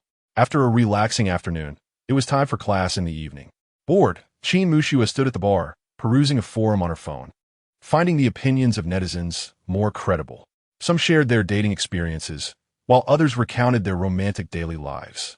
Watching others flaunt their affection, Qin Muxue felt a sweetness wash over her, as if she had consumed honey, igniting a longing for romance within her. When would she have her turn at a delightful love? On the way home, Lin Beixiu asked, "What's wrong? You seem rather distracted today." Huh? Qin Muxue snapped back to reality, hastily replying, "Oh, it's nothing." Seeing her reaction, Lin Beixiu chose not to press further. She acclaimed all was well. After her shower, Qin Muxue donned her pajamas and lay in bed, phone in hand, ready to post on the forum. In the midst of a flurry of thoughts, Qin Muxue reflected upon her long-standing affection for her childhood companion, whom she had fortuitously reunited with during their university years. Now, cohabiting, he remained oblivious to her identity. Despite her deep fondness for him, she found herself at a loss on how to pursue him, particularly given his apparent lack of emotional intelligence. After sharing her dilemma, Qin Muxue exited the forum, choosing not to disclose her reasons for withholding the truth, as the events of yesteryears still lingered unresolved in her heart. At this juncture, she held little expectation for responses, and soon, fatigue enveloped her as she laid down and drifted into slumber. The following day, as she attended class, Qin Muxue was taken aback by the plethora of suggestions offered by her fellow netizens. She had underestimated their nocturnal dedication, as the responses had surged to over 99 overnight. Beyond the playful jests, a multitude of thoughtful ideas emerged, proving far more reliable than her erratic confidant. One netizen remarked, "I envy you. My childhood friend has vanished without a trace." Another advised, "Trust me, boys like him are easily swayed. To start with this, then proceed with that, and ultimately, you shall succeed." A third chimed in, as the previous commenter stated, "Your words resonate profoundly." Qin Muxue found herself both amused and exasperated, as many of the suggestions echoed those of her friend Zhang Tingting. Was it truly necessary to employ forceful tactics? Surely, such an approach would only drive him away. With these thoughts swirling in her mind, she continued to peruse the comments. Chapter 57, The First Attempt. Listen to me, dear host. First, conceal your true self. Even the most stoic man possesses a measure of compassion. Play the role of the delicate maiden, allowing him to gradually fall for you as he protects you. Once he confesses his affection, you may reveal your true nature. Qin Muxue found this advice somewhat credible. Other netizens also contributed valuable insights and recounted their own experiences of winning over their husbands. As she read through the comments, a silly smile crept across her face, prompting Lin Beixiu, who was nearby, to roll his eyes. So, is excelling in studies a passport to indulgence? Qin Muxue set her phone aside, contemplating her current disposition. She realized that if she were a bit fiercer, Lin Beixiu would indeed fear her, and his timid demeanor often ignited her protective instincts, or perhaps incited her desire to tease him further. Yet, upon reflection, every time she acted coy, Lin Beixiu would acquiesce to her whims, and she found great delight in the blush that would grace his cheeks. Perhaps boys are naturally drawn to gentle and fragile girls. Soon, an idea took root in Qin Muxue's mind, leading her to resolve to alter her personality. After class, Lin Beixiu stretched lazily, feeling quite famished, and decided it was time to feast. "Shall we go?" Qin Muxue nodded, falling in a step beside him, and then took his hand. Noticing he made no attempt to withdraw, she smiled broadly and tightened her grip. Lin Beixiu had grown accustomed to this, yet he still found himself distracted, pondering how long this charade would continue. The Navi Lin Beixiu remained blissfully unaware that this pretense would eventually blossom into reality. After their meal, Qin Muxue intercepted Lin Beixiu as he prepared to clean up. "Let me handle it," she insisted. Lin Beixiu relented, responding, "Very well, I shall take a rest." Contemplating, Qin Muxue thought, why not attempt to cook for him? Although her previous culinary endeavor had resulted in a kitchen disaster that had merely been an accident, armed with newfound experience, she was certain she would not falter this time. In the afternoon, after class, the pair strolled side by side to the market. "Are you truly going to cook?" Lin Beixiu's expression reflected disbelief, tinged with a hint of trepidation. "Forget it. Is my cooking that dreadful? Are you seeking to court disaster?" Qin Muxue countered, "Just let me try. I promise." "Please?" She resorted to her charmingly coy demeanor once more. "You handle the cleanup." Lin Beixiu, recognizing her tactic, scowled. However, captivated by her sparkling eyes, he ultimately conceded, "All right, you may cook tonight." Qin Muxue cheered in triumph and tugged him forward. "Let us buy some eggs so I can prepare scrambled eggs for you." Lin Beixiu found himself pulled along by her enthusiasm, instinctively responding, "Slow down." He was oblivious to the affectionate tone that had crept into his voice. After completing their shopping, the pair returned home, where they prepared the meal before heading off to work. Anticipating Qin Muxue's cooking for dinner, They both opted for a light snack to tide them over. As evening fell and the workday came to a close, Qin Muxue found herself filled with an eager anticipation. Hastily preparing upon her return home, Lin Beixiu stood at the kitchen doorway, observing the excitement radiating from her, yet an unsettling premonition lingered in his mind, refusing to dissipate. Setting aside the egg she had just whisked, Qin Muxue playfully shoved Lin Beixiu out of the kitchen. "Don't peek. I have a surprise for you." Reluctantly, he was ushered out, left staring at the closed door, feeling somewhat helpless as he sank onto the sofa.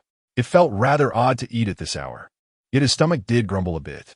Not wanting to disappoint her enthusiasm, he resolved to give it a try. Due to time constraints, Qin Muxue prepared only 2 simple dishes: scrambled eggs and green pepper stir-fried with sliced meat. The scrambled eggs looked presentable, perfectly cooked, but the green pepper stir-fried meat was a curious sight. The cuts of meat varied in thickness. "Your knife skills leave much to be desired," he remarked.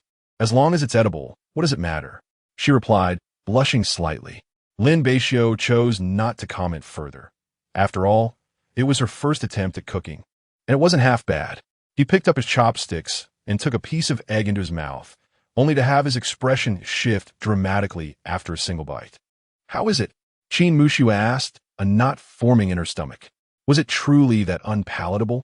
Lin Beixiu remained silent, choking slightly as he dashed into the living room for a large gulp of water. "It's incredibly salty." Qin Muxue's face flushed with embarrassment. "Well, salt doesn't cost anything," she murmured. Lin Beixiu glanced at the green pepper stir-fried meat, unsure if he should attempt it. "Didn't you want to taste your own creation first?" he questioned. "But I wanted you to be the first to try it," she replied, her expression a mix of apology and defensiveness. After a moment of contemplation, Lin Beixiu sighed softly. "Let me give it a try." He sampled a piece of meat. Relieved that it was cooked properly, he had feared it might be underdone. "This is acceptable, though the meat is a bit overcooked." A smile broke across Qin Muxue's face, her satisfaction evident. "I told you I have a talent for this." Lin Beixiu, momentarily speechless, couldn't bear to dampen her spirits. He lifted the plate of scrambled eggs. "I'll just refine this a bit." Moments later, as she waited expectantly, he returned with fried rice, transforming their meal into a delightful feast that they both enjoyed immensely. "Perhaps it's best if you steer clear of the kitchen from now on. Let me handle the cooking," he suggested, astonished that such a simple dish could turn out so salty. After all, scrambled eggs are one of the simplest dishes to prepare. Qin Muxue frowned slightly, but the steadfastness in Lin Beixiu's gaze silenced any objection she might have had, for the last thing she wanted was to inadvertently poison him. After they finished their meal, Lin Beixiu tidied up and prepared to take a shower. Qin Muxue continued to browse the forum, and soon she came to a realization. Since Lin Beixiu's culinary skills were so exquisite, there was no need for her, a novice, to struggle. She would simply indulge in his cooking from now on. When Lin Beixiu emerged, Qin Muxue gathered her clothes and made her way to the bathroom. As her garments slipped from her body, her graceful figure was revealed in all its splendor. Qin Muxue cast her gaze down at her arms, where the marks of oil splatters had left painful burns. After all, it was her first attempt at cooking, even with the tutorials she had studied in advance. Mistakes were inevitable. The pot had not been thoroughly cleaned, leaving behind some water stains, and when she poured in the oil, she was scalded. Chapter 58. Dining at Hadaleo, though it was indeed somewhat painful, she felt a sense of accomplishment knowing she had contributed to the meal prepared that evening. Perhaps the kitchen was not her forte, yet it mattered little. After all, Lin Beixiu was there. Once she won his affection, she could have him whip up delightful dishes for her every day. In the mirror, Qin Muxue beamed with confidence.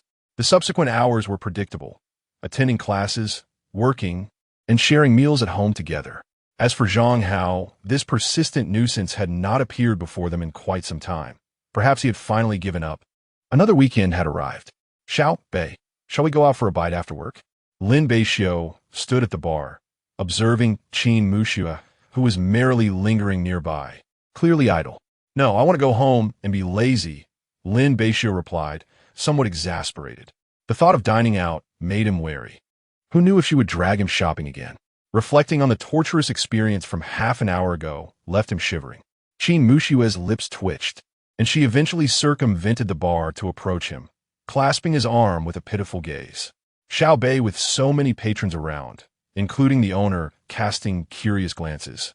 Lin Beixiu felt his cheeks flush with embarrassment. He wanted to withdraw his hand, but found himself reluctant and unable to escape her grasp. Fine, but I'm only eating. No shopping, he conceded, aware that she had left him with emotional scars from their previous outings. All right, she chimed, playfully squeezing his palm before skipping away with joy. Inside the establishment, the other students cast envious glances at Lin Beixiu, questioning the propriety of such blatant displays of affection. Lin Beixiu remained momentarily dazed, his mind still lingering on the softness of her touch, which was smaller than his own palm. Pervert, he silently chided himself, bewildered at his own thoughts. Goodbye, Uncle Zhang. Qin Mushuet greeted Zhang Qingmin before pulling Lin Beixiu away. She had grown fond of this charming older gentleman, often stopping by to say hello. Zhang Qingmin responded with a warm smile, urging them to take care on their way. Where shall we eat? Lin Beixiu inquired, eager to prepare for what lay ahead. Seeing the alert expression on his face, Qin Mushuet replied playfully, We're going to Hadaleo. Lin Beixiu wore a peculiar expression, puzzled by the whims of the girls, but chose not to delve further into it. Dining at Hadaleo at this hour? As they entered, the staff courteously welcomed them. Welcome. Just the two of you? Qin Mushuet nodded, requesting a quieter table. Very well. Please follow me.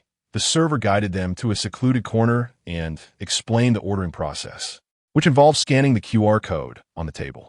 Qin Mushuet scanned the code and perused the menu. What do you feel like eating? I am indifferent. Lin Beixiu replied casually. Qin Mushuet frowned, dissatisfied with his non-committal answer. Always so indifferent. Don't you have any preferences? However, I eat everything. Qin Mushuet wished to learn more about his preferences, particularly his favorite dishes. Just add more meat, perhaps some chicken, she suggested. After placing the order, the two of them waited patiently. Could you help me prepare a dipping sauce? Lin Beixiu nodded and rose to head towards the condiment area. Qin Mushuet rested her chin on her hand, observing his diligent figure with a faint smile. When Lin Beixiu returned, however, Qin Mushuet's composure faltered and her smile vanished.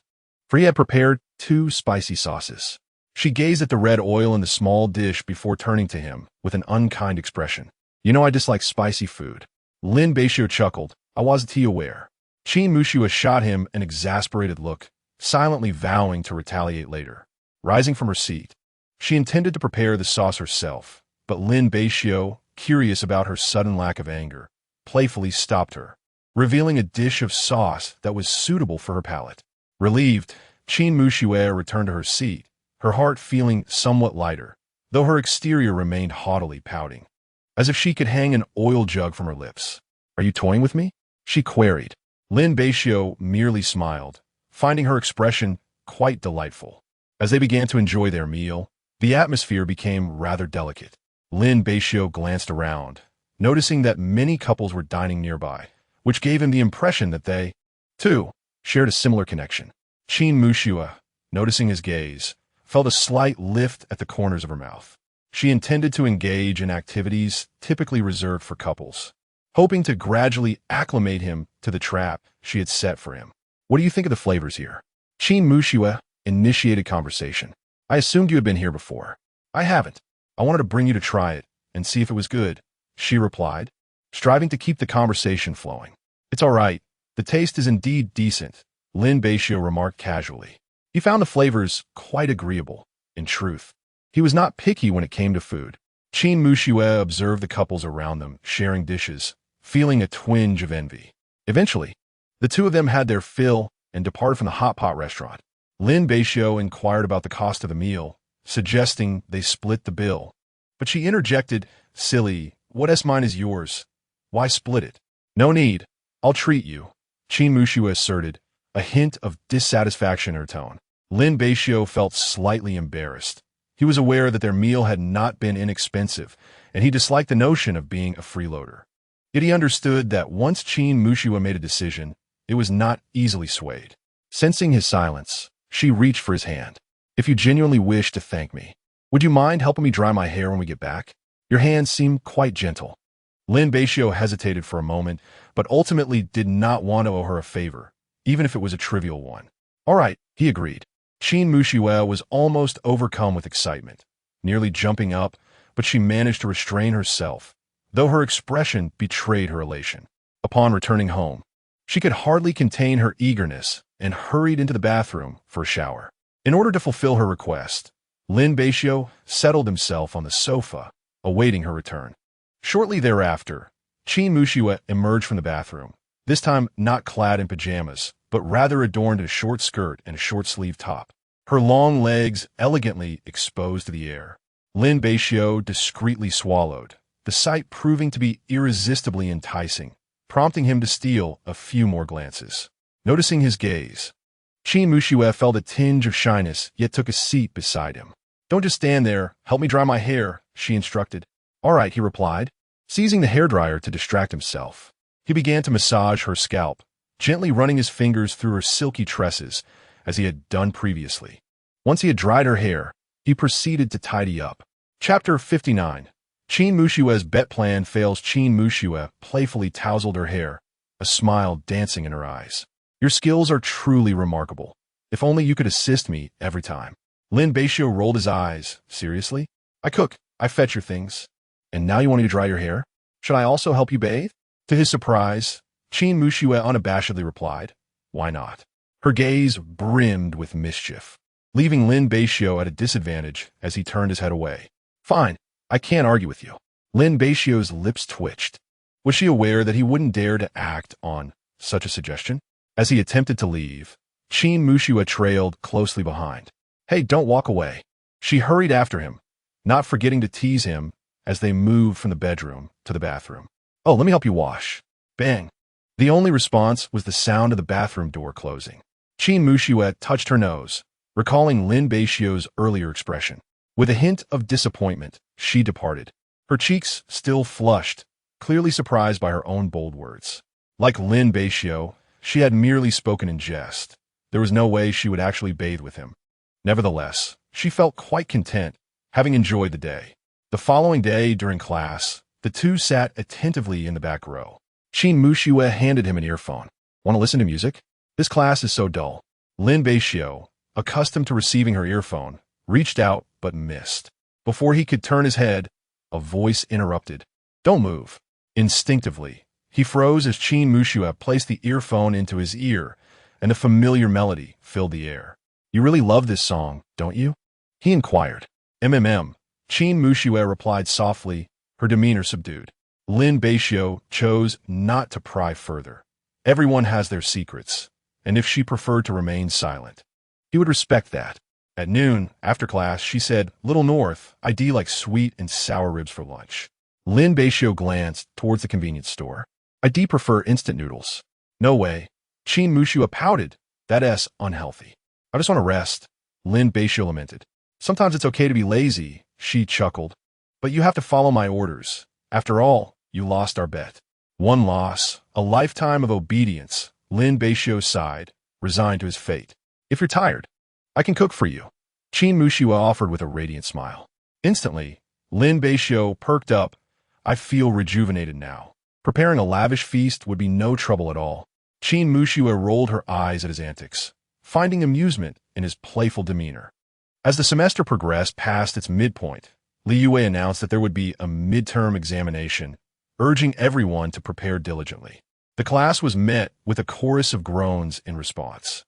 Lin Beixiu remained unperturbed, diligently engrossed in his studies. However, Qin Muxue had set her sights on him. Her younger brother. "How about a wager to see whose grades are superior?" she proposed. "No," Lin Beixiu replied without hesitation, finding the suggestion laughable. He had rarely triumphed in their previous bets and had often found himself at her mercy. He was wary of gambling again. Qin Muxue was taken aback by his abrupt refusal, pouting slightly. "I could always let you win." "I still decline," he countered. Disappointment flickered across her face. It seemed her younger brother was not so easily deceived anymore. In the remaining time, the two diligently reviewed their materials. Qin Muxue, under the guise of studying together, once again slipped into Lin Beixiu's room. He said nothing, and they settled at the desk to discuss their studies. During their break, Qin Mushue's gaze lingered on the photograph on the table and the pentagram necklace. Do you like her? She suddenly inquired, drawing Lin Beixiu from his phone, his expression turning complex as he stared at the frame. Perhaps I did when we were younger. After all, she was my only friend. To say I didn't like her would be a lie. Qin Mushuo felt a rush of joy, her heart racing. So you don't like her anymore? She's gone. What is there to like? Lin Beixiu shook his head, his tone melancholic. Silly. I'm right here in front of you, Qin Mushuo replied, pleased that he had not forgotten her. Why are you so interested in my affairs? Lin Beixiu asked suddenly. Just curious. If you want to know about me, I'm open to sharing, Qin Mushuo replied, her eyes sparkling innocently. He considered asking about her family, but, noticing her occasional, sorrowful expressions, since there were complications, he ought not to probe. Why would I inquire about your matters? I'm not interested, he said, attempting to dismiss her curiosity. All right. You've lingered here long enough. Return to your own room. No, she declared, flopping onto his bed, inhaling his unique scent and momentarily losing herself in it. Lin Beixiu, observing her claim over his bed, found himself at a loss for words. Seeing he made no attempt to evict her, she reclined comfortably. Your bed feels more comfortable than mine. Lin Beixiu retorted, you were the one who chose this room first when we met. I'm merely stating a fact. Do you wish to kill the conversation? Qin Mushuo shot back, exasperated. Lin Beixiu resumed his reading, accepting that she wasn't going anywhere. I even tried to teach you, yet you remain this aloof. Go ahead and sleep, he suggested, wishing to avoid a confrontation that might lead to another scuffle. Qin Mushuo quieted down, lying on her side, watching Lin Beixiu's profile. As drowsiness overtook her, she unexpectedly fell asleep. After a prolonged period of study, coupled with a relaxed disposition, one tends to enjoy a deep slumber. Lin Beixiu perused a book for a while, only to realize that the silence behind him was unbroken. Turning around, he discovered Qin Mushuo peacefully asleep on his bed, snugly covered with a small blanket. Lin Beixiu was at a loss for words. How audacious was her heart to dare sleep here. He found himself captivated by her serene visage, reminiscent of the Mushuo he recalled from his memories. It had gone unnoticed before, but the resemblance grew more striking with each glance. Their eyebrows bore a close likeness, and their personalities shared subtle similarities, particularly in the way both their names contained the character Mu. Perhaps she was merely more assertive than in her childhood, yet every time Qin Mushuo displayed her endearing charm, he found himself forgetting this fact. Could it truly be? Lin Beixiu's expression grew complex as he reached out, intending to caress her face, but ultimately retracted his hand. Perhaps it was best to refrain from overthinking. After all, sustenance was of utmost importance. Chapter 60. A subtle confession, sensing the discontent emanating from his stomach. Lin Beixiu rose to prepare a meal. As he busied himself, he heard a rustle behind him and turned to see Qin Mushuo rummaging through the refrigerator. You seem quite comfortable, occupying my bed, he remarked. Qin Mushuo, casually sipping from a bottle of beverage, replied, You could always sleep on my bed, I wouldn't mind. I would, Lin Beixiu retorted. Or perhaps I could hold you while we sleep. Qin Mushuo's teasing voice echoed from behind. Lin Beixiu was momentarily taken aback. Could you be a bit more reserved? Qin Mushuo chuckled lightly. What's the harm? I like you after all. Excuse me? Lin Beixiu perked up, as if he had stumbled upon something momentous. What did you just say? Nothing, she mumbled, her cheeks flushed, revealing her embarrassment. The volume of her subsequent words diminished, and due to the surrounding noise, Lin Beixiu only caught the faint sound of like. As Qin Mushuo exited, Lin Beixiu returned to his tasks. She settled onto the sofa, taking a sip of her drink to steady her nerves. Had she just confessed? Although Lin Beixiu had not truly heard her, the thought lingered in her mind. Time for dinner. Oh, Qin Mushuo hurriedly rushed to serve the dishes. After their meal, Lin Beixiu retreated to his room for a rest. The faint fragrance lingering on his bed momentarily captivated him. Why does it still smell so nice? Is this how girls are? After a brief internal struggle, he lay back down. What was there to fear? It was merely a scent. He couldn't fathom why she always smelled so delightful, and soon, sleep overtook him. Meanwhile, Qin Mushuo, having napped earlier, found herself unable to sleep now. Reflecting on earlier events, she felt a flutter of excitement and took out her phone to seek advice from online friends. The following evening, the two strolled hand in hand through the market, playfully jostling each other. Lin Beixiu pushed her hand away, feigning annoyance. No need for all that. After some time, he was less bashful than during their first encounters. Qin Muxiue, observing his demeanor, pouted and declared, "We are a couple." "Not really," he countered. "To outsiders, it certainly appears genuine." As they continued their playful banter, they remained oblivious to two figures lurking a short distance behind them. Ultimately, Lin Beixiu succumbed to her strength. He could not break free and resigned himself to being led by her. Stopping at a seafood stall, Qin Muxiue's eyes sparkled at the sight of fish swimming in a basin. "Shall we get a fish?" Lin Beixiu glanced at the fish and shook his head. "Too many bones. It's not worth it." Qin Muxiue paused, for she simply adored fish without much regard for the variety, clearly lacking Lin Beixiu's culinary experience. "What about that one?" Lin Beixiu followed the direction indicated by her finger, his lips twitching uncontrollably. To his astonishment, there was a lobster in the glass tank, waving its massive claws. Lin Beixiu recognized this species. Each one cost several hundred, a burden far beyond their means. "You go buy it. This one will set you back several thousand," Lin Beixiu remarked with irritation. Qin Muxiue was merely jesting. "I don't care. I want to eat fish later. I certainly won't take time off work to accompany you in buying groceries. Isn't takeout more delightful?" "It's not good for your health," Qin Muxiue replied earnestly. "If you want to eat my cooking, just say so." She smiled, which was indeed one of her motivations. Well, who could resist such delicious meals? Lin Beixiu disregarded her words and walked ahead, with Qin Muxiue following. She had thought they might not find any fish. But Lin Beixiu led her to another seafood shop where they purchased a large fish, eliciting a joyful smile from her. "Are you satisfied now? Can we head back?" Lin Beixiu felt helpless. This girl simply adored fish, and he couldn't bring himself to refuse her. Consequently, over time, he had mastered various methods of cooking fish. "Let us go home." Before long, the midterm examinations arrived as anticipated. Neither Lin Beixiu nor Qin Muxiue felt anxious, having studied in advance. However, Hu Feng and his friends gathered around Lin Beixiu. "Handsome Lin, do you have confidence? If not, I could sit in front of you and borrow your answers." Lin Beixiu's lips twitched. "What have you all been doing? Haven't you reviewed?" "Oh, we were up all night gaming. We're still sleepy," Lin Beixiu replied with disbelief. "Is this a promising situation? I beg you, handsome Lin, I'll treat you to barbecue later." Lin Beixiu's eyes lit up. Ever since Qin Muxiue had been keeping an eye on him, he hadn't had a drink in ages, making this a rare opportunity. "I suppose I could reluctantly lend you a hand." "Long live handsome Lin." Qin Muxiue watched from the side, a faint smile gracing her lips. Though she soon shook her head. Li Yue entered the classroom promptly, and Hu Feng and his dorm mates surrounded Lin Beixiu, occupying the central seats, while Qin Muxiue temporarily separated from him, taking a seat at the back to observe. As the exam commenced, the classroom was filled solely with the sound of scribbling.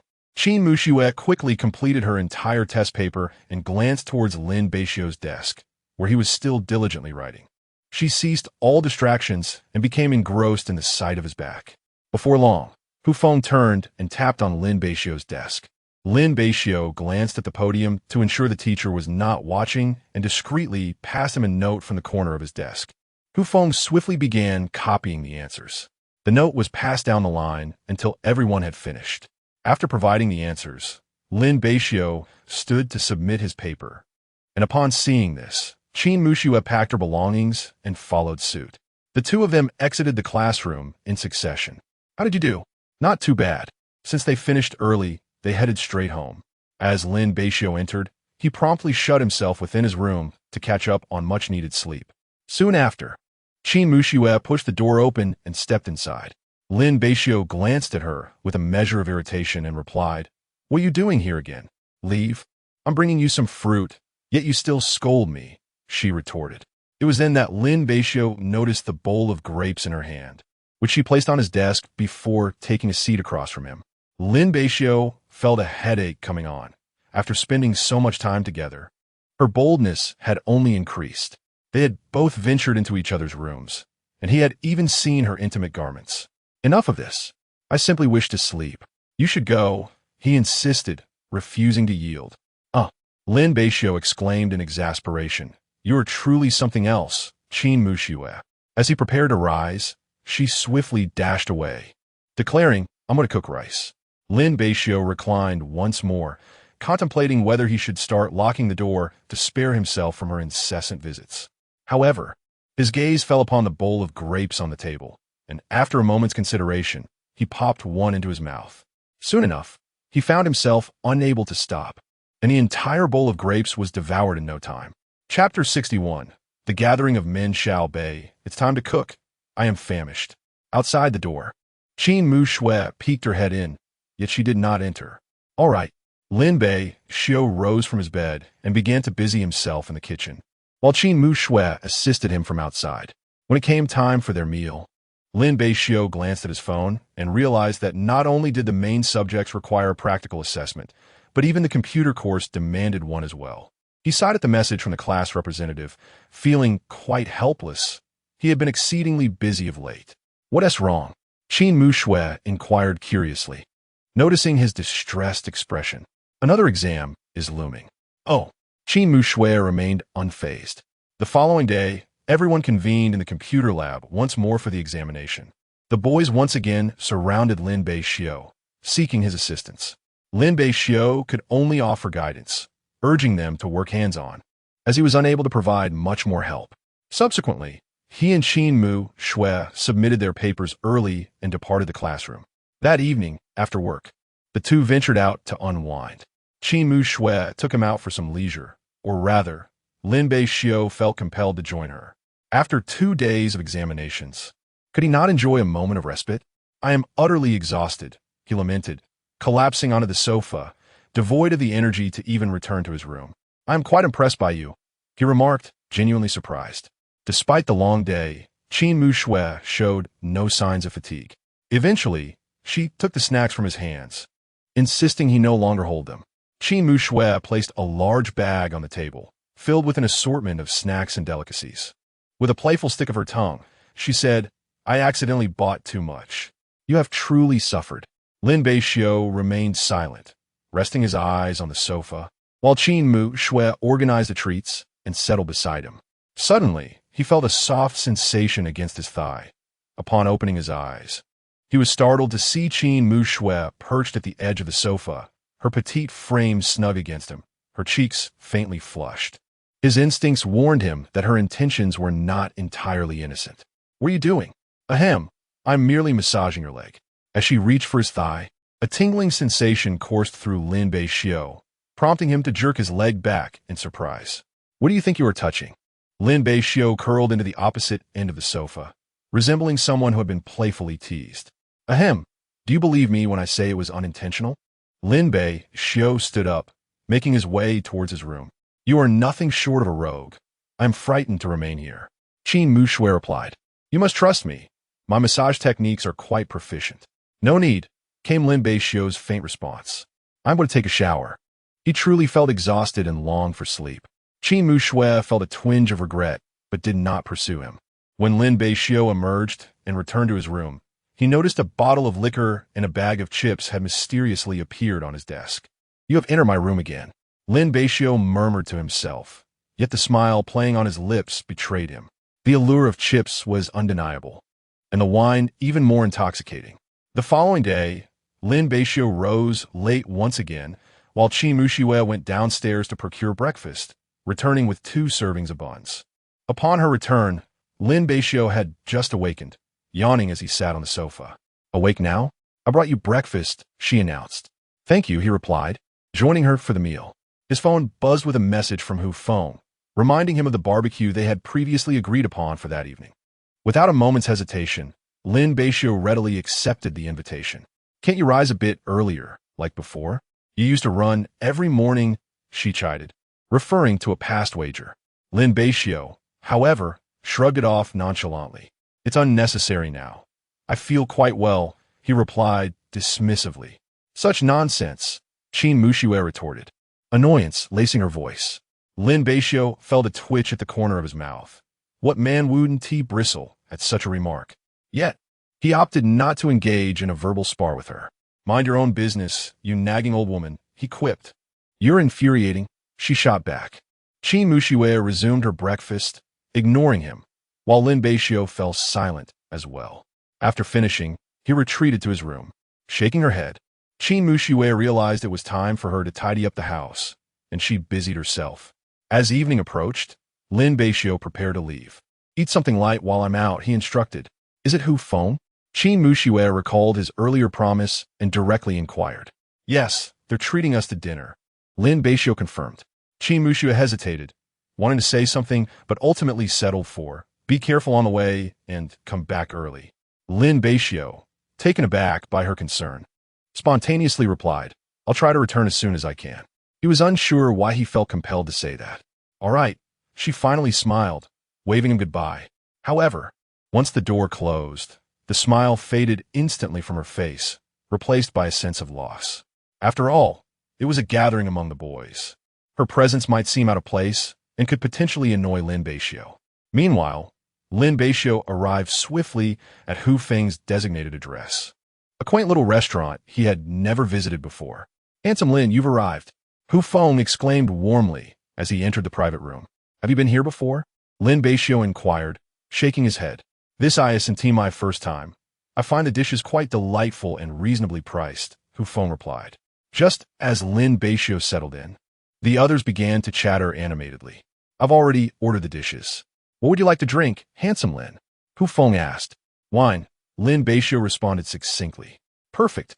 That aligns with our wishes, Hu Feng grinned, instructing the waiter to bring an entire case of wine along with the food.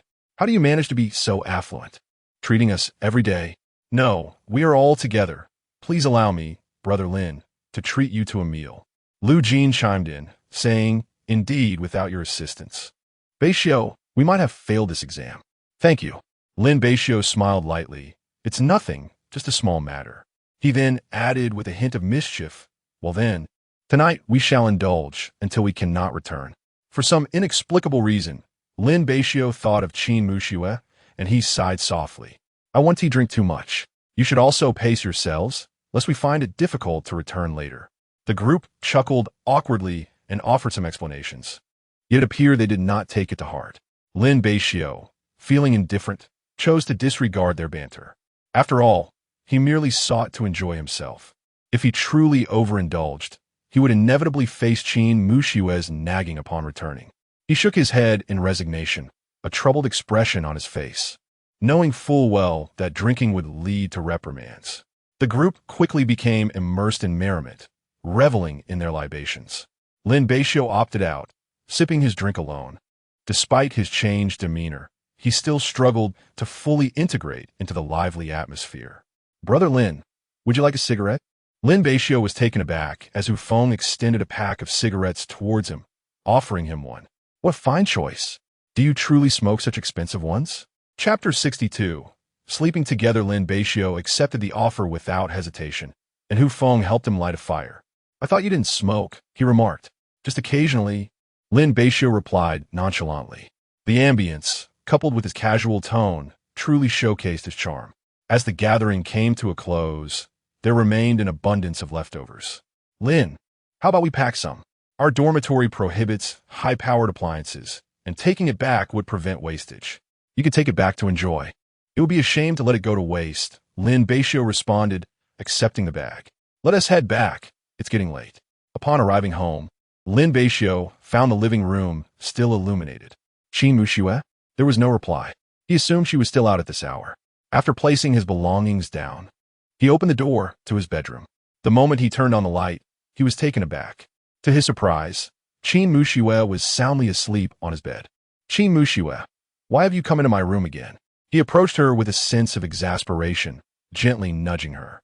She was deeply asleep, though her furrowed brow suggested she might be experiencing a nightmare. Reluctantly, he decided against waking her, letting out a sigh of resignation. She is quite carefree, he thought. Considering there was nothing of value in the room, Lin Beixiu felt little emotional turmoil about her trespass, though he couldn't quite comprehend it. Is my bed softer? He pondered, but dismissed the thought, opting to take a shower first. At that moment, Qin Mushiwei opened her eyes and noticed Lin Beixiu standing by the wardrobe. Oh, you're awake? he said, somewhat irritably. I'm sorry, she replied, realizing her mistake. I didn't mean to enter your room. That's all right. I'm not that petty, he reassured her. As she rose and walked towards him, Lin Beixiu stood frozen, taken aback by her approach. Suddenly, Qin Muxue enveloped him in an embrace, and he stiffened, unsure of how to respond. Don't move, she said with a hint of urgency, leaving his hand suspended in the air.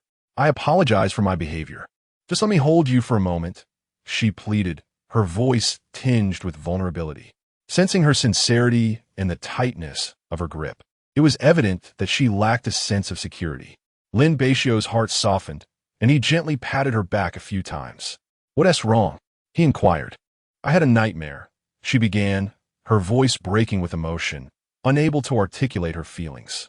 Lin Beixiu felt flustered and somewhat helpless. He had no idea how to console a crying girl. At that awkward moment, a growl from Qin Muxue's stomach interrupted the tension, leaving them both momentarily stunned. Have you not eaten?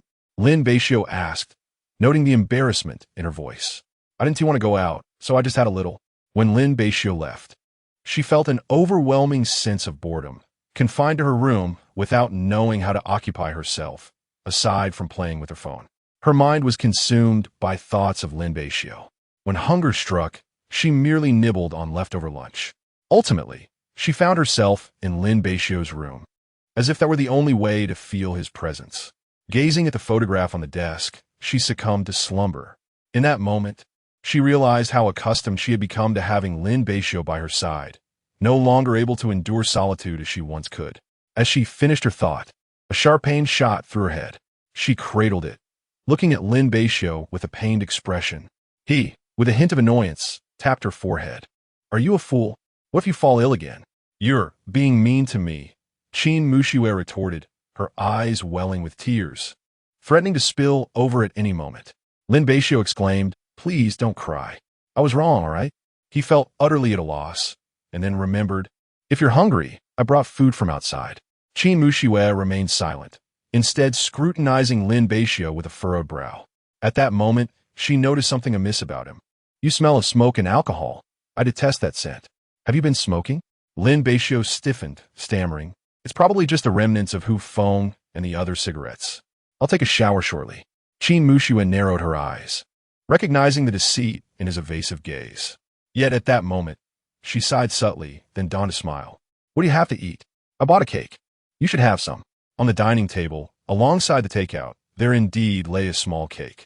Qin Muxue was pleasantly surprised that Lin Beixiu had thought to bring her a cake, filling her heart with warmth.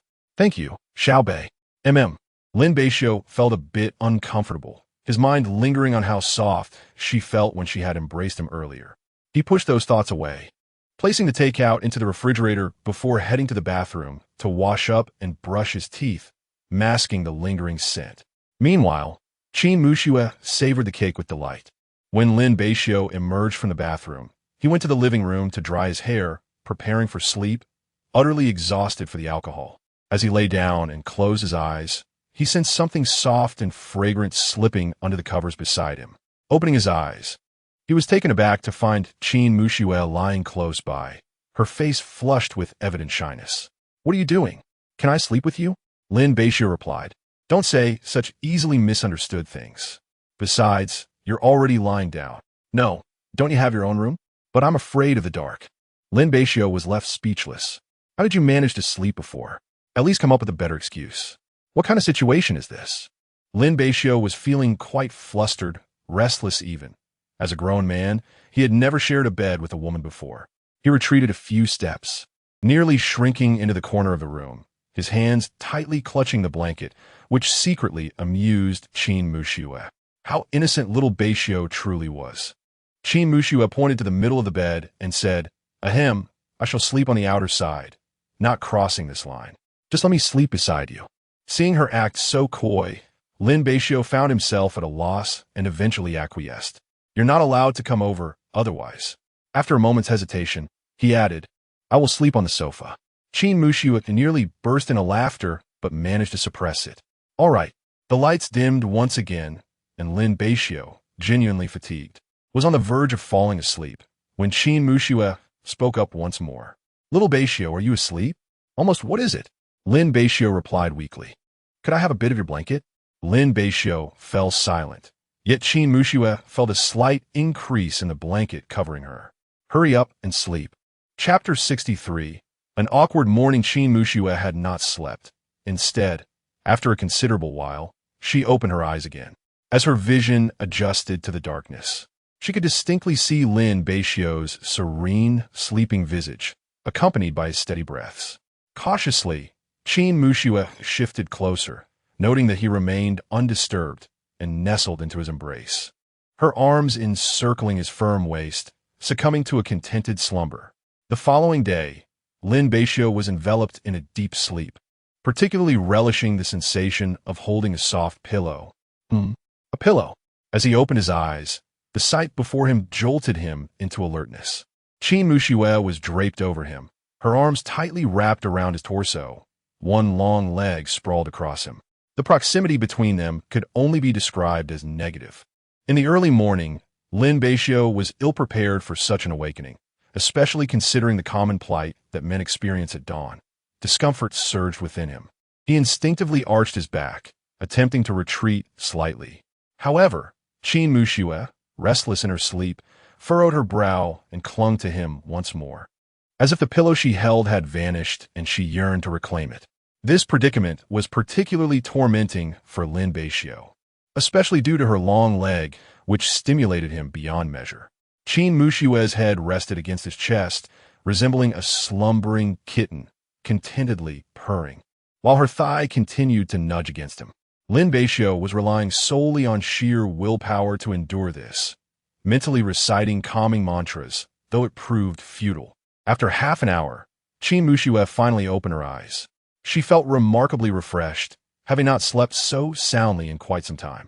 Yet, her gaze soon fell upon Lin Beixiu's displeased expression, and their eyes met at an intimate distance. Playfully, she blinked, pondering the situation, wondering what had transpired and where she was. Oh, I had intended to sleep with little brother Bei last night. I am in his bed. As realization dawned upon her, she did not scream but felt a surge of shyness. That solid waist felt undeniably pleasant. Flushing with embarrassment, she hesitated to relinquish the warmth of Lin Beixiu's embrace. Are you not going to let go? He exclaimed, his urgency palpable as he yearned for a trip to the restroom and a cold shower to regain his composure. Reluctantly, Qin Muxue released him, and Lin Beixiu swiftly rose and made his way to the bathroom, while she lingered on his bed for a while longer. However, after a brief period, fully rejuvenated from a night of ample rest, she found herself wide awake. Yet, she waited quite some time before Lin Beixiu emerged, his hair damp. You took an eternity, she remarked. Lin Beixiu rolled his eyes, clearly uninterested in further conversation, aware that her antics had caused this predicament. Qin Muxue felt a twinge of embarrassment and retreated into the bathroom to freshen up.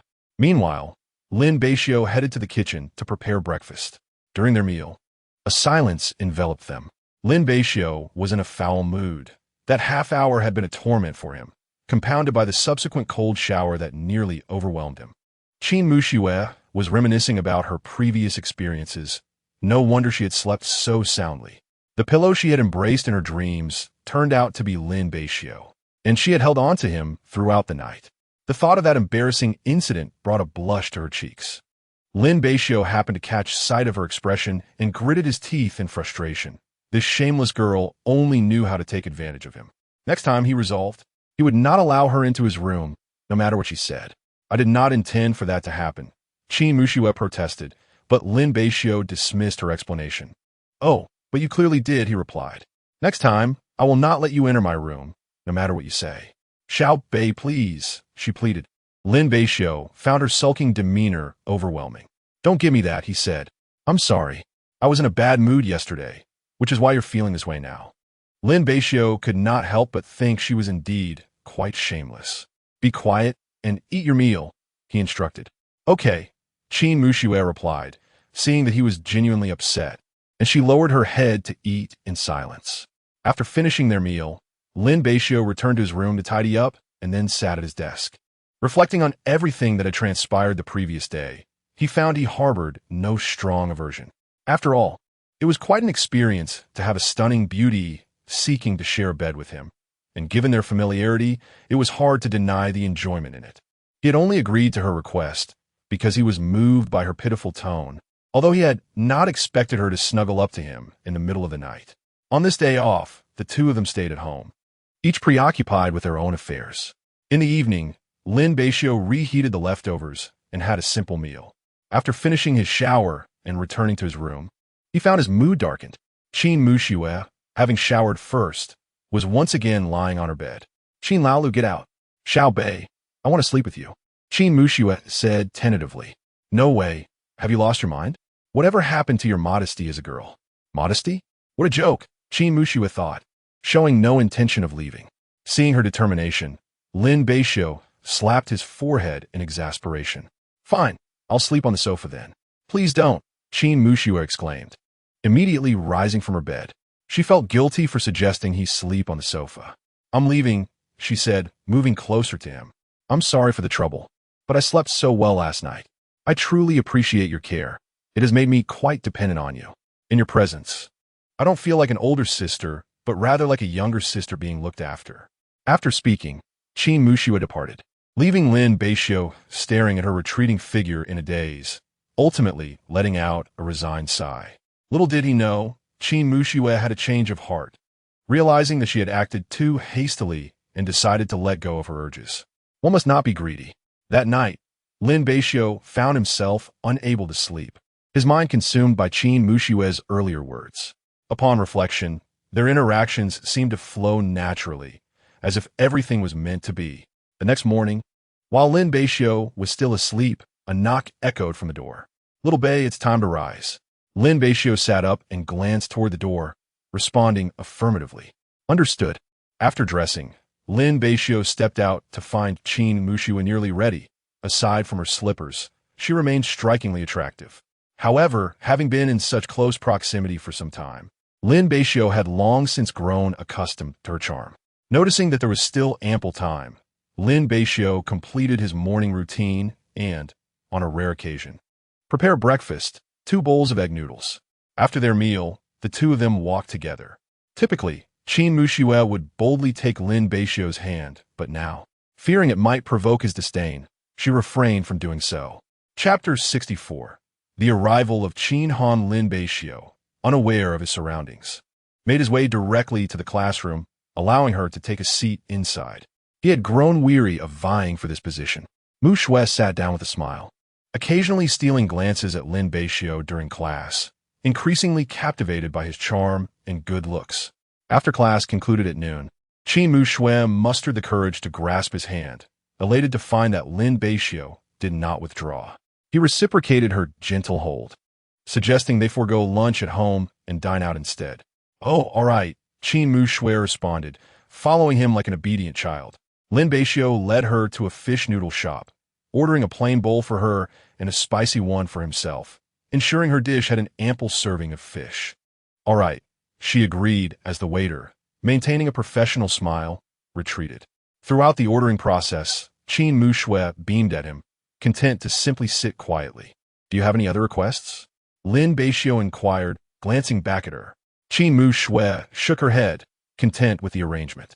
When their dishes arrived, the two began to eat. In a corner, onlookers turned their attention toward Lin Beixiu. "Hey, Lu Jin, isn't that the handsome Lin?" "Indeed it is. And even the school beauty Qin is here." Hu Feng chuckled, capturing the moment with his phone. Only Lin, even in a relationship, remained so low-key, claiming he wouldn't date.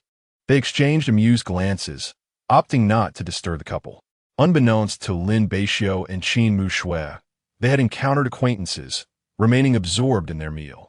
After finishing, they each settled their own bills and exited the restaurant. "What do you think of this place?" Lin Beixiu inquired tentatively. "It's quite good, tasty," she replied, though in her heart, she secretly believed nothing could compare to Lin Beixiu's cooking. That evening, after a long day, Lin Beixiu lay on his bed, ready to rest. The door swung open once more, and Qin Muxue peeked in with a smile. Despite her previous insistence on locking the door, it remained unfastened every time. "You're back," Lin Beixiu said, a hint of exasperation in his voice. "Qin Laolu, you need to leave." Qin Mu Shui, slightly embarrassed, pouted and replied, I didn't mean it like that. I made 2 cups of hot milk. Would you like one? Yes, Lin Beixiu replied without hesitation, feeling a twinge of embarrassment for having misunderstood her intentions. Qin Mu Shui, undeterred, entered while holding 2 cups of milk, one of which was intended for him. Lin Beixiu picked up the cup from the table, savoring a sip of the warm, creamy milk that truly was delightful. Why haven't you left yet? He asked, casting a sidelong glance at Qin Mu Shui, who was sitting on his bed, a sense of foreboding creeping over him. Is it so wrong for me to sit for a bit? I even brought you milk, she replied, her expression one of feigned innocence. She rose slowly, reluctant to leave, eager for a second encounter after their first. Unable to contain himself, Lin Beixiu playfully kicked her behind. Damn it, Qin Lao Lu, if you stay, I'll be tormented to death by you. Stop calling me Lao Lu, just call me sister, she retorted. Qin Mu Shui gently rubbed her backside, exhibiting no signs of irritation. You can forget it, just leave, she urged. Lin Beixiu felt a headache coming on. Reluctantly, Qin Mu Shui departed, leaving Lin Beixiu to sigh and sip his milk before retiring to bed. Their daily routine thereafter consisted of attending classes and work. Since then, Qin Mu Shui had not troubled Lin Beixiu with her demands to sleep beside him. On this particular day, they listened to lectures as usual when suddenly, Qin Mu Shui's phone vibrated. Upon seeing the notification, her pupils dilated and she appeared visibly distressed. Could you please help me take a leave? I need to return home for a matter, she requested. Although Lin Beixiu was curious, he nodded in agreement.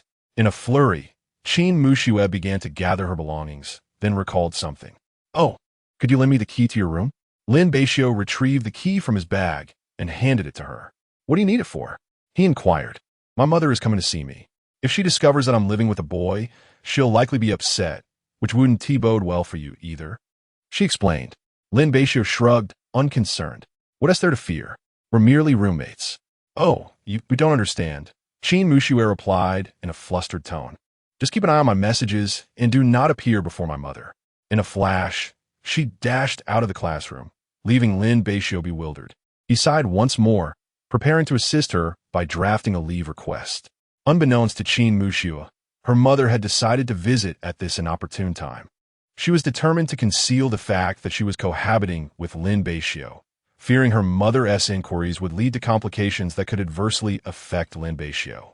After all, their relationship was still in its infancy, and though her mother was busy, she was deeply invested in her daughter's well-being, unwilling to let her face any harm.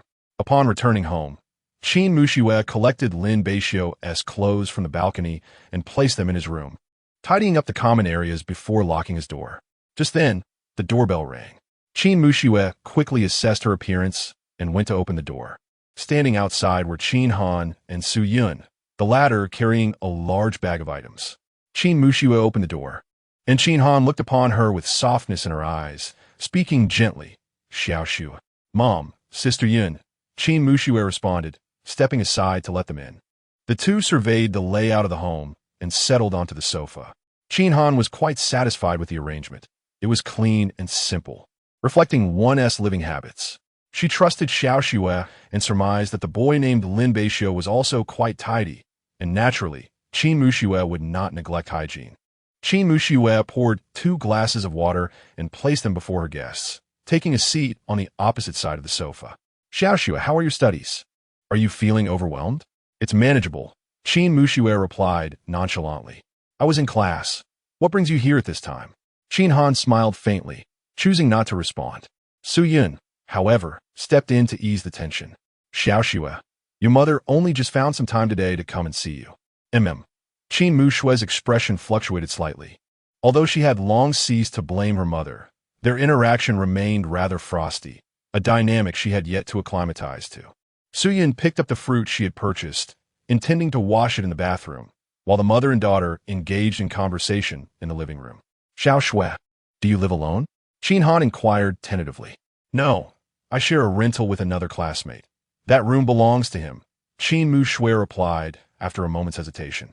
She felt it was futile to conceal this matter any longer, as her mother could easily discover the truth with a simple inquiry, compounded by Lin Beixiu's earlier remarks. leading her to confess. Qin Han nodded, her question tinged with a knowing tone. Is he male or female? Male. Despite having braced herself for the revelation, both women were still taken aback. They could hardly believe that Xiao Shui was cohabiting with a boy. Qin Han felt a pang of sympathy. I am so sorry. Xiao Shui, I forgot to send you money amidst the busyness of previous matters. You should have mentioned it to the family. Would you like me to help you find a better place nearby? Chapter 65.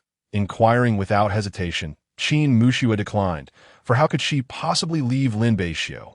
I currently have a part-time job, which allows me to earn some income while also gaining life experience. Qin Han and the others exchanged peculiar glances.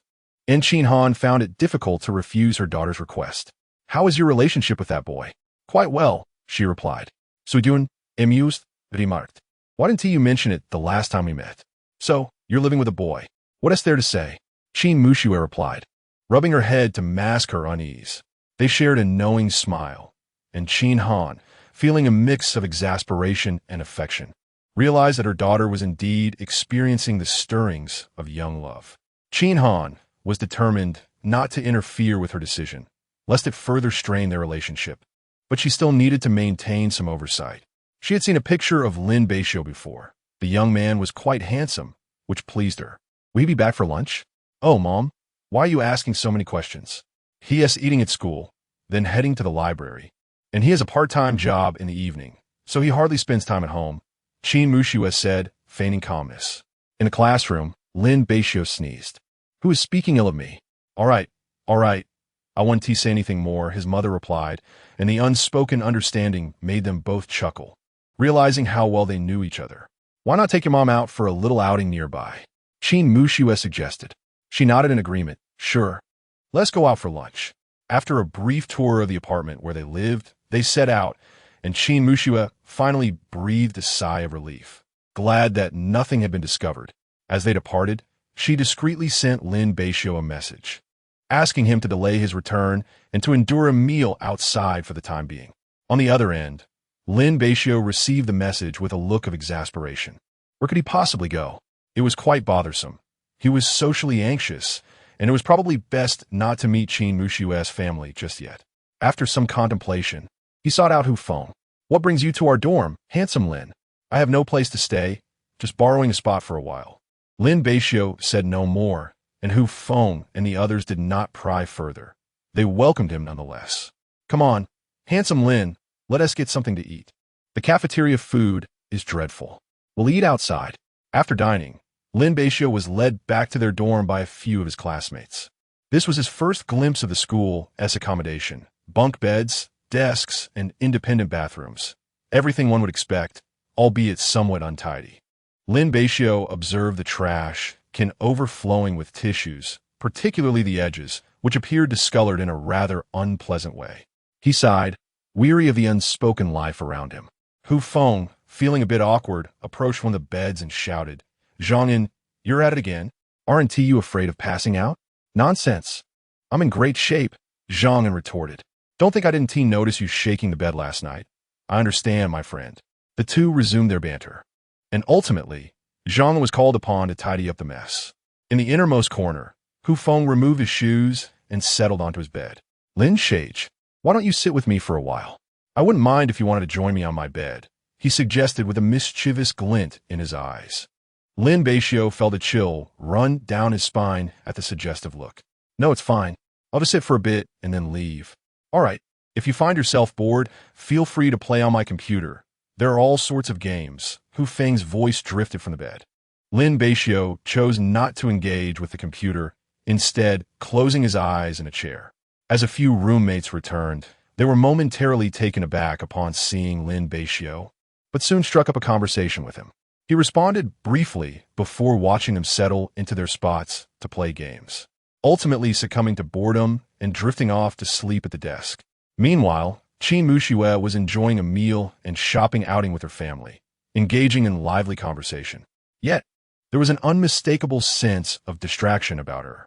Despite this, Qin Han felt content, realizing, as Su Yun had mentioned, that her daughter had changed significantly, and she could feel their relationship growing closer. With the winter break approaching, I'll have Sister Yun come pick you up. By then, I'll have more time to spend with you, Qin Han said. Qin Muxue paused, suddenly aware of how swiftly time was passing. All right. After their meal, Qin Han took her daughter to browse a supermarket, cherishing every moment spent together. Qin Muxue chuckled helplessly, saying, Mom, that's enough. I already have plenty of these items. There's no need to buy more. In such a short span, they had accumulated quite a haul. Su Yin smiled and leaned in to whisper, just accept it, Xiaoxue. This is a small token of affection from your mother, and you can share it with your roommates later. Sister Yin.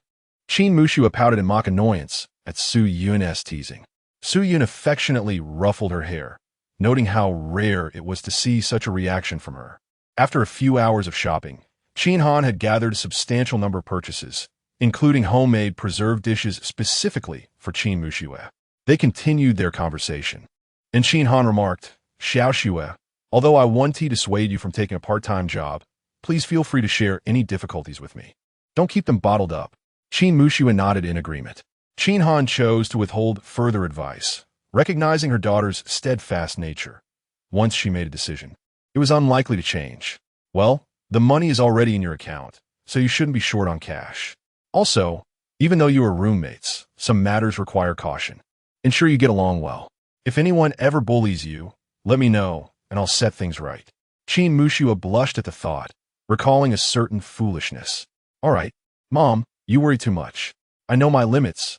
I hardly speak to them. As their conversation came to a close, Qin Han gathered her belongings, preparing to leave. She embraced Qin Muxue, imparting a few final words of advice. Though Qin Muxue felt somewhat speechless, warmth blossomed within her heart. Thank you, Mom. Please drive safely. Though these few hours were merely spent shopping, Qin Muxue felt a profound sense of contentment and joy.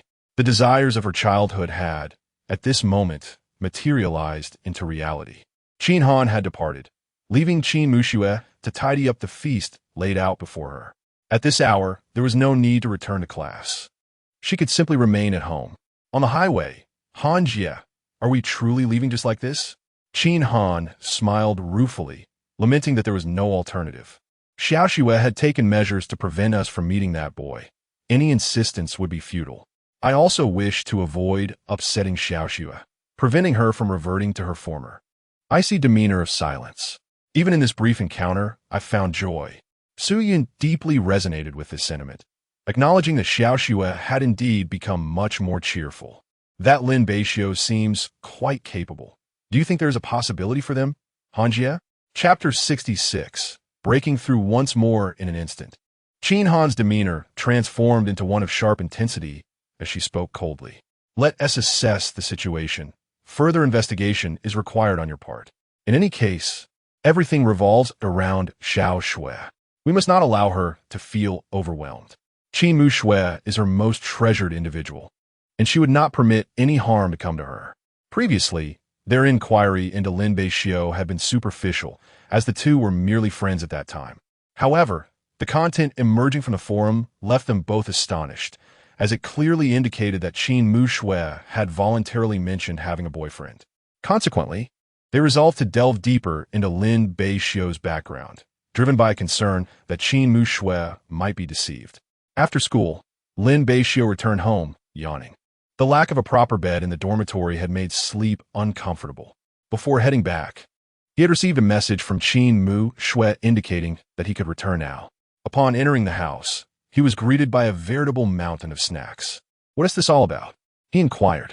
Your mother bought these, Qin Muxue replied.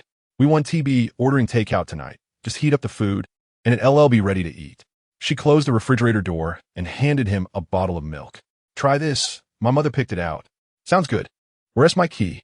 Qin Muxue handed him the key, and Lin Beixiu stepped into his room, noticing his clothes on the bed, his toothbrush, and cup on the desk.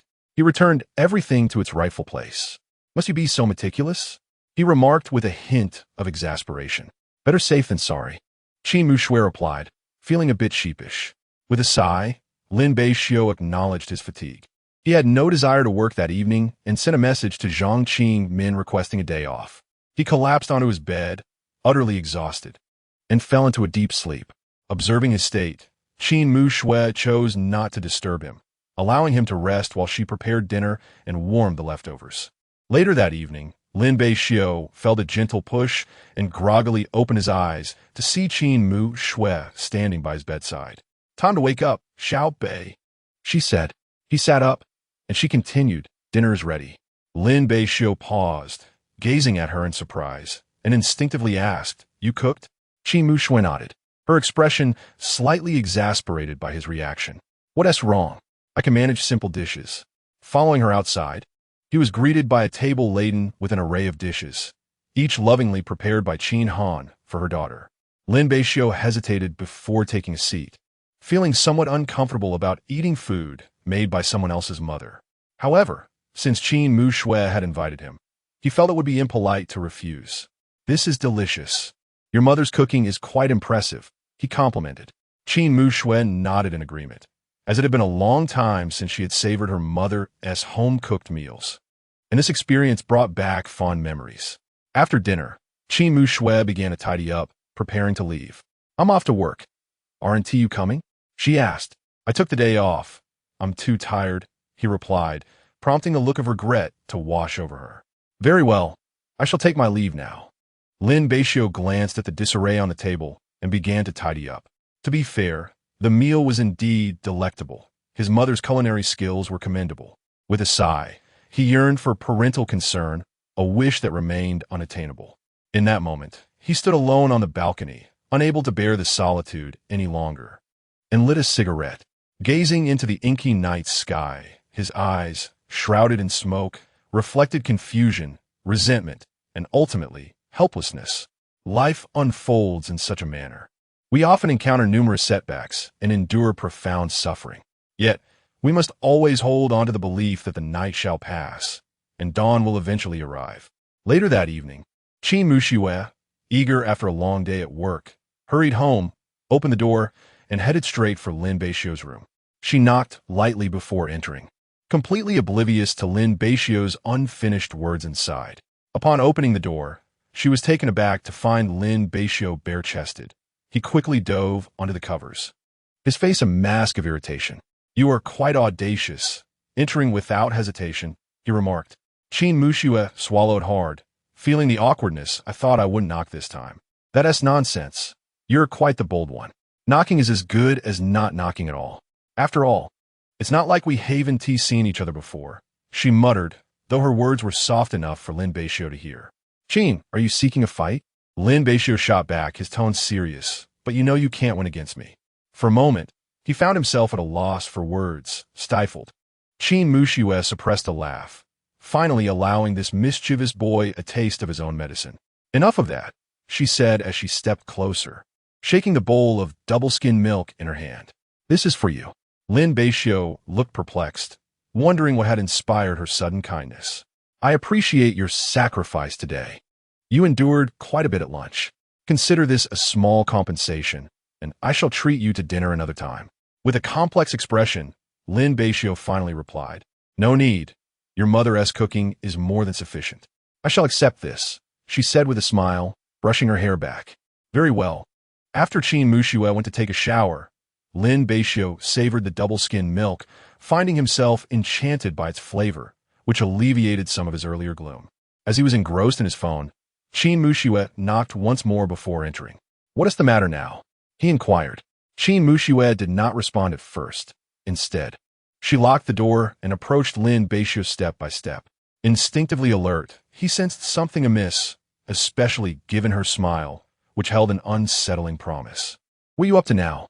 he asked, the scene reminiscent of a mischievous girl teasing a young boy. With a playful grin, she inquired, "Little Bei, have you missed me?" Lin Beixiu's lips twitched. "Miss you? It's only been a few hours. You're rather full of yourself." "Fine. I suppose I missed you a little." "Come closer." Qin Mu Shui was not angry. Rather, she stood by the bed and gazed at him, saying, "Lin Beixiu, is this even a disguise? Get out, you rascal." After a peculiar sound ensued, Lin Beixiu huddled at the farthest edge of the bed, his body occasionally twitching. A visage of despair etched upon his face. The blow had been quite harsh. Indeed, boys must learn to protect themselves outside. Qin Mu Shui, however, wore a playful smile as she pulled up the blankets and reclined on the bed. "Really, Must you be so lacking in subtlety? Do you insist on sleeping beside me? Lin Beixiu queried, exasperated. She had expended considerable effort dealing with her mother today and was now quite fatigued. Sleeping next to Lin Beixiu felt far more comfortable.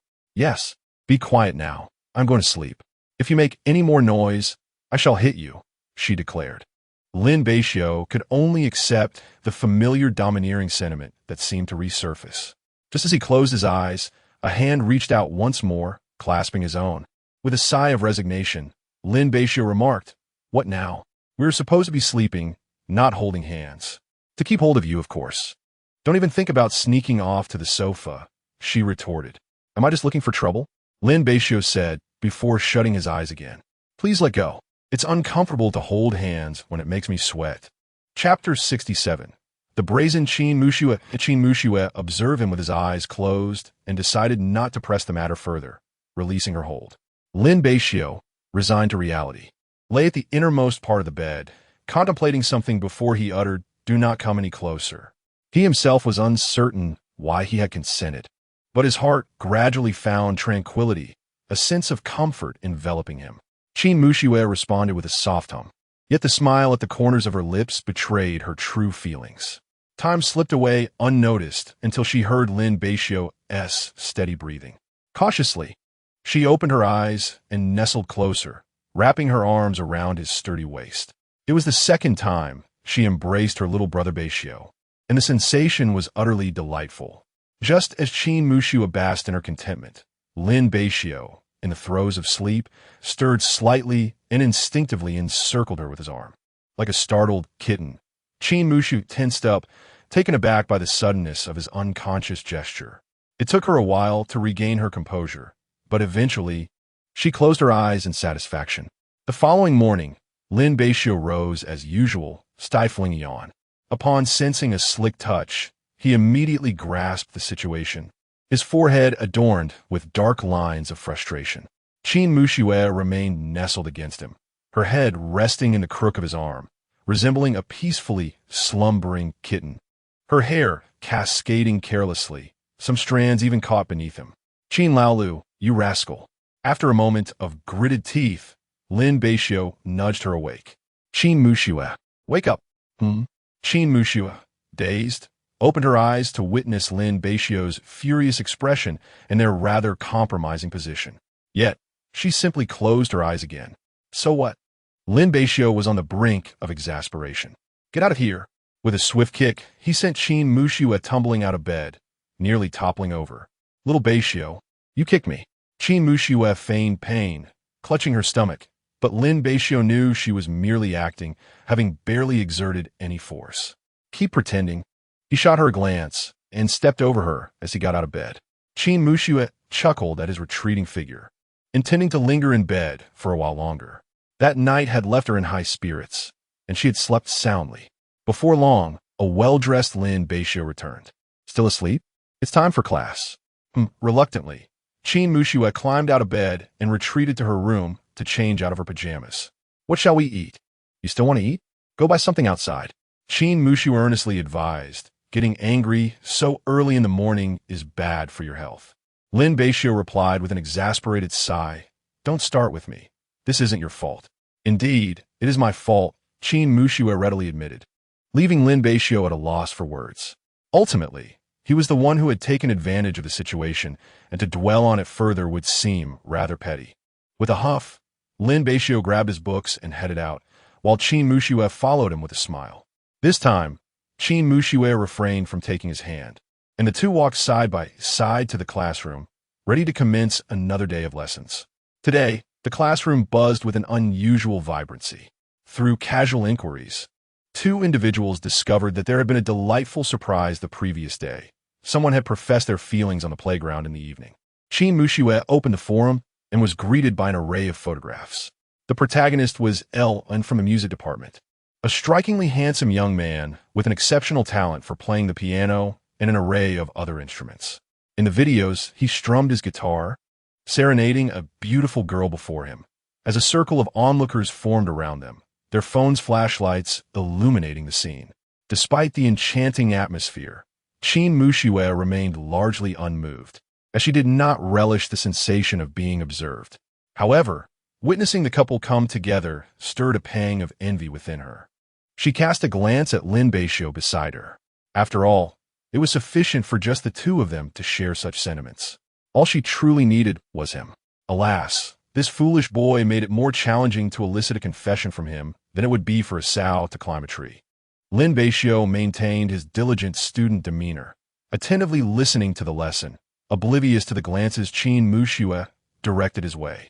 He was devoid of desire, wholly focused on his academic pursuits.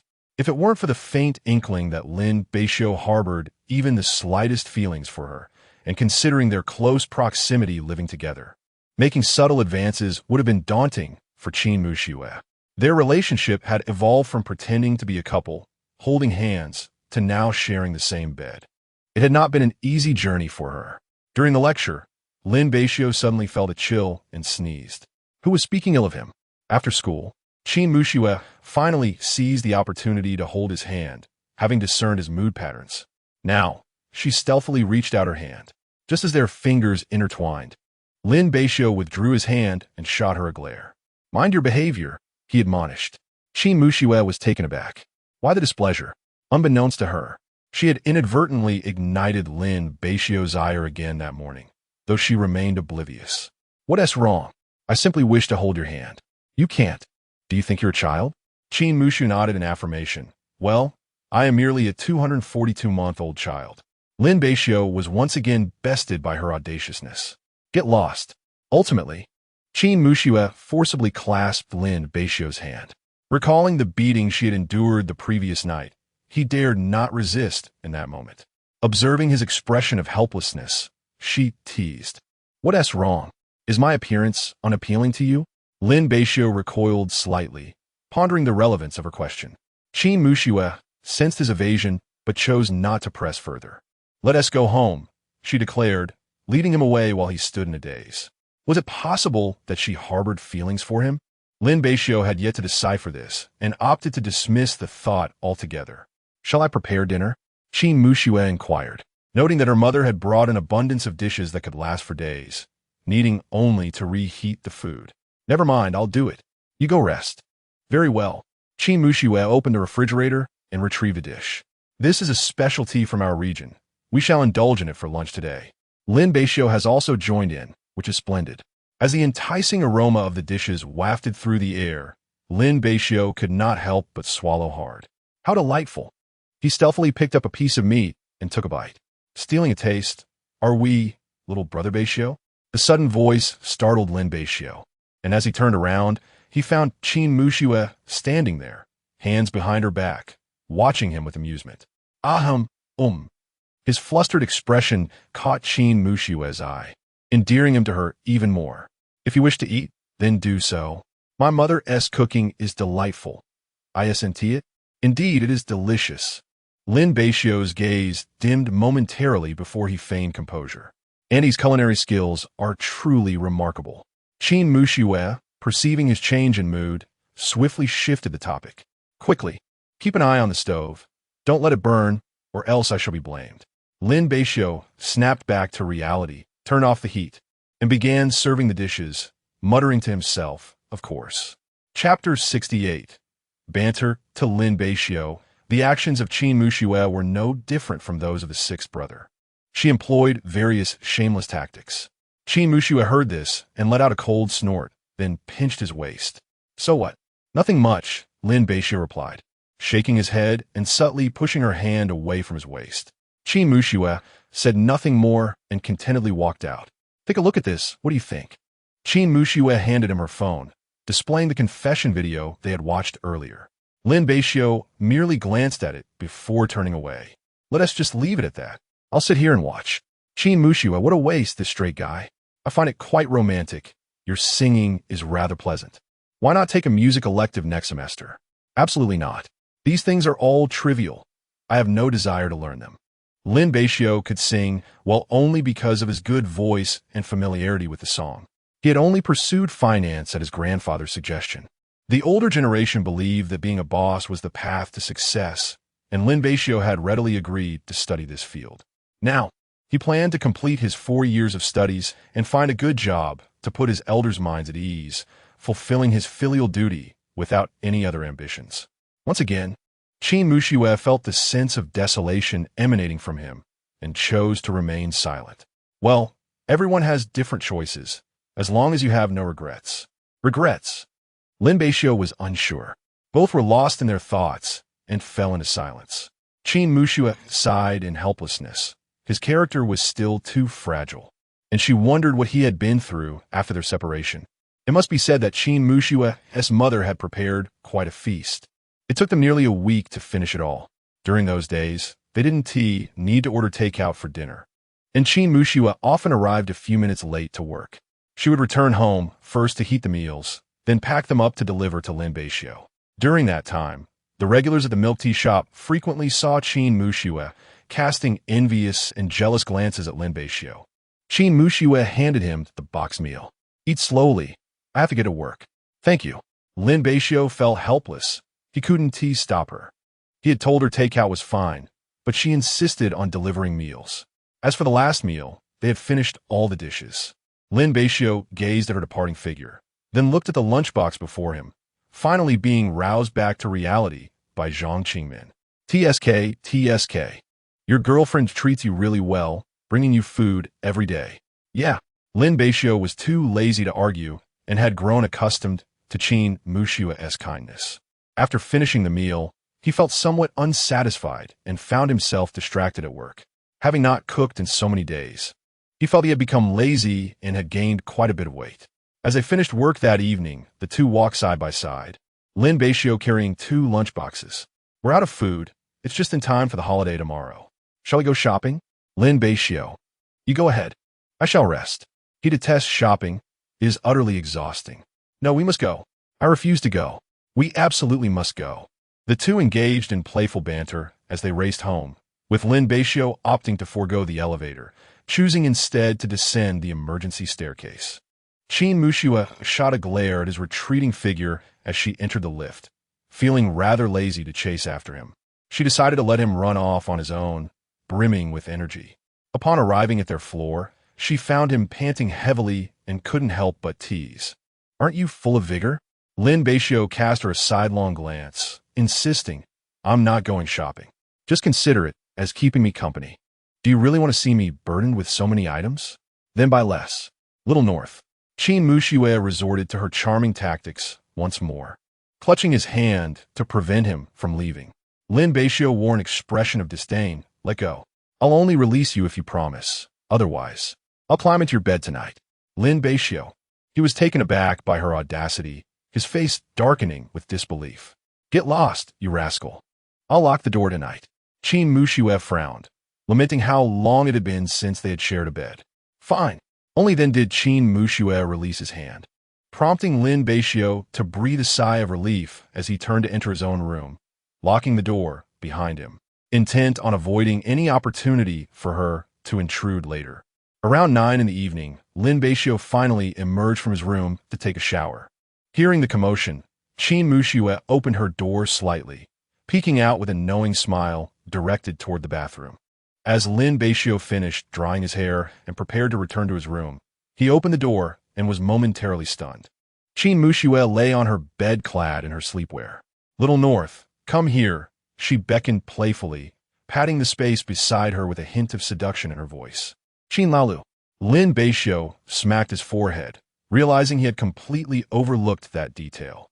"Don't even think about sleeping on the sofa. I can always bring you back in the middle of the night." Before he could respond, she continued, "Lin Beixiu. All right, you want to accompany me shopping, but will you at least spend the night with me?" Lin Beixiu was speechless. Could you refrain from making such suggestive remarks? "It's your mind that's unhealthy. Should I be blamed for that?" "Great, it's my fault."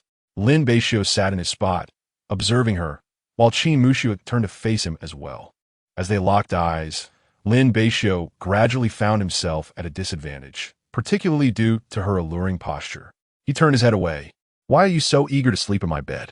"It's nothing. I merely wish to share a bed with you." Lin Beixiu was momentarily taken aback. "What do I possess that's so appealing?" "Everything about you is delightful. You're handsome, a good singer, and you can cook." Stop. Lin Beixiu interrupted her, surprised he had been ascribed so many virtues. Enough with the flattery. I don't hold you in such high regard. As Qin Muxue observed his demeanor, she discerned the sincerity in his expression, revealing a hint of his insecurities. I am indeed serious. You possess numerous admirable qualities. After all, you have taken excellent care of me, she remarked with a soft chuckle. Lin Beixiu rolled his eyes, reflecting, had I known, I would have refrained from inviting you to dinner and allowed you to indulge in takeout instead. Such a scoundrel, Qin Muxue thought, accustomed to his teasing and choosing not to take offense.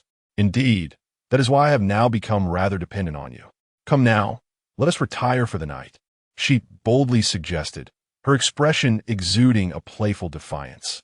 Lin Beixiu retrieved his phone, while Qin Muxue nestled into the bed, pulling the covers around herself and shutting her eyes. The weight of her earlier thoughts forgotten. After he had finished with his phone, he glanced at the peacefully slumbering Qin Muxue and smiled. Is this all there is to it? He then took a thin blanket from the wardrobe, extinguished the lights, closed the door, and made his way to the living room, settling onto the sofa beneath the blanket, surrendering to sleep. Previously, he had been compelled to share the bed with her, waking each time to find her draped over him, leaving him in a rather disheveled state. He certainly had no intention of repeating that experience. Chapter 69. Hu Feng's birthday on the following morning. Qin Muxue rose from her slumber, glancing at the empty space beside her, momentarily taken aback. Upon opening the door, she discovered Lin Beixiu sprawled on the sofa, covered by a modest blanket. A twitch of her lips betrayed her surprise. She had been so fatigued the previous night that she had fallen asleep, unaware that Lin Beixiu had actually taken refuge on the sofa. Was she truly devoid of allure? Irritated, Qin Muxue stamped her foot and proceeded to the bathroom to freshen up. Upon her return, she noted Lin Beixiu's direction but chose not to disturb him, opting instead to prepare a few boiled eggs in the kitchen. Lin Beixiu awakened with a yawn. The sofa proved too rigid, leaving him somewhat uncomfortable. He turned to find Qin Muxue seated beside him, one hand clutching a glass of milk while the other savored a chicken egg, her gaze laden with unspoken reproach. Startled, Lin Beixiu thought, what a frightful sight to behold so early in the day. A lazybones, a fool, unwilling to share a bed, yet content to sleep on the sofa. Qin Muxue chastised him in exasperation. Lin Beixiu replied, who told you to cling to me every time you drift off? Do you not understand the propriety of male-female interactions? Pouting, Qin Muxue then flashed a mischievous smile. It's merely a hug. You stand to gain nothing from it. Lin Beixiu pondered. How could she utter such words? Where is her modesty as a young lady? It was no wonder that the online discourse often cautioned young men to be vigilant in safeguarding themselves. Rising, Lin Beixiu chose to disregard her and headed to the restroom. Hurry up. We must leave for school soon. I prepared eggs and milk for you. He replied, finishing his grooming before taking a seat at the dining table. Meanwhile, Qin Muxue settled on the sofa, contemplating the necessity of not succumbing to slumber prematurely next time. As they prepared to depart, Hu Feng dashed over, calling out to them. Lin, you mustn't miss this. You simply must attend. He was acutely aware of Lin Beixiu's reserved nature and feared he might opt out. Before Lin Beixiu could respond, Qin Muxue interjected, of course we will be there. Hu Feng's gaze fell upon their entwined hands, his expression growing increasingly teasing. Excellent, Sister Bei. Your word is all I needed. With that, Hu Feng scampered away, leaving the two to exchange glances. Finally managing to withdraw his hand, Lin Beixiu shot her an annoyed look. Why grip my hands so tightly? Qin Muxue smiled at his flustered expression, realizing she had done it intentionally. Lin Beixiu walked out, knowing he would eventually go, despite his aversion to such lively occasions. However, having known Hu Feng for quite some time, it would be inappropriate not to attend. Qin Muxue followed him with a smile, inquiring about lunch. Let's order takeout, she suggested. No way, Lin Beixiu retorted. Qin Laolu, let go of your hand. With a playful grin, Qin Muxue watched him retract his foot midair. What? Do you intend to kick me? Lin Beixiu begrudgingly withdrew his foot, deciding not to argue. Otherwise, shall I prepare a meal for you? Without hesitation, Lin Beixiu replied. What are we having for lunch? It's Hu Feng's birthday tonight. He glanced at his phone, exasperatedly calling out to Qin Mushue's room. Could you hurry up? We're almost late. What is the rush? I'm almost ready, she responded. Lin Beixiu sighed and sat back down, noting that they were only a few minutes from the banquet, and with travel time, they would surely arrive late. Soon, Qin Mushue emerged from her room, her hair tied in a high ponytail. She wore a short skirt and a white top, complemented by a light jacket and a small backpack slung across her chest. Her appearance radiated youthful vibrancy. Yet her cool demeanor added an air of sophistication. However, Lin Beixiu couldn't help but subtly frown at the sight of her exposed legs. Unaware of his reaction, Qin Mushue remarked, "Didn't you say we were running out of time? Let us go." Lin Beixiu averted his gaze, picked up the gift for Hu Feng, and headed out. "What do you think of this outfit? I took quite a while to choose it, and I rarely wear it," she said. Lin Beixiu barely glanced at her, chuckling, "Dressed like that, and you might attract unwanted attention." Qin Mushue paused, feeling a twinge of disappointment. After all the time spent selecting the outfit, she craved validation from someone she deemed important. However, witnessing Lin Beixiu's expression stirred something peculiar within her. "Are you concerned for me?" she teased, a smile creeping onto her lips, warmed by the thought. Lin Beixiu's gaze shifted. "You're overthinking it." "Huh?" Qin Mushue laughed, choosing not to confront him further. She hopped into the taxi he had already hailed, heading toward the Moonlight Hotel. At the Moonlight Hotel, they approached the private room on the 20th floor.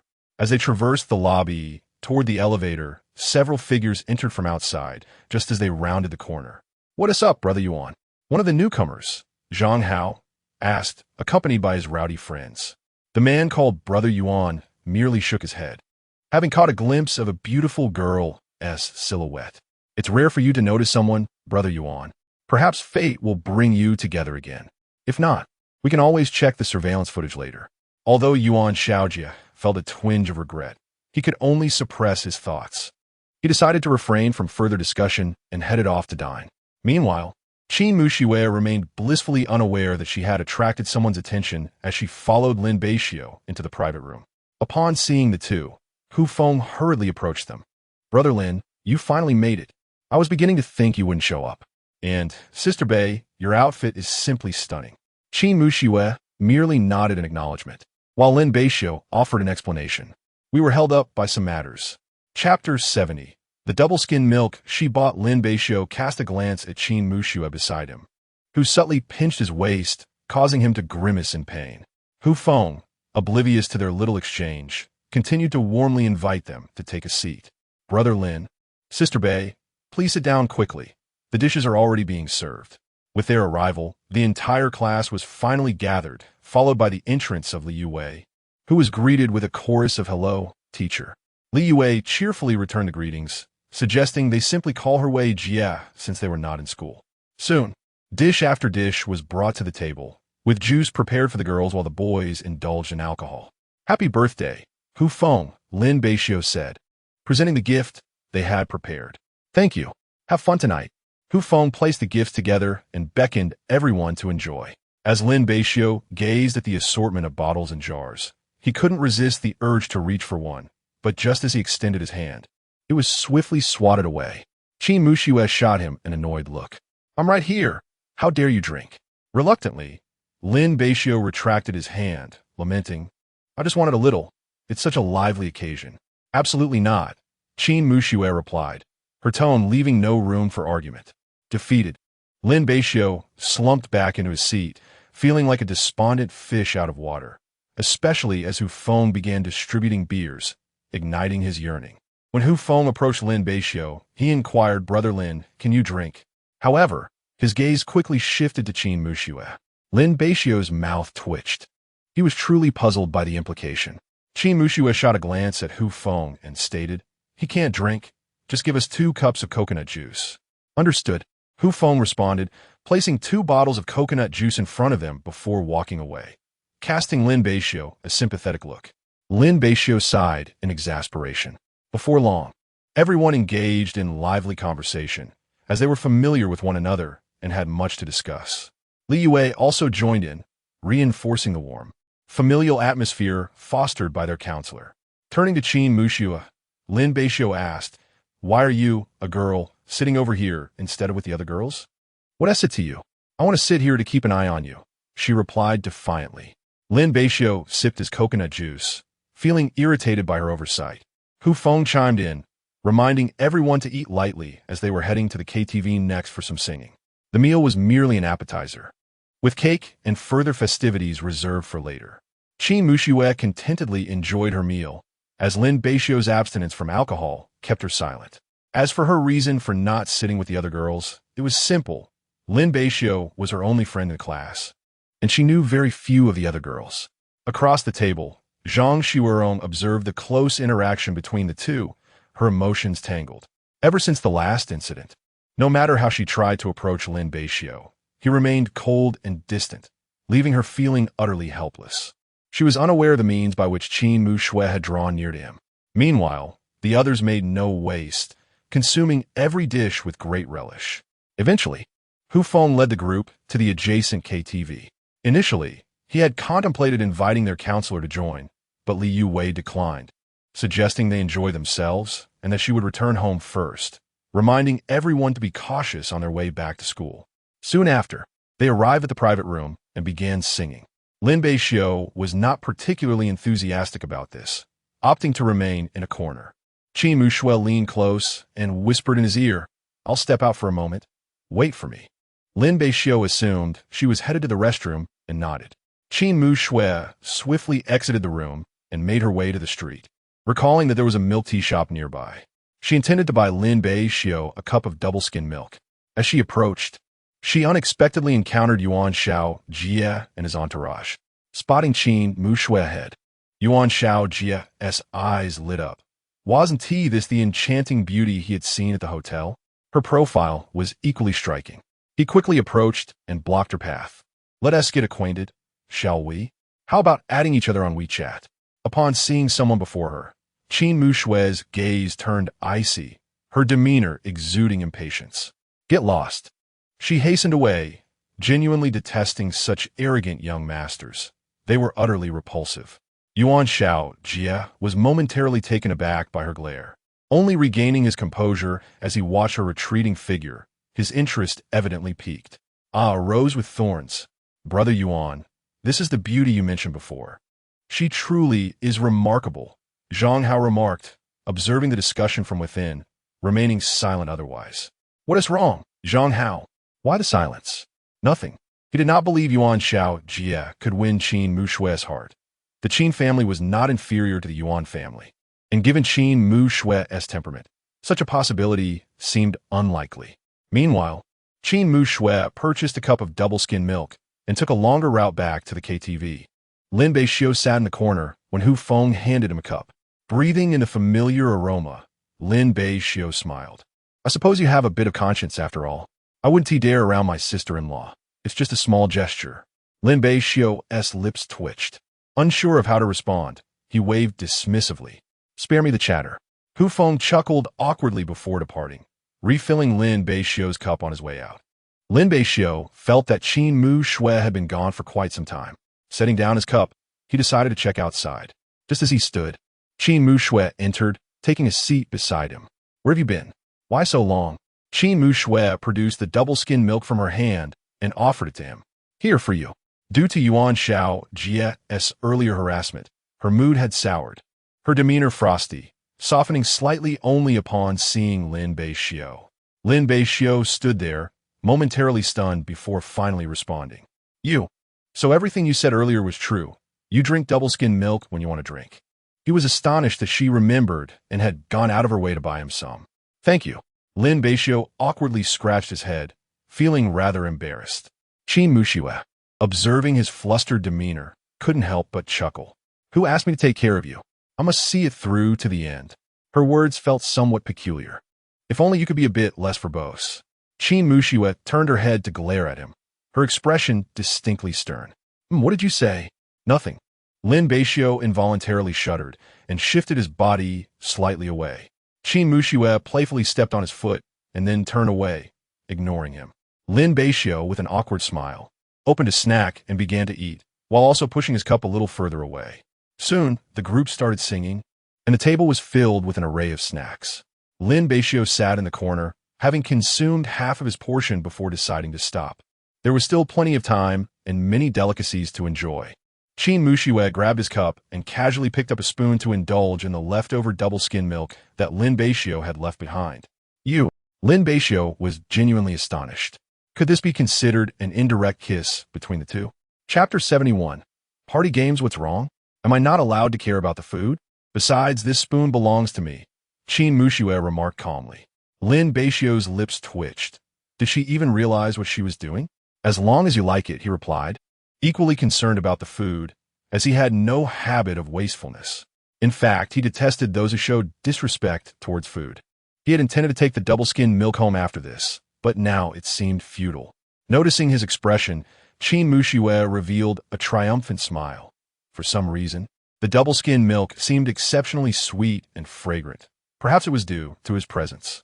Initially, the girls sang, followed by some boys who were reluctantly pushed to the forefront to perform, albeit with discordant and off-key renditions that prompted uproarious laughter. After a few rounds, Hu Feng grew dissatisfied with the lack of participation. The atmosphere was too subdued. If you don't join in, we'll play truth or dare instead. Losers take the stage, he declared, a decision that everyone agreed to. Let us eat cake first. With a cheerful demeanor, Hu Feng produced 2 large cakes he had prepared earlier, sufficient for 40 people. Someone turned off the lights, and everyone began to sing the birthday song for Hu Feng, who made a wish. The cake was soon distributed. Quick, eat the cake, we'll play games afterward. Lin Beixiu handed a piece of cake to her. Here for you. Thank you, Qin Muxue replied with a smile, taking it and enjoying her treat. With Lin Beixiu around, she felt no need to compete for food. After indulging, they commenced the games. All right, previously it was only the girls from our class singing. Come on, you shy gentlemen, step up. The 19 boys were divided into 3 groups, using a spinning bottle method. Whoever the bottle pointed to could choose between truth or dare. Truth was straightforward, while dare involved singing a song, and before taking the stage, they had to down a drink. It didn't take long for the 3 groups to select their representatives, and unfortunately, Lin Beixiu was among them. He anticipated being chosen in the first round. What terrible luck. Hu Feng cheerfully handed them a drink. Lin Beixiu received juice while the other 2 got alcohol. Qin Muxue was quite pleased with Hu Feng's resourcefulness. The 3 of them then gathered in a circle as Hu Feng spun the bottle, each harboring their own thoughts, hoping it wouldn't land on them. From a distance, Qin Muxue curiously observed, eager to see who would be the fortunate one. Deep down, she felt a flicker of anticipation for Lin Beixiu. Sitting there, Lin Beixiu felt an inexplicable chill run down his spine, and then the bottle pointed directly at him. Lin Beixiu. Oh, the crowd erupted in cheers. Hu Feng laughed. Lin handsome, truth or dare? Truth. He chose without hesitation. Hurry, let us ask him what underwear he's wearing today. Don't.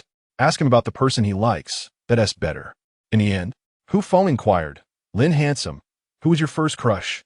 The crowd perked up their ears, eager to hear Lin Beixiu's response, including Qin Muxue, who was equally curious about his answer. Lin Beixiu hesitated. Surprisingly, his first thought was of Qin Muxue, a notion that left him astounded. However, in an effort to prevent his classmates from making a spectacle and to safeguard Qin Muxue's reputation, not to mention the first person he ever liked. Indeed, it was a childhood companion whom he had harbored feelings for. This was the truth. At that time, he did have some affection for Qin Muxue, but as time passed, those feelings gradually faded into oblivion, leading to a sense of tranquility in the present. Those who were privy to the situation, including Lin Beixiu's close friends, discreetly cast glances at Qin Muxue. To them, the 2 were practically a couple. And expressing affection for another girl in front of one's girlfriend was tantamount to courting disaster. What astonished them further was that Qin Muxue displayed no visible reaction, even wearing a faint smile. To alleviate the awkwardness, Hu Feng quickly interjected, Ahem, let us continue. The participants behind no longer needed to take turns. It was acceptable for those who wished to stay. Gradually, more people joined in, some opting for truth or dare, while others chose to sing. Qin Muxue also participated once, selecting to sing. Her distinctive voice garnered applause from the crowd, marking Lin Beixiu's first experience hearing her sing. She settled into a corner, using the event to deepen her bonds with the other girls in the class. The rest of the time, she sat observing Lin Beixiu, her face aglow with smiles. She had not anticipated earning Lin Beixiu's affection. Back then, they were merely children, bewildered by the concept of love, unaware of what it truly meant, simply enjoying the innocent camaraderie of childhood. Nevertheless, during that period of companionship, Lin Beixiu had developed unique feelings for her little brother Beixiu, imbued with a different significance. For both of them, each served as a form of salvation for the other. As the evening progressed, the boys began playing dice games and drinking, while the girls gathered to chat and sing.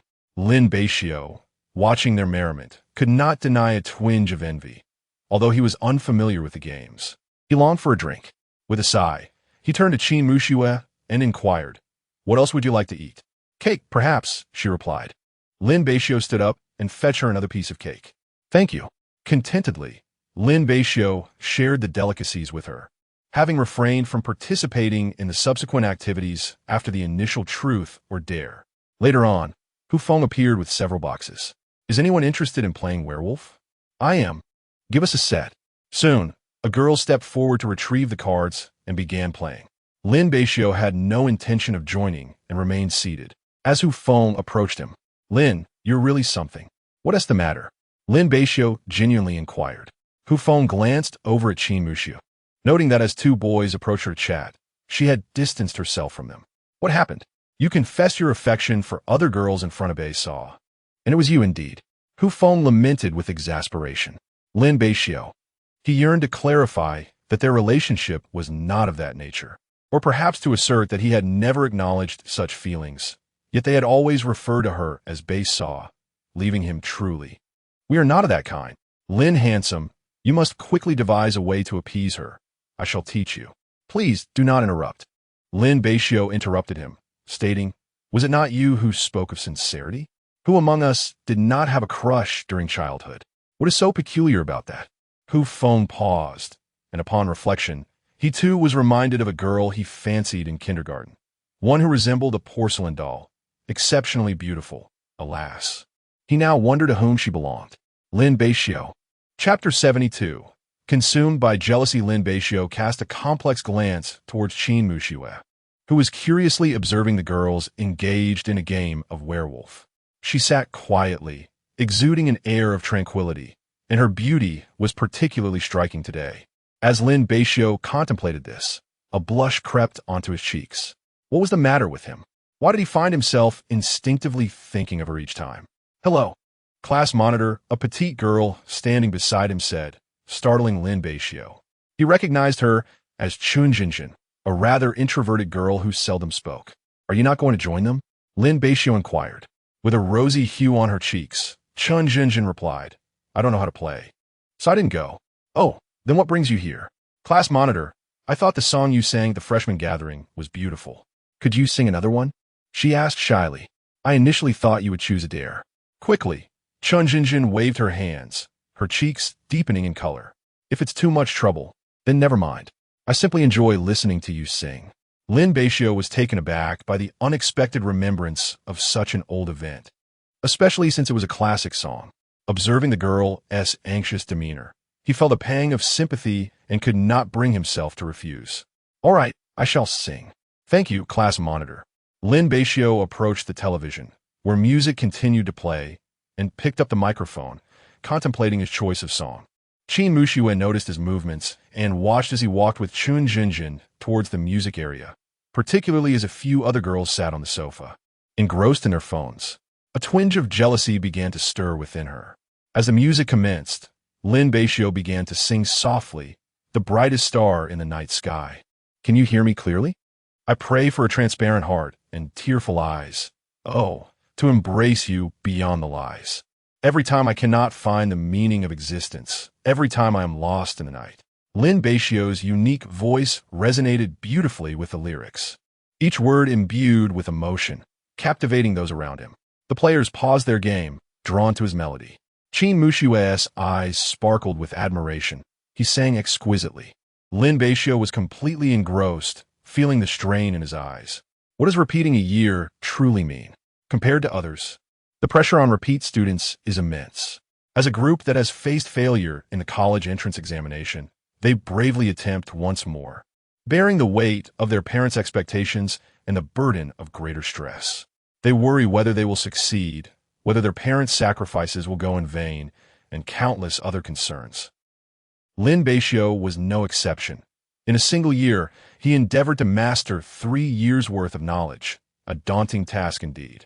He had to exert more effort, work harder, and strive relentlessly. His rest time was scant. He diligently worked on problems until midnight each day. Old Master Zhang contemplated enrolling him in a tutoring class. But Lin Beixiu declined, not wishing to burden his grandfather with excessive expenses. Ultimately, he chose self-study. For an entire year, he lived in a state of constant tension. Was he tired? Indeed, he was exhausted, yet he refrained from expressing his struggles to his grandfather, opting instead to shoulder the burden alone, nearly succumbing to depression. The first time he heard that song was at school, during a motivational rally for the college entrance examination, performed by the younger students at a concert.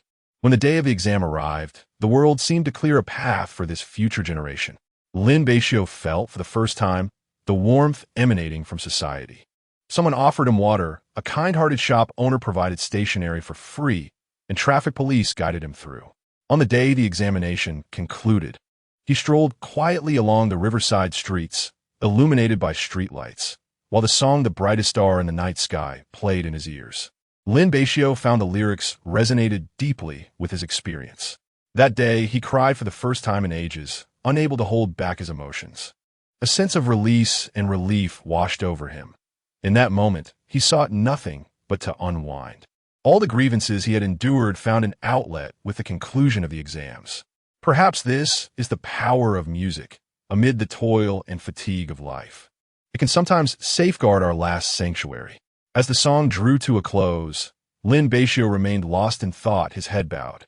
It was a past he found difficult to revisit. Should he have to relive it, he was uncertain if he could endure once more.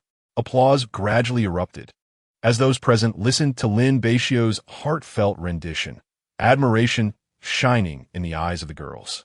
Chun Jinjin, seated nearby, felt his emotions deeply and sincerely remarked, "Class leader, that was beautiful." Lin Beixiu nodded, overwhelmed by his feelings, and passed the microphone to her. "Would you like to try singing?" "Can I?" Lin Beixiu nodded, reassuring her that it was perfectly fine, recalling how others had sung off-key before and still enjoyed themselves. Chun Jinjin mustered her courage. Selecting a song she was confident in and began to sing. Her voice was bright, yet possessed a unique charm. From a distance, Qin Mushuo felt a pang of jealousy, wishing to confront Lin Beixiu. Why was it that he could converse effortlessly with other girls, yet remained silent around her? Frustrated, she glared at an unopened bottle of wine on the table, taking a large swig to vent her discontent. Being inexperienced with alcohol, she nearly choked. Once the performance concluded, Lin Beixiu smiled and offered encouragement. He sensed a similarity between himself and Chun Jinjin. Both seemed somewhat introverted, as if speaking required tremendous effort. "Thank you, class leader," Chun Jinjin said earnestly. "I wish you and Qin Mushu happiness. You seem well matched." After expressing her sentiments, she walked away, taking a seat nearby, evidently shy. Lin Beixiu was left bewildered. Just as he was grappling with his thoughts, Qin Mushu sat down beside him. Lin Beixiu furrowed his brows, his nose twitching, particularly upon noticing her slightly flushed cheeks. "Have you been drinking?" Qin Mushu nodded. "Yes, I was singing with friends." As she spoke, she picked up the microphone, her gaze fixed intently upon him. Lin Beixiu felt an inexplicable sense of unease. "Ahem, what do you wish to sing?" "That song you just performed. Let's sing it together," she replied with unwavering determination. Hearing her resolute tone, he reset the music, and they began to duet once more. As the two harmonized, the crowd erupted in cheers, with Chun Jinjin clapping along. She recognized her lack of opportunity, but felt immense gratitude towards Lin Beixiu. After all, he had assisted her with a minor issue due to his position as class monitor, and she cherished the prospect of cultivating a friendship with him. Chapter 73. Departing early due to Lin Beixiu's temperament, coupled with her own, the two shared little interaction in class.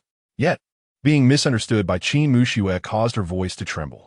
Lin Beixiu glanced her way, worried, for he knew her poor tolerance for alcohol and was uncertain of how much she had consumed. As Qin Muxue paused, the next line of the lyrics was meant for Lin Beixiu, and he quickly took his turn. Qin Muxue, gazing at his profile, felt a rush of warmth from her inebriated state, finding him undeniably handsome. Instinctively, she reached out, intertwining her fingers with his. Lin Beixiu stiffened, caught off guard by her sudden advance, causing him to sing off-key as he turned to look at her. Her eyes, filled with emotion, held a hint of grievance and an almost imperceptible affection. Lin Beixiu became entranced, forgetting the song entirely, while the crowd, well aware of their situation, cheered and whistled in encouragement. With a complex expression, he noticed Qin Muxue had retreated to a corner, drinking alone. He promptly followed her, sitting beside her. "You shouldn't drink so much. What's wrong? You forbade me from drinking, yet you seem to be enjoying it," she retorted. "If you wish to drink, then go ahead. I won't concern myself with you tonight." She tilted her head back for another sip. Her actions belied her exterior. Despite her discomfort, she forced herself to swallow. Lin Beixiu sighed. "Are you upset?" Observing her expression, he surmised this was the only possible outcome, yet he remained puzzled as to why Qin Muxue was angry. "No, you're overthinking it," she replied, taking another drink. Unable to bear it any longer, Lin Beixiu declared, "I had your double-skin milk earlier, so I won tea drink tonight. And you shouldn't tea either." He snatched the can from her hand, though it was nearly empty. "You truly are." Qin Muxue sat quietly, her gaze still captivating, rendering Lin Beixiu powerless. For the first time, he reached out to hold her hand. She shivered momentarily before relaxing, marking his inaugural voluntary gesture of affection. Lin Beixiu softly explained, "We are classmates. I've helped her before, and I thought she should be one of us. Besides, we were just playing a game." He suspected that Qin Muxue's anger stemmed from witnessing him sing with Chun Jinjin, though he couldn't fathom why it would provoke such feelings. Women are truly perplexing. Having said that, he continued to observe her anxiously. At last, a smile broke across Qin Muxue's face, dissipating her jealousy. "I understand now. What can I say? My little bay brother is quite irresistible. I must keep a watchful eye to prevent him from being whisked away." Lin Beixiu exhaled in relief as Qin Muxue leaned closer, resting her head on his shoulder, the warmth of her breath carrying the scent of alcohol. "It's the same. If you want to drink with them, go ahead. You needn't worry about me. I can rest for a while." She has now been soothed and is in good spirits. "However, there's something else I must share with you. I indulged in 2 cups while you were out." Lin Beixiu felt a tinge of embarrassment, but ultimately revealed this little secret. Qin Muxue pouted, her hand resting on his waist, yet she refrained from pinching him, opting instead for a gentle squeeze. "Xiao Bei, you are quite the rascal. This foolish, stubborn mule. I shall pretend it never occurred if you choose to remain silent. Nevertheless, if you're not going out to play, do keep me company for a while." Lin Beixiu nodded, and for a moment, silence enveloped them. Qin Muxue gazed intently at his profile, her heart stirred with emotion. It seemed she had never truly delved into his life. Over the past decade, what had he endured?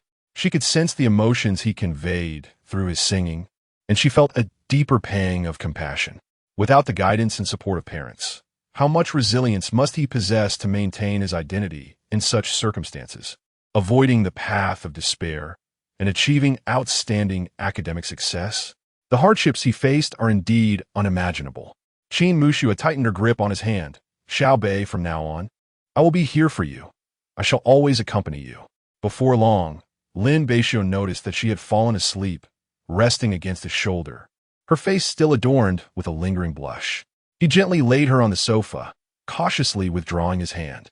He then sought out Hu Feng, noting that it was getting late. "Let's head back," he said. "Shall we take something with us?" Lin Beixiu shook his head with a wry smile. "I need to first escort Qin Muxue home. I can't carry too much." "All right then," Hu Feng replied with a grin, having witnessed their earlier exchange, his worries dissipating. "Take it slow on the way back." Lin Beixiu quickly gathered their belongings, slinging her bag over his shoulder and lifting her in his arms, exchanging farewells with the others as they departed. Once outside, he carried her on his back, standing at the curb to hail a taxi. "Every time you get drunk, I end up in this predicament." Despite his words, Lin Beixiu's tone betrayed a hint of affection. After a considerable wait, he gently set her down, only for her to cling to his neck again, her feet restlessly shifting. He promptly adjusted her dress to prevent any mishaps. Qin Laolu, settle down. MMM. Qin Mushiue remained unresponsive, merely humming before falling silent again. Lin Beixiu had no choice but to lift her in a princess carry, enduring the driver's bemused gaze as he boarded the vehicle. The girl stubbornly refused to relinquish her hold on him, resulting in an arrangement where Lin Beixiu sat in his seat with her nestled in his embrace, her arms still draped around his neck. The driver occasionally glanced at them through the rearview mirror, eliciting a twitch of Lin Beixiu's lips. Young man, your girlfriend is quite the looker, out late at night, huh? Lin Beixiu casually replied, it's a classmate's birthday. We had quite the late celebration. Oh, I see. Lin Beixiu fell silent, primarily due to his current state being rather precarious, akin to dry kindling ready to ignite at the slightest spark. Fortunately, Qin Mushiue remained still, or else his discomfort would have intensified. Gazing at the peacefully slumbering kitten in his embrace, he harbored no impure thoughts. In fact, he was reluctant to disturb her. He placed his hand before her face, yet ultimately lacked the courage to make contact, allowing it to rest gently beside her instead. The window reflected Lin Beixiu's gentle visage as he watched Qin Mushiue with rapt attention. Upon reaching their destination, he settled the fare and lifted Qin Mushiue into the elevator. Ascending to her floor, he found it quite perplexing that she wore such a short skirt. To prevent any accidental exposure, Lin Beixiu had to keep his hand positioned high, the soft, rounded feel provoking a tumult of emotions within him. After finally placing her on the bed in her room, he exhaled a sigh of relief, feeling as though he had endured a trial. Closing her door behind him, he resolved to take a shower. In the room, Qin Mushiue soon stirred and opened her eyes. Though somewhat dazed, she remained fairly alert. With a hint of confusion, she wandered toward the bathroom, hearing the sound of running water inside, and knocked on the door. What is the matter? Chapter 74. Caught red-handed, Lin Beixiu hastily adjusted his attire upon hearing a knock at the door. I need to use the restroom, he called out, quickening his movements. Just a moment, he added. Once he had donned his clothes, he opened the door. Before he could step aside, Qin Mushiue took a step forward and stumbled, falling into Lin Beixiu's arms. Instinctively, he caught her, admonishing gently, be careful. You can go out now, Qin Mushiue said, her cheeks flushed, feeling embarrassed about her clumsiness. Lin Beixiu stepped aside, ensuring she was unharmed, and shook his head in resignation as he watched the door close behind her. Qin Mushiue emerged, glancing at Lin Beixiu, who was drying his hair on the sofa. Did you bring me back? Thank you, she said. Her demeanor appeared much more composed, though a hint of shyness lingered from her earlier misstep. Falling into his embrace had instilled an undeniable sense of security. Lin Beixiu rolled his eyes. If you can't handle your alcohol, perhaps you should refrain from drinking. It always ends up like this. I'm sorry, Qin Mushiue replied, sticking out her tongue. Besides, didn't I let you drink too? You refused. Spare me the excuses. Just go back to sleep. It's getting late. Lin Beixiu turned towards his room, only to glance back and see Qin Mushiue following closely behind, leaving him puzzled about her intentions. Go away. Return to your room, he urged. Please, let me sleep with you, Qin Mushiue pleaded, clutching the hem of his shirt, fearful of his rejection. Lin Beixiu sighed in exasperation. I'm truly at a loss with you. With that, he allowed her to tug at his shirt as they walked toward his room. Seeing he had not refused her, Qin Mushiue skipped along happily. Stay inside, and no crossing boundaries, he instructed. Okay, she replied, climbing into bed and pulling the covers over herself, looking every bit the obedient child. Lin Beixiu lay down outside, switching off the light. In the darkness, he felt movement beside him. Qin Mushiue had covered him with a blanket. Don't catch a chill, she said softly.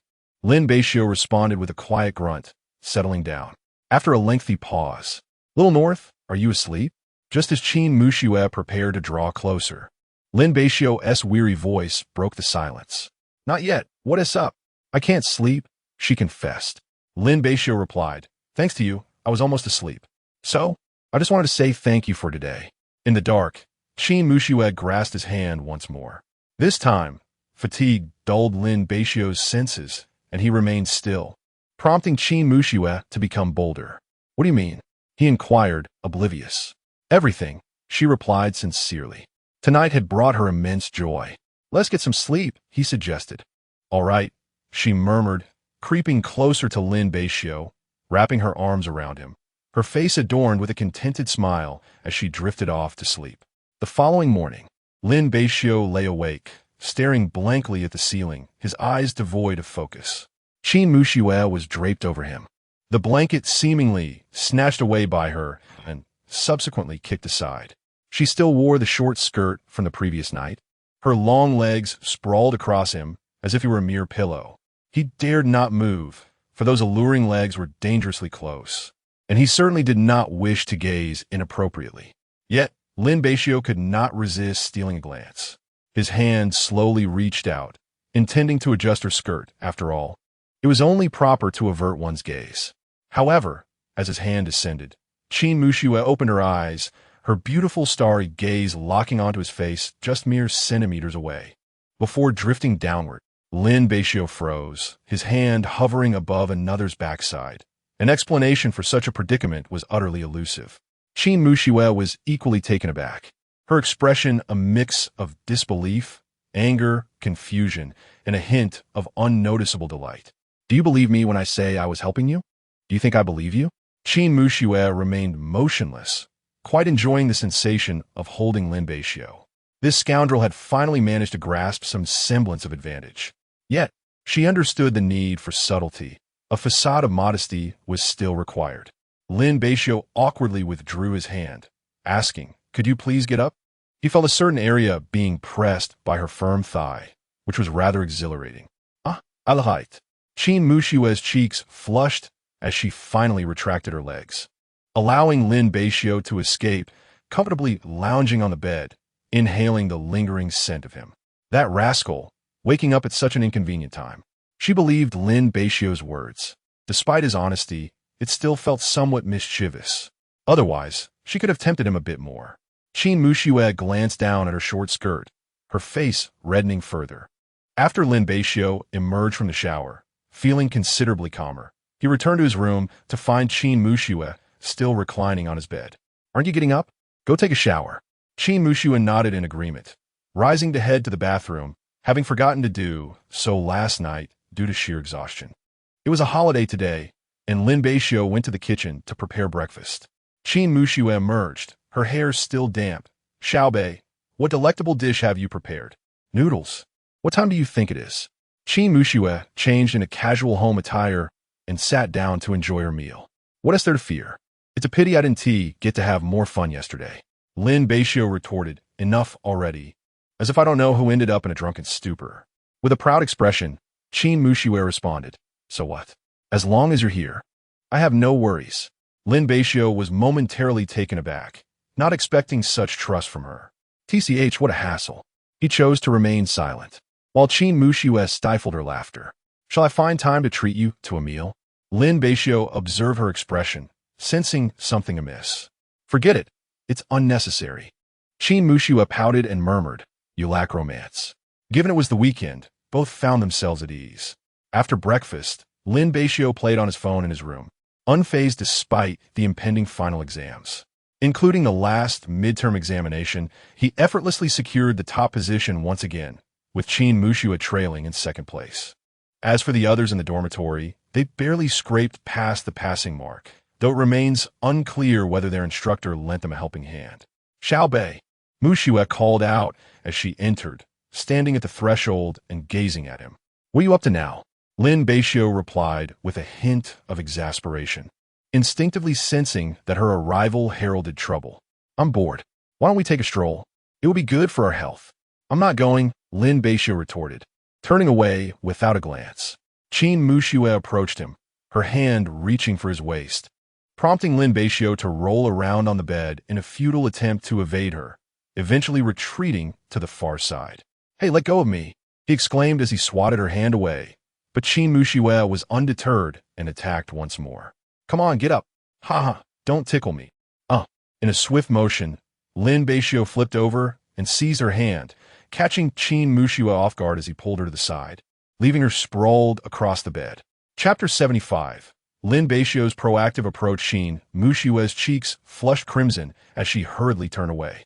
Shout Beiyu. Before she could finish her sentence, Lin Beixiu lunged at her once more, enveloping her in a blanket. Qin Muxue was momentarily engulfed in darkness before being toppled onto the bed. Struggling to peek out, she found Lin Beixiu pinning her down with the blanket, his fingers playfully teasing her ticklish spots. Ha ha, shout Bei, stop tickling me, it's too much. Only when Qin Muxue was nearly breathless from laughter did Lin Beixiu relent, realizing why she so adored this sensation. It was undeniably delightful. Are you still annoyed with me? And no, just let me go. Qin Muxue's face was flushed with embarrassment, yet her expression remained defiant. Oh, still defiant, are we? Lin Beixiu chuckled, extending his hand mischievously. No. Eventually, exhausted from their playful antics, Qin Muxue lay on the bed, appearing utterly spent. You gone too far. Lin Beixiu hadn't anticipated engaging in such frivolity, and now, feeling guilty, he began to retreat. I must take my leave. Lin Beixiu, you scoundrel. As she watched him flee, Qin Muxue remembered to close the door behind her. Rising, she pursued him. Lin Beixiu thought she might take a moment to compose herself, but she charged after him without hesitation. He attempted to escape, but it was futile. Qin Muxue cornered him against the inner side of the sofa, and Lin Beixiu sat there, tense with anticipation. You don't hold grudges, do you? Qin Muxue cracked her knuckles. What do you think? Lin Beixiu rubbed his sore arm, shaking his head in resignation. Let us go for a walk. No. Lin Beixiu stubbornly remained on the sofa, unwilling to budge. Qin Muxue resorted to reminding him of their previous wager. What about our bet? Does it still count if you listen to me? All right, enough already. Lin Beixiu sighed deeply, rising from the sofa to put on his shoes. As a grown man, he could not bring himself to break his word, especially since Qin Muxue seldom invoked this wager. Ultimately, despite his reluctance, Lin Beixiu was pulled out by Qin Muxue. Why linger indoors on such a splendid day? I have social anxiety, Lin Beixiu explained nonchalantly, a statement laced with truth. You need to change, just take it slow. Having spent considerable time with him, Qin Muxue felt she had transformed significantly, all thanks to Lin Beixiu's influence. It's not that simple. She cast a glance back at him before grasping his hand. Then let's take it slow.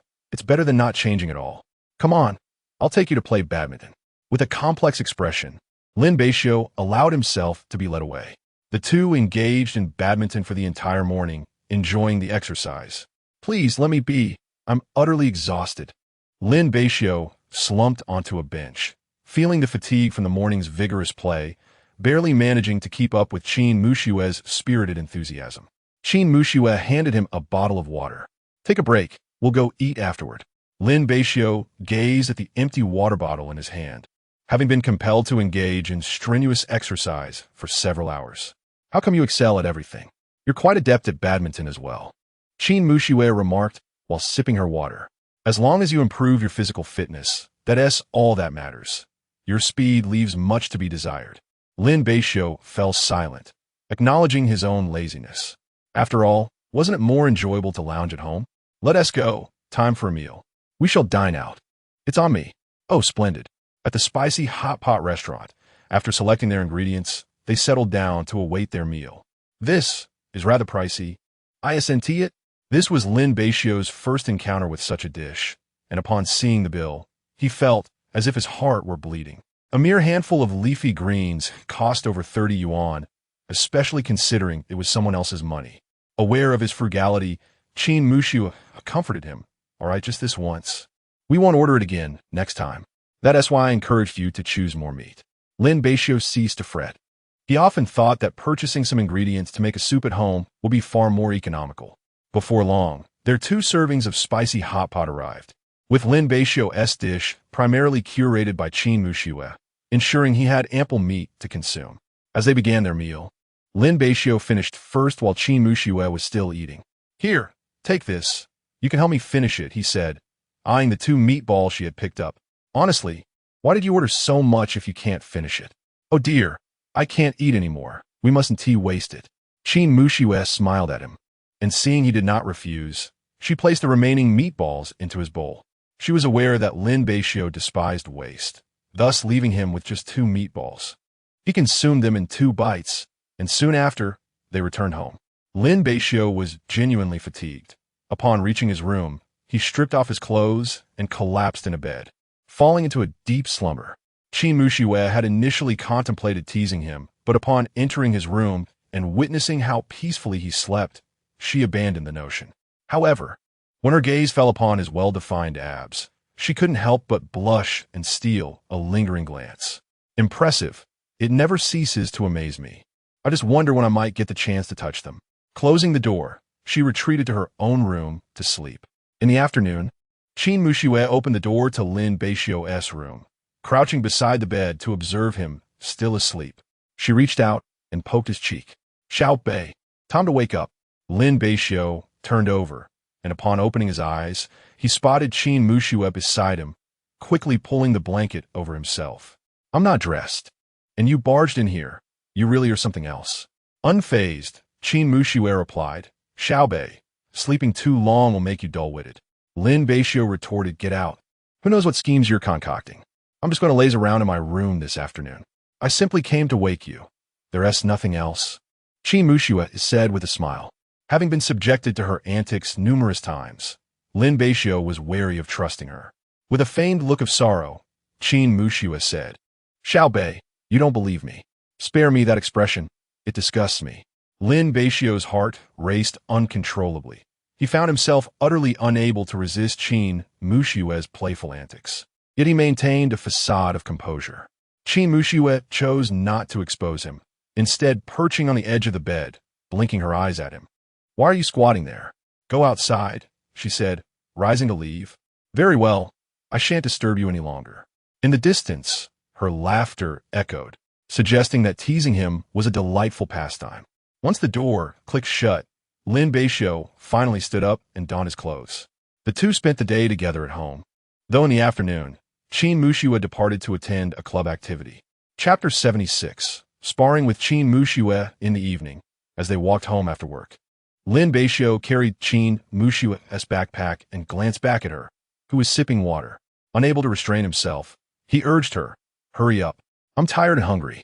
Qin Mushiue pouted, standing still with a pitiful expression before quickening her pace to catch up. Lin Beixiu refrained from further comments, stating, "When we get home, I will prepare some noodles for you. We want to be dining out." "All right." Qin Mushiue's face lit up with delight. Upon returning home, Lin Beixiu cooked a bowl of noodles for her and then went to take a shower. When he emerged, the pot was spotless. "Glutton," he exclaimed, "are you a pig? Able to finish all that?" "Huh?" Qin Mushiue was taken aback and replied bashfully, "Did you want some too?" "I'm sorry. No, I was just surprised." Lin Beixiu shook his head. "I made a little extra, fearing you might not have enough, but I didn't expect you to finish it all." He then retreated to his room. "Make sure to wash your bowl." "Okay," Qin Mushiue responded, watching him enter his room. She took the bowl to the kitchen to wash it, but as she scrubbed, she realized something was amiss. Did that brat just call himself a pig? Feeling a surge of indignation, Qin Mushiue huffed silently, "You're the pig. Humph." She glanced towards Lin Beixiu's room, contemplating. Though annoyed, she decided against barging in. After all, Lin Beixiu had learned his lesson and locked the door, leaving her with no choice but to face rejection. The following day, both arrived at school early and attended their classes as usual. Lin Beixiu was focused on the lecture, while Qin Mushiue occasionally stole glances at him. "My future boyfriend is so handsome." In the next class, Zhang Tingting, unabashed, took a seat beside Qin Mushiue once more, and they began chatting. Zhang Tingting remained her gossipy self, incessantly probing about their progress. It was only when class began that Qin Mushiue managed to silence her. As for Lin Beixiu, he appeared rather gloomy. He had intended to enjoy some solitude, yet Qin Mushiue insisted he sit with them. Being a grown man surrounded by 2 girls, listening to their chatter, he felt quite awkward. Bored, Lin Beixiu leaned on the desk and soon dozed off, primarily due to the instructor's laid-back demeanor, which made the lecture feel monotonous. Qin Mushiue quickly noticed Lin Beixiu dozing off. "Didn't he sleep well last night? Is he that tired?" She rested her chin on her hand, watching him, which elicited an amused smile from Zhang Tingting. It was tea until class was nearly over that Lin Beixiu stirred, stretching his arms. Class is almost over. Are you a pig? Lin Beixiu, too lazy to banter back, replied, if you think so, then let it be. I wonder who gets fed by a pig every day, eating more than a pig itself. Qin Muxue, fuming, waved her tiny fists. You're asking for it, Little North. I'll treat you to a punch. Lin Beixiu's lips twitched, conceding, all right, I won't jest anymore. Just keep that to yourself. However, Qin Muxue did not let him off the hook, playfully giving his arm a couple of light taps. Lin Beixiu wore a face of helplessness as he endured the situation, though a subtle shift appeared on his otherwise expressionless visage. After class, Zhang Tingting extended an invitation. Handsome Lin, this afternoon, Mu Shui has a training session. Would you care to visit our club? Initially reluctant to attend, Lin Beixiu noticed Qin Mu Shui turn her head at that moment. You can come and take a look. He shook his head. Is it possible not to go? Observing the expression on Qin Mu Shui's face, Lin Beixiu realized she was about to leverage the bet against him once more. Ultimately, he resigned himself. I will go. Zhang Tingting was left dumbfounded nearby, marveling at how effortlessly her friend had managed to subdue her brother-in-law with just a glance. Qin Mu Shui smiled and patted his shoulder. It's good to exercise a bit. Don't just stay at home playing on your phone. In the afternoon, following a nap, Lin Beixiu accompanied her to the school. Although he was quite reluctant, he felt he had no choice. They arrived at the Taekwondo club, a place he had visited before and had experienced a rather harsh beating. The other club members, intrigued by the unfamiliar face, were particularly curious since he was seen so close to their two goddesses. Naturally, some recognized Lin Beixiu as Qin Mu Shui's boyfriend. The president of the Taekwondo club, a rather handsome young man named Lu Feng, greeted Lin Beixiu without making a fuss. He instructed everyone to warm up before commencing the training. Lin Beixiu was reluctantly compelled to join, pairing off for practice. Lu Feng approached Lin Beixiu, wearing a friendly smile. Hello, I recognize you. You are the famous Lin Beixiu from the forum. I'm Lu Feng, pleased to meet you. Lin Beixiu managed a wry smile. Hello. Unsure of how to explain his situation, he opted for silence, considering the matter had lingered in the past for quite some time. You're quite impressive to have won over the campus beauty. We seniors are well aware of her capabilities. You've worked hard, Lu Feng remarked, fully aware of Qin Mu Shui's prowess, knowing that many of the guys were hesitant to spar with her. Lin Beixiu felt a twitch at the corner of his mouth. Is Qin Mu Shui truly that fearsome? He thought to himself, I'm just sitting here for a moment. She insisted I come, but I have no idea what I'm supposed to do. Before Lu Feng could respond, Qin Mu Shui approached them, causing Lu Feng's expression to change. I have something to attend to. I'll take my leave, he said hurriedly. Lin Beixiu turned to see Qin Mu Shui had donned her training attire, her hair tied up in a high ponytail, and she was holding a mat. You're my assistant today. Let us practice together. Lu Feng, hearing this from a distance, cast a sympathetic glance toward Lin Beixiu. Lin Beixiu, still oblivious to the implications, nodded. All right. He accepted the mat and stood opposite her on the soft mat. The moment he locked eyes with her, he perceived the fierceness and combat spirit within her gaze, sending a shiver down his spine. Suddenly, he understood why Lu Feng had appeared so flustered. He would have felt the same in his shoes. Before he could utter another word, Qin Mu Shui charged at him. With a swift kick, Lin Beixiu hurriedly raised his hand to block. He stepped back in astonishment. This is excessive, he exclaimed. Qin Mu Shui chuckled. Not at all. I only exerted a fraction of my strength. Lin Beixiu looked at her with skepticism, but her subsequent charge silenced him, compelling him to focus on the task at hand. Others occasionally glanced at the two. Had Lin Beixiu known, he would have realized that Qin Mu Shui was indeed not exaggerating, for she possessed the remarkable ability to send someone flying with a single kick. Their reactions were tinged with envy, as it was evident that she treated her boyfriend differently from others. With the experience of their first encounter, Lin Beixiu had managed to stabilize himself, perfectly coordinating with her efforts. Zhang Tingting observed the harmonious duo from the sidelines, feeling a twinge of jealousy. Previously, the boys were reluctant to practice with Qin Mu Shui, as she had always partnered with Zhang Tingting. Now, with a new partner, their synergy surpassed hers, leaving her with an indescribable sensation. This old friend of hers was guarding their relationship so fiercely, and she remained oblivious to how far they had progressed, which was driving her to distraction. Chapter 77. An unexpected break during a moment of respite. Zhang Tingting approached, exclaiming, "How splendid! You two truly appear to be a match made in heaven." Qin Muxue shot her a glance, wishing she would speak more wisely, though she feared it might irk Lin Beixiu. Lin Beixiu had already grown weary of conversation. This sudden interaction felt rather exhausting. Qin Muxue tenderly patted his back, saying, "Honestly, your aversion to exercise has left you in such poor physical condition. Drink some water." Zhang Tingting felt like an oversized light bulb, casting an unwelcome glow, and departed with a hint of melancholy. Lin Beixiu accepted the water and took a sip. "Well, I've accompanied you in practice, yet you still mock me." Qin Muxue chuckled. "All right, I'll treat you later and buy some delicious dishes for us to enjoy." Aware of his reluctance to spend money, she opted against dining out. "Is there really any difference? Am I not the one cooking?" Qin Muxue responded, somewhat speechless. "Shall I prepare a meal for you?" "Never mind, I'll handle it." At her words, Lin Beixiu felt a twinge of anxiety. After their first culinary encounter, he had little faith in her cooking skills. Qin Muxue remained silent, her eyes sparkling with sweetness. Although she was not adept in the kitchen, she possessed other talents. She was confident in her ability to support her husband. The thought of their future together made her cheeks flush, prompting Lin Beixiu to raise an eyebrow in surprise. "Goodness, why is her face so red? Is she falling ill again?"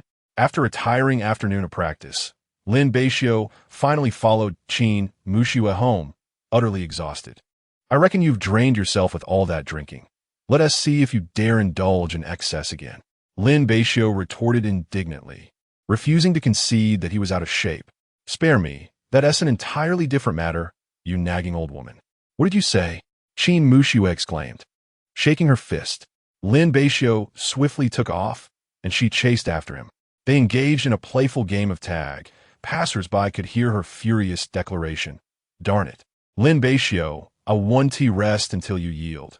I 1T bear the surname Qin if you continue to call me an old woman." At the doorstep, Lin Beixiu sat, panting heavily. He could hardly muster the strength to open the door. Qin Muxue stood before him, a teasing smile on her face, urging him to continue running. They had ascended the stairs rather than taking the elevator. Qin Muxue was slightly winded, her cheeks flushed, but still managed to lean on her waist to catch her breath. "I'm out of energy. Feel free to strike me," Lin Beixiu declared with a feigned air of indifference, though a glint of mischief sparkled in his eyes. Qin Muxue retrieved her keys from her bag and playfully kicked him. "Get up. The floor is filthy." It seemed she had decided to forgive him, and Lin Beixiu sheepishly rose from the ground. After she opened the door, noticing his sluggishness, she supported him as they entered. Lin Beixiu quickly shrugged off her assistance, clearing his throat. "I'm fine." Qin Muxue gazed at his retreating figure, muttering to herself, "What a stubborn mule." Qin Muxue picked up her cup, filled it with water, and began to drink, feeling the exhaustion of pursuing someone. Lin Beixiu, equally fatigued, took a sip of water and decided to retreat to the bedroom for a brief rest. Meanwhile, Qin Muxue intended to relax for a moment before taking a shower, as she was drenched in sweat and uncomfortable. While Lin Beixiu occupied himself with his phone in the room, a knock resounded at the door. "Xiao Bei, hurry up and shower, then get ready for work." "You can wash up tonight," she insisted. "No, that's not acceptable," Qin Muxue declared firmly. "You smell awful. You'll scare the guest away." Realizing she had a point, Lin Beixiu gathered his clothes and headed to the bathroom. That evening, the couple settled for some takeout, and during the lull in their busy schedule, Qin Muxue ventured to the neighboring milk tea shop. Lin Beixiu cast her a sidelong glance. "What are you doing?" he inquired. "I'm a customer." "Is this how you treat your guests?" Lin Beixiu rolled his eyes and fell silent. Qin Muxue turned to Zhang Qingmin, the owner. "Boss, your server's attitude is rather poor. Should we consider deducting their wages?" Zhang Qingmin chuckled, playfully responding, "Sure, let us deduct half." Lin Beixiu grimaced, muttering, "You can't be serious, Qin Laolu. You never bring good fortune." "Exactly. Bring me a cup of lime pomelo tea," she retorted. 12 yuan. Lin Beixiu asked her to pay first, avoiding the need for him to cover the cost again. Qin Muxue promptly took out her phone to pay, behaving obediently as she awaited her drink. After preparing it, Lin Beixiu handed it to her, and she accepted with a smile. "Thank you." As Lin Beixiu watched her depart, he pondered her thoughts. "Snap back to reality. Are you daydreaming?" he teased. Before he could say more, a commotion erupted next door, startling him. Concerned for Qin Muxue, he stepped outside to investigate. To his astonishment, Qin Muxue was embroiled in a heated argument with a bald man who brandished a cigarette and hurled profanities at her. "What is going on, Muxue?" Lin Beixiu asked, positioning himself protectively behind her. Qin Muxue, visibly enraged, explained, "This man attempted to purchase items with a counterfeit image, and I exposed him." The man's vitriol further agitated her, and in an effort to protect herself, she accidentally knocked over the pomelo tea she had just bought. "You're slandering me. You saw nothing," the bald man retorted angrily. "But I didn't hear the sound of payment," Qin Muxue countered. Upon returning, she had seen the man flaunting a cigarette while revealing the payment screen, intending to leave. Wanting to be cautious, she insisted on checking his payment records, but he resisted, leading to their argument. Lin Beixiu keenly observed a flicker of guilt in the man's eyes and glanced at the cigarette in his hand, sneering. "Quite the selection, aren't we? Over 800 a pack for those soft Zhonghua cigarettes. There are cameras in the store. Be wary of our calling the police. If you weren't feeling guilty about your thievery, you wouldn't be hesitant to show the records. And to lay a hand on a girl, your parents must have failed to teach you properly." Lin Beixiu shot back, unrestrained, as he brandished his phone, feigning a call to the authorities. The bald man observed an increasing crowd gathering at the entrance of the shop, feeling increasingly uncomfortable and unable to remain any longer. Without a moment's hesitation, he dropped his cigarette and fled. "Is it not permissible for me to refrain from making a purchase? What a wretched establishment." Outside, the throng engaged in animated discussions. Indeed, this world is filled with all sorts of individuals, each seeking to gain an advantage. A payment notification is certainly warranted. Moreover, that brute has the audacity to lay hands on the young lady. Upon hearing these remarks, the bald man felt utterly humiliated and hastened his escape. Chapter 78. The Aftermath of Fear. "Are you all right?" Lin Beixiu inquired gently, observing the dejected expression on Qin Muxue's face. Qin Muxue gazed at the mess strewn across the ground, her voice tinged with sorrow. "My grapefruit tea." Her tone bore the weight of impending tears. Lin Beixiu was taken aback. He had assumed her distress stemmed from the reprimand she had received, yet her thoughts were solely consumed by her lost drink. How insatiable her appetite seemed, he mused, shaking his head in bemusement. With a sigh of resignation, he retrieved a broom to tidy up the spilled beverage. Upon witnessing his efforts, Qin Muxue, momentarily forgetting her sadness, rushed to assist him. Once the area was cleaned, Lin Beixiu noted her lingering look of discontent and sighed once more. "Just wait a moment," he instructed. Uncertain of his intentions, Qin Muxue watched him leave. For a devoted foodie, having only sipped twice from that cup of grapefruit tea, she felt a pang of loss. Before long, Lin Beixiu returned, bearing a fresh cup of grapefruit tea. "Here, this is for you." Qin Muxue stared at the cup in astonishment. "You crybaby," he teased. "It's merely a drink." With an air of indifference, he added, "Are you unharmed? Did he hurt you when he lashed out?" Taking the drink from him, Qin Muxue shook her head. "I'm fine. It's just that the beverage was spilled." His concern warmed her heart, and she expressed her gratitude. "Thank you, Xiaobei." Lin Beixiu shook his head, playfully reprimanding, "Let us see if you dare to slack off during work again, running off to buy milk tea." Qin Muxue felt even more grieved. Clutching the grapefruit tea with both hands, her head bowed, resembling a schoolchild caught in wrongdoing, submissively enduring the teacher's scolding. Noticing her eyes welling with tears once more, Lin Beixiu grew anxious. "Oh, please don't cry. I shan't mention it again." Unable to hold back any longer, Qin Muxue embraced him tightly. Lin Beixiu froze, uncertain of how to respond. Just as he was at a loss for words, her voice broke through. "Xiaobei, I'm so scared." That bald man shouted so loudly and angrily, it terrified me. Sensing her trembling and fear, Lin Beixiu's heart softened. He placed a comforting hand on her back. gently patting her to soothe her unease. "It's all right, don't cry." Eventually, Qin Muxue regained her composure. "Xiao Bei, if it weren't for you, I would have been in serious trouble tonight." Her mind was abuzz with thoughts, revealing a deeper emotional layer beneath her exterior fear. She relished the comfort of his embrace, realizing that being cherished felt truly wonderful. It was a sense of security, one she wished to linger in. Ultimately, it was Lin Beixiu who gently pushed her away, eliciting a pout of dissatisfaction from Qin Muxue. She had not yet savored the moment enough.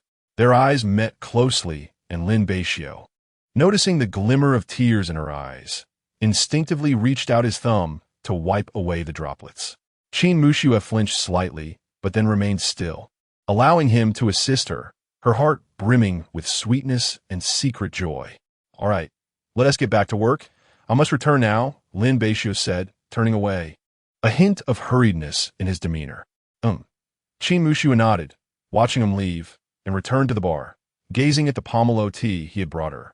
Satisfied, she inserted a straw and took a sip. It was more delightful than ever before. As closing time approached, Qin Muxue's boss returned. She had been occupied earlier, allowing Qin Muxue to manage the shop alone, unaware that the gluttonous girl had ventured out to buy bubble tea. Qin Muxue recounted the incident to her boss, expressing her apologies. There was no loss, and her boss did not scold her. Instead, she inquired if Qin Muxue was all right. Shaking her head, Qin Muxue reassured her that she was unharmed. After work, Qin Muxue noticed Lin Beixiu had come to find her and greeted him as she stepped outside. "Let us go. Xiao Bei, it's time to head home." The two walked side by side, and Qin Muxue reached out, lightly brushing her fingers against his, hoping Lin Beixiu would take her hand. Unfortunately, he did not grasp her intention. Turning to her, he asked, "What's wrong?"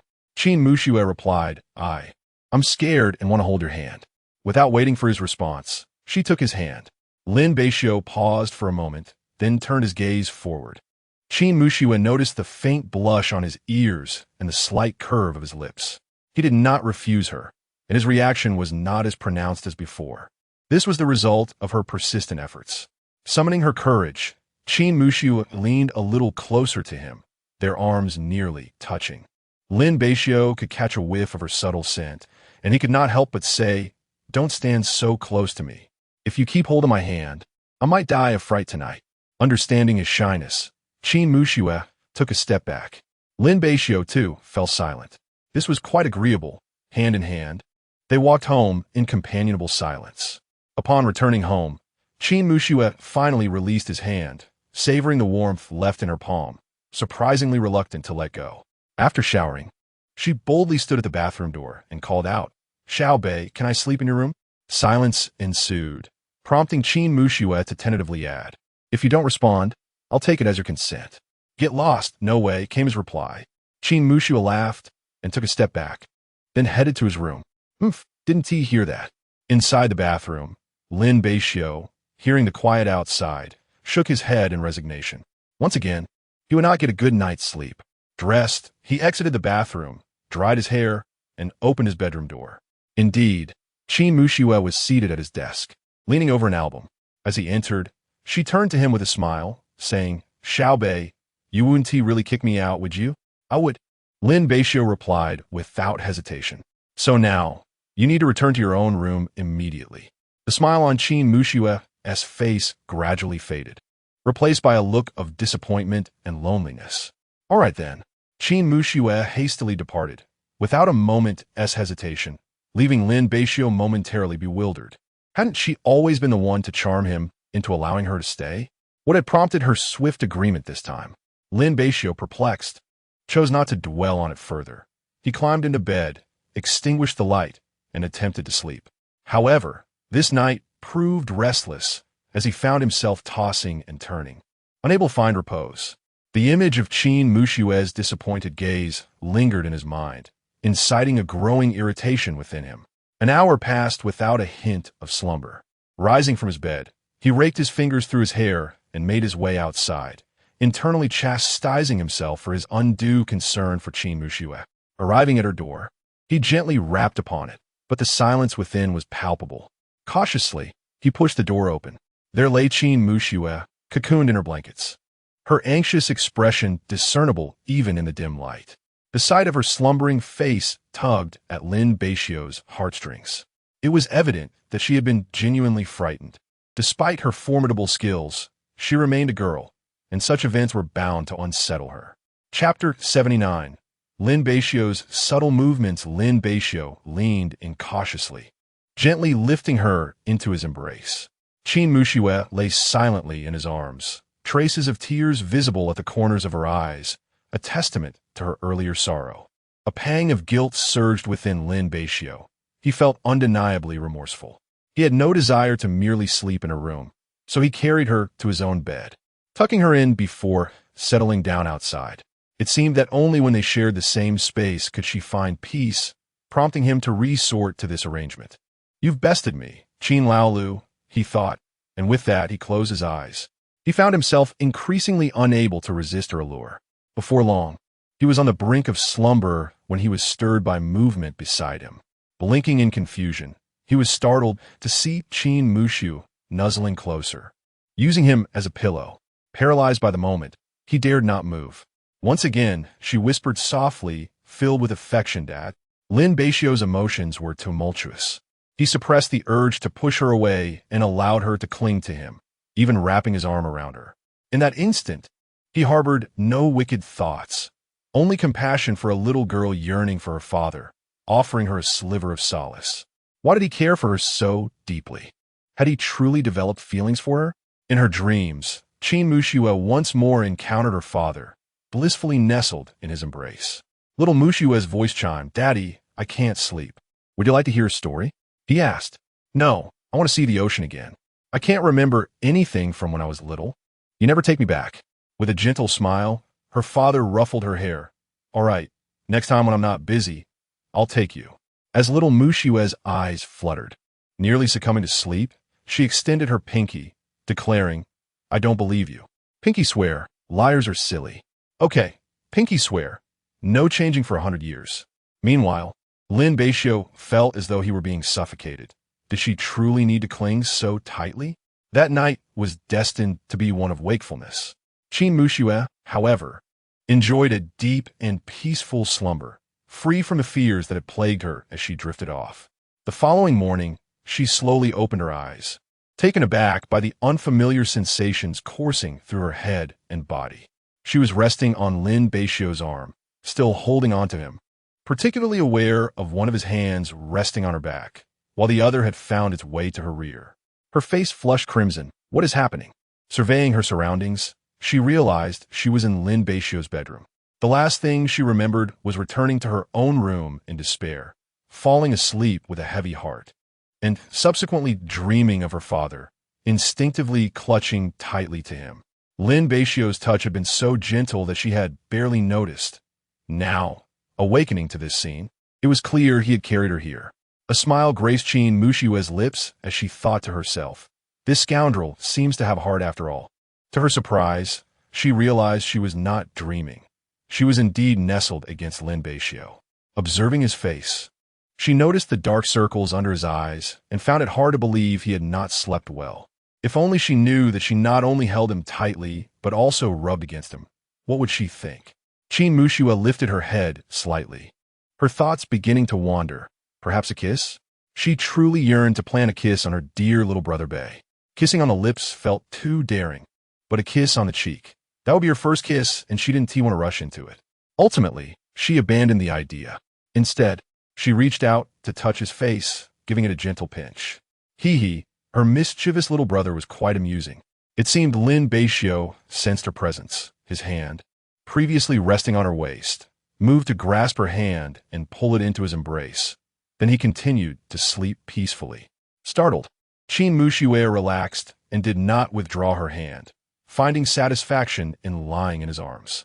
Last night had been devoid of such feelings, but now, relishing the moment, she decided to indulge in a bit more slumber. When Qin Muxue finally stirred awake again and glanced at the time, she froze in shock. She was going to be late. Hurriedly, she rose from the bed and gave Lin Beixiu a gentle nudge. "Little Bei, wake up. We're going to be late." Lin Beixiu, still lost in the comfort of sleep, grunted in response, but made no move to get up. Anxious, Qin Muxue had no choice but to head to the bathroom to freshen up. After brushing her teeth, she found Lin Beixiu still dozing.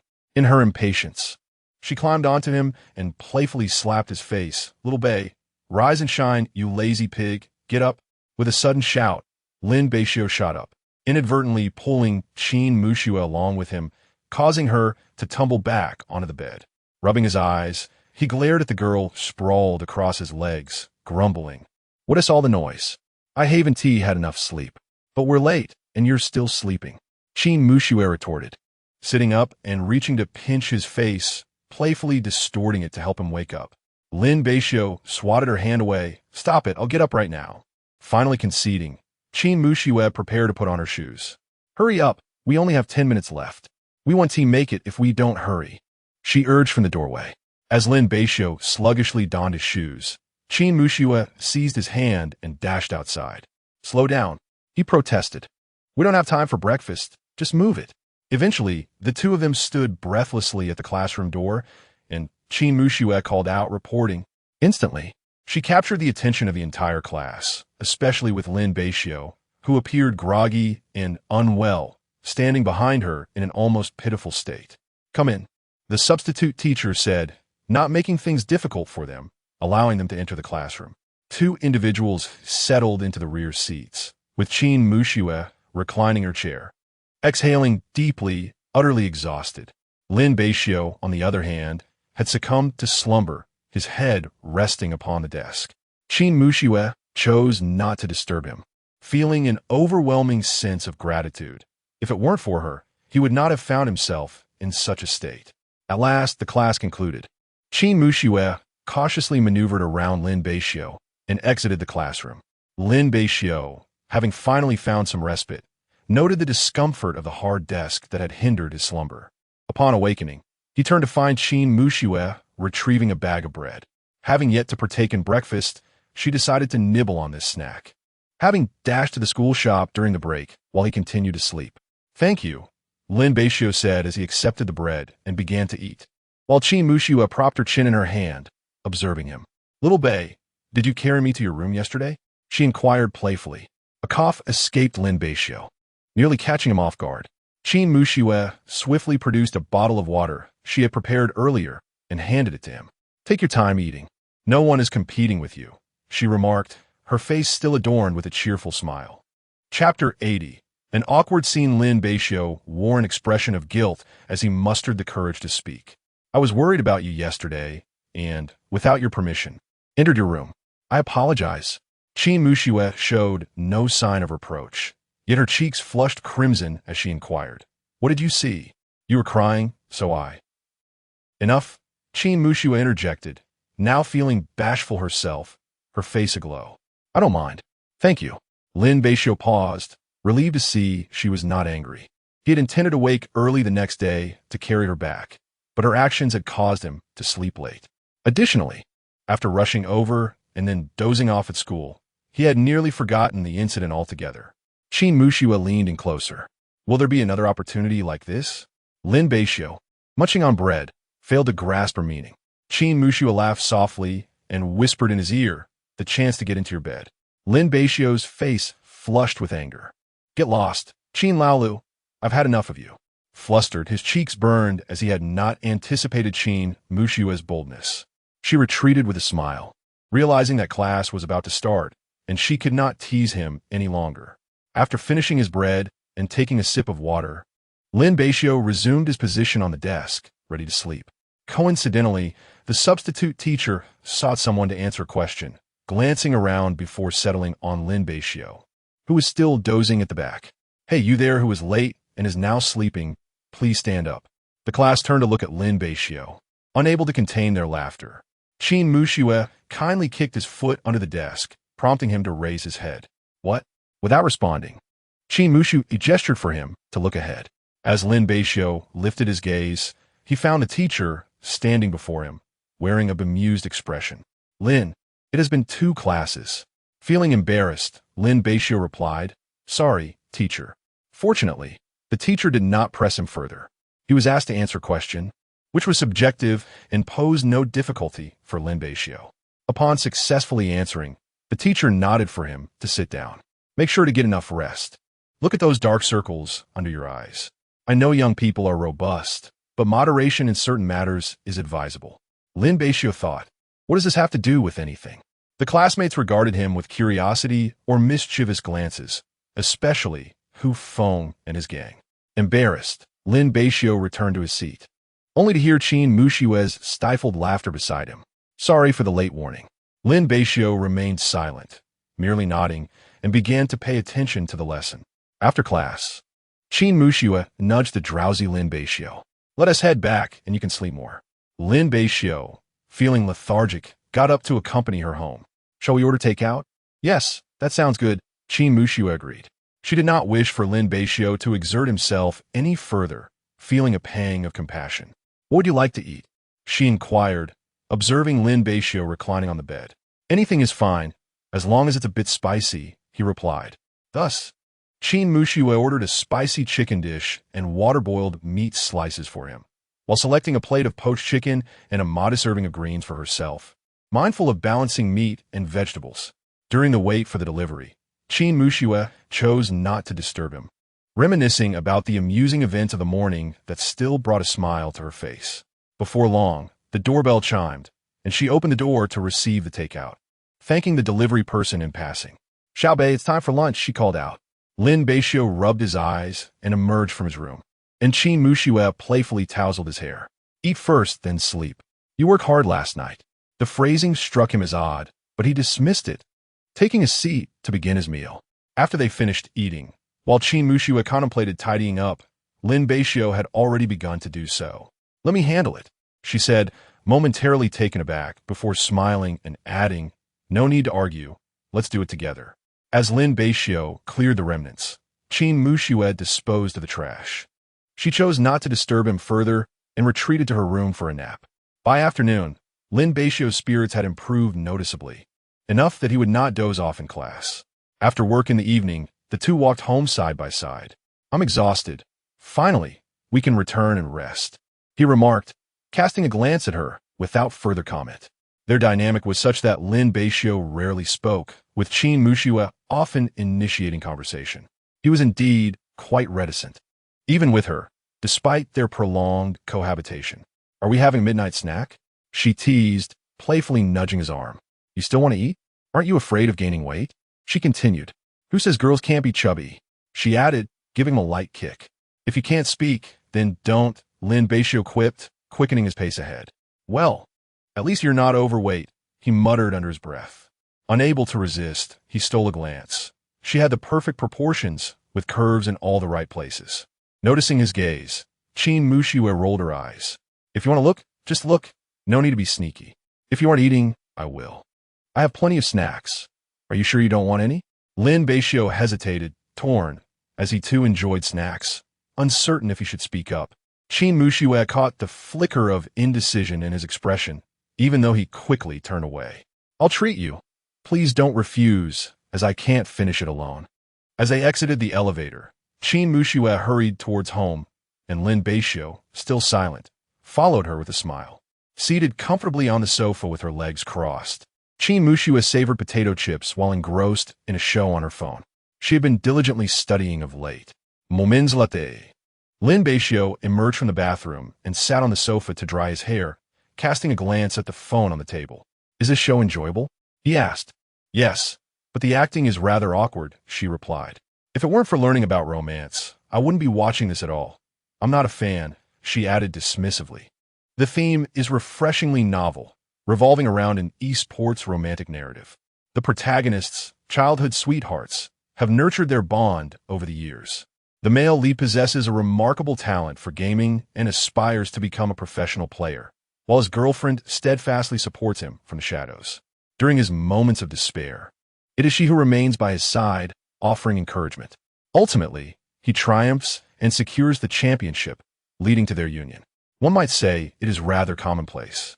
Yet there exists an undeniable charm in its execution. Qin Mushue offers him her potato chips, saying, Here, have some, along with this juice. Lin Beixiu hesitates momentarily, but she insistently thrust the snacks into his hands before heading off to take a shower. Lin Beixiu stares blankly at the bag in his grasp. Yet he begins to indulge. When Qin Muxue emerges and approaches him, she playfully nudges his foot.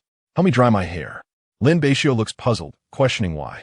"Hurry up," she insists, unceremoniously placing the hairdryer into his hands. Chapter 81. Little brother Bei Lin Beixiu could only assist her in drying her hair, softly murmuring, likely remarking on Qin Muxue's laziness. Qin Muxue pretended not to hear, quietly savoring the moment. "Little Bei, I want to sleep with you later," she said. Lin Beixiu turned off the hairdryer, first tenderly caressing her silky hair to ensure each strand was dry before he replied, "No, little Bei. I've already said no." His tone was resolute, imbued with an undeniable firmness. Yet, Qin Muxue detected a flicker of wavering in his eyes. It seemed her efforts during this time were not in vain. With a mischievous glint in her eyes, Qin Muxue blushed as she grasped Lin Beixiu's arm. "Little Bai." "Brother." "Lin Beixiu. Why you?" he stammered, stepping back a few paces, utterly flustered as he gazed at her. It was the first time someone had called him brother, and an unfamiliar sensation surged within him, a deep, instinctual urge to protect. "Little brother Bei, I want to sleep with you. I'm afraid of the dark." Qin Muxue cooed again, her voice softening. Though her reasoning was rather flimsy, Lin Beixiu's heart softened. He could not bear to witness a girl being so coy. "You've won this round. I concede," he finally said. Qin Muxue felt a surge of joy inside. It turned out that little brother Bei liked this kind of thing. "Thank you, little brother Bei." With a contented heart, she busied herself with her belongings. Lin Beixiu sighed softly, unable to articulate his current feelings. Nevertheless, he found a sense of happiness blooming within him. Upon returning to his own room, he discovered Qin Muxue had already nestled into the innermost part of the bed. "Little brother Bei, I promise to stay still in the innermost spot," she assured him. Lin Beixiu's lips twitched. He found that statement utterly untrustworthy. "Suit yourself," he replied, taking a seat on a nearby stool, engrossed in his phone, while Qin Muxue lay on the bed, similarly occupied. As time slipped by, Qin Muxue declared, "Little brother Bei, it's time to sleep." "You go ahead," he suggested. She reminded him, "Little brother Bei, do you plan on being late again tomorrow?" Lin Beixiu fell silent, partly attributing the blame to her. "But wasn't it you who carried me over?" "I wouldn't have." Lin Beixiu muttered, "Enough, let's not discuss that. Go to sleep." After uttering this, he intended to leave, but Qin Muxue called out to him from behind, "Little brother Bei, I'll be back soon." Lin Beixiu, feeling exasperated, replied, "I'm not leaving." Qin Muxue, reassured by his words, lay back down. Before long, Lin Beixiu returned, lying on the bed and turning off the lights. Although he knew it might be futile, he still cautioned, "Don't come over." Qin Muxue replied, "If I come over again, I'll be a little puppy." Lin Beixiu gazed at the inky black ceiling, lost in thought. "Little brother Bei, are you asleep?" she asked. Lin Beixiu, his forehead lined with exasperation, replied, "No. What do you want now? And please, stop calling me brother. It feels strange. You used to call me brother, and now you're calling me brother." Qin Muxue subtly shifted her position. "Why not? After all, it is you who takes care of me. I have previously mentioned that in your presence. I feel like your little sister, so calling you brother is nothing unusual. So what is it?" Lin Beixiu, unaware of the peculiarity in his tone, felt his heart racing. "I can't sleep and wanted to chat with you." Lin Beixiu responded with a simple "What would you like to talk about?" "I must warn you, I'm not particularly skilled at conversation. You just need to listen to me." Qin Muxue inched closer once again, and Lin Beixiu remained oblivious. "I want to tell you that for the first time, I have a brother. I'm the only daughter in my family. If I had a younger brother, I wouldn't have felt so lonely in my childhood. I do have a cousin, but sadly, she lives far away, so we can only meet during holidays." This was Qin Muxue's first time sharing details about her family with him. "My mother is busy with her business every day, so I'm usually alone." "Then why can't you cook?" Lin Beixiu voiced a hidden curiosity. Qin Muxue responded with a hint of annoyance. "I once ventured into the kitchen and made a mess." Lin Beixiu sighed. "I truly am fortunate." He couldn't help but feel grateful that he had narrowly escaped a culinary disaster at her hands. "Am I too foolish? I don't seem to possess many admirable traits." I can't cook. I always create chaos, and I previously troubled Lin Beixiu to care for me. If I confess my feelings later, would he truly accept me? At that moment, uncertainty began to creep into her thoughts, and she felt insecure.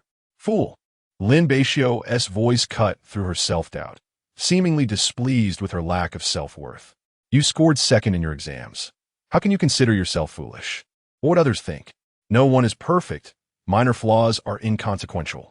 Qin Mushu blinked her eyes, turning to observe him. Though the darkness obscured his expression, she felt a surge of happiness. Thank you, Brother Beixiu. Lin Beixiu turned his head, catching her gaze before looking away again. It's getting late. You should sleep. Perhaps it was due to her family dynamics that she craved nurturing, for what is termed strength often masks inner fragility. Noticing his hesitance to speak, Qin Mushu decided not to press him further. She had already shared most of her secrets with him today, which provided her with some comfort. Qin Mushu fell silent, closed her eyes, and began to drift off to sleep, fatigue weighing heavily upon her. The room soon enveloped itself in silence. Lin Beixiu, however, found himself tossing and turning, unable to find rest. Perhaps he too yearned for familial affection. Qin Mushu had given him so much and evoked the strongest feelings of connection within him. As he listened to the gentle sounds of her breathing, he forced himself to quiet his thoughts. Just as Lin Beixiu was on the verge of slumber, he felt something soft in his embrace, instinctively pulling it closer. The next morning dawned. Qin Mushu opened her eyes, intending to stretch her delicate form, only to realize she felt as though she were ensnared. Upon closer inspection, she found herself utterly astounded. Initially, Qin Mushu had resolved not to embrace anyone. Thus she had nestled herself at the innermost part of the bed, separated from the other person. Yet now, both had somehow gravitated towards the center, entwined in each other's arms. It appeared that Lin Beixiu was indeed the one holding her, with a blush gracing her cheeks. Qin Mushu blinked and nestled deeper into his embrace. This was not her original intention, so surely it was permissible to indulge in a little more slumber? Gradually, her left hand reached around his waist, gently encircling him as she gazed upon his endlessly captivating visage, content to drift back into a peaceful sleep. When Lin Beixiu eventually opened his eyes and stirred, Qin Mushu felt his movements. In unison, they both blinked awake, their gazes locking onto each other's faces, their eyes blinking in surprise.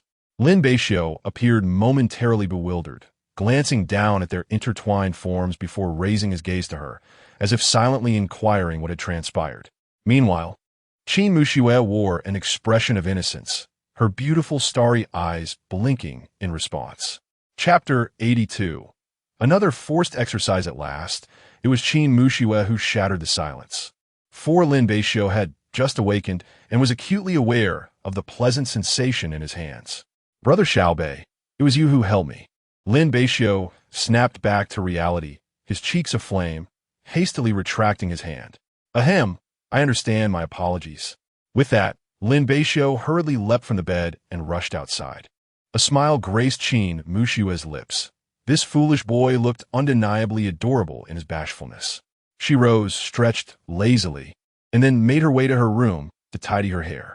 By the time she emerged, Lin Beixiu was already bustling about in the kitchen.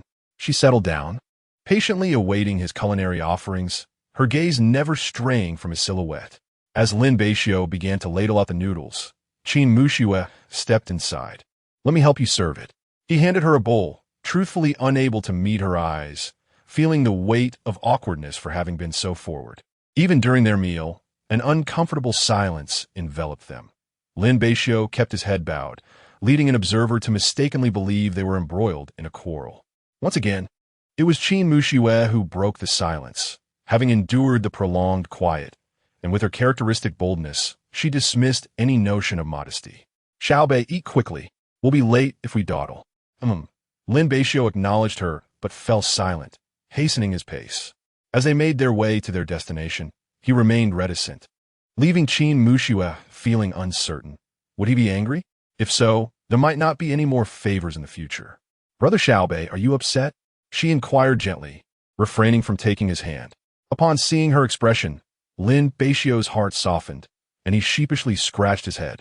No, Please don't misunderstand. Noticing the blush blooming on his ears, Qin Muxue felt her spirits lift. That is a relief. Later in the afternoon, Qin Muxue took Lin Beixiu by the arm. Come on, let us play some basketball to unwind. Lin Beixiu replied, We'll head back soon. I'll be drenched in sweat. It's fine, she insisted, patting her backpack. I brought spare clothes, even for you. Lin Beixiu looked perplexed, his expression quickly turning sullen. Qin Laolu, you're borrowing my clothes? They were hanging on the balcony. I took them, she replied breezily. Lin Beixiu smacked his forehead. I just want to go back and rest. Don't be like that. Let us get some exercise. Ultimately, despite his reluctance, Lin Beixiu found himself dragged to the playground. Don't worry, it won't affect our work, Qin Muxue assured him, producing a basketball she had previously borrowed and beginning to play with him. Meanwhile, Hu Feng arrived at the court with a few of his good friends, quickly spotting the two in the distance. Isn't that handsome Lin and Sister Bei? What a coincidence. Indeed, let us go take a look. As they approached, Hu Feng called out, Handsome Lin, Sister Bei, I thought you left right after class. Do you still have time to play basketball? Lin Beixiu cast a glance at Qin Muxue and casually remarked, Shall we have a little fun playing a match? With the four of them, including Lin Beixiu, it perfectly set up a 3 versus 3 game. Without hesitation, Qin Muxue grabbed Lin Beixiu's arm, declaring, I want to be on the same team as Xiao Bei. Hu Feng and the others exchanged knowing smirks, as if to say we understand. Lin Beixiu simply shrugged. It was just a friendly game. The teams were formed, with Lu Jin and Lin Beixiu pairing up. The group dashed across the playground with abandon, Lin Beixiu holding the ball and standing firm in defense. Xiao Bei, pass it to me. Lin Beixiu promptly tossed the ball to her, and Qin Muxue leaped to catch it, sprinting toward the basket. Hu Feng hurried to catch up but failed to block her, allowing Qin Muxue to score effortlessly. Xiao Bei, impressive? Her excited demeanor resembled that of a child eager for praise, prompting a smile from Lin Beixiu. Yes, quite impressive. Hu Feng, leaning on his knees and panting heavily, exclaimed, Why are you two running so fast? I am exhausted.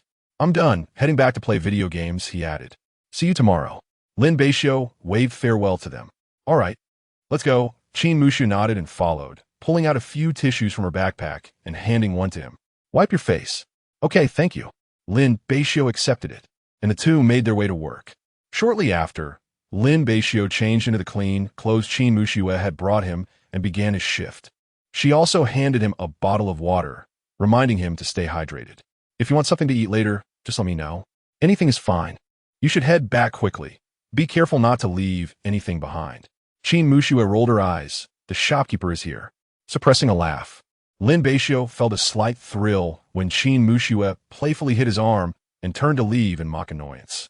Rubbing his arm, he stood there with a grin that he could not suppress. He glanced at the water on the table and took a sip. Before long, the takeout that Qin Muxue had ordered arrived. Lin Beixiu decided to wait to eat until it was quieter later in the evening. When the rush had subsided, he settled at an outside table to enjoy his meal. Have you not eaten yet? Qin Muxue, appearing surprised, rolled her eyes. Here you go again. You should really let the shopkeeper deduct some of your wages. Qin Muxue shrugged her shoulders nonchalantly. After all, her family was well off. If it meant seeing Lin Beixiu, a little deduction was worth it. With a bright smile, she took a seat across from him, and they engaged in light conversation, primarily about the basketball game from earlier. That shot of yours was a bit too slow. Such a pity. After finishing their meal, it was time for Qin Muxue to return home, as their conversation had drawn to a natural close. I'll come and pick you up after work, she said. Lin Beixiu watched her departing figure, scoffing softly with a slight smile. Couldn't it be me who comes to pick you up? And then, as the workday concluded, Qin Muxue was tidying up her belongings when she looked up to see Lin Beixiu standing at the entrance of the shop. The young man, with his hands tucked into his pockets, appeared to be lost in thought as he occasionally glanced in her direction. Although he possessed a certain charm, it was not enough to hold her interest. Qin Muxue couldn't help but smile wryly as she gathered her belongings and prepared to leave. Let us go home, she suggested. All right, he replied. A faint smile graced Qin Muxue's lips as she fell in step beside him, indulging in her favorite evening pastime, holding hands. Lin Beixiu struggled momentarily, but ultimately surrendered, as this was a nightly ritual he could not decline. Upon returning home, Lin Beixiu announced, "I'm going to take a shower first." Qin Mushu nodded in agreement and settled on the sofa to watch her show while awaiting his return. Once he emerged, she too intended to freshen up. Watching her enter the bathroom, Lin Beixiu retrieved a bottle of beverage from the fridge, seamlessly locking his door behind him before contentedly taking a seat at the table to enjoy his drink while browsing on his phone. When Qin Mushu finished her shower, she hoped to request Lin Beixiu to dry her hair, only to find him absent. She then attempted to enter his room, but upon turning the doorknob, discovered it was locked. Chapter 83. Failed attempt to enter Qin Mushu. Brother Lin Bei. Hearing the plaintive voice outside the door, Lin Beixiu reminded unmoved. Qin Lao Lu, return to your room and sleep. Heartless. Qin Mushu pouted, abandoning her attempt to knock. This rascal. It's no wonder he wanted to wash up first. It was clearly to guard against her. How excessive. Noticing the silence outside, Lin Beixiu finally heaved a sigh of relief. That girl, if she came back, he truly wouldn't be able to withstand it. The next day, as Lin Beixiu pushed open the door, he was startled to see Qin Mushu standing at the entrance, gazing at him with a forlorn expression. "You startled me. How long have you been standing here?" "Just arrived." Qin Mushu still wore a look of grievance, and seeing her puffed cheeks, Lin Beixiu couldn't help but ruffle her hair. Hee. Qin Mushu shook her head, refusing his affection. "You don't even let me on your bed." Lin Beixiu, please refrain from such remarks. They are rather inappropriate. Lin Beixiu withdrew his hand and headed toward the bathroom. Qin Mushu dashed in ahead of him and closed the door. With a helpless sigh, Lin Beixiu conceded, allowing her to freshen up while he made his way to the kitchen. "Keep an eye on the buns. Don't let them steam too long." When Qin Mushu emerged, Lin Beixiu cautioned her before retreating inside. "All right, sure." She turned to glance at Lin Beixiu in the bathroom. "It should take long. No need for her assistance." "Almost done. You can turn off the heat now." Qin Mushu extinguished the flame and retrieved the steaming buns with tongs, then went to her bedroom to fetch 2 bottles of milk. Lin Beixiu sat down to eat, and when it came to the milk from Qin Mushu, he said nothing. They were so familiar with one another that many things were shared. Neither of them was particularly concerned about money. There was no need for such formality. As always, Qin Mushu suggested splitting the meal costs, and she even offered Lin Beixiu a little extra for his efforts. "Let us go. Class is starting." In the classroom, Qin Mushu looked at Lin Beixiu with a face full of embarrassment. "I forgot my book." She realized she had taken the wrong one. "Lin Beixiu, you're such a fool." Lin Beixiu irritably nudged the book toward her. Qin Mushu stared at him, and Lin Beixiu felt a flush of embarrassment. "Well, never mind. You are the foolish one." Qin Mushu retorted, a hint of cuteness in her tone. "Even when I call you foolish, you refuse to admit it." Qin Mushu playfully kicked him, attempting another jab, but Lin Beixiu quickly moved his foot away after feeling the sting. Unrelenting, Qin Mushu continued to pester him, and soon they were engaged in a playful skirmish beneath the table. At the podium, Liu Wei cleared her throat. "Those in the back, it's class time. Pay attention." Only then did the two cease their antics, with Qin Mushu lowering her head in embarrassment and Lin Beixiu blushing profusely. Ultimately, unable to contain herself, Qin Mushu delivered another kick. "Lin Beixiu, you're at it again?" He lamented for his shoes. It was evident that girls were not to be trifled with. Lin Beixiu chose not to hold it against her, and Qin Mushu ceased to trouble him further. After class, Lin Beixiu began to gather his belongings, preparing to leave when Qin Mushu returned a book to him and expressed her intention to accompany him. "What shall we have for lunch?" He pondered lazily, contemplating dining out. Qin Mushu considered his suggestion and agreed. As the semester drew to a close, the daily classes had significantly dwindled, allowing students ample time to immerse themselves in their studies. Consequently, both Lin Beixiu and Qin Mushu spent much of their time at home. While Qin Mushu occasionally participated in club activities, Lin Beixiu found himself aimlessly lounging at home, as he put it, slacking off, which he was perfectly capable of doing. Just after work, Lin Beixiu lay on his bed, engrossed in his phone. Tonight, Qin Mushu was not home. She had taken a leave of absence from class, stating she was going for training and accompanying her friend. Suddenly, he heard a commotion outside the door. Realizing Qin Muxue had returned, a knock sounded on his door, and Qin Muxue peeked in, smiling. Xiaobei, come out for a moment. I brought food.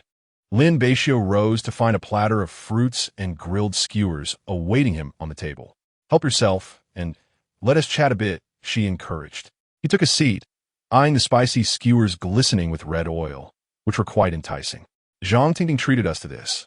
I've managed to snag quite a bit. Qin Muxue remarked as she began to munch on the fruit, expressing how exhausting her training had been. Lin Beixiu picked up a skewer to eat. Aren't you going to rest? You're already eating? Food is the fastest way to replenish energy, Qin Muxue replied nonchalantly. Lin Beixiu noticed the sweat stains on her clothing and, at a loss for words, continued to eat, wishing for a drink at that moment. Oh, by the way, knowing you like spicy food, I specifically asked the vendor to add extra heat, she added. Lin Beixiu exclaimed, no wonder. One bite and my mouth is tingling. It's incredibly spicy. I do enjoy spicy food, but not to this extent. Qin Muxue playfully stuck out her tongue. I didn't think it through. I'll go get you a drink, she said. When Lin Beixiu saw the beer placed in front of him, he paused in surprise. You bought this? No. It's the one you had before, Qin Muxue teased, resting her chin on her hand. She had left all the drinks she confiscated untouched. Lin Beixiu responded, you might as well return it all to me. Not a chance. I'm afraid you won't be able to handle it. I'm in charge of your intake now, to prevent you from overindulging. Lin Beixiu tentatively asked, so how often can I drink? That depends on your behavior. If you can't quit, it's best to limit your intake. Lin Beixiu fell silent, contentedly eating while Qin Muxue enjoyed some fruit and a portion of skewers that were not spicy. What are your plans for the winter break? She inquired. Lin Beixiu hesitated, shaking his head. Just the usual. I don't have any specific plans. It's just the two of us at home. He glanced at her curiously. Were you scheming this time? Qin Muxue's lips twitched. Am I really that devious? Lin Beixiu nodded in deep agreement, remarking, you wouldn't consider visiting my home during the festive season, would you? Qin Muxue, feeling a tad embarrassed, indeed entertained such a notion. However, she swiftly continued. What's the matter? Is it not permissible? I still have my grandfather's contact number. If I call him, he should be quite welcoming. Lin Beixiu responded with a sigh. Qin Laolu, enough already. Qin Muxue chuckled. All right, I was merely jesting. After the new year, I shall come and visit you. If that is acceptable, spending time with you is rather enjoyable. Lin Beixiu took a sip of his drink, his expression marred by frustration. I'm the one suffering here. I do prefer to return home early to avoid your incessant chatter. Qin Muxue retorted, Little Beixiu, do you find me bothersome? I even offered to treat you to barbecue. Seeing her revert to her playful demeanor, Lin Beixiu turned his face away, blushing. That's beside the point. I can always treat you next time. Qin Muxue shot him a playful glare. Let us eat and not delve into this any further. The two engaged in a light-hearted conversation, and soon, apart from the fruit, they had devoured nearly everything else on the table. Chapter 84. Various excuses regardless. Qin Muxue had firmly resolved to spend her winter vacation with Lin Beixiu, for she found their time together far more enjoyable. After their meal, Qin Muxue retired to the bathroom, leaving Lin Beixiu to leisurely finish the remnants of their feast. Once she had bathed, she returned to her room, while Lin Beixiu tidied up the table's disarray before heading for his own shower. Upon opening his door, he paused, momentarily taken aback by the emptiness of his room, half expecting Qin Muxue to burst in once more. Was she behaving herself tonight? Nevertheless, he mused. Perhaps this was for the best. Lin Beixiu reclined comfortably on his bed, feeling that something was amiss without the usual banter and mental sparring with Qin Muxue. As the looming exams approached, the atmosphere among their peers grew somber, each student begrudgingly preparing for review sessions. Li Yue and the various subject teachers began to assign focal points for study. Lin Beixiu listened attentively, diligently taking notes, while Qin Muxue, ever the mischief maker, occasionally doodled but spent more time stealing glances at him. Whether or not he was aware of her gaze remained a mystery, though it seemed deliberate on his part to allow her to indulge in her distraction. After 2 days of classes, they finally completed outlining all the key points. That evening, the two of them lounged at home, Lin Beixiu was engrossed in his studies at the table when he heard a knock on the door. He did not react. As the next moment, Qin Muxue breezed in, books in hand. A sense of mischief danced in her smile, which Lin Beixiu found disconcerting. Before he could utter a word, she chimed in. I'm here to ask for your review scope. Lin Beixiu stared at her, utterly bewildered. Did you not attend class? Oh, I missed a few things, so I didn't take notes. You will lend them to me, won't you, dear brother? With a resigned sigh, Lin Beixiu ran a hand through his hair and retrieved the textbooks from the shelf. Which one do you need? Feel free to take it. I'm right here, she replied, promptly pulling up a chair beside him. I might have some questions. Lin Beixiu's expression darkened. You, the second in the class, have questions? Then if you have doubts, I shall teach you, he retorted. It was clear to him that this girl had no intention of leaving. Fine, as long as you're happy, he conceded. The table was spacious and tidy, easily accommodating both of them, thanks to Lin Beixiu's earlier decision to upgrade to a larger desk, which also provided ample space for his computer. Qin Muxue began to engage him in discussions about their studies, and Lin Beixiu answered her queries. For political theory, you need to memorize, he reminded her. Yes, I know. Having reviewed sufficiently, Lin Beixiu stood, intending to take a shower. As he departed, Qin Muxue watched him leave, sensing her chance. When he returned to find her still there, he exclaimed in disbelief, Why aren't you going home? You understand, she replied, propping her chin on her hand with a smile. Get out, you little rascal. I'm my wit's end here, he retorted, exasperated. Qin Muxue beamed at his frustration. Thank you for tutoring me. Good night. With that, she exited, leaving Lin Beixiu to lock the door behind her. Once he had secured everything, he finally let out a sigh of relief. Lying comfortably on the bed, Lin Beixiu sprawled across its entirety, contentedly clutching his blanket while scrolling through his phone. As the weekend unfolded, he lingered in bed when Qin Muxue cautiously approached the door, only to discover it was locked. Irritated, she thought to herself how this mischievous boy was so guarded. After a moment, she tidied herself up, slipped on her shoes, and decided to go for a morning run. Once Lin Beixiu had sufficiently rested, he opened the door to find the room empty, which he paid no mind to. After freshening up, he intended to visit a nearby eatery for a casual meal, considering it was already 9:30. As he donned his attire and awaited the elevator, he unexpectedly encountered Qin Muxue inside. They exchanged glances, momentarily startled by one another. Qin Muxue, clad in her fitness attire, showcased her slender waist, her hair styled in a high ponytail, exuding vitality yet retaining an air of grace. Where to? She inquired first. To eat, he replied, rolling her eyes. She waved the bag in her hand. Lazy pig, I've already bought breakfast for you. Shall we head back? Naturally, the prospect of staying delighted Lin Beixiu. Observing his reaction, Qin Muxue stifled a laugh, regretting not insisting he go out for a stroll. You eat first. I'll change into something else, she said as she retreated to the bedroom, while Lin Beixiu unpacked the breakfast she had procured, arranging the array of baozi and soy milk on the table. When she returned, they began to eat together. Why didn't you start first? Lin Beixiu remarked nonchalantly. My grandfather always said we should wait for everyone to be present before we begin. Since you bought the food, it's only right to wait for you. Qin Muxue chuckled. No worries, we know each other well enough. If you're hungry, just eat. Will you accompany me for a run this afternoon? She asked. Lin Beixiu, reluctant, replied, I'd rather not. You're too lazy. You need to exercise more. Alas, my legs ache. I cannot run, he protested. How lazy can you get? She teased. I am quite diligent when it comes to cooking. Isn't that enough? Those are two different matters, she retorted. Thus began their morning banter once more. Later in the afternoon, as the sun dipped below the horizon, the air became less stifling, and pedestrians began to fill the streets. With a weary expression, Lin Beixiu found himself playfully tussling with Qin Muxue, ultimately losing and being compelled to join her outside. Qin Lao Lui, he started. Qin Muxue turned, her expression warm and inviting.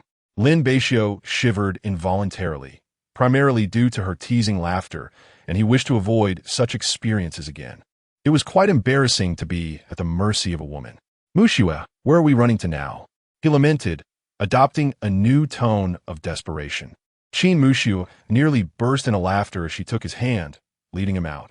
Come, I'll take you to a place. After a brisk walk of over 10 minutes, they arrived at a riverside park. There's a park around here? How come I didn't know? Qin Mushu said irritably, with your laziness. How could you possibly know if you don't venture outside? Lin Beixiu replied. Fine, let's not discuss it further to avoid any arguments. We'll take a stroll around the park first before we begin to run. Lin Beixiu had no objections and followed her as they walked. The park was quite similar to one near his grandfather's home.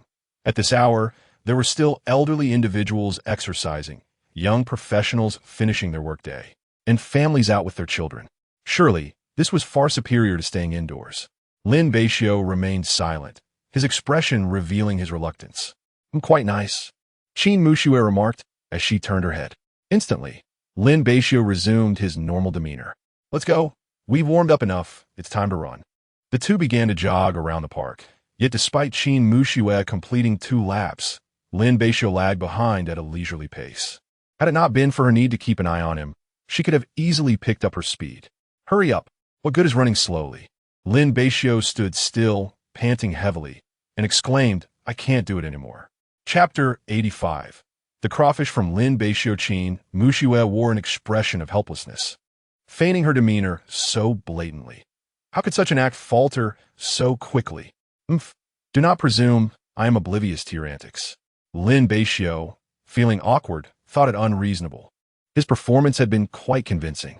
Qin Mushu turned her gaze around, ultimately arriving at a cluster of flowers.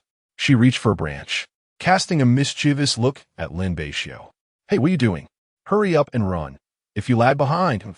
Qin Mushu brandished the branch, striking it against the ground with a resounding crack, causing Lin Beixiu's eyelids to twitch and his heart to race with unease. Is this how it's going to be? I know you too well. You're just trying to slack off. Quick, run. With no choice but to comply. Lin Beixiu picked up his pace, his stride steady and powerful, completely unlike his earlier fatigued state. Qin Mushu trailed behind, showing no signs of exhaustion, her stamina evidently robust. Indeed, she is acting. Can you not speed up a little?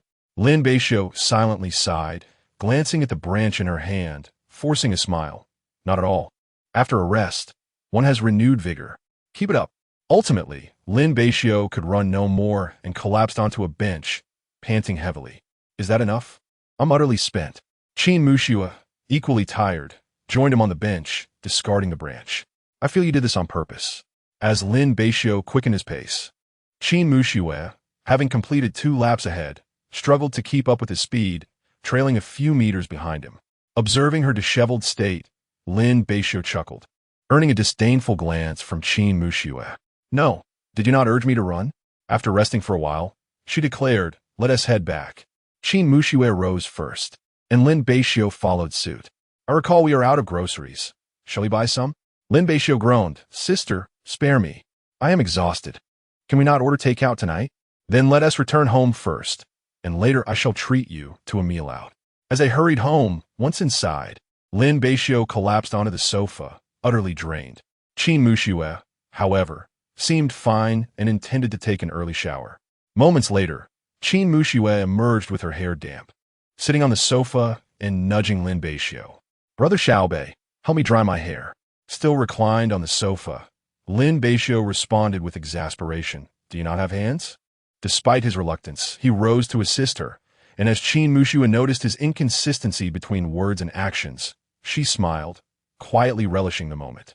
Lin Beixiu could detect her subtle fragrance, mingling with the aroma of her body wash. Gazing down, he admired her skin, reminiscent of exquisite jade. This was undoubtedly the sole reward for drying her hair. All done.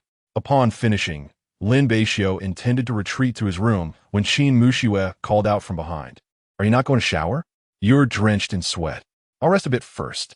Lin Beixiu entered his room, shedding his clothes, activating the air conditioning, then lay upon his bed. After a considerable time had passed, Qin Mushu came to find him, just as he was rising from his bed, feeling quite hungry. The door swung open, and their eyes met, leading to an awkward silence that enveloped the air. Qin Laolu, leave, Lin Beixiu barked. Qin Mushu retreated, covering her face. Yet her eyes peeked through her fingers, clearly still curious. Ahem, I came to invite you for a meal. Lin Beixiu rolled his eyes, but refrained from shooing her away. Instead, he hurriedly grabbed a piece of clothing from the wardrobe and donned it as swiftly as possible. Why are you still using the air conditioning? Be careful not to catch a cold. Qin Muxue took the remote and switched it off, while Lin Beixiu remained indifferent. My constitution is just fine, unlike someone else's. Qin Muxue shot back. Do you want to compare? She clenched her fist and waved it in front of him defiantly. Lin Beixiu's lips twitched slightly. Aren't we going to eat? Let's go. With a cold huff, Qin Muxue finally stepped outside, and Lin Beixiu followed her. As they walked down the street, Qin Muxue inquired, "What do you want to eat?" "Anything is fine. You decide," he replied. "Why must it always be me making the decision?" Noticing her displeased pout, Lin Beixiu pondered for a moment. "How about street food?" "Sure." Without a second thought, Qin Muxue happily took his hand. "Boss, 1 serving of grilled cold noodles, please." "All right. Please wait a moment, you too." Observing her eager expression, Lin Beixiu understood her desire to try this dish and brought her along. "You haven't had this before, have you?" Qin Muxue nodded. Lin Beixiu suddenly chuckled. "Neither have I." Qin Muxue was pleasantly surprised. It was rare for him to joke with her. "Here you go. It's ready." Lin Beixiu took the order and handed it to Qin Muxue, then took out his phone to settle the bill. However, Qin Muxue stopped him, exclaiming, "Oh no, I promised to treat you." After a brief struggle over the phone, Qin Muxue ultimately prevailed, paying before he could. "All right, let us go." She pulled him along, and they ventured to other street stalls. "Do you want to eat crayfish?" "Absolutely." Lin Beixiu led her to a crayfish restaurant, where he ordered a portion of garlic crayfish, then found a grilled fish shop to sit down and ordered a grilled fish. They chose an outdoor seat and began to enjoy the food they had previously purchased. "This is delicious." Qin Muxue savored the grilled cold noodles, her face radiating satisfaction, while Lin Beixiu indulged in the crayfish. Before long, Qin Muxue finished her portion and turned her attention to his crayfish. Just as she was relishing her meal, a bowl filled with peeled crayfish appeared before her. Qin Muxue looked up at the man across from her, who quickly lowered his head again to eat. "It's nothing personal, just a token of my gratitude for your treat." Qin Muxue smiled silently, choosing not to expose his intent. "Thank you, Brother Bei." Qin Muxue smiled as she accepted the shrimp he peeled for her, perhaps unaware that such gestures are often exchanged between romantic partners. Just then, their grilled fish arrived, a feast for the senses, fragrant and beautifully presented atop a bed of assorted vegetables. Lin Beixiu had ordered a non-spicy version intentionally. Qin Muxue relished the lobster Lin Beixiu prepared for her, while he continued to peel more, placing it gently into her bowl. "Enough, you should eat some too," she insisted, declining his kind offer while serving him several pieces of fish and some vegetables. "Make sure you eat plenty of vegetables. They're nutritious." Lin Beixiu nodded in agreement and began to eat. Their interactions resembled those of a genuine couple. Initially, Lin Beixiu felt indifferent, but soon he sensed an awkwardness in the air. I can manage on my own," he said. Qin Muxue, unfazed, replied, "It's fine. You peel the shrimp, and I'll serve you the vegetables." Lin Beixiu felt somewhat embarrassed, especially as she even helped him remove fish bones. After their meal, they had consumed everything they ordered, leaving no trace of the fish behind. Qin Muxue's appetite was indeed impressive, and Lin Beixiu was once again reminded of it. "I'm full. Let's head back," she said, nodding as she gathered her belongings and stood up to leave with him. Chapter 86. Finding a little kitten upon returning home, Lin Beixiu immediately headed for a shower. Qin Muxue, with a mischievous smile, cast a glance towards the bathroom before turning towards his room. When Lin Beixiu emerged, he was met with a sight that made him smack his forehead in exasperation. Qin Muxue lay comfortably on his bed, grinning at him. "Little Brother Bei, come sleep." Lin Beixiu's forehead creased with annoyance. "You need to leave. Don't be like that, Little Brother Bei. I'll help warm your bed." Lin Beixiu's lips twitched in disbelief. "Please, spare me."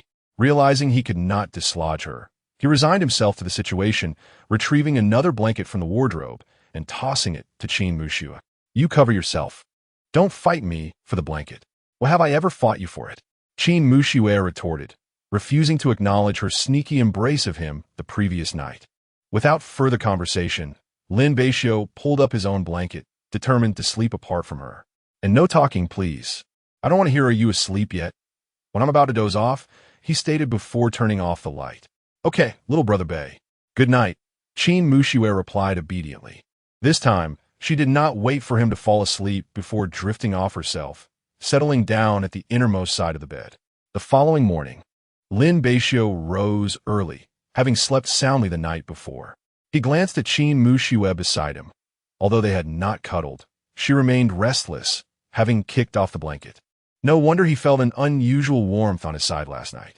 Thankfully, he had not turned on the air conditioning, or she would have been quite cold. Lin Beixiu covered her with a blanket before getting up to wash. Seizing the rare opportunity of an early start, he entered the kitchen to prepare breakfast. Good morning, little Bei. Turning at the sound, Lin Beixiu saw Qin Muxue standing at the doorway, yawning. Morning. She headed to the bathroom, surprised to find him awake so early.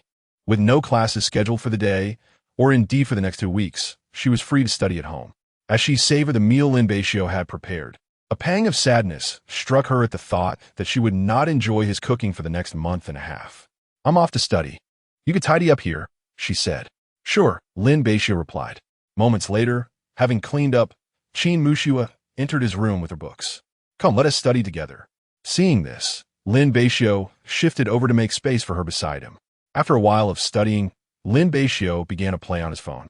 Soon, a call came in. It was his grandfather. He stood to answer, hearing his grandfather inquire about when Lin Beixiu would be on break, suggesting they share a drink together. And what about that girl from your class? Will she come to visit during her break? Lin Beixiu's lips twitched again. Grandpa, why would you think she would come all the way here instead of going home for her break? Mr. Zhang chuckled heartily, saying, well, you little rascal, you really don't know how to seize opportunities. That is all I have to say. Goodbye. Returning to his room, Lin Beixiu felt a headache coming on. He never anticipated that after merely bringing someone back once, the old man would be so incessantly preoccupied with it, even mistakenly believing that the two shared a different kind of relationship. Once back in his room, he resumed his previous position. Would you like some water? Qin Muxue inquired. No need. You carry on, Lin Beixiu replied casually, which momentarily dampened Qin Muxue's spirits. All right, I'll head back now. Call me when it's time to eat, she said as she gathered her belongings and returned to her own room. Lin Beixiu watched her retreating figure before turning back. At noon, he called her out for lunch, as usual. Upon seeing fish on the table, Qin Muxue brightened up. Brother Xiaobei, your culinary skills have improved remarkably. Not bad, Lin Beixiu humbly responded, feeling that there had been no significant change in his cooking. In the evening, the two resumed their work routine. As they passed a garbage bin, Qin Muxue stole a glance at it before quickening her pace to keep up with Lin Beixiu. As she left, the landlady nodded, saying yes. She left early and went out for a while tonight. She asked me for a cardboard box, but I'm not sure what it's for. After bidding farewell to the landlady, Lin Beixiu made his way home. Upon arriving, he was once again astonished to find that she had not returned. Where could she possibly be at this hour? He took a sip of water and headed to his room. After waiting for over 10 minutes, he could no longer tolerate the uncertainty and called her via WeChat. The first call went unanswered.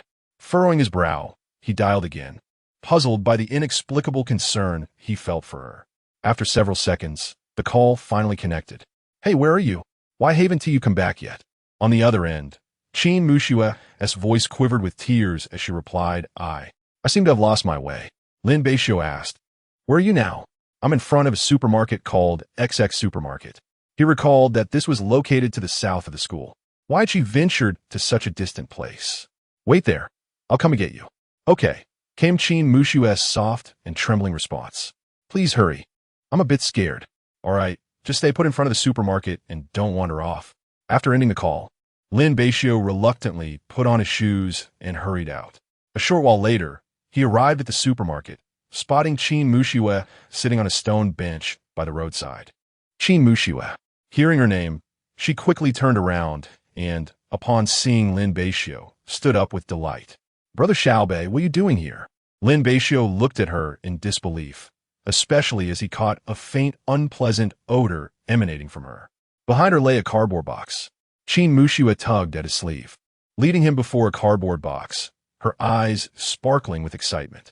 Xiaobei Gidge, Take a look at this, she exclaimed.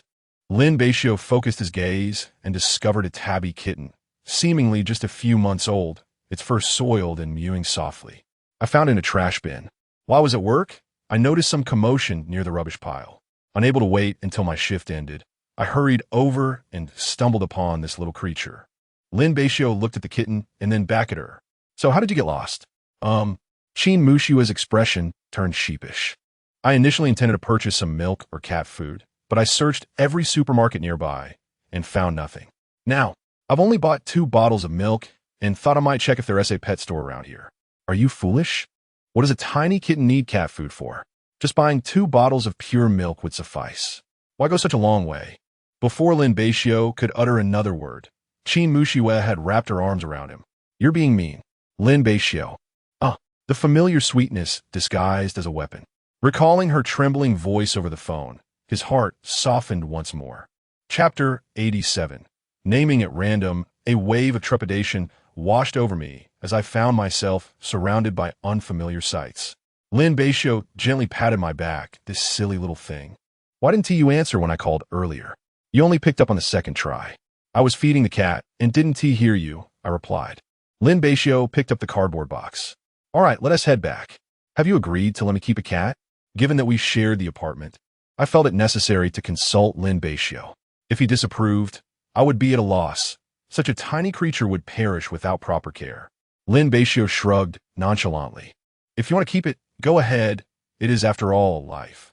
With a heart full of joy, I hurriedly gathered the items I had purchased earlier and followed him, a smile slowly forming on my lips as I admired his retreating figure. Upon entering our home, Lin Beixiu turned to me and said, Quickly, go take a shower. You smell terrible. Let us wash the cat first. It's filthy as well. Do as you wish. The little one appears quite healthy. It should be fine.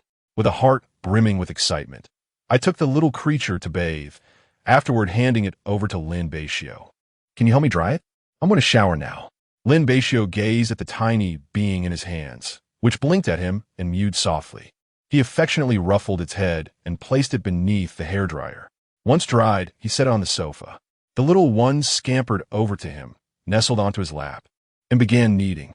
Lin Beixiu's heart melted as he gently tapped its head. When I emerged from the shower, I found the 2 of them happily engrossed in play. I'm done. You should go wash up now. Lin Beixiu nodded and handed the cat back to me. You can feed it some milk. It's probably still hungry. All right. I picked up the milk and began to feed the little one, neglecting to dry my hair. By the time Lin Beixiu returned, I was still engrossed in playing with the kitten. He settled onto the sofa to dry his hair. Xiaobei, could you help me dry mine too? Sure, I'll do that. Eventually, after finishing his own hair, Lin Beixiu began to dry mine while I held the kitten. The little one seemed unbothered by the sound of the dryer, curiously glancing around and occasionally mewing, which filled my heart with joy. Xiaobei, what should we name it? How about Mantu? Lin Beixiu blurted out without a second thought. I hesitated, but the little creature mewed in apparent agreement. I smiled. If you like it, then Mantu it is. Meow. Once the kitten was thoroughly dried, Lin Beixiu set down the dryer, preparing to retire to his room. What should we do about the cat? Should we place something warm in its bed? Lin Beixiu glanced over. Do you have any old clothes? Just put them in the box. Should we place it in the living room or elsewhere? I'll go find some. Before long, I returned from my room with a pink garment, laying it in the box, and then I carried the box towards Lin Beixiu's room. Lin Beixiu paused for a moment before chasing after her. What are you doing? I can't leave it there. I'm afraid it won't be safe in the living room. Lin Beixiu had no objections, but then Qin Mushua's actions made him uneasy. After placing the kitten down, she surprisingly lay back on her own bed. Qin Laolu, I knew you had ulterior motives. Brother Xiaobei, come here. Lin Beixiu retorted. Go sleep inside, cover yourself with your own blanket, and don't come over. He was exhausted and did not wish to argue further. All right, thank you, Brother Xiaobei. Qin Mushue smiled as she snuggled into the blankets. Lin Beixiu followed suit and lay down, turning off the light. The little creature meowed a few times in the darkness before settling down quietly. The little bun is quite well behaved. I thought it would make more noise. Isn't that good? Such a tiny cat. It wouldn't be in any danger outside. It can't even jump out of the box, Lin Beixiu replied, exasperated. He now felt that Qin Mushue was merely using the excuse of the kitten to invade his room, She truly was a schemer. Qin Muxue chuckled softly, saying nothing, and contentedly closed her eyes.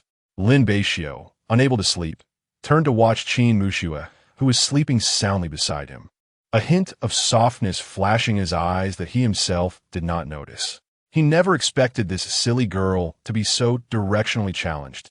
It was truly, adorably foolish. Since they had no classes during the day, they had time to care for the kitten. Otherwise, it would have been troublesome to bring a cat to the classroom. They sat at the dining table, and once the kitten awoke, it became lively, curiously scurrying about and mewing. It must be hungry. Time to feed it again. The little one seemed to be in good health. There shouldn't be any major issues. Lin Beixiu looked at her in disbelief. You haven't even finished your own meal. Take a break. Also, don't move around too much. You made quite a mess on the floor when you fed it last night. Qin Muxue's expression turned awkward. That was an accident. Well, the kitten nearly choked because of you. It would have died in your hands if it had been outside, Lin Beixiu remarked. Qin Muxue said, wait. I'll go out to buy some things to feed the cat. You stay home and take care of it. After finishing his meal and getting dressed, Lin Beixiu prepared to head out while Qin Muxue played with the kitten. Bun, your dad is really nice to you. Meow before long. Lin Beixiu returned with a box of milk, a bottle, a cage, and cat litter. Carrying all those items had exhausted him, and Qin Muxue hurriedly came forward to assist. Lin Beixiu washed the bottle, filled it with milk, and handed it to her. You feed it. Qin Muxue took the bottle and began to feed the little bun, which was already hungry and immediately started drinking eagerly. Qin Muxue found this method far more convenient than using a straw as she had done yesterday. Why did you buy a cage? She asked. What if it grows bigger later? Lin Beixiu explained, we have classes to attend. The little one is still naive and needs to be confined to prevent it from getting into mischief. Qin Muxue had no objections and continued to play with the cat. Lin Beixiu, feeling fatigued, yearned to return to the comfort of his bed and indulge in some leisure time on his phone, leaving Qin Muxue alone in the living room to play with the cat. As Lin Beixiu reclined contentedly on the bed, Qin Muxue stealthily peeked at him from behind the door while cradling the little creature. Brother Bei, I'm coming in, she announced. Lin Beixiu replied. Can you go out? Hee. No, came her playful response as she entered, placing the cat upon Lin Beixiu's bed. Mantu is very clean. Why don't you play with him? Lin Beixiu cast a glance at the little fellow, then embraced him, cradling him in his arms. Well, you may leave now. Evidently, Manta had successfully won Lin Beixiu's heart with his charm. Qin Muxue remarked. Brother Bei, you are quite unfair. Lin Beixiu shot her a disdainful look. Don't even start. Meow. Lin Beixiu turned to smile and gently tapped Mantu's head, which stirred feelings of discontent within Qin Muxue. Oomph. Brother Bei hardly smiles at me. Yet this tiny cat has already learned to vie for affection. Chapter 88. The mockery of Lin Beixiu. Qin Muxue plopped herself onto his bed, snatching the little kitten from his hands and engaging in playful antics. The fluffy creature gnawed at her fingers with great enthusiasm. Observing her, Lin Beixiu shook his head in resignation. You should first bolster your knowledge. Caring for a cat is no trifling matter and should not be a mere whim. I understand, Qin Muxue replied earnestly. I'm serious about this. Also, Brother Beixiu, let's raise it together. Don't you think this little fellow could bring immense joy? I can assist, but this little creature is your responsibility. Given that you found it, he countered. We are in this together. Why fret over such trivialities? Once I fully capture your heart, humph, she teased, feeling exasperated with Lin Beixiu's obliviousness. This only strengthened her resolve to win him over swiftly, allowing her to indulge in more intimate pursuits. A shiver ran down Lin Beixiu's spine, sensing that he was being targeted. You go ahead and cook the rice. Oh, should I attempt to fry an egg for you as well? Lin Beixiu's lips twitched in response. Sure, give it another try, but refrain from preparing anything else. I must admit, I am apprehensive. All right. Ultimately, Lin Beixiu remained unconvinced, standing nearby to guide her through the process, watching her every move. Do you truly doubt my capabilities? How do you think I'm faring now? He took over from her, casually remarking, mediocre at best. If you cannot master this, it indicates a severe lack of talent. Leave the rest to me. Qin Muxue obediently exited the kitchen. Before long, Lin Beixiu had prepared an entire spread. As they sat down to dine, the little buns scampered over, mewing beneath the table. "All right, you must wait a moment before you can eat," Qin Muxue instructed Lin Beixiu. "Can I get some rice? Just stick to milk for now. Once it grows a bit, you can prepare some meat porridge." "Oh, fine." Qin Muxue felt a twinge of regret as she glanced at the kitten. "Stop meowing. You'll get your milk soon." The kitten seemed to comprehend, rolling over at her feet and displaying its endearing charm, making Qin Muxue's fondness for it grow. After their meal, Lin Beixiu eagerly took to clearing the table and washing the dishes in the kitchen. Suddenly, Qin Muxue's voice piped up from outside. "Little Beixiu, the kitten has relieved itself. Then you should clean it up." "I can't." Her voice was tinged with helplessness. "Shall I wash the dishes instead?" Reluctantly, Lin Beixiu dried his hands. "Fine." When he emerged, he found Qin Muxue crouched beside the table, using a paper towel to wipe the kitten, which had left a rather unsightly mess nearby. Without uttering a word, Lin Beixiu put on a plastic bag and began to clean up, even mopping the area several times. Indeed, raising a cat was not as simple as it seemed, Qin Muxue mused. She then made her way to the kitchen to help wash the remaining dishes. Upon her return, she found Lin Beixiu still crouched by the cage, scolding the little creature while attempting to teach it how to use the litter box. Qin Muxue could not help but chuckle at his serious demeanor. "It's still small. It needs to grow a bit more before you can teach it properly."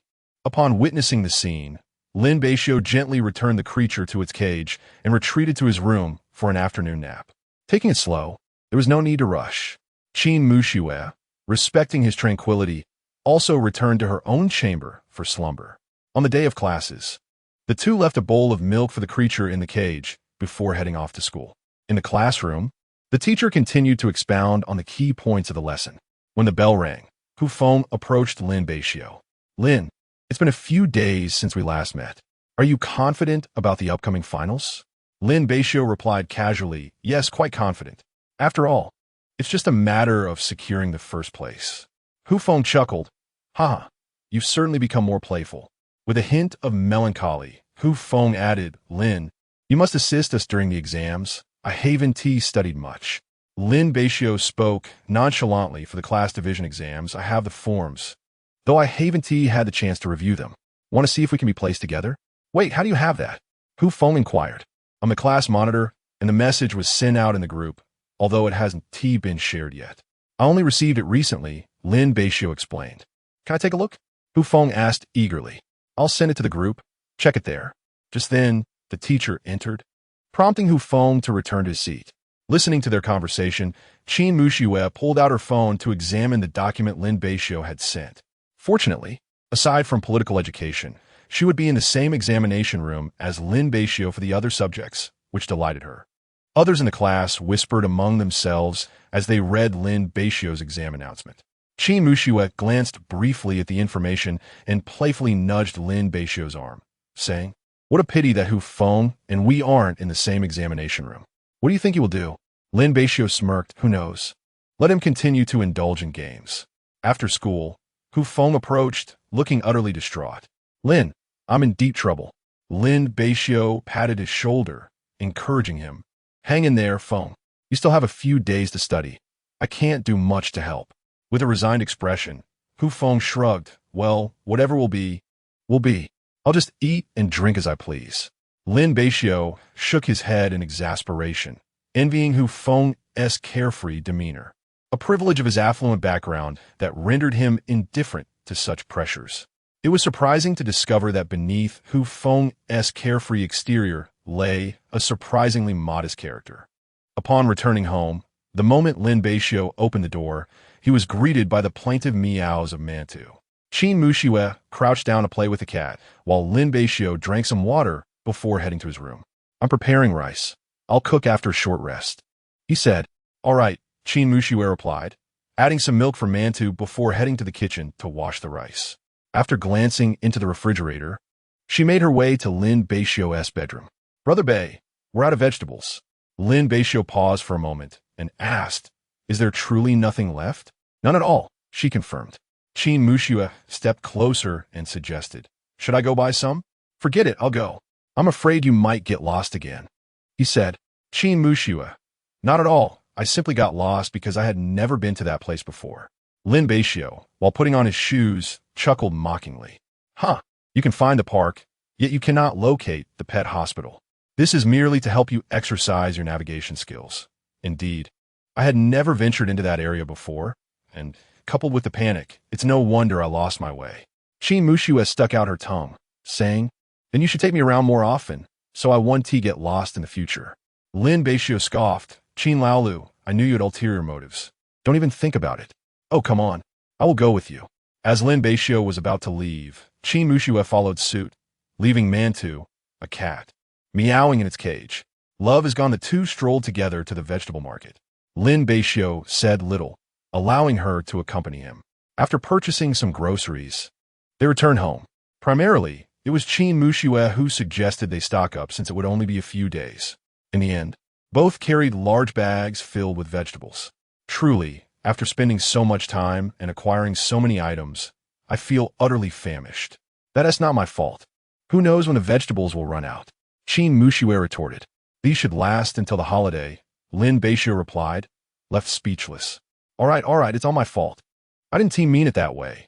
Please don't take it to heart, Qin Muxue clarified. Chapter 89. A little help as they engaged in playful banter. Lin Beixiu entered the kitchen while Qin Muxue arranged the groceries they had bought, placing them into the refrigerator. Each performed their designated tasks, as if accustomed to this routine. After enjoying lunch, Lin Beixiu reclined comfortably on the bed, finally able to indulge in a much-needed nap. He soon drifted into a deep slumber. In just a few days, Mantu had thoroughly familiarized himself with the couple, treating them as his own parents, displaying an endearing clinginess. Whenever Qin Muxue and Lin Beixiu sat together to study, the little one would lie quietly on the bed or the table. There were moments when Lin Beixiu, unaware, would unintentionally collapse onto the bed, only to be startled by the mewing beneath him, realizing he had inadvertently squished the little creature. This sight prompted Qin Muxue to playfully scold him, all the while checking on Mantu to ensure he was unharmed. Why does he love climbing onto the bed so much? With those short legs. I truly wonder how he manages it, Lin Beixiu remarked in exasperation. Hey, keep an eye on him. Stop playing with your phone. Hurry, take him to your room. I'm going to sleep. Qin Muxue laughed, scooping up Mantu, and teasingly said, Come on, Mantu, your dad, doesn't he want you anymore? Lin Beixiu was momentarily taken aback. Pointing at the cat in her arms, what do you mean? Now, I'm his father? If I'm a dad, then that makes Qin Muxue. He paused, realizing the implications. Damn, she is truly devious. Well, since you were his caretaker, he's indeed part of our family, Qin Muxue chuckled, the mischief in her eyes unmistakable. Lin Beixiu turned back on the bed, facing away from her, lost in thought. Yet, Qin Muxue, well aware of his demeanor, smiled and left the room. Little brother Beixiu is shy again. He must have grasped my hint. Finally, the time for the exam arrived. Qin Muxue rose early, filling Mantu's small bowl with milk before heading to Lin Beixiu's room. Observing him still sound asleep, she approached with a sly smile, playfully poking at him as if performing chest compressions. Little brother Beixiu, it's time to wake up. The exam is here. Lin Beixiu, nearly on the verge of retching from her antics, protested. Stop. Don't press there. If you were a nurse, you'd surely be a menace. Qin Muxue gently patted his face, giggling. Come on, wake up. Don't be noisy. I got it, he mumbled. Thankfully, he wasn't too grumpy upon waking. Otherwise, he would have surely retaliated against her. Rubbing his eyes and stifling a yawn, he finally roused himself. I've already prepared breakfast, so you can eat once you're done washing up, she informed him as she left, affectionately ruffling his hair. Lin Beixiu was momentarily stunned, then snapped back to reality. Gritting his teeth, Qin Laolu. As he stepped out, he shot her an irritated glance, to which Qin Muxue playfully stuck her tongue out at him. Little brother Beixiu, don't be mad. Come eat breakfast. Lin Beixiu was left speechless, pondering the childish tone she had adopted. Lin Beixiu disregarded her and turned to sit at the dining table, while Qin Muxue cheerfully took a seat across from him. After they finished breakfast, the two made their way to school, locating their examination venue. Qin Muxue eagerly pulled him to the back row, where they sat together with 2 chairs between them. Lin Beixiu had no objections to this arrangement. Her happiness was paramount. Shortly thereafter, Hu Feng and a few others arrived, 3 from the same dormitory, while one went to another examination room. Lin Handsome, you know what I mean, Hu Feng said with a mischievous grin. I'll treat you to a meal later. Ah, we're all brothers. No need for such formalities. I'll do my best, Hu Feng said, patting his chest with a look of satisfaction. Good brother. Soon, the teacher entered, instructing everyone to submit their mobile phones in preparation for the exam. Hu Feng first handed Lin Beixiu a blank piece of paper. When the exam papers were distributed, the room was filled with the sound of scribbling. Having reviewed before the exam, Hu Feng managed to write a fair amount, but he was soon stumped by the more challenging questions, growing increasingly restless as he glanced around the room. As time passed, Lin Beixiu filled an entire page, then took out the blank paper, wrote down his answers to the multiple-choice questions, and discreetly passed it to Hu Feng while both teachers were in the hallway. Hu Feng sensed the movement, excitedly took it, and began to copy furiously. Lin Beixiu stood up to submit his paper, and Qin Muxue followed suit. Hu Feng was still writing. Upon realizing he had made mistakes on several multiple-choice questions, he became anxious and began to doubt himself. Not bad. I reckon you'll be first again. I couldn't figure out one of my multiple-choice questions. I don't even know if I guessed right. Don't sell yourself short. You're quite impressive. As long as you pass, that's what matters, Lin Beixiu replied thoughtfully, smiling as he added, what was that saying? A bit extra is wasteful, a bit less brings tears. Long lives 60 points. If you think that way, what should the others do? Qin Muxue chuckled. Indeed, perhaps that is the plight of the academic achiever. Unlike Lin Beixiu, she wasn't particularly keen on scholarships, so she didn't dwell on it much. Besides, she had merely been joking to spark conversation. She found the exam paper quite easy to complete. More importantly, she noticed a significant change in Lin Beixiu. He could now joke with her, creating a genuinely relaxed atmosphere. What shall we eat for lunch? Takeout. You infuriating fellow. No way. With so many dishes, you're going for takeout? Then you cook. All right, fine. I'll cook. Lin Beixiu conceded, feeling somewhat intimidated. Let us go back. The finance major's exam spanned 3 days, although the entire school was technically tested over 6 days. Their specialized exams were scheduled for the final day, which was rather vexing. Some students could head home early, but they had to wait until the last day. That night, Lin Beixiu gazed at the figure on the bed, a headache brewing. Qin Laolu, you're truly outrageous. Get out. No way, no way. Qin Muxue rolled on his bed, playfully acting coy. Brother Xiaobei, you are accustomed to this, aren't you? Besides, the exams will be over tomorrow, and we will part ways then. Just for this one day. Can we? Lin Beixiu. Sensing his wavering resolve, Qin Muxue continued her playful antics. I promise I won't bother you again. Meow, the two turned their heads towards the door, where Manto entered, taking small, dainty steps. Chapter 90, Assistance in Moving Objects. Did you not close it? No witties. This little fellow should not cause any trouble now. With these words, Qin Muxue gently picked it up and cradled it in her arms, stroking its fur. There was no need for concern regarding hygiene. Not long ago, she had taken the little creature for vaccinations and deworming, so it was perfectly fine to bring it to bed. Lin Beixiu sat on the stool, observing the two who had claimed his bed, shaking his head in resignation. Mantu, go play with Daddy. Qin Muxue mischievously handed Mantu over to him, and Lin Beixiu had no choice but to accept it. Mantu meowed in his embrace, melting Lin Beixiu's heart, his eyes betraying an undeniable fondness. He gently stroked Mantu repeatedly, who rolled contentedly in his arms. Qin Muxue had never witnessed such a tender side of Lin Beixiu before, except for that one occasion when he was intoxicated. Consequently, she found herself feeling possessive over a cat once more, lying sulkily on the bed and pulling up the covers. Lin Beixiu, unaware of her mood, continued to indulge in petting the cat before finally rising to return the little creature to its cage. Where are you going? Qin Muxue inquired, stirred by the sound. She was apprehensive that Lin Beixiu might choose not to sleep beside her. I won't sleep on the sofa.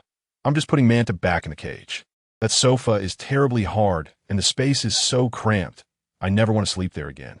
Only then did Qin Muxue breathe a sigh of relief and lie back, awaiting his return. Before long, Lin Beixiu returned, lying down on the bed and turning off the light.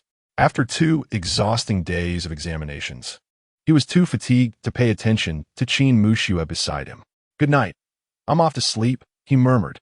Qin Muxue replied softly, "Good night."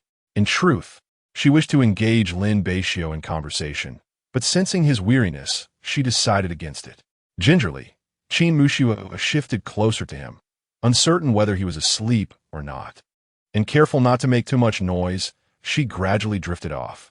The following morning, Lin Beixiu opened his eyes and was immediately met with the sight of Qin Muxue, who was sleeping peacefully just inches away. Although they were not entwined as before, they were still quite close. Her hair lay casually about her, and she was truly beautiful. Even without makeup, she was captivating, resembling a slumbering beauty. Time passed swiftly. Soon they would have to part ways temporarily. He reminisced about their first encounter at the community entrance, their subsequent decision to share a residence, and his initial invitation for her to dine together. Each memory vividly illustrating their evolving relationship. His once lonely and desolate heart had unknowingly been filled by this young lady, leading to significant changes in his demeanor. They were no longer mere acquaintances.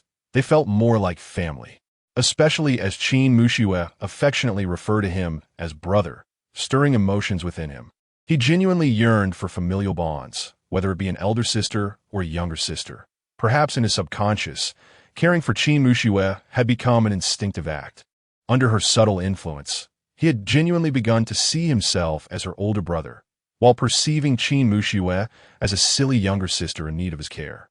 The boy, shrouded in darkness, found himself yearning for light at that very moment.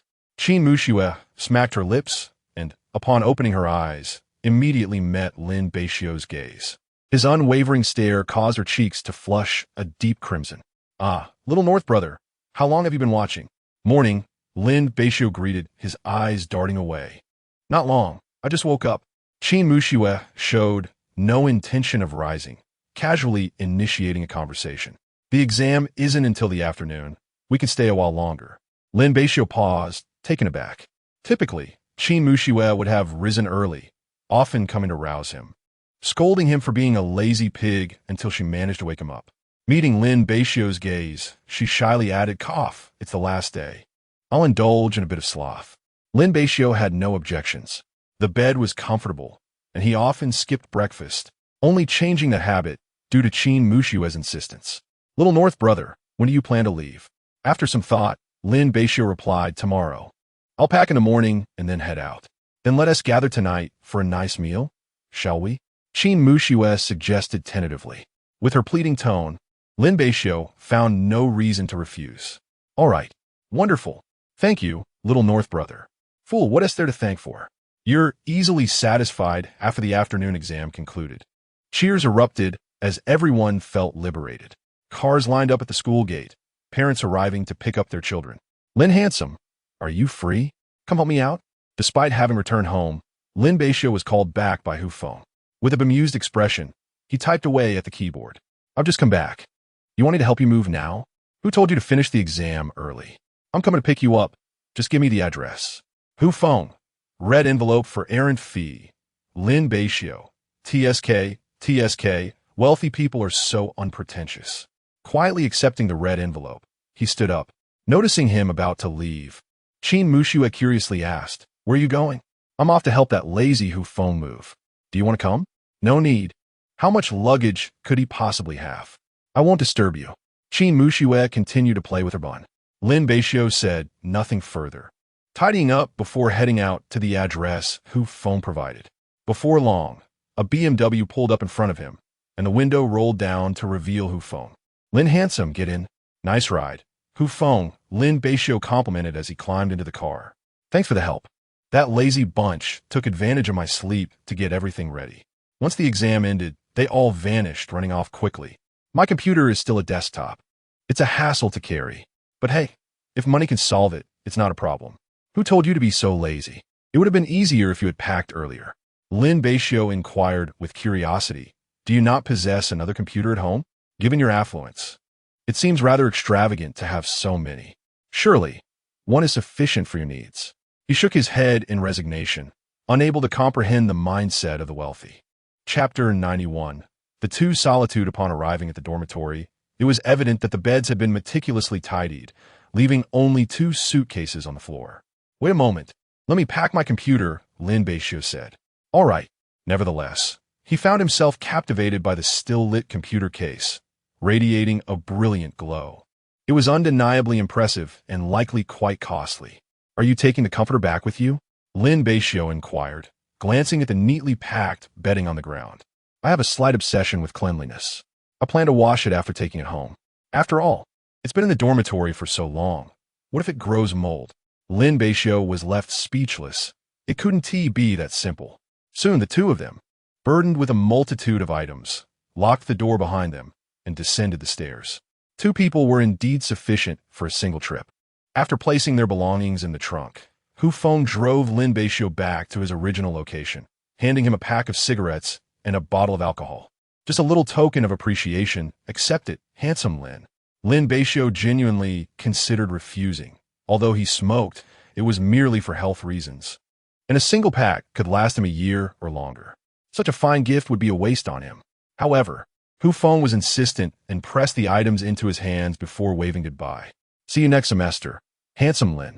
All right, take care on the road, Lin Beixiu replied. Waving farewell.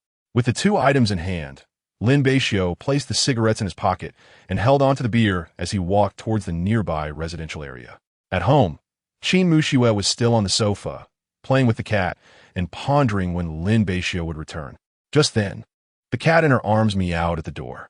Amused, she said, Daddy has gone out. He'll be back shortly. Moments later, Lin Beixiu pushed the door open and stepped inside. Ah, you're back. However, Qin Muxue quickly noticed the beer can in his hand and pouted discontentedly, her lips forming a perfect pout. Seeing her sulky expression, Lin Beixiu's lips twitched. All right, I didn't drink it. It was a gift for you. Qin Muxue accepted it, her little face instantly brightening into a smile. Now that's more like it. Lin Beixiu hastened towards his room, wary of the pack of cigarettes concealed in his pants, hoping not to be discovered. That evening, Qin Muxue even prepared a small pot, and the two were set to enjoy hot pot. As Lin Beixiu watched her arrange the ingredients, he couldn't help but ask, You've really prepared thoroughly. Haven't you? Lamb slices, beef rolls, and various meatballs. No wonder you bought these last time. It seems you were well prepared. Qin Muxue smiled. All right, let us take these out. She added, and this for the soup. The water outside should be boiling by now. Just put it in. Lin Beixiu, contemplating the viscous substance in his hand, mused. Could this be hextech? Don't be ridiculous. It's just a concentrated soup base. And don't forget the hot pot seasoning, she reminded. Oh. Lin Beixiu approached the dining table, where Inyang hot pot was still simmering with boiling water. He tossed the 2 items into it, 1 red broth and 1 clear broth. Soon, Qin Muxue deftly brought forth all the ingredients. Lin Beixiu, playfully engaging with the kitten, eventually confined the little creature back to its quarters, leaving just the 2 of them, which felt just right. When would they begin their meal? Having taken leave from work, both were free to linger at home. It won't be long. Don't fret, Qin Muxue reassured, bustling about. Lin Beixiu found it perplexing that such a grand affair was made of a mere meal, yet he refrained from interrupting her enthusiasm. If she desired to make it special, so be it. Qin Muxue then retrieved several cans of beer, placing them upon the table before finally taking a seat. Lin Beixiu remained in his spot, slightly dazed, as Qin Muxue couldn't help but chuckle at his bewildered expression. She opened a can and, with a hint of authority, declared, You may only drink if I permit it. Don't overindulge. Lin Beixiu took a sip, conceding, All right, as you wish. Such a lackluster response, Qin Muxue pouted, then settled across from him, adding vegetables to the pot. To Lin Beixiu's astonishment, she opened another can and drank heartily. He had assumed the beers were solely for him, not realizing she intended to partake as well. Are you all right with this? He inquired. What's the issue? It's our last meal together. Let us enjoy it, she replied with a carefree demeanor that struck a familiar chord within him. Just exercise some restraint. I'd rather not have you embarrass yourself in a drunken stupor, he cautioned. Qin Muxue shot him a glare, retorting, Let us see about that. I've done nothing to be ashamed of. Lin Beixiu smirked, I'm merely jesting. Indeed, when Qin Muxue drank too much, she tended to fall quietly asleep, though it could be a hassle for him. Qin Muxue glanced at the pot, serving the cooked dishes into his bowl. "It's ready to eat," she announced. Lin Beixiu felt a bit awkward, insisting, "No need, I can serve myself." "Humph," she rolled her eyes. "Drink up, don't play coy." Lin Beixiu sighed, feeling the weight of her words. It had barely been a short while since they began drinking, and she had the audacity to say that while pouring herself another glass. "Let us see how that plays out," she challenged. "Just give a rest." Lin Beixiu shrugged, indifferent as he savored his food. Ultimately, at Qin Mushua's insistence for the sake of ceremonial spirit, he raised his glass to clink with hers. The portions she prepared were just ample for two, and the hot pot base was in small chunks to prevent waste. Naturally, their focus shifted more towards the alcohol. "Come on, little babe brother, drink up," Qin Mushua encouraged.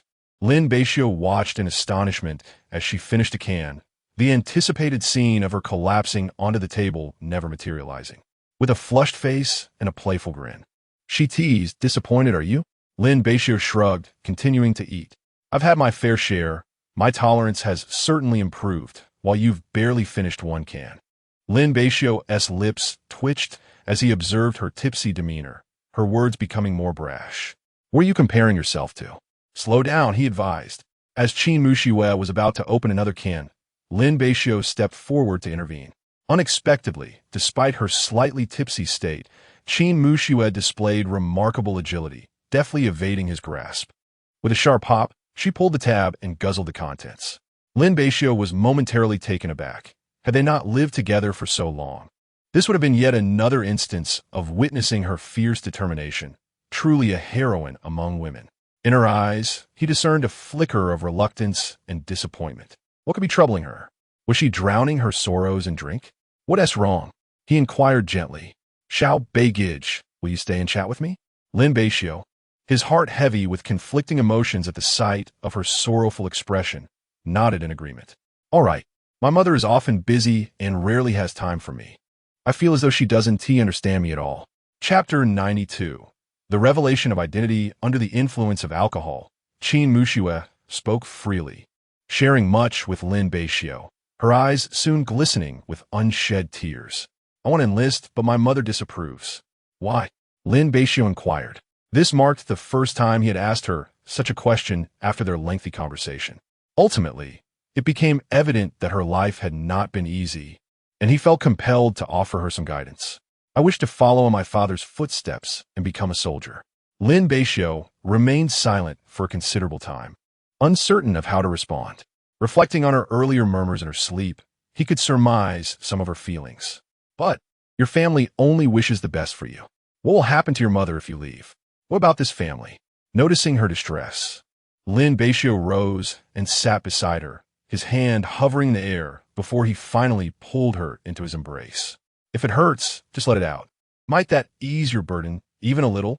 Unable to contain herself any longer, Qin Mushua wept in his arms. I understand, so I won't blame my mother anymore. But I feel so exhausted and so lonely." Lin Beixiu gently patted her shoulder, his own eyes unwittingly misting. He too had experienced such feelings. The resonance between them allowed them to easily comprehend each other's emotions.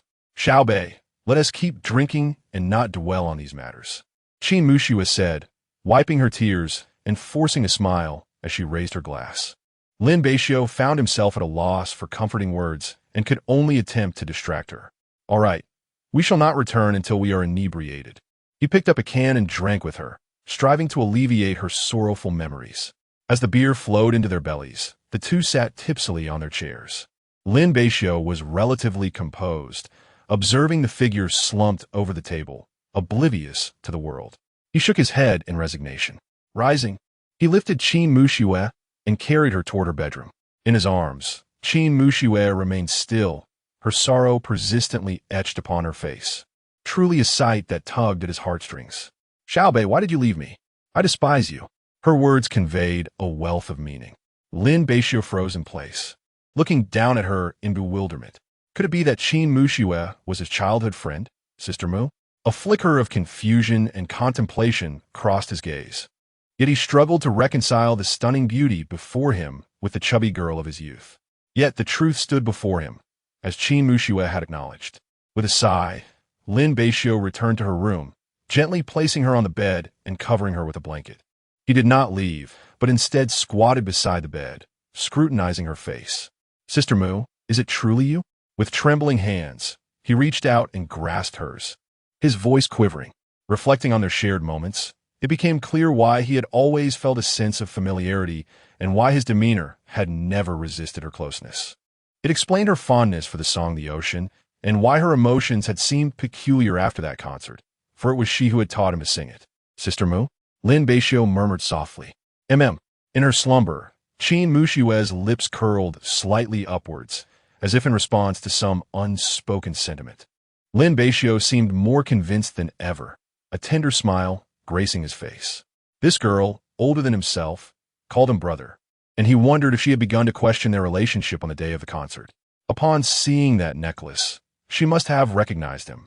Yet she had kept it from him all this time. It was foolish of him not to have realized sooner. "Silly girl, I will not lose you again," Lin Beixiu thought, his expression gentle and filled with thoughts of her.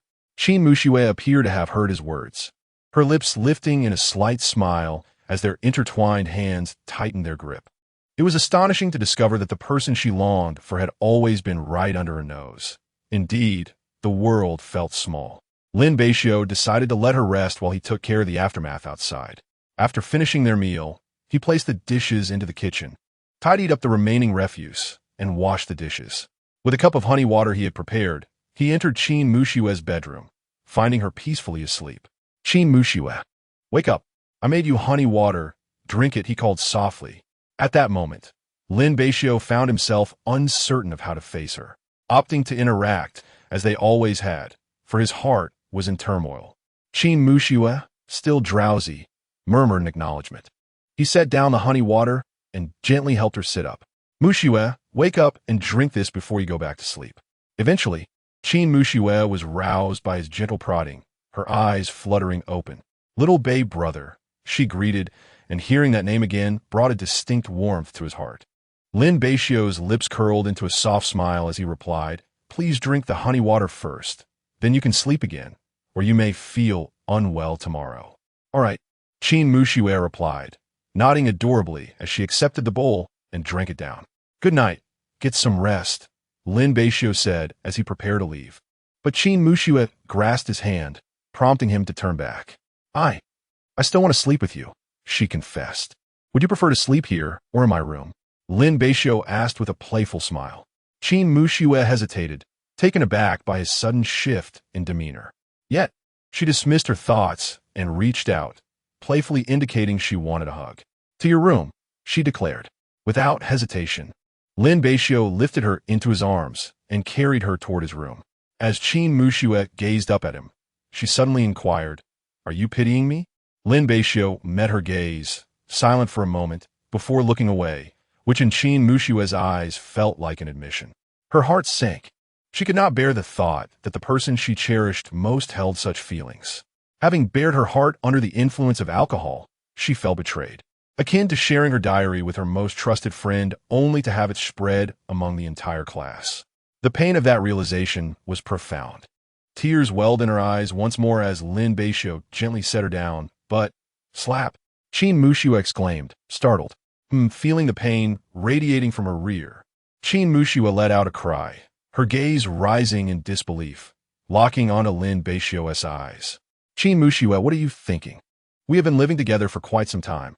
How could you harbor such thoughts? Do you possess a wooden head? We are no longer merely classmates. We are friends. You can freely express all your emotions to me, and I will listen quietly, just as I did moments ago, as your most devoted audience. Why do you think this way?"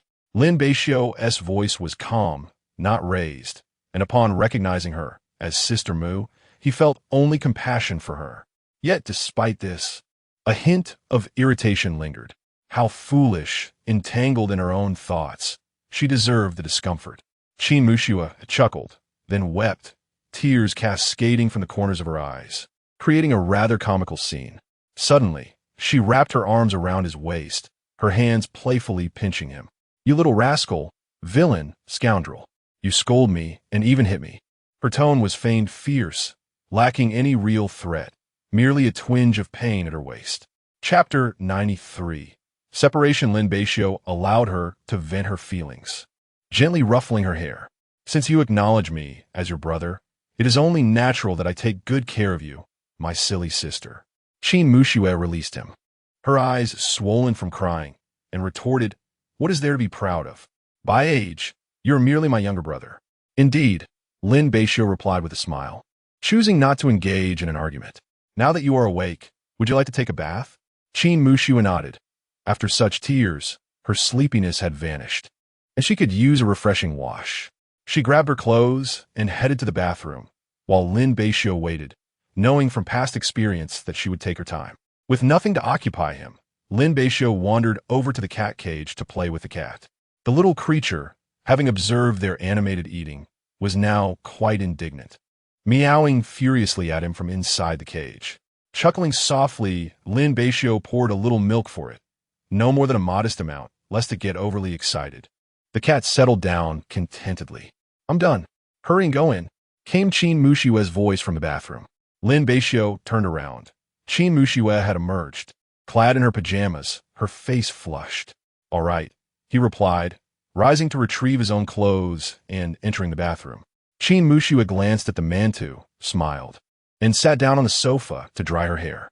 Eventually, Lin Beixiu finished washing, dried his hair, and returned to his room, where he found Qin Muxue already on his bed, her eyes closed. He climbed in carefully, and she opened her eyes. "Did I wake you?" Qin Muxue shook her head slightly. "I can't sleep without you." Boldly, she leaned closer to him, emboldened by the remnants of alcohol.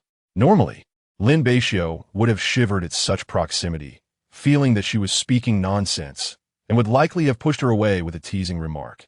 However, now that he had discerned her true identity, he smiled and turned off the light. "Then let us sleep quickly. Good night." "Good night." Silence enveloped the room, yet Lin Beixiu remained wide awake, unable to find peace. Although he now understood her identity, the actions of years past weighed heavily upon him, shackling his heart. How was he to face Qin Muxue? His emotions grew more complex. He had departed without so much as a farewell, causing significant hurt to the young girl. As Lin Beixiu spiraled into his thoughts, Qin Muxue's hand stealthily reached out, resting on his belly. Startled, he froze, unsure how to react. "You," Qin Muxue interrupted him.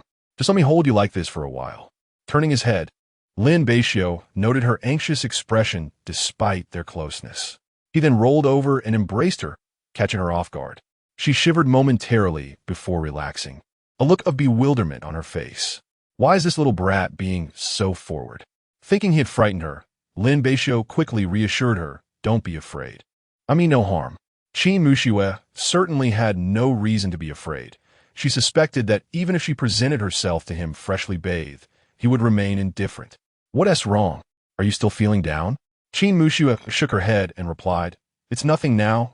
Thank you, Brother Xiaobei. Compared to others, we should strive to live on. Let the past remain in the past. I hope you can find happiness in the future." Lin Beixiu gently comforted her. Thank you, Brother Xiaobei." Lin Beixiu's voice seemed to possess a certain magic, prompting Qin Muxue to hold him a bit tighter, silently affirming to herself, "With you, I am truly happy." Lin Beixiu's expression was complicated. In truth, he had not fully bid farewell to his own past and was not entirely happy himself. The following morning, Lin Beixiu rose early.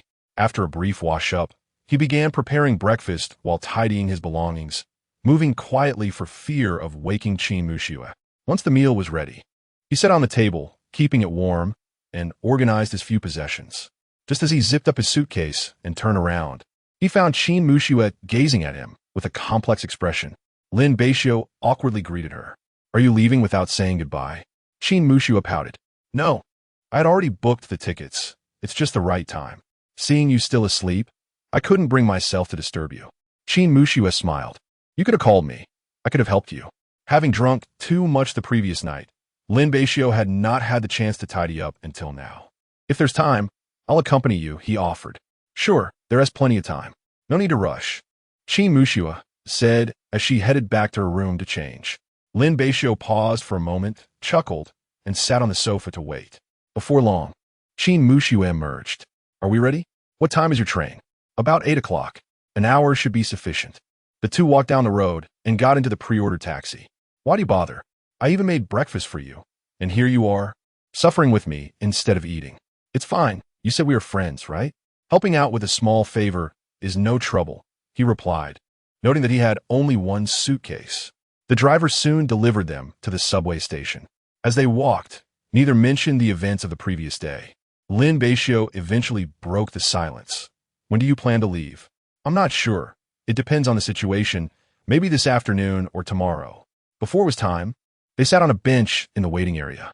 Xiaobei, it's been a month and a half since I last saw you. Lin Beixiu's lips twitched. It wasn't a matter of life and death, so why make the atmosphere so somber? Qin Muxue covered her mouth and chuckled. It's no fun without annoying you. I would rather. Lin Beixiu suddenly stopped. Qin Muxue looked at him curiously and asked, rather what? It's nothing. All right then. After you return, drink less alcohol.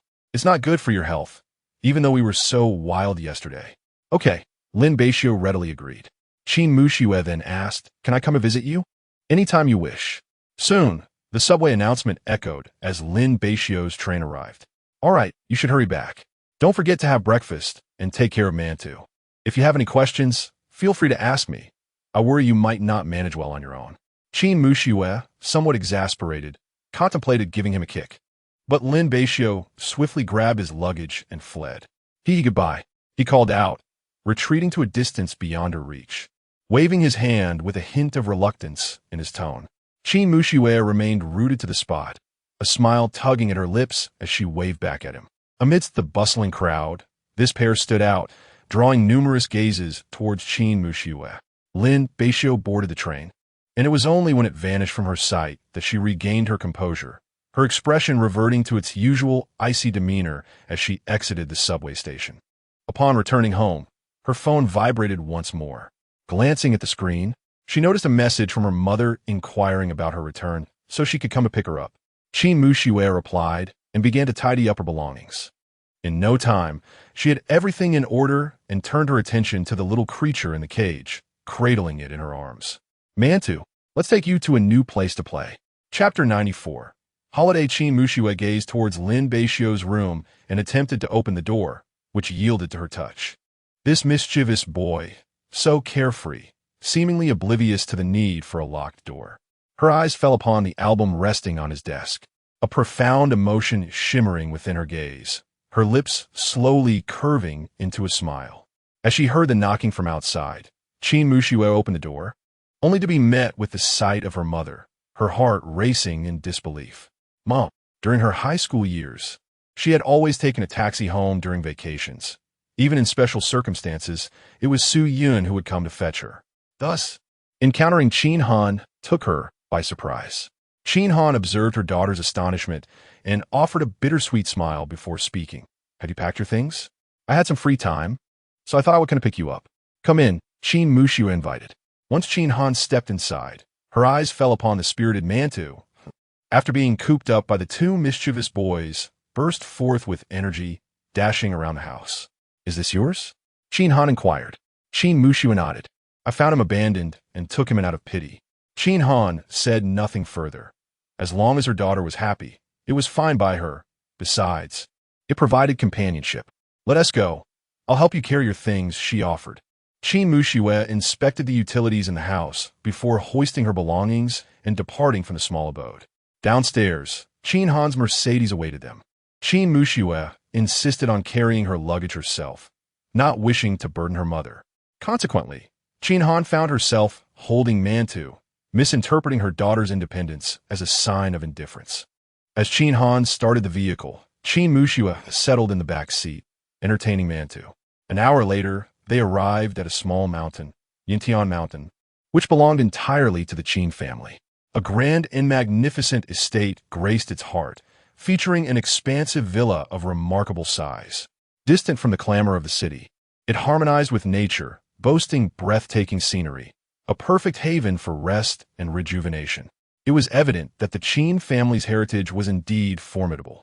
Upon pushing open the ancient wooden gate, they entered a vast courtyard, where lush vegetation occupied a significant portion of the land. This was a testament to Qin Han's passion for gardening, though she rarely spent much time at home. Qin Muxue and Qin Han ascended to the villa. and upon entering her room, Qin Muxue set her belongings down. Mantis scurried about her bedside, but despite having grown considerably, his short legs prevented him from climbing up. Allowing him to frolic freely, she began organizing her belongings, hanging her clothes in the wardrobe. She then sat at her desk, where several frames adorned the shelves. Among them were family portraits, pictures with Su Yun and with her mother, as well as. Her gaze finally settled on one particular frame, her eyes softening with tenderness. It was a cherished photograph of her and Lin Beixiu, her fingertips gently brushing over the glass, a radiant smile illuminating her face. Meanwhile, in province, Lin Beixiu had returned home, reclining on his bed while scrolling through his phone until a message from Qin Muxue caught his attention.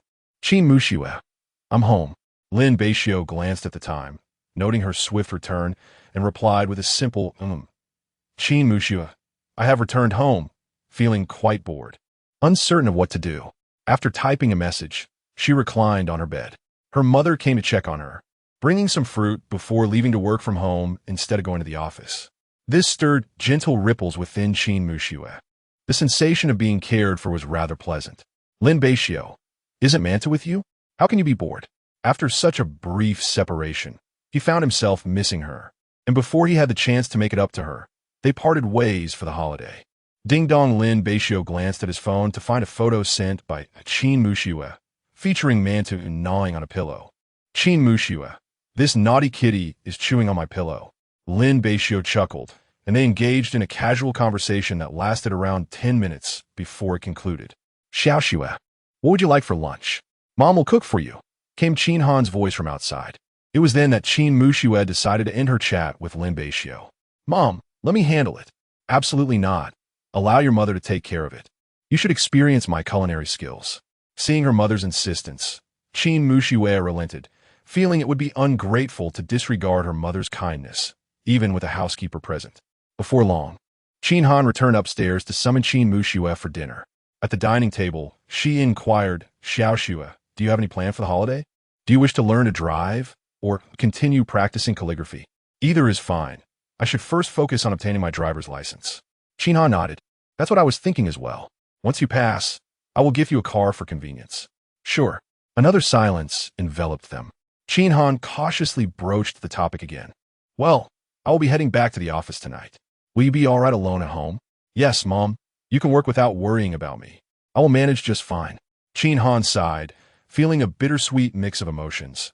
Her daughter had indeed matured and become more considerate. All right, Xiaoyan will return tonight. I'll have her take you out for some fun. That evening, Lin Beixiu and Grandpa Zhang sat at the table, wrapping dumplings. Grandpa Zhang was delighted to see his grandson back, and the two collaborated to finish their tasks for the following day, eagerly anticipating a meal together. Lin Beixiu presented the final dish. Grandpa, we will eat once we finish. Good. Grandpa Zhang produced a bottle of Maotai. Come here, you rascal. The girl isn't around. Can you drink? Lin Beixiu, I will have a glass, but no more. I can't indulge in your generosity. Lin Beixiu smiled, no longer as defiant as before. Grandpa Zhang laughed heartily. Ah, it seems the girl has you well disciplined. Let us eat. Noticing Lin Beixiu's increasingly helpless expression, Grandpa Zhang cheerfully shifted the topic. Tell me about some amusing incidents from your school days. Nothing noteworthy. Thus began a joyful holiday, without Qin Muxue's incessant chatter. Lin Beixiu felt somewhat out of sorts, yet his biological clock pulled him back into routine, waking early to assist his grandfather with the shop before returning for a nap. Qin Muxue was similarly occupied during the holiday. Aside from learning to drive, she occasionally visited the company to lend a hand. As for the little fellow Mantu, after being introduced to a new environment, he reveled in the yard, claiming it as his domain, climbing trees and fishing. On one occasion, right under Qin Muxue's watchful gaze, he fell into the pond, nearly meeting a dire fate. But fortunately, Qin Muxue was there to intervene. She would capture photographs and send them to Lin Beixiu, who would respond in kind. Soon, the winter holiday reached its midpoint, and with December drawing to a close, the new year approached. The onset of winter brought a chill to the air, and pedestrians donned their winter attire. Due to her exam preparations, Qin Muxue had refrained from seeking out Lin Beixiu. But now that time was ample. She longed to visit him for some leisure. At this moment, he likely had no pressing engagements, so, to surprise him, she discreetly packed her belongings after informing her mother and set out. Chapter 95. The Mysterious Woman After Departing from Yintian Mountain. It took another hour's drive to arrive in Ontario, ultimately reaching the foot of Lin Beixiu's residence. A few moments ago, she had placed a call to old Master Zhang, who expressed his delight at her impending visit. "Grandpa Zhang, I came to see you," she announced. As old Master Zhang welcomed her with a warm smile. "Ah, the girl has arrived. Welcome." Qin Muxue set the fruits she had brought onto the table and surveyed her surroundings. "Grandpa, where is Xiao Bei? That scoundrel." After finishing his work, he went out to meet an old classmate, probably at the park, old Master Zhang replied. This was characteristic of Lin Beixiu. He always informed his family of his whereabouts to spare the elders from worry. "Shall I go look for him?" Qin Muxue inquired. Old Master Zhang chuckled and said, "All right, you young ones have your own matters to discuss. Go find him, and be sure to stay for dinner." He added, "Also, it's getting chilly. Make sure to dress warmly." Qin Muxue stepped out and headed toward the park where they had chased each other previously, hoping to fortuitously encounter Lin Beixiu. Upon turning a corner, luck was indeed on her side as she spotted Lin Beixiu ahead, but she froze in place, caught off guard. Beside him stood a young woman, and the two appeared to be engaged in lively conversation, or so it seemed to Qin Muxue. The girl had an enviable figure, long hair cascading down her back, and from the profile, she was undeniably beautiful. Qin Muxue found herself at a loss, unsure whether to approach, biting her lip as she watched them walk away. Her heart felt as cold as the winter chill. Leaning against the railing, she gazed at the picturesque scene before her, but her mood was burdened with heaviness. It was precisely because she cared that she felt such anxiety. You're back, girl. Where's that scoundrel Xiao Bei?" Old Master Zhang inquired upon her return. Qin Muxue shook her head. "I couldn't find him, so I returned first." "Very well then, after such a long journey, have some water and fruit," Old Master Zhang said cheerfully, presenting refreshments to Qin Muxue. Seated on the sofa, the image of Lin Beixiu and the girl lingered in her mind. Yet she tried to console herself. Perhaps they were merely classmates, simply walking side by side, and it wasn't a matter of great significance. Qin Muxue shook her head vigorously, feeling almost frantic, wishing to confront Lin Beixiu immediately. "I'm back," Lin Beixiu announced as he entered. Noticing Qin Muxue on the sofa and his grandfather smiling while holding a fruit platter, leaving him momentarily speechless. "Oh, what brings you here?" he asked. Old Master Zhang retorted. "What nonsense are you spouting? Come over and talk. You've been out for so long, and the girl went looking for you, but couldn't find you." Lin Beixiu twitched his lips, pondering whether he was truly his grandfather's grandson, feeling the absurdity of the situation. However, he was surprised. "You went looking for me?" Qin Muxue nodded. "I didn't see you, so I came back. I had a meeting with a classmate. Perhaps during that time, I saw her off, and we missed each other." Lin Beixiu took a seat, pondering that it would have sufficed for her to wait at home, especially in such cold weather. Qin Muxue, feeling rather discontented, remarked, "Why would you venture out to meet a classmate on such a chilly day, and a female classmate at that? How was your holiday?" "There isn't much to do here," Lin Beixiu continued. "Your presence is all that matters." Although Qin Muxue thought this way, she still pouted, indicating her lack of welcome. "Why are you upset again?" "Women are truly perplexing." Lin Beixiu shook his head. "No, I'm genuinely pleased that you came. You two chat. I'll go out for some groceries, and we can have a meal later," Old Master Zhang stated as he prepared to leave. Soon, only the two of them remained in the room. After a brief moment of awkwardness, Lin Beixiu broke the silence. "How is the kitten?" "Quite well. She has grown significantly and eats a lot." Qin Muxue excitedly pulled out her phone to show him the photos she had taken. The once tiny kitten had blossomed into a beautiful young lady. "Adorable," Lin Beixiu complimented. "Shall we take a stroll after dinner?" "No, I refuse to go. I've finally got a break, and you want to force me to be productive?" "Come on, Lin Beixiu. Be reasonable," Qin Muxue teased with a smile. "If I tell grandfather, he'll surely side with me." "Enough. That's a bit much," Lin Beixiu exclaimed in irritation. Suddenly, Qin Muxue playfully pinched his belly, startling him. But he soon relaxed and gazed at her. "You've gained weight?" she noted, enjoying the feel of it. Noticing his indifference, she became increasingly audacious until Lin Beixiu swatted her hand away, declaring, "Qin Laolu, that's enough. By the way, I have something else." Qin Mushu said as she stood and went to her bedroom. When she returned, she was holding a bag and took out a cup of double-skim milk. "I brought this for you. Give it a try." Her eyes sparkled with anticipation as she looked at him. Lin Beixiu accepted it with a thank you. He had truly developed a fondness for this delicacy. The cup felt warm in his hand, overflowing with various fruits. "Is it delicious?" He savored it slowly, noting that the milk flavor was somewhat strong, yet the overall texture lacked firmness and elasticity. "Which shop made this?" "It's passable at best." Qin Mushu beamed. "So it's not bad then?" "Well, it could use some improvement." "Where did you buy it?" "Nowhere special. Just somewhere random." She quietly noted his words in her mind. "Why don't you get one for yourself?" "Why not indulge?" Qin Mushu shook her head. "It was meant for you. I don't want it. I'm afraid of gaining weight." Lin Beixiu remained silent, not pondering further. "Then you can have some fruit." Before long, old Master Zhang returned, carrying a large assortment of groceries. "Xiao Bei, hurry and prepare the meal. You are being so lazy, indulging in delicious food while neglecting the girl." Old Master Zhang observed Lin Beixiu relishing the double-skinned milk. Though he was unaware of its nature, he did not refrain from reprimanding Lin Beixiu. Qin Mushu, witnessing his scolding, giggled softly, while Lin Beixiu wore a countenance of utter discontent. "Grandfather, she bought this for me," he protested. Chapter 96. Caught in the act, old Master Zhang wore an unusual expression. "My dear girl, there is no need to be overly kind to this rascal. A little reprimand is in order, and I shall fully support you." With a chuckle, Qin Mushu teased Lin Beixiu. "This scoundrel is so lazy. He refuses to take a few extra steps. Indeed, during the holidays, he remains cooped up at home, barely stepping out of his room all day." Flanking him on either side, they made Lin Beixiu feel utterly ashamed. "Enough already. I admit my faults," he lamented, his face a